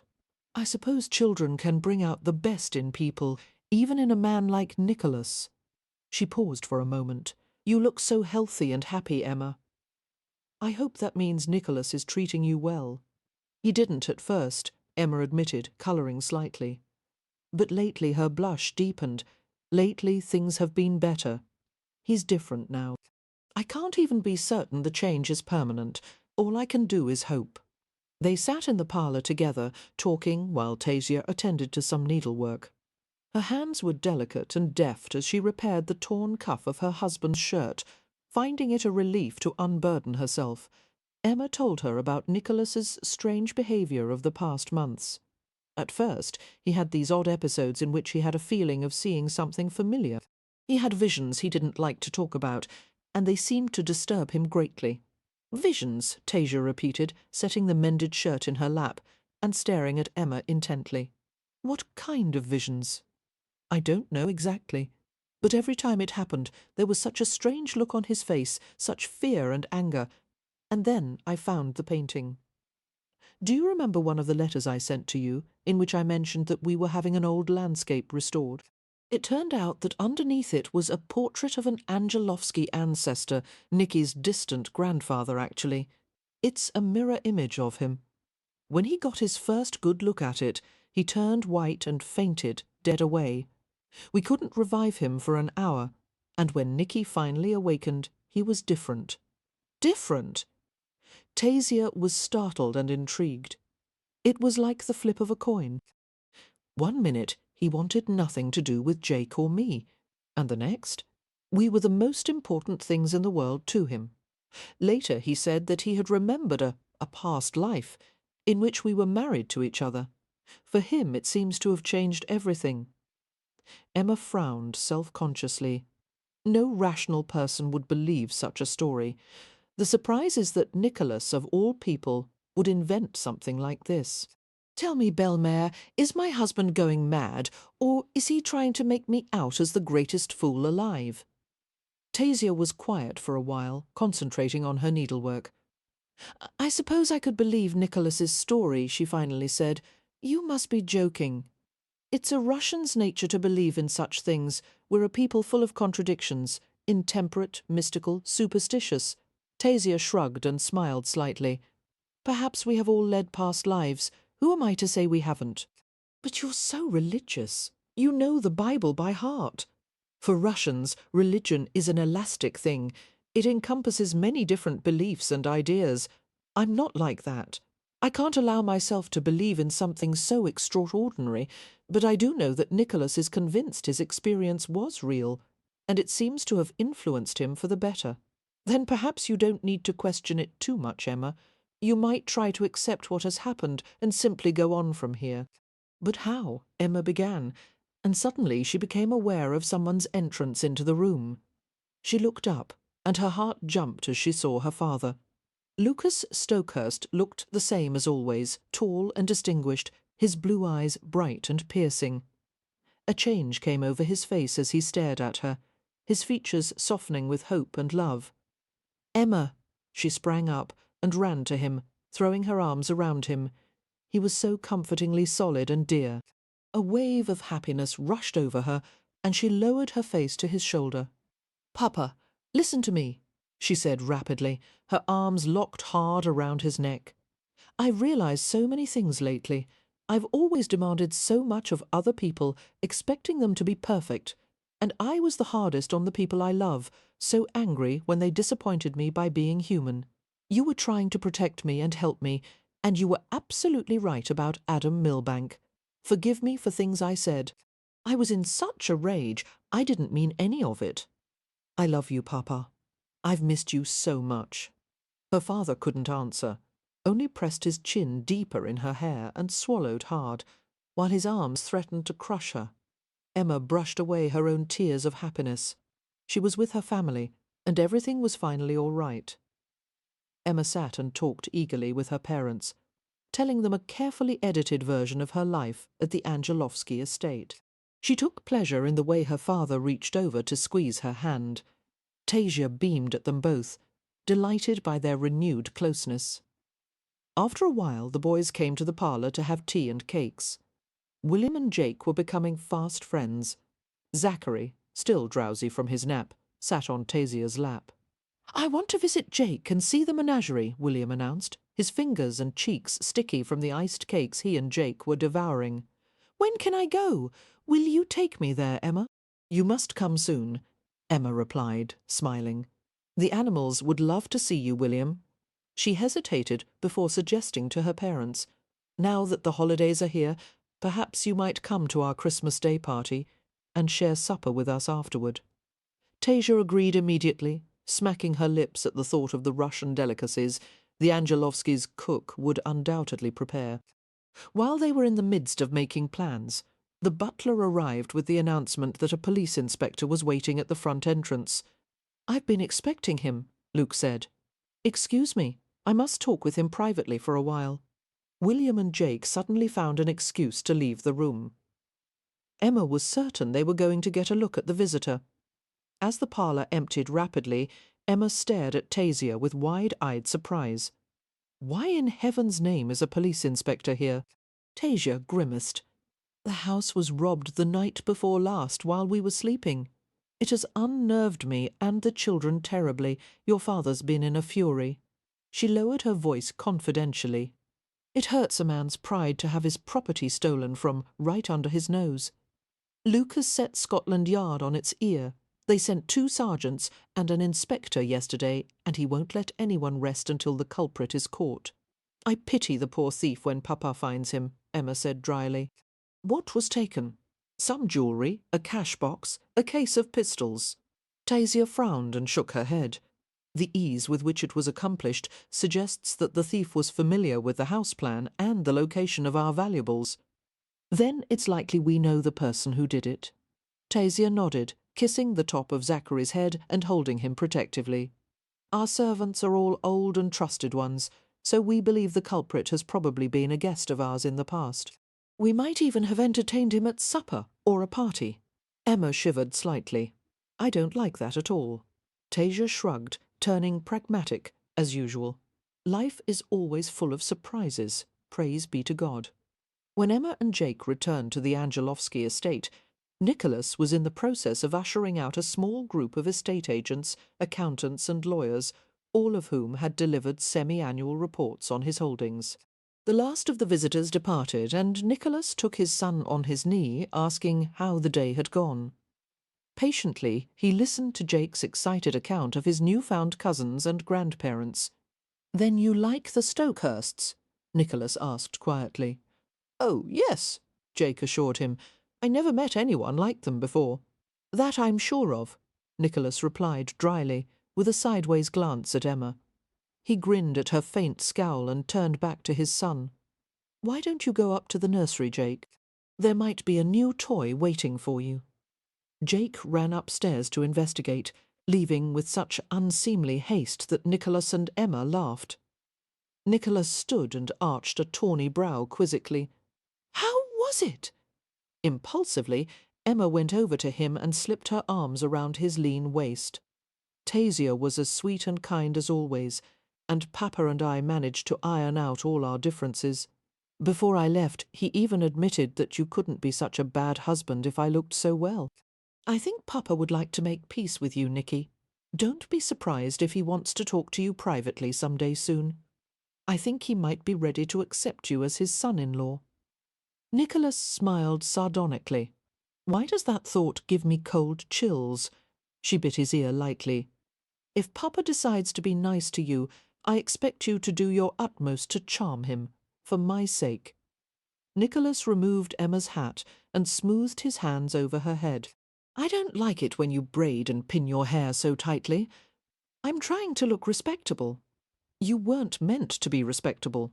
You were meant to be unbound and natural, like your animals. No, don't bite me again. I have a present for you." "What kind of present? Where is it?" "You'll have to find it," he said, smiling as she began to search his pockets. "Not so roughly, Ruishka. You may damage something of value." Triumphantly, Emma located a heavy velvet pouch and pulled it out. Loosening the drawstring, she shook the object into her palm. "Oh," she said softly, her breath catching. It was a ring, a single sapphire mounted in gold. The rich, glittering stone was the size of a robin's egg, seeming to contain every shade of blue in its glowing depths. Emma turned her stunned gaze to her husband's face. "Try it on," he said. Emma watched as he slid the enormous sapphire onto her finger. The ring fit perfectly. A ball of blue fire balanced on the surface of her hand. "Why did you buy this for me?" she asked in awe. "Because it matches your eyes. It's so incredible, but—" She stroked his chest, tracing the hard curve of muscle. "Why did you buy this for me?" "It gives me pleasure to see you wearing beautiful things, almost as much pleasure as seeing you with nothing on at all." He whispered endearments to her, lightly fondling and stroking her body, unfastening the neck of her dress. His lips caressed her exposed throat, his tongue tickling the hollow where her pulse fluttered. Emma sighed and closed her eyes. "Nicky, don't! Let's go upstairs." "Not before supper," she exclaimed, blushing. "I want to see you naked, except for the ring." "You're impossible," she said, letting him tug her from the room. A week before Christmas, Emma was busy decorating the mansion with bells, acres of red ribbon, holly and mistletoe. The Sidorova sisters and 2 footmen climbed ladders to hang ornaments on a towering pine tree situated in the central hall. As they worked, they entertained Emma by singing Russian Christmas carols. If only this place weren't so large, Emma lamented, tying clumps of holly to the banister. It takes 3 times as many decorations to make any sort of impression. "Yes, but it looks so wonderful," Rochelle exclaimed, carefully affixing a gingerbread man to one of the pine branches. They had baked gingerbread in a variety of shapes, and were already having problems with encroachers daring to nibble at the spicy treats. Samson was a constant threat, venturing forth to gobble the gingerbread hanging from the lowest branches of the Christmas tree. He reclined beneath the fragrant boughs, occasionally scratching at the festive red bow tied around his neck. The butler approached Emma with a perplexed expression on his hawk-like face. "Your Highness," he murmured, "I just discovered this package on the doorstep." Abandoning her work on the banister, Emma came down the steps and took the object from him. It was a small white box with a red bow, bearing a card that read, "Simply Emma." A smile flitted across her face. "I wonder who would deliver a gift in such a way." She untied the ribbon and opened the cold, slightly damp pasteboard box. It contained a scrap of velvet, a fresh blood-red rose, and a small card with the initial A on it. Her smile vanished, and her forehead creased. Who would send her a gift like this, and in such a mysterious fashion? Could it possibly be from Adam Milbank? Once, long ago, he had given her a red rose just like this one. She touched the rose and jerked her hand back as a thorn pierced the tip of her forefinger. Ouch! She sucked on the sore spot, tasting the salty tang of blood. Stanislaus's black brows drew together. "Your Highness, if you will permit me—" He took the box from her and unrolled the velvet scrap, dropping its contents into Emma's palm. She gasped as a pair of pearl earrings, strung in loops, fell in a cool, heavy tumble into her hand. The Sidorova girls came to view them, exclaiming in admiration. "Very beautiful," Rochelle said. Emma was aware of a cold, uneasy feeling. She had once read that pearls meant tears. A box with a red rose and pearls, blood and tears. She dropped the earrings back into the box. "It's a good thing Nicholas isn't here," she murmured. "I don't think he'd appreciate my receiving gifts from other men." "No, Your Highness," Stanislaus agreed. Emma glanced at the gift distastefully. "Please return that to Lord Milbank. I suspect he is the one responsible for sending it to me." She paused and looked at the servants around her. "There's no need to mention this to Prince Nicholas. He would be jealous or angry, and I would prefer our first Christmas to be free of trouble." They all agreed immediately and went back to work, trying to recapture the light mood of a few moments before. Emma was disturbed by the unexpected gift, but she resolved to put it out of her mind. What could Adam have meant by his gesture? To let her know that he still cared? That he wanted something from her, perhaps even an affair? How silly some men were, only desiring what they couldn't have. Or perhaps the gift was intended to express a heartfelt goodbye. It didn't matter. She intended to concentrate on the future, not on the past. She had a good life with Nicholas, and it only promised to get better. Nothing would spoil their chances. She would make certain of that. Chapter 12. In the morning Stanislaus came to Emma while she was taking tea in her private sitting room. "Your Highness the butler said," and paused, as if wondering how to continue. His black brows were drawn together, and his mouth was tight. "What is it, Stanley? You have the strangest expression on your face." He ignored her nickname for him. "Your Highness," he answered, "I have discovered this on the front doorstep." He held out the object in his hand. Emma set her teacup aside and stared at it in astonishment. It was the same blood-red rose that had been delivered to her yesterday. "Didn't you send it back?" "Yes, Your Highness, along with the pearls. Apparently the flower was left by itself this time." She shook her head, staring at the slightly bedraggled blossom. "Whoever the giver is, he's remarkably persistent. Shall we tell Prince Nicholas?" Emma thought for a moment. She was certain the rose had come from Adam. Mischief-making, probably. He would be glad to provoke Nicholas and cause trouble between them. "No," she said brusquely. "It's just a silly gesture. Please dispose of the thing. We'll forget all about it." It was Christmas Eve, and the scent of pine emanated from the small tree in the corner of the family parlour, a cosy room lined with tapestries and golden oak panelling. Hangings of burgundy velvet framed the windows, and were parted to reveal a trace of the evening starlight. A fire in the fireplace burned with crackling vigour, sending out a wavering yellow glow to relieve the darkness of the room. Nicholas lounged amid a pile of velvet pillows on the floor, watching his wife stir about the room. Jacob was asleep in his bed in the nursery, dreaming of the morning to come, and they had the whole night ahead of them. "Come here," he said lazily, drinking wine from a glass-lined goblet, its silver and gold exterior glittering with inset diamonds and rubies. "Soon," Emma replied, adjusting strings of cranberries on the tree. "I'm not finished yet. You've done nothing for 2 days except re-tea ribbons and move garlands up or down a mere inch, with nearly 200 guests coming tomorrow. I want everything to be perfect. Everything is perfect." Nicholas poured more wine and admired the shape of his wife's bottom as she bent over in her trousers. "Come here now. I have a present for you." "I have one for you too," she replied pertly.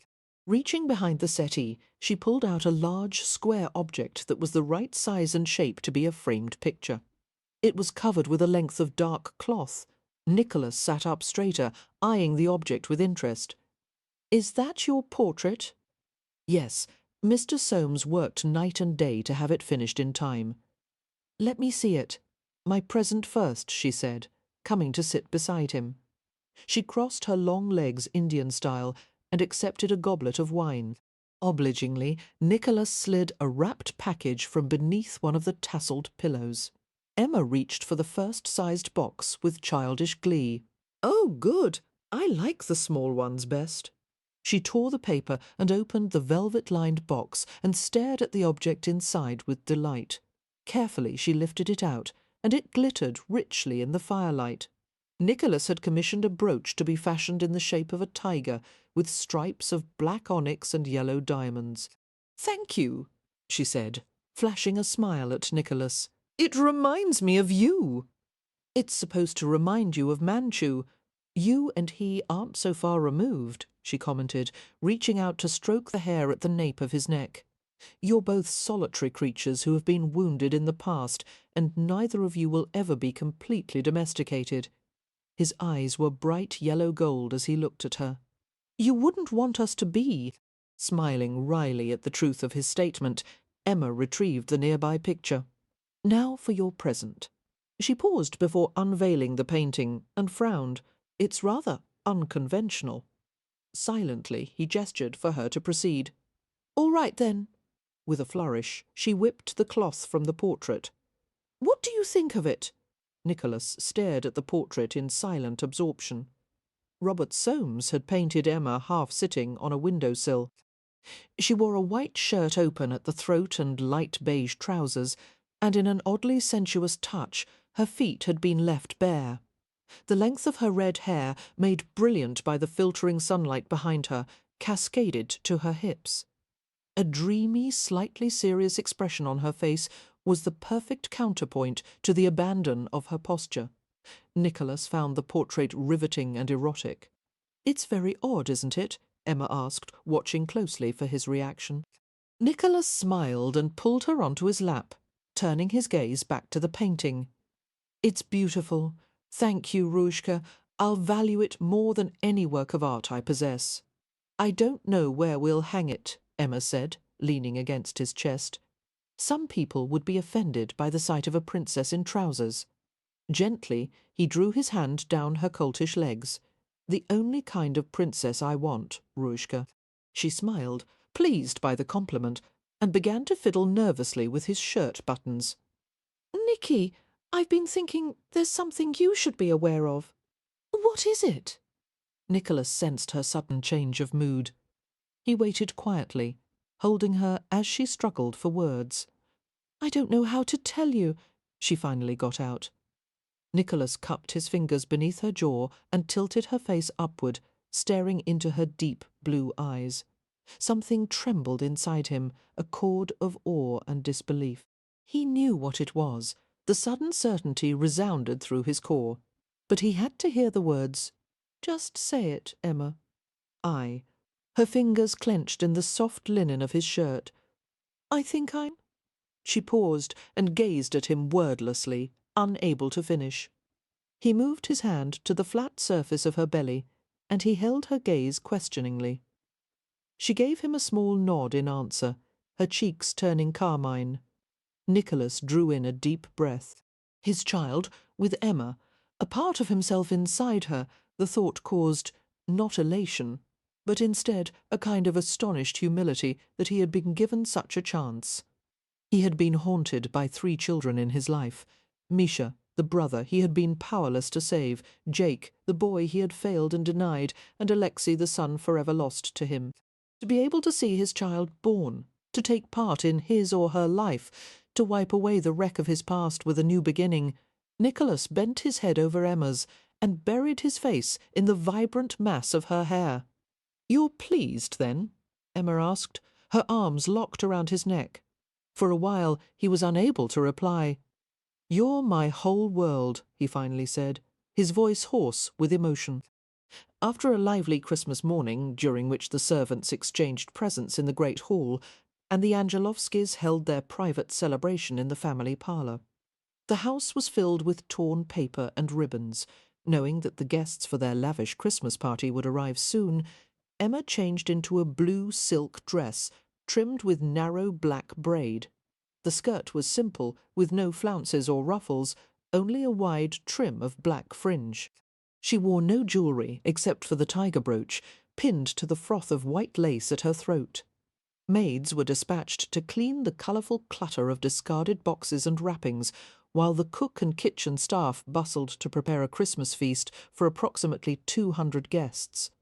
Appetizing English smells of roasted stuffed turkey and goose mingled with the Russian dishes of mushrooms and cream, seasoned cabbage, and the rum-soaked yeast and raisin cake called baba orhum. Jake raced around the house in unrestrained glee, brandishing his new toys and asking impatiently when his cousins would arrive. Soon, Emma promised, unable to keep from laughing at the contrast between Jake's happy expectation and his father's resigned air. She knew that Nicholas wasn't looking forward to meeting with the Stokehursts, especially Luke. The 2 men had never been on good terms, and since the wedding, Nicholas had been more than happy to avoid his father-in-law. Catching Emma's amused glance, Nicholas managed a grimace that almost passed for a smile. She went over to him and kissed his cheek. "It will be painless," she murmured. "Everyone will be in a festive mood, and my parents are quite pleased to be attending. Stop looking as though you're about to have a tooth extracted. Are you planning to tell your family about the baby? I'd like to keep it private for a while." He nuzzled the soft tendrils of hair near her ear. Before he could answer, Rochelle Sidorova appeared in the doorway. "A parade of carriages is coming along the drive," she said breathlessly. "Thank you, Rochelle." Emma clapped her hands in excitement and pulled Nicholas along to welcome their guests. Soon the house was filled with conversation and merriment. A score of children gathered around the large Christmas tree in the central hall. while the adults congregated in the drawing-room to sip spiced wine, eggnog, and a Russian beverage flavoured with fermented honey. Lord Shepley, a guest with well-known musical talent, played Christmas carols on the piano, while others lent their voices in song. Emma relaxed as she saw how well the afternoon was progressing. Her father and Nicholas were polite to each other, keeping their respective distances and taking refuge in watching the antics of the children. Tasia, who looked lovely in a gown of plum silk, caught Emma's gaze and winked.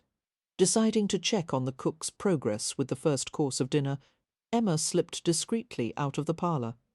She hummed a few bars of Deck the Halls as she walked toward the kitchen. Suddenly a hand grasped lightly at her elbow. She whirled around in surprise and saw Nicholas.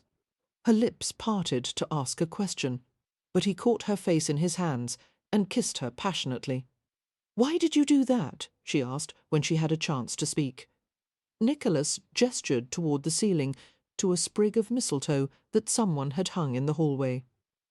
"I could use that as an excuse, but I would have done it anyway." A smile curved Emma's lips. "You should be entertaining the guests." "I'd rather be entertaining you." She laughed and pushed at his chest, but he tightened his arms around her. "I want to be alone with you," he said, his mouth descending on hers. All at once they were interrupted by an unexpected sound, the naughty giggling of children. Emma stiffened and broke the kiss, turning to the intruders. Hot colour flooded up to her hairline as she saw the group of 3 children, Jake and her half-brothers, William and Zack, and they were accompanied by her father. Luke's face was expressionless, but one dark brow lifted quizzically. Jake broke the silence. "Don't mind them," he said, rolling his eyes. "They're always doing that." Blushing Emma wrenched free of her husband's embrace and yanked at the waist of her bodice to settle it in place. "Where are the 4 of you going?" she asked, trying to cover her discomfort. Jake grinned cheerfully. "I'm taking them to see my pony, Ruslan." "Don't let us keep you," Nicholas muttered. Emma pinched him discreetly for the rude remark and cleared her throat. "Perhaps Nicholas will accompany you." Luke regarded Nicholas speculatively. "Yes, why don't you?"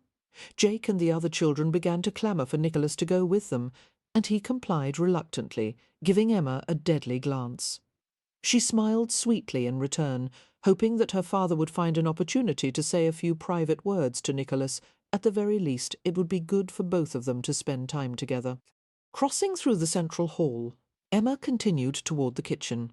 All at once, a strange feeling caused the back of her neck to prickle, and her steps slowed. She felt as if there was something wrong, as if a shadow were descending on the house. Throwing a glance over her shoulder, she saw Stanislaus welcome a trio of guests into the hall. The first person she recognised was Mr. Oliver Brixton, the American enamelware manufacturer who had once been a guest at the Angelovsky Manor. He was the brother of the woman Adam Milbank had married. Then a small, plain-faced woman appeared, dressed in expensive silk and lace, her hair arranged in a neat, practical style. She was on the arm of a dark-haired man with very familiar features. Adam had come to the Christmas party, and he had brought his wife. Emma was motionless, while her thoughts raced in wild confusion. How was it possible an invitation had been sent to Mr. Brixton more as a courtesy than as an actual expectation of his attendance? But he had decided to come, and in an astonishing breach of etiquette he had brought the Milbanks with him. Brixton was smiling easily, clearly having forgotten about Emma's former relationship with Adam. But Charlotte Milbank knew. Curiosity and mistrust shone in her grey eyes as she stared at Emma. Emma's heart began to pound so heavily that it seemed to knock against her ribs. A light sweat broke out on her face. Why was Adam here? What did he intend? People would be watching and wondering, holding their breath, to see if there would be trouble between Adam and Nicholas. She forced a smile on her lips and went forward to welcome them. Mr. Brixton's homely but kind face lit up, and he kissed her hand. "Happy Christmas, Your Highness," Emma murmured a reply, and lowered her gaze to Adam's wife, who was at least a head shorter than she. Charlotte Milbank surprised her by speaking first, in a tone that was well modulated, but threaded with steel. Her deep voice was incongruous, coming from a small, pudgy woman. "I hope you are able to accommodate an extra pair of guests, Your Highness. I'm afraid I insisted on accompanying my brother to your party. Ever since I moved to England, I've heard everyone talking about Prince Nicholas and his magnificent estate, not to mention his wife and her menagerie." Emma kept her gaze on the woman, not daring to look at Adam. "You and your family are quite welcome to share Christmas with us, Lady Millbank." Even as the name left her lips, it sent an odd feeling down Emma's spine. Lady Millbank, the title she had once longed for more than anything else. Charlotte Millbank's face was round and boneless, but her skin was flawless, a beautiful milk white with just a hint of pink in her cheeks. Perhaps if she were possessed of a vivacious personality, she could be considered attractive. But there was accusation in her flint grey eyes, and her small mouth was tight and unsmiling. Emma had the strange urge to console the woman. "You have nothing to fear from me," she longed to say. Instead, she smiled politely and drew Charlotte toward a nearby group of guests in the drawing-room, introducing her to each of them. Brixton and Adam lingered behind, while Brixton admired the huge tree in the central hall. Emma left Charlotte Millbank's side and began to mingle with other guests, but her gaze darted restlessly around the scene. Nicholas would return soon. She had to find him. He must be warned that Brixton and the Millbanks were attending. She refused to look at Adam, although she sensed that he was staring at her. "Damn you, Adam," she thought angrily. "Why must you make trouble for me? What's done is done. You left me and married someone else, and I managed to recover from the hurt. Now let me get on with my life." Moving through the crowd, Emma played the part of hostess, and finally took a moment to glance at Adam. He wore a pleasant expression, but he seemed tense, his smile forced. His wife was at his side, her round white hand poised on his arm. Emma overheard a brief portion of their conversation as she walked near them. Adam was attempting to tell a story. "Friends of ours employed a rather haughty footman dressed in the most splendid blue livery." "Black livery, dear," Charlotte interrupted gently. Adam continued as if he hadn't heard her. "And we were walking in their garden, beside the yew hedges. They were fruit trees, darling," Charlotte corrected, "when we heard the most frightful yelp and splash. The footman had slipped and fallen into the fish pond on his way to the carriage house." "I've never laughed so much." "It was quite vulgar," Charlotte added primly. Emma felt a touch at her elbow and turned to find Tasia beside her. Tasia's face was soft with concern. She indicated the Millbanks with a flicker of her gaze. "I see you have unexpected company," she said quietly. Emma made a comical face and sighed. "When Nicholas sees them, Nicholas won't make a scene," Tasia assured her. "He has too much self-control." "I hope so. Adam seems rather henpecked," Tasia observed. "Yes, I noticed that." Adam was a sensitive man with touchy pride. Why had he married a woman like Charlotte? Perhaps she was reacting out of insecurity, trying to assert herself by badgering him. "The poor woman," Emma said suddenly. "I know what it's like, trying to hold on to an elusive man. I tried for a long time, and finally recognized the folly of it." "Whom are you referring to?" Tasia asked. "Adam or Nicholas?" Emma smiled ruefully. "Both, I suppose, but Nicholas has changed, and Adam hasn't. I think Adam thrives on keeping a woman slightly off balance, never letting her feel that she can entirely depend on him." "And you feel you can depend on Nicholas?" came Tasia's soft question. "Yes. Everything I've seen during the past few weeks has convinced me I must take that chance. I've made up my mind to trust and believe in Nicholas until he proves me wrong." Tasia's gaze was searching. "Have you come to care for him, Emma?" Emma hesitated, debating her answer. Out of the corner of her eye, she saw Adam disentangle himself from his wife and wander through the crowd, stopping at the French doors that opened onto the garden. He turned and gazed directly at Emma. Adam wanted to speak with her privately. Emma looked away from him, her brow marked with a troubled frown. Soon she would slip away and join him. "Are you certain that's wise?" Tasia asked. reading the situation accurately. "It may not be wise, but it's necessary. I must settle things between us once and for all." Nicholas returned to the drawing-room with a sense of relief. The boys had delighted Jake with their admiration of the pony. Stokehurst had been polite and even marginally friendly, murmuring that he would like to talk with him over a snifter of brandy sometime soon. Nicholas had agreed dutifully, perceiving that Emma had been correct. Her father did seem to want peace between them. As he crossed the threshold of the drawing-room, an unfamiliar woman approached him. She was small and plump, with startlingly hawk-like eyes set in her round face. "Your Highness," she said in a deep voice, "I am Lady Charlotte Milbank. Your wife and my husband both seem to be missing. Since I am unfamiliar with your estate, I must prevail on you to help me locate them." The garden was dark and rustling with winter breezes. The ground was hard and the hedges laced with frost. Emma's breath blew in ghost puffs as she walked through the freezing night air. The garden was the only place she and Adam could be guaranteed the privacy they needed. It seemed appropriate that they should meet here, the last place they had truly been together before Nicholas had intervened in their lives. She found what she was looking for, a small clearing behind the border of Irish yews. Adam was waiting there, his longish hair blowing gently around his face and neck. He seemed so much older, as if years instead of months had gone by. Emma felt as if she had aged as well. How could it be that they had both changed so greatly?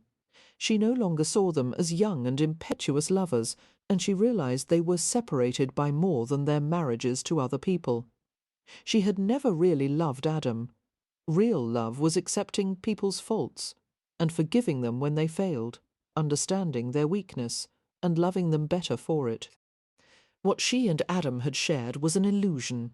It had crumbled at the first real challenge they had faced. She stopped a few feet away from him. Her lips trembled from the cold. "Why did you come, Adam?"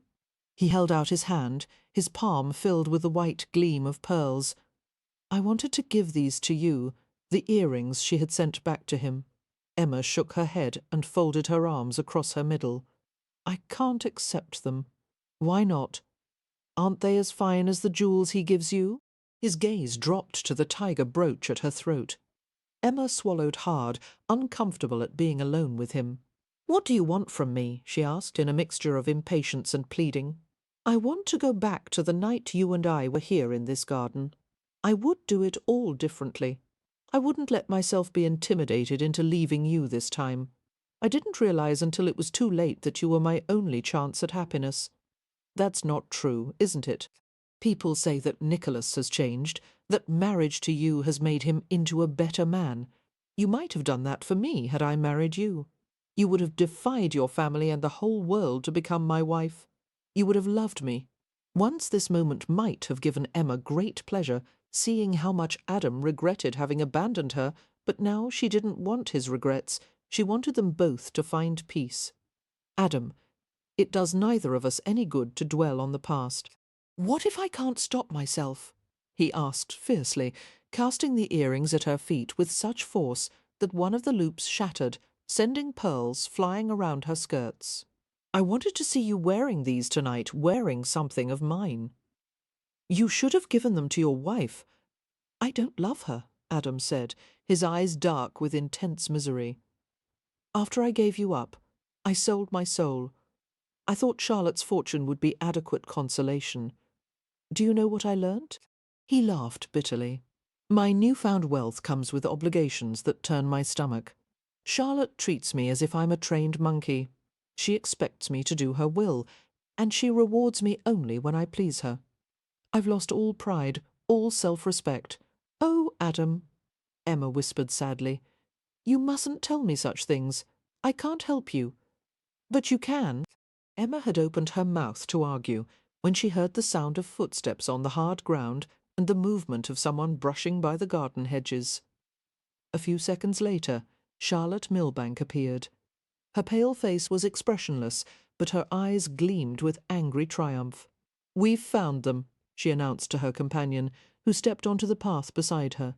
"Nicky," Emma said, her heart sinking. Her husband spoke very quietly to Adam. "Get off my property or I'll kill you." For some men the phrase might have been a figure of speech, but Nicholas was in deadly earnest. "No," Emma intervened swiftly. "Let them be, Nicky. Don't give the gossips more fodder. Besides, you have business concerns with Mr. Brixton and his American crowd, don't you? You mustn't offend Brixton by turning out his sister and her husband." Nicholas's tigerish gaze fastened on her. "Why do you want Milbank to stay?" "We must be leaving now anyway," Charlotte Milbank murmured, coming forward to take Adam's arm. "My head is beginning to ache, and I've seen what I came here to see." "Come along, dear." At first it seemed doubtful whether or not Adam would move. The silence became excruciating. Finally he obeyed his wife's imperious tugging and left the garden with her. Nicholas stared at the scattered pearls on the ground by Emma's feet. She felt defensive when there was no reason to be. Angry at her own uneasiness, Emma took the offensive. "What now, Nicky?" she asked crisply. "Arguments? Accusations? Did you invite him?" He was still looking at the pearls. "Do you think I wanted him here?" "Perhaps you did. Are you testing me, Emma?" The question sent her into a sudden fury. "I won't defend myself. Believe what you like. I want your explanation. Do you really?" she asked, all sarcastic innocence. "How wonderful that you've decided to be fair with me after you've already drawn your own conclusions. You and Adam are exactly alike, a pair of dogs fighting over a bone. Well, I won't be pushed and pulled and manipulated by the two of you. How dare you look at me with suspicion when I've been trying so damned hard to believe the best of you? Don't I deserve the same consideration? The same blind trust? There was no sound, no words exchanged, nothing but stillness." Nicholas seemed occupied with an inner struggle that required all of his concentration. Emma gazed at his austere profile, the lines of his nose and cheekbones etched with silver moonlight. Nicholas drew a deep breath and let it out, slowly, seeming to relax. "I know you didn't invite him," he said gruffly. "When I saw you here with him, I wanted to strangle you both. I was jealous." Emma felt her temper subside. "There's no reason for that, isn't there?" He was quiet for another long moment. "6 months ago I stood in this garden and heard you tell Adam that you loved him, words you've never said to me. Didn't I tell you in your past life?" she asked, in a feeble attempt at humour. "Yes," he replied, utterly serious, "and I want to hear it again. It's the only hope that sustains me, Emma, to everyone's relief." The holidays passed without further incident. The Milbanks faded from Nicholas's mind as he occupied himself with the needs of his family, tenants, and business. Once he had finally found a highly qualified candidate to be Jake's tutor, Nicholas summoned him to the Angelovsky estate in the afternoon. The elderly man was shown to the library, where Nicholas and Jacob waited. Nicholas gestured for the elderly man before him to have a seat. "Mr. Robinson, my son and I would like to offer you the position of tutor. Your credentials are excellent, and after meeting with you last week, we both agreed you were the right man." Robinson, a portly, grey-haired gentleman, had taught at Eton for the past 40 years, and had now come to desire a simpler life as a private tutor. There was a kindness and gentle humour that Nicholas liked about the man, but also a thread of steel that suggested discipline and good sense. More importantly, Jake approved of him, regarding him as a grandfatherly figure. Robinson's neatly trimmed beard split with a smile. "I accept," he said without delay. I might add that it was quite unusual to allow the boy to have a say in such a decision, but also refreshing. His eyes twinkled as he glanced at Jake. "I believe Master Jacob and I will do well together. We'll provide excellent accommodations for you wherever the family happens to be staying. We would also like you to travel with us on occasion."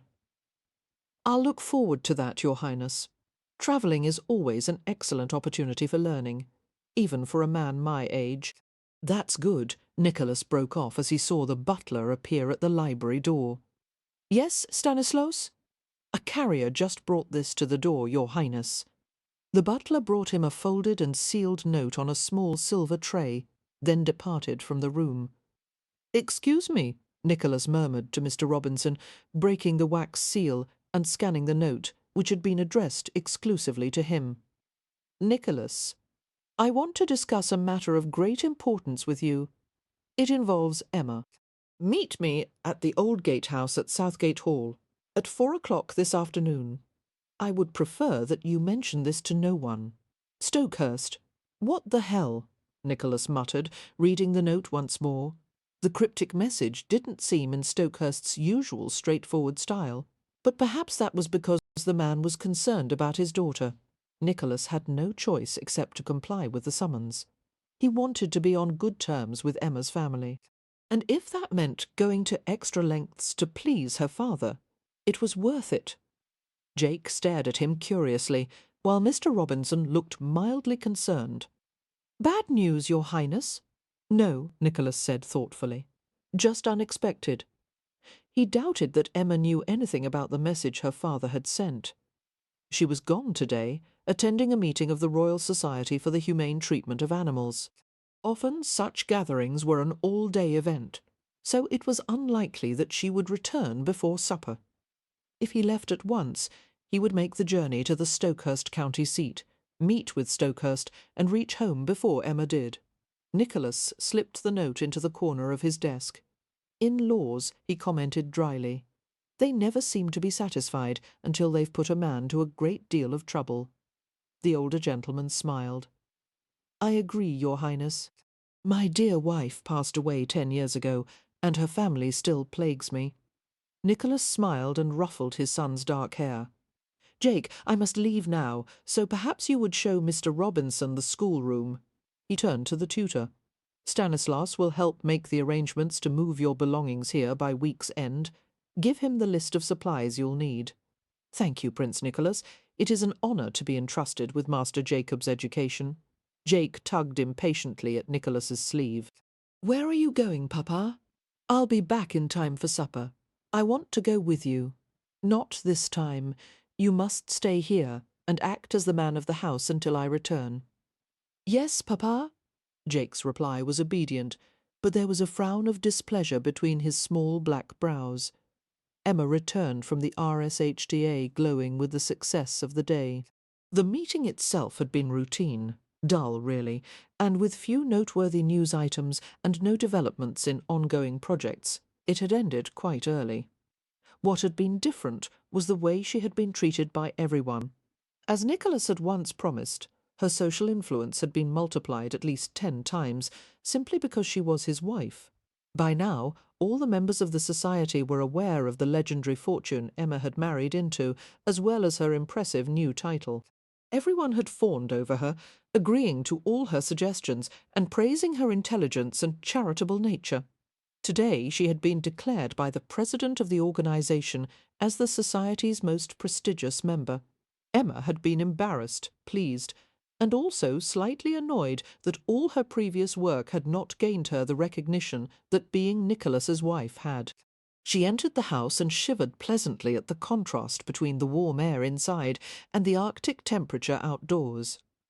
"Hello, Stanley," she said to the butler, allowing him to help with her cloak. She removed her grey felt hat and gloves. "Where is my husband in the library?" "He left the estate a few minutes ago, Your Highness." "Really? Why? He didn't say, Madam, Emma," came Jake's voice, and she turned to see him bounding down the grand staircase, an elderly and well-dressed gentleman following at a more sedate pace. "This is my tutor, Mr. Robinson." Emma gave the man a wide smile. "My husband told me about you, Mr. Robinson. Have you decided to accept the position?" "Yes, Your Highness. I'm so glad." Glancing down at Jake, she asked casually, "Did Nicholas say when he would be back?" "Before supper." "Do you know where he went?" "Yes." When no further information seemed forthcoming, Emma smiled and asked patiently, "Would you like to tell me?" "I can't tell it. I have to show you." Puzzled, Emma followed the boy to the library, while the tutor stayed in the entrance hall with Stanislaus. Going to Nicholas's desk, Jake riffled through a few scraps of paper until he came up with a folded note pinched between his small fingers. "Here. Emma shook her head reprovingly. "It's not right to look through other people's letters, Jake. But you wanted to know." "Yes, but—" She stared at the note, longing to read its contents. "Hell," she said softly, and took it with a grin. "It's very bad to do what I'm doing, Jake. We must always respect others' privacy." "Yes, ma'am." He watched as she read the note, his eyes as golden and luminous as a cat's. Emma was immediately confused. How strange. It wasn't at all like her father to send such a message. Why would he do it? And why? But this isn't his handwriting, she cried. There was a spasm of nerves in her stomach. Something was wrong. This was Adam Milbank's penmanship. Her eyes blurred for a moment, and the black ink seemed to crawl like vermin across the page. She had seen his handwriting before, when he had sent her love notes, and that final letter of goodbye, Adam Milbank wanted to see Nicholas alone. The note dropped from Emma's hand, falling gently to the floor. She remembered the things Adam had said about Nicholas, his words tumbling through her mind. "I can't stop dwelling on what was taken from me. Your husband slithered into our lives and took everything I wanted. I'm going to even the score, and I promise you won't have to wait for long. I owe it to you, Emma, as well as myself. My God, someone should do the world a favour and get rid of him before he ruins any more innocent lives." "No," Emma said, her fists clenching. "This is crazy. He wouldn't do such a thing." But in her heart she knew that Nicholas was in danger, ignoring Jake's confused questions. She strode to a wooden cabinet where Nicholas kept crystal decanters of liquor and a few valuables. "You were right to show me that note, Jake," she said, hunting through the cabinet. "Now please go out to the entrance hall." "But why? Do as I say, Jake." She threw a reassuring smile over her shoulder. "It's all right," she said lightly. Jake obeyed reluctantly, his feet shuffling on the carpeted floor. Emma found what she was looking for, a set of finely wrought pistols in mahogany cases. She pulled out a French pinfire revolver made of gold and silver with ivory grips. Its weight was heavy and reassuring in her palm. She checked to see if it was loaded and discovered that the chambers were full. She slipped the revolver into the pocket of her dress, its lump concealed by the heavy folds of her skirts. Walking back into the entrance hall, Emma gestured for her cloak. Although she thought her expression was calm, there must have been some betraying hint of what she was feeling, for the two men looked at her strangely. "Stanley, have the carriage brought around again," she said abruptly. "I'm certain they haven't yet unharnessed the horses." The butler hesitated, as if tempted to question or delay her, but as his gaze met hers, he nodded. "Yes, Your Highness." A carriage was already waiting at the old gatehouse, the horse's breath puffing white in the cold air. The small, centuries-old gatehouse was located miles away from Southgate Hall. It was poised at the edge of a thick forest on a winding path that used to serve as the original drive leading to the main residence. Now it was in disuse after a new gatehouse and a more direct road had been established years ago. Nicholas left his own one-horse carriage and patted the chestnut's steaming neck before walking to the gatehouse. The weather was cold, but nothing like the wicked bite of the Russian winters he had known for most of his life. Still, he wanted this meeting to be finished soon so he could return to home, and Emma, damn his father-in-law for wanting to be humoured this way. Yet Nicholas supposed he owed it to the man. Pushing open the heavy wooden door, Nicholas walked into the dank structure, illuminated by the daylight that shone through the small square windows. Adjusting to the change from the brilliant white outdoors, Nicholas blinked several times. "All right, Stokehurst," he muttered. "Tell me what this is about." But the voice that replied wasn't Stokehurst's. It was soft, gloating, hostile. "You're not used to surroundings as humble as these, are you? Only the best for Prince Nicholas. A fine home, luxury, a beautiful wife, but now it's all going to be taken away. By the man whom you robbed of everything." The speaker stepped forward, and Nicholas recognised the features of Adam Milbank. Startled, disoriented, Nicholas stared at him without blinking. "What the hell do you want?" Milbank gestured with his hand, displaying a heavy-barreled pistol. "I want revenge, and I'm going to take it with this. You were jealous of what I had with Emma, and you took her for yourself. You think you're a better man than me, don't you? Well, there is precious little difference between us, Angelovsky. Neither of us is worthy of Emma." Adam took careful aim with the weapon in his hand, using his thumb to ease back the hammer. "This is Stokehurst's pistol. I'm going to kill you with it and leave you here on his property. You and Stokehurst conspired against me. Now it's time for justice." "You fool," Nicholas said softly, staring at the pistol. It was trembling in the man's grip, betraying his tremendous agitation. "No one will believe that Stokehurst did it. At least it will cast a shadow on the fine name he's so proud of, and the world will be better off without you, selfish Russian bastard." "What do you think will happen afterward?" Nicholas asked, switching his gaze to Milbank's sweating face. "You'll only end up in the hangman's noose. And you still won't have Emma. She doesn't want you. She wanted me until you tore our lives apart." The gun jerked, and Nicholas flinched in reaction. Milbank laughed harshly. "You're right to be afraid, Angelovsky. I mean to do this. I'm going to kill you with no more regret than I would feel swatting a fly. But first, get on your knees." As Nicholas hesitated, Milbank's rage seemed to double. "Kneel on the floor. For once I want to see you humbled." Slowly, Nicholas sank down to his knees, staring at the other man while rage and denial rushed through his body. "I began to plan this the day I heard you had married Emma," Adam said. "Your life hasn't been worth a shilling since then." Nicholas licked his dry lips. "You'd sacrifice your own life for revenge. What about your wife?" "My wife," Adam repeated, then laughed bitterly. "Fat little hen, always pecking away at everyone around her. Every time I look at Charlotte, I remember that it's your fault. I'm with her, and you have Emma, you, who deserve her less than any other man on earth. That I don't deny," Nicholas said quietly. "Emma will thank me for the rest of her life for what I am about to do." "No, Adam?" A new voice broke in on the scene, startling them both.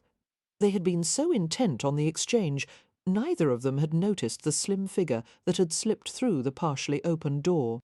Emma stood there, the hem of her skirts damp from the ground, her face angular in the shadows. Nicholas had never seen her eyes so fixed and brilliant, as if she were in a hypnotic trance. She moved forward, holding a revolver in a grip that was far steadier than Adam's. "This is insane. Stop pointing that thing at Nicholas. If you harm a hair on his head, I'll put a bullet in you." "Emma, get out of here!" Nicholas snapped, his entire body cold with sudden terror. His wife, his child, they must not be harmed, no matter what became of him. Adam barely spared Emma a glance. "I don't want to kill him in front of you, but I will if I have to." "For God's sake, why are you doing this?" Emma asked tautly. "Are you trying to frighten Nicholas? Well, you've succeeded in scaring the hell out of both of us. Now put the gun away." Adam looked grim and increasingly anxious, the pistol wavering in his hand. "You should be grateful that I'm getting rid of him. Isn't that what you want, Emma? You couldn't love such a monster. You want to be free of him. I don't want this." Her jaw trembled visibly. "You must stop this nonsense, Adam." "Damn you, Emma, please go," Nicholas said in desperation. Dear God, it couldn't be his fate to be ripped apart from her once again. After all he'd gone through, everything he had learned, would he lose her one final time? The past echoed in his ears, Emilia's grieving whisper. "I'll never see you again, will I?" "Not in this lifetime." "Emma, get out of here," he said harshly. "Not another word from you," Adam shouted, his eyes gleaming with hatred. His tormented gaze returned to Emma. "I never understood how I really felt until I lost you. I must do this. I can't let him win. I'll never feel like a man again. As long as I let him go unpunished, no one has ever believed that I loved you, Emma. Not even you. This is the only way I can prove it. Then you'll know." "You don't need to prove anything," Emma said. "I do believe you." She felt tears prickling at the corners of her eyes, while a voice inside cried with terror. "Please don't hurt him. Please, She blinked the tears back and kept the gun steady on Adam. "But I didn't love you, Adam. I was lonely, unsure of myself, and you flattered me and made me feel wanted. Through my own immaturity, I mistook that for love." "He's tricked you into believing his lies," Adam said hotly. "You and I were friends who cared about each other. That's not the same as love. Now we've each made a good life for ourselves with other people. You don't have to destroy all of that. You'll accomplish nothing by doing this. Just put the gun away, and we'll leave. I'll go with you somewhere and we'll talk." "No," Nicholas said swiftly. "You have no say in this," Adam sneered. "I'm in control, not you." "Put it down now," Emma said. "I mean it, Adam." "I can't," came his stubborn reply. "Now." Adam didn't appear to hear her. His gaze locked on Nicholas.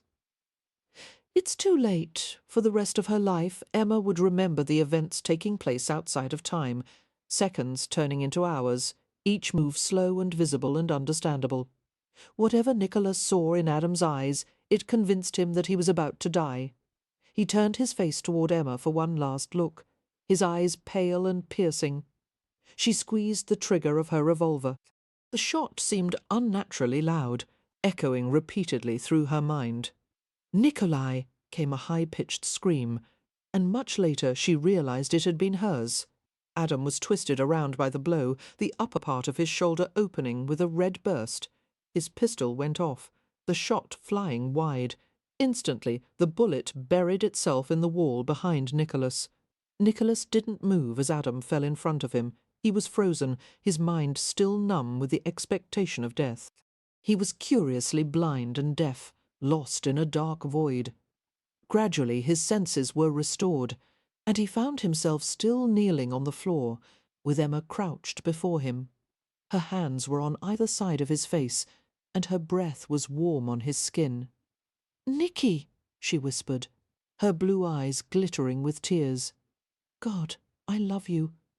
She kissed his eyelids, his cheeks, his lips. "Look at me," she said, weeping openly. "I can't ever lose you, do you understand? I love you." Nicholas wrapped his arms around her as the roaring of blood in his ears subsided. He glanced at Milbank's prone body. The wound seemed to be located in the upper arm or shoulder. The bastard would probably live. Returning his attention to Emma, he tried to wipe at the tears that streamed down her cheeks. She seemed so vulnerable, a tigress suddenly cowed and seeking comfort.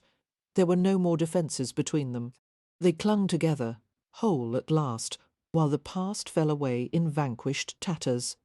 "How did you know?" he managed to ask. "I saw the note. I knew it was Adam's handwriting, and that he meant to harm you. I had to come find you." His hold became punishingly tight. "Don't ever put yourself in danger like that again, not for any reason." A wobbling smile touched her lips. "You can't tell me what to do," she said, blotting her face with her sleeve. "Don't cry," he whispered. "It's over now. We're both safe. When I realized Adam might kill you, I knew how empty my life would be without you. I need you." Her jaw trembled as she tried to master her emotions.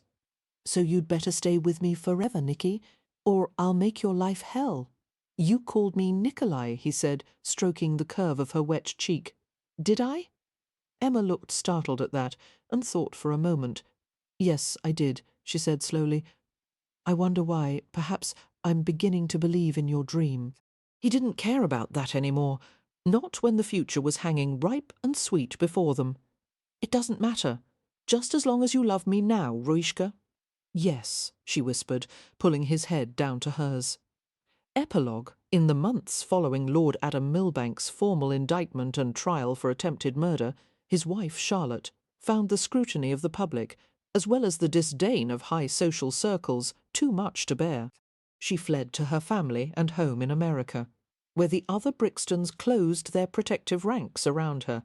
Found guilty by a jury of his peers, Adam was sentenced to a brief term of imprisonment and the loss of most of his land and property. In her private moments, Emma thought about Adam with a feeling of guilt, wondering if she could have done or said something that would have kept him from making an attempt on Nicholas's life. Like her, Adam had fallen in love with an illusion. and he had blamed others for his disappointments in life. Thank God she had finally learned better, or she would never have been able to find her hard-won happiness with Nicholas. During the last months of her pregnancy, Emma's world was narrowed to her own estate and the homes of family and close friends. Women in her condition were discouraged from appearing in public, except in the early stages, when they could conceal their bodies with shawls and heavy shrouding. Tasia and a few other women came to visit her regularly, easing the boredom of confinement, but still there were no trips to the theatre, no parties or dances, no riding through the park or walks through London.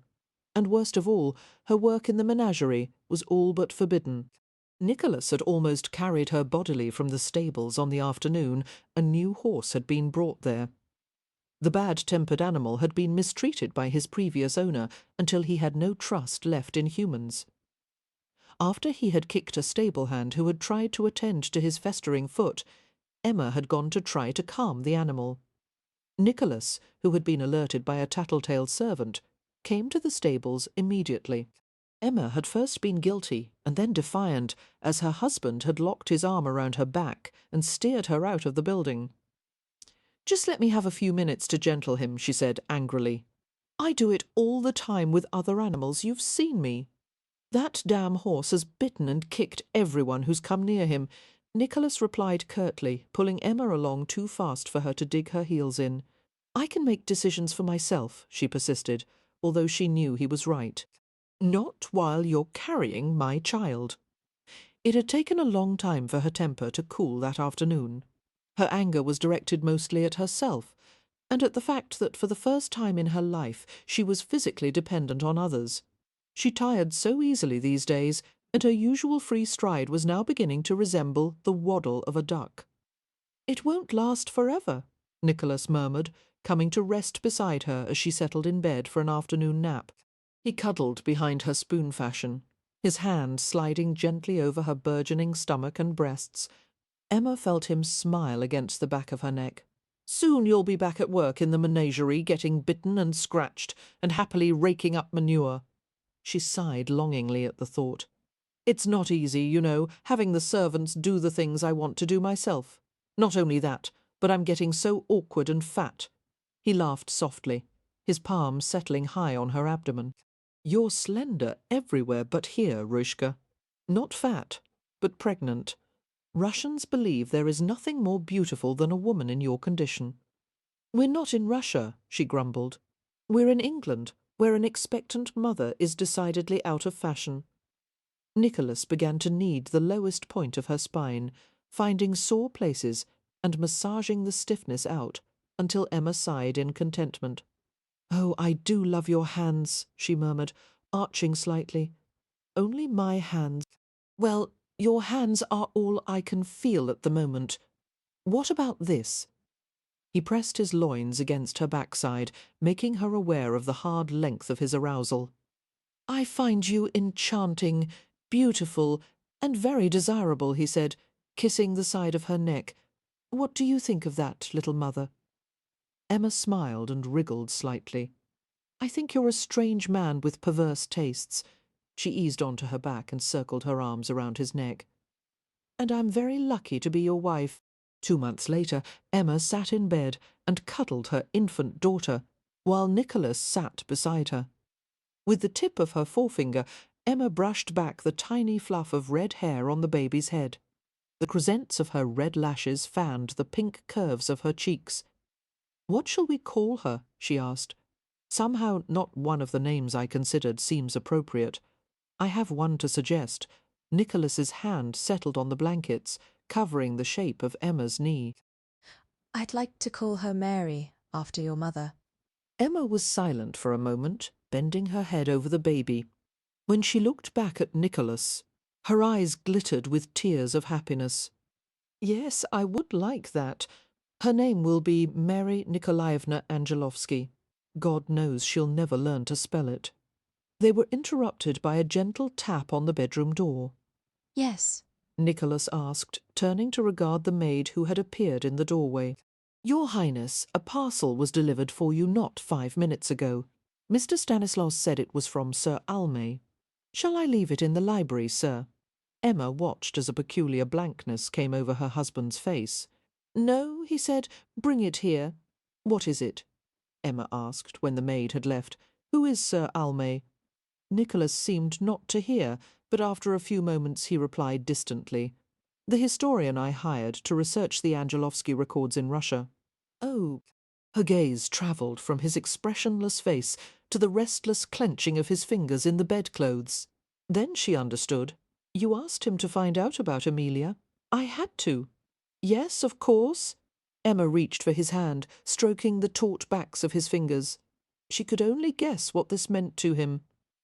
That time was still so real to him, affecting him in countless small ways. He would certainly grieve if he discovered that harm had come to Amelia Vassilievna. "Nicky, whatever happened to her, it wasn't your fault. You know that, don't you?" Nicholas didn't answer, staring at the door as if he half expected a ghost to appear. The maid returned with the parcel, coming forward to hand it to Nicholas. At Emma's gesture, the maid took the baby and carried her to the nursery for a nap. Slowly, Nicholas slid the strings from the parcel and parted the layers of brown paper. Emma leaned forward in eager curiosity. The package contained a folded letter, 2 or 3 volumes with Cyrillic characters on the covers, and another object Emma didn't have a chance to see. Nicholas reached for it and turned his back to her, staring at whatever it was he held. Silently, he rose and walked to the window. She saw him lift a hand to his face, whether to blot sweat or tears. She couldn't tell. Emma picked up the letter and saw that it was written in English. To His Highness Prince Nicholas Dmitrievich Angelovsky. Having completed the research you requested, I would like to thank you for the experience of travelling to Russia. The accommodations were superb, and I found the translator, Mr. Sigioff, most effective. Should you have questions regarding the materials I have sent, I would be happy to meet with you and provide further details. Most of the information regarding the fate of Amelia Vassilievna was contained in personal correspondence written by her son, Prince Alexei Nikolaevich Angelovsky. The letters were in the possession of your oldest sister, Katya, a charming woman who gave them to me along with her affectionate wishes for your well-being. There was also a mention of Amelia's residence in her latter years, a small Moscovian estate which Empress Elizabeth reputedly visited in the company of Alexei. What happened to her? Nicholas asked hoarsely, still facing the window. Emma scanned the letter rapidly, jumping forward a page or 2. Amelia left the convent 7 years after Nikolai died, she said. Angelovsky relatives kept her and the child with them in St. Petersburg for a brief time. They were harassed by city officials and agents of the imperial government until Amelia virtually disappeared with her son for the next 10 years. It's possible they lived in her former home of Preobrazhenskoye. 1 year the village church listed an unidentified woman and her fatherless child in its register. That could have been Amelia. Emma found another significant passage from Almay's report and read it aloud. 2 years after Tsar Peter's death in 1725, Amelia and her son finally came out of hiding. At that time, Alexei was around 19 or 20 years of age. He claimed complete ownership of all Angelovsky holdings and assumed his place as Nikolai's rightful heir. Apparently, no one in the family was able or willing to contest him. Alexei established Amelia in a palace outside Moscow, where she lived in comfort for the rest of her days. For the next 20 years, he applied himself to increasing the Angelovsky fortune. There are several letters preserved from this period, written in Alexei's own hand and addressed to his mother at her home. These are included in the materials I have sent. From this correspondence, it is apparent that Amelia objected to her son becoming the private consort of Empress Elizabeth, Peter's daughter. However, she lived long enough to see her son marry a Russian noblewoman and produce 2 children, Sergei and Lida. Amelia's death was recorded in 1750. She was 63 years of age. Among your sister Katya's collection we discovered a miniature of Amelia Vassilievna painted not long before her death. Emma's voice faded as she realized what Nicholas was holding. "Nicky?" she said quietly, setting aside the letter. She rose from the bed and joined him at the window. At first the glare of daylight made the image impossible to see. She touched his hand, and he tilted the miniature until the face became clear. Emma stared at the tiny portrait of an old woman with silvery peach hair. Her face was weathered but regal, her mouth unsmiling, her eyes of an indistinguishable colour. She looked as though she was staring wistfully at something or someone very far away. "Does she look like me?" Emma asked, her fingers curving around Nicholas's. Her throat became very tight. "Yes, I suppose she does." "She never married again," he murmured. Emma looked up and saw the glitter of tears on his cheek. "No, it appears she didn't. She had no one. She had her child, Emma said. She took comfort in Alexei, as well as her memories of Nikolai. Most of all, she knew they would meet again. And they did." Emma sensed an easing in him, a relief that made his fingers unclench. "Did they?" he asked, turning to her with the miniature clasped in his hand. "How can you be certain?" Emma smiled and leaned against him, until his arms closed around her. "I just know." Nicholas rested his face against her hair, whispering his love to her, while they stood together in the healing warmth of the morning sunlight.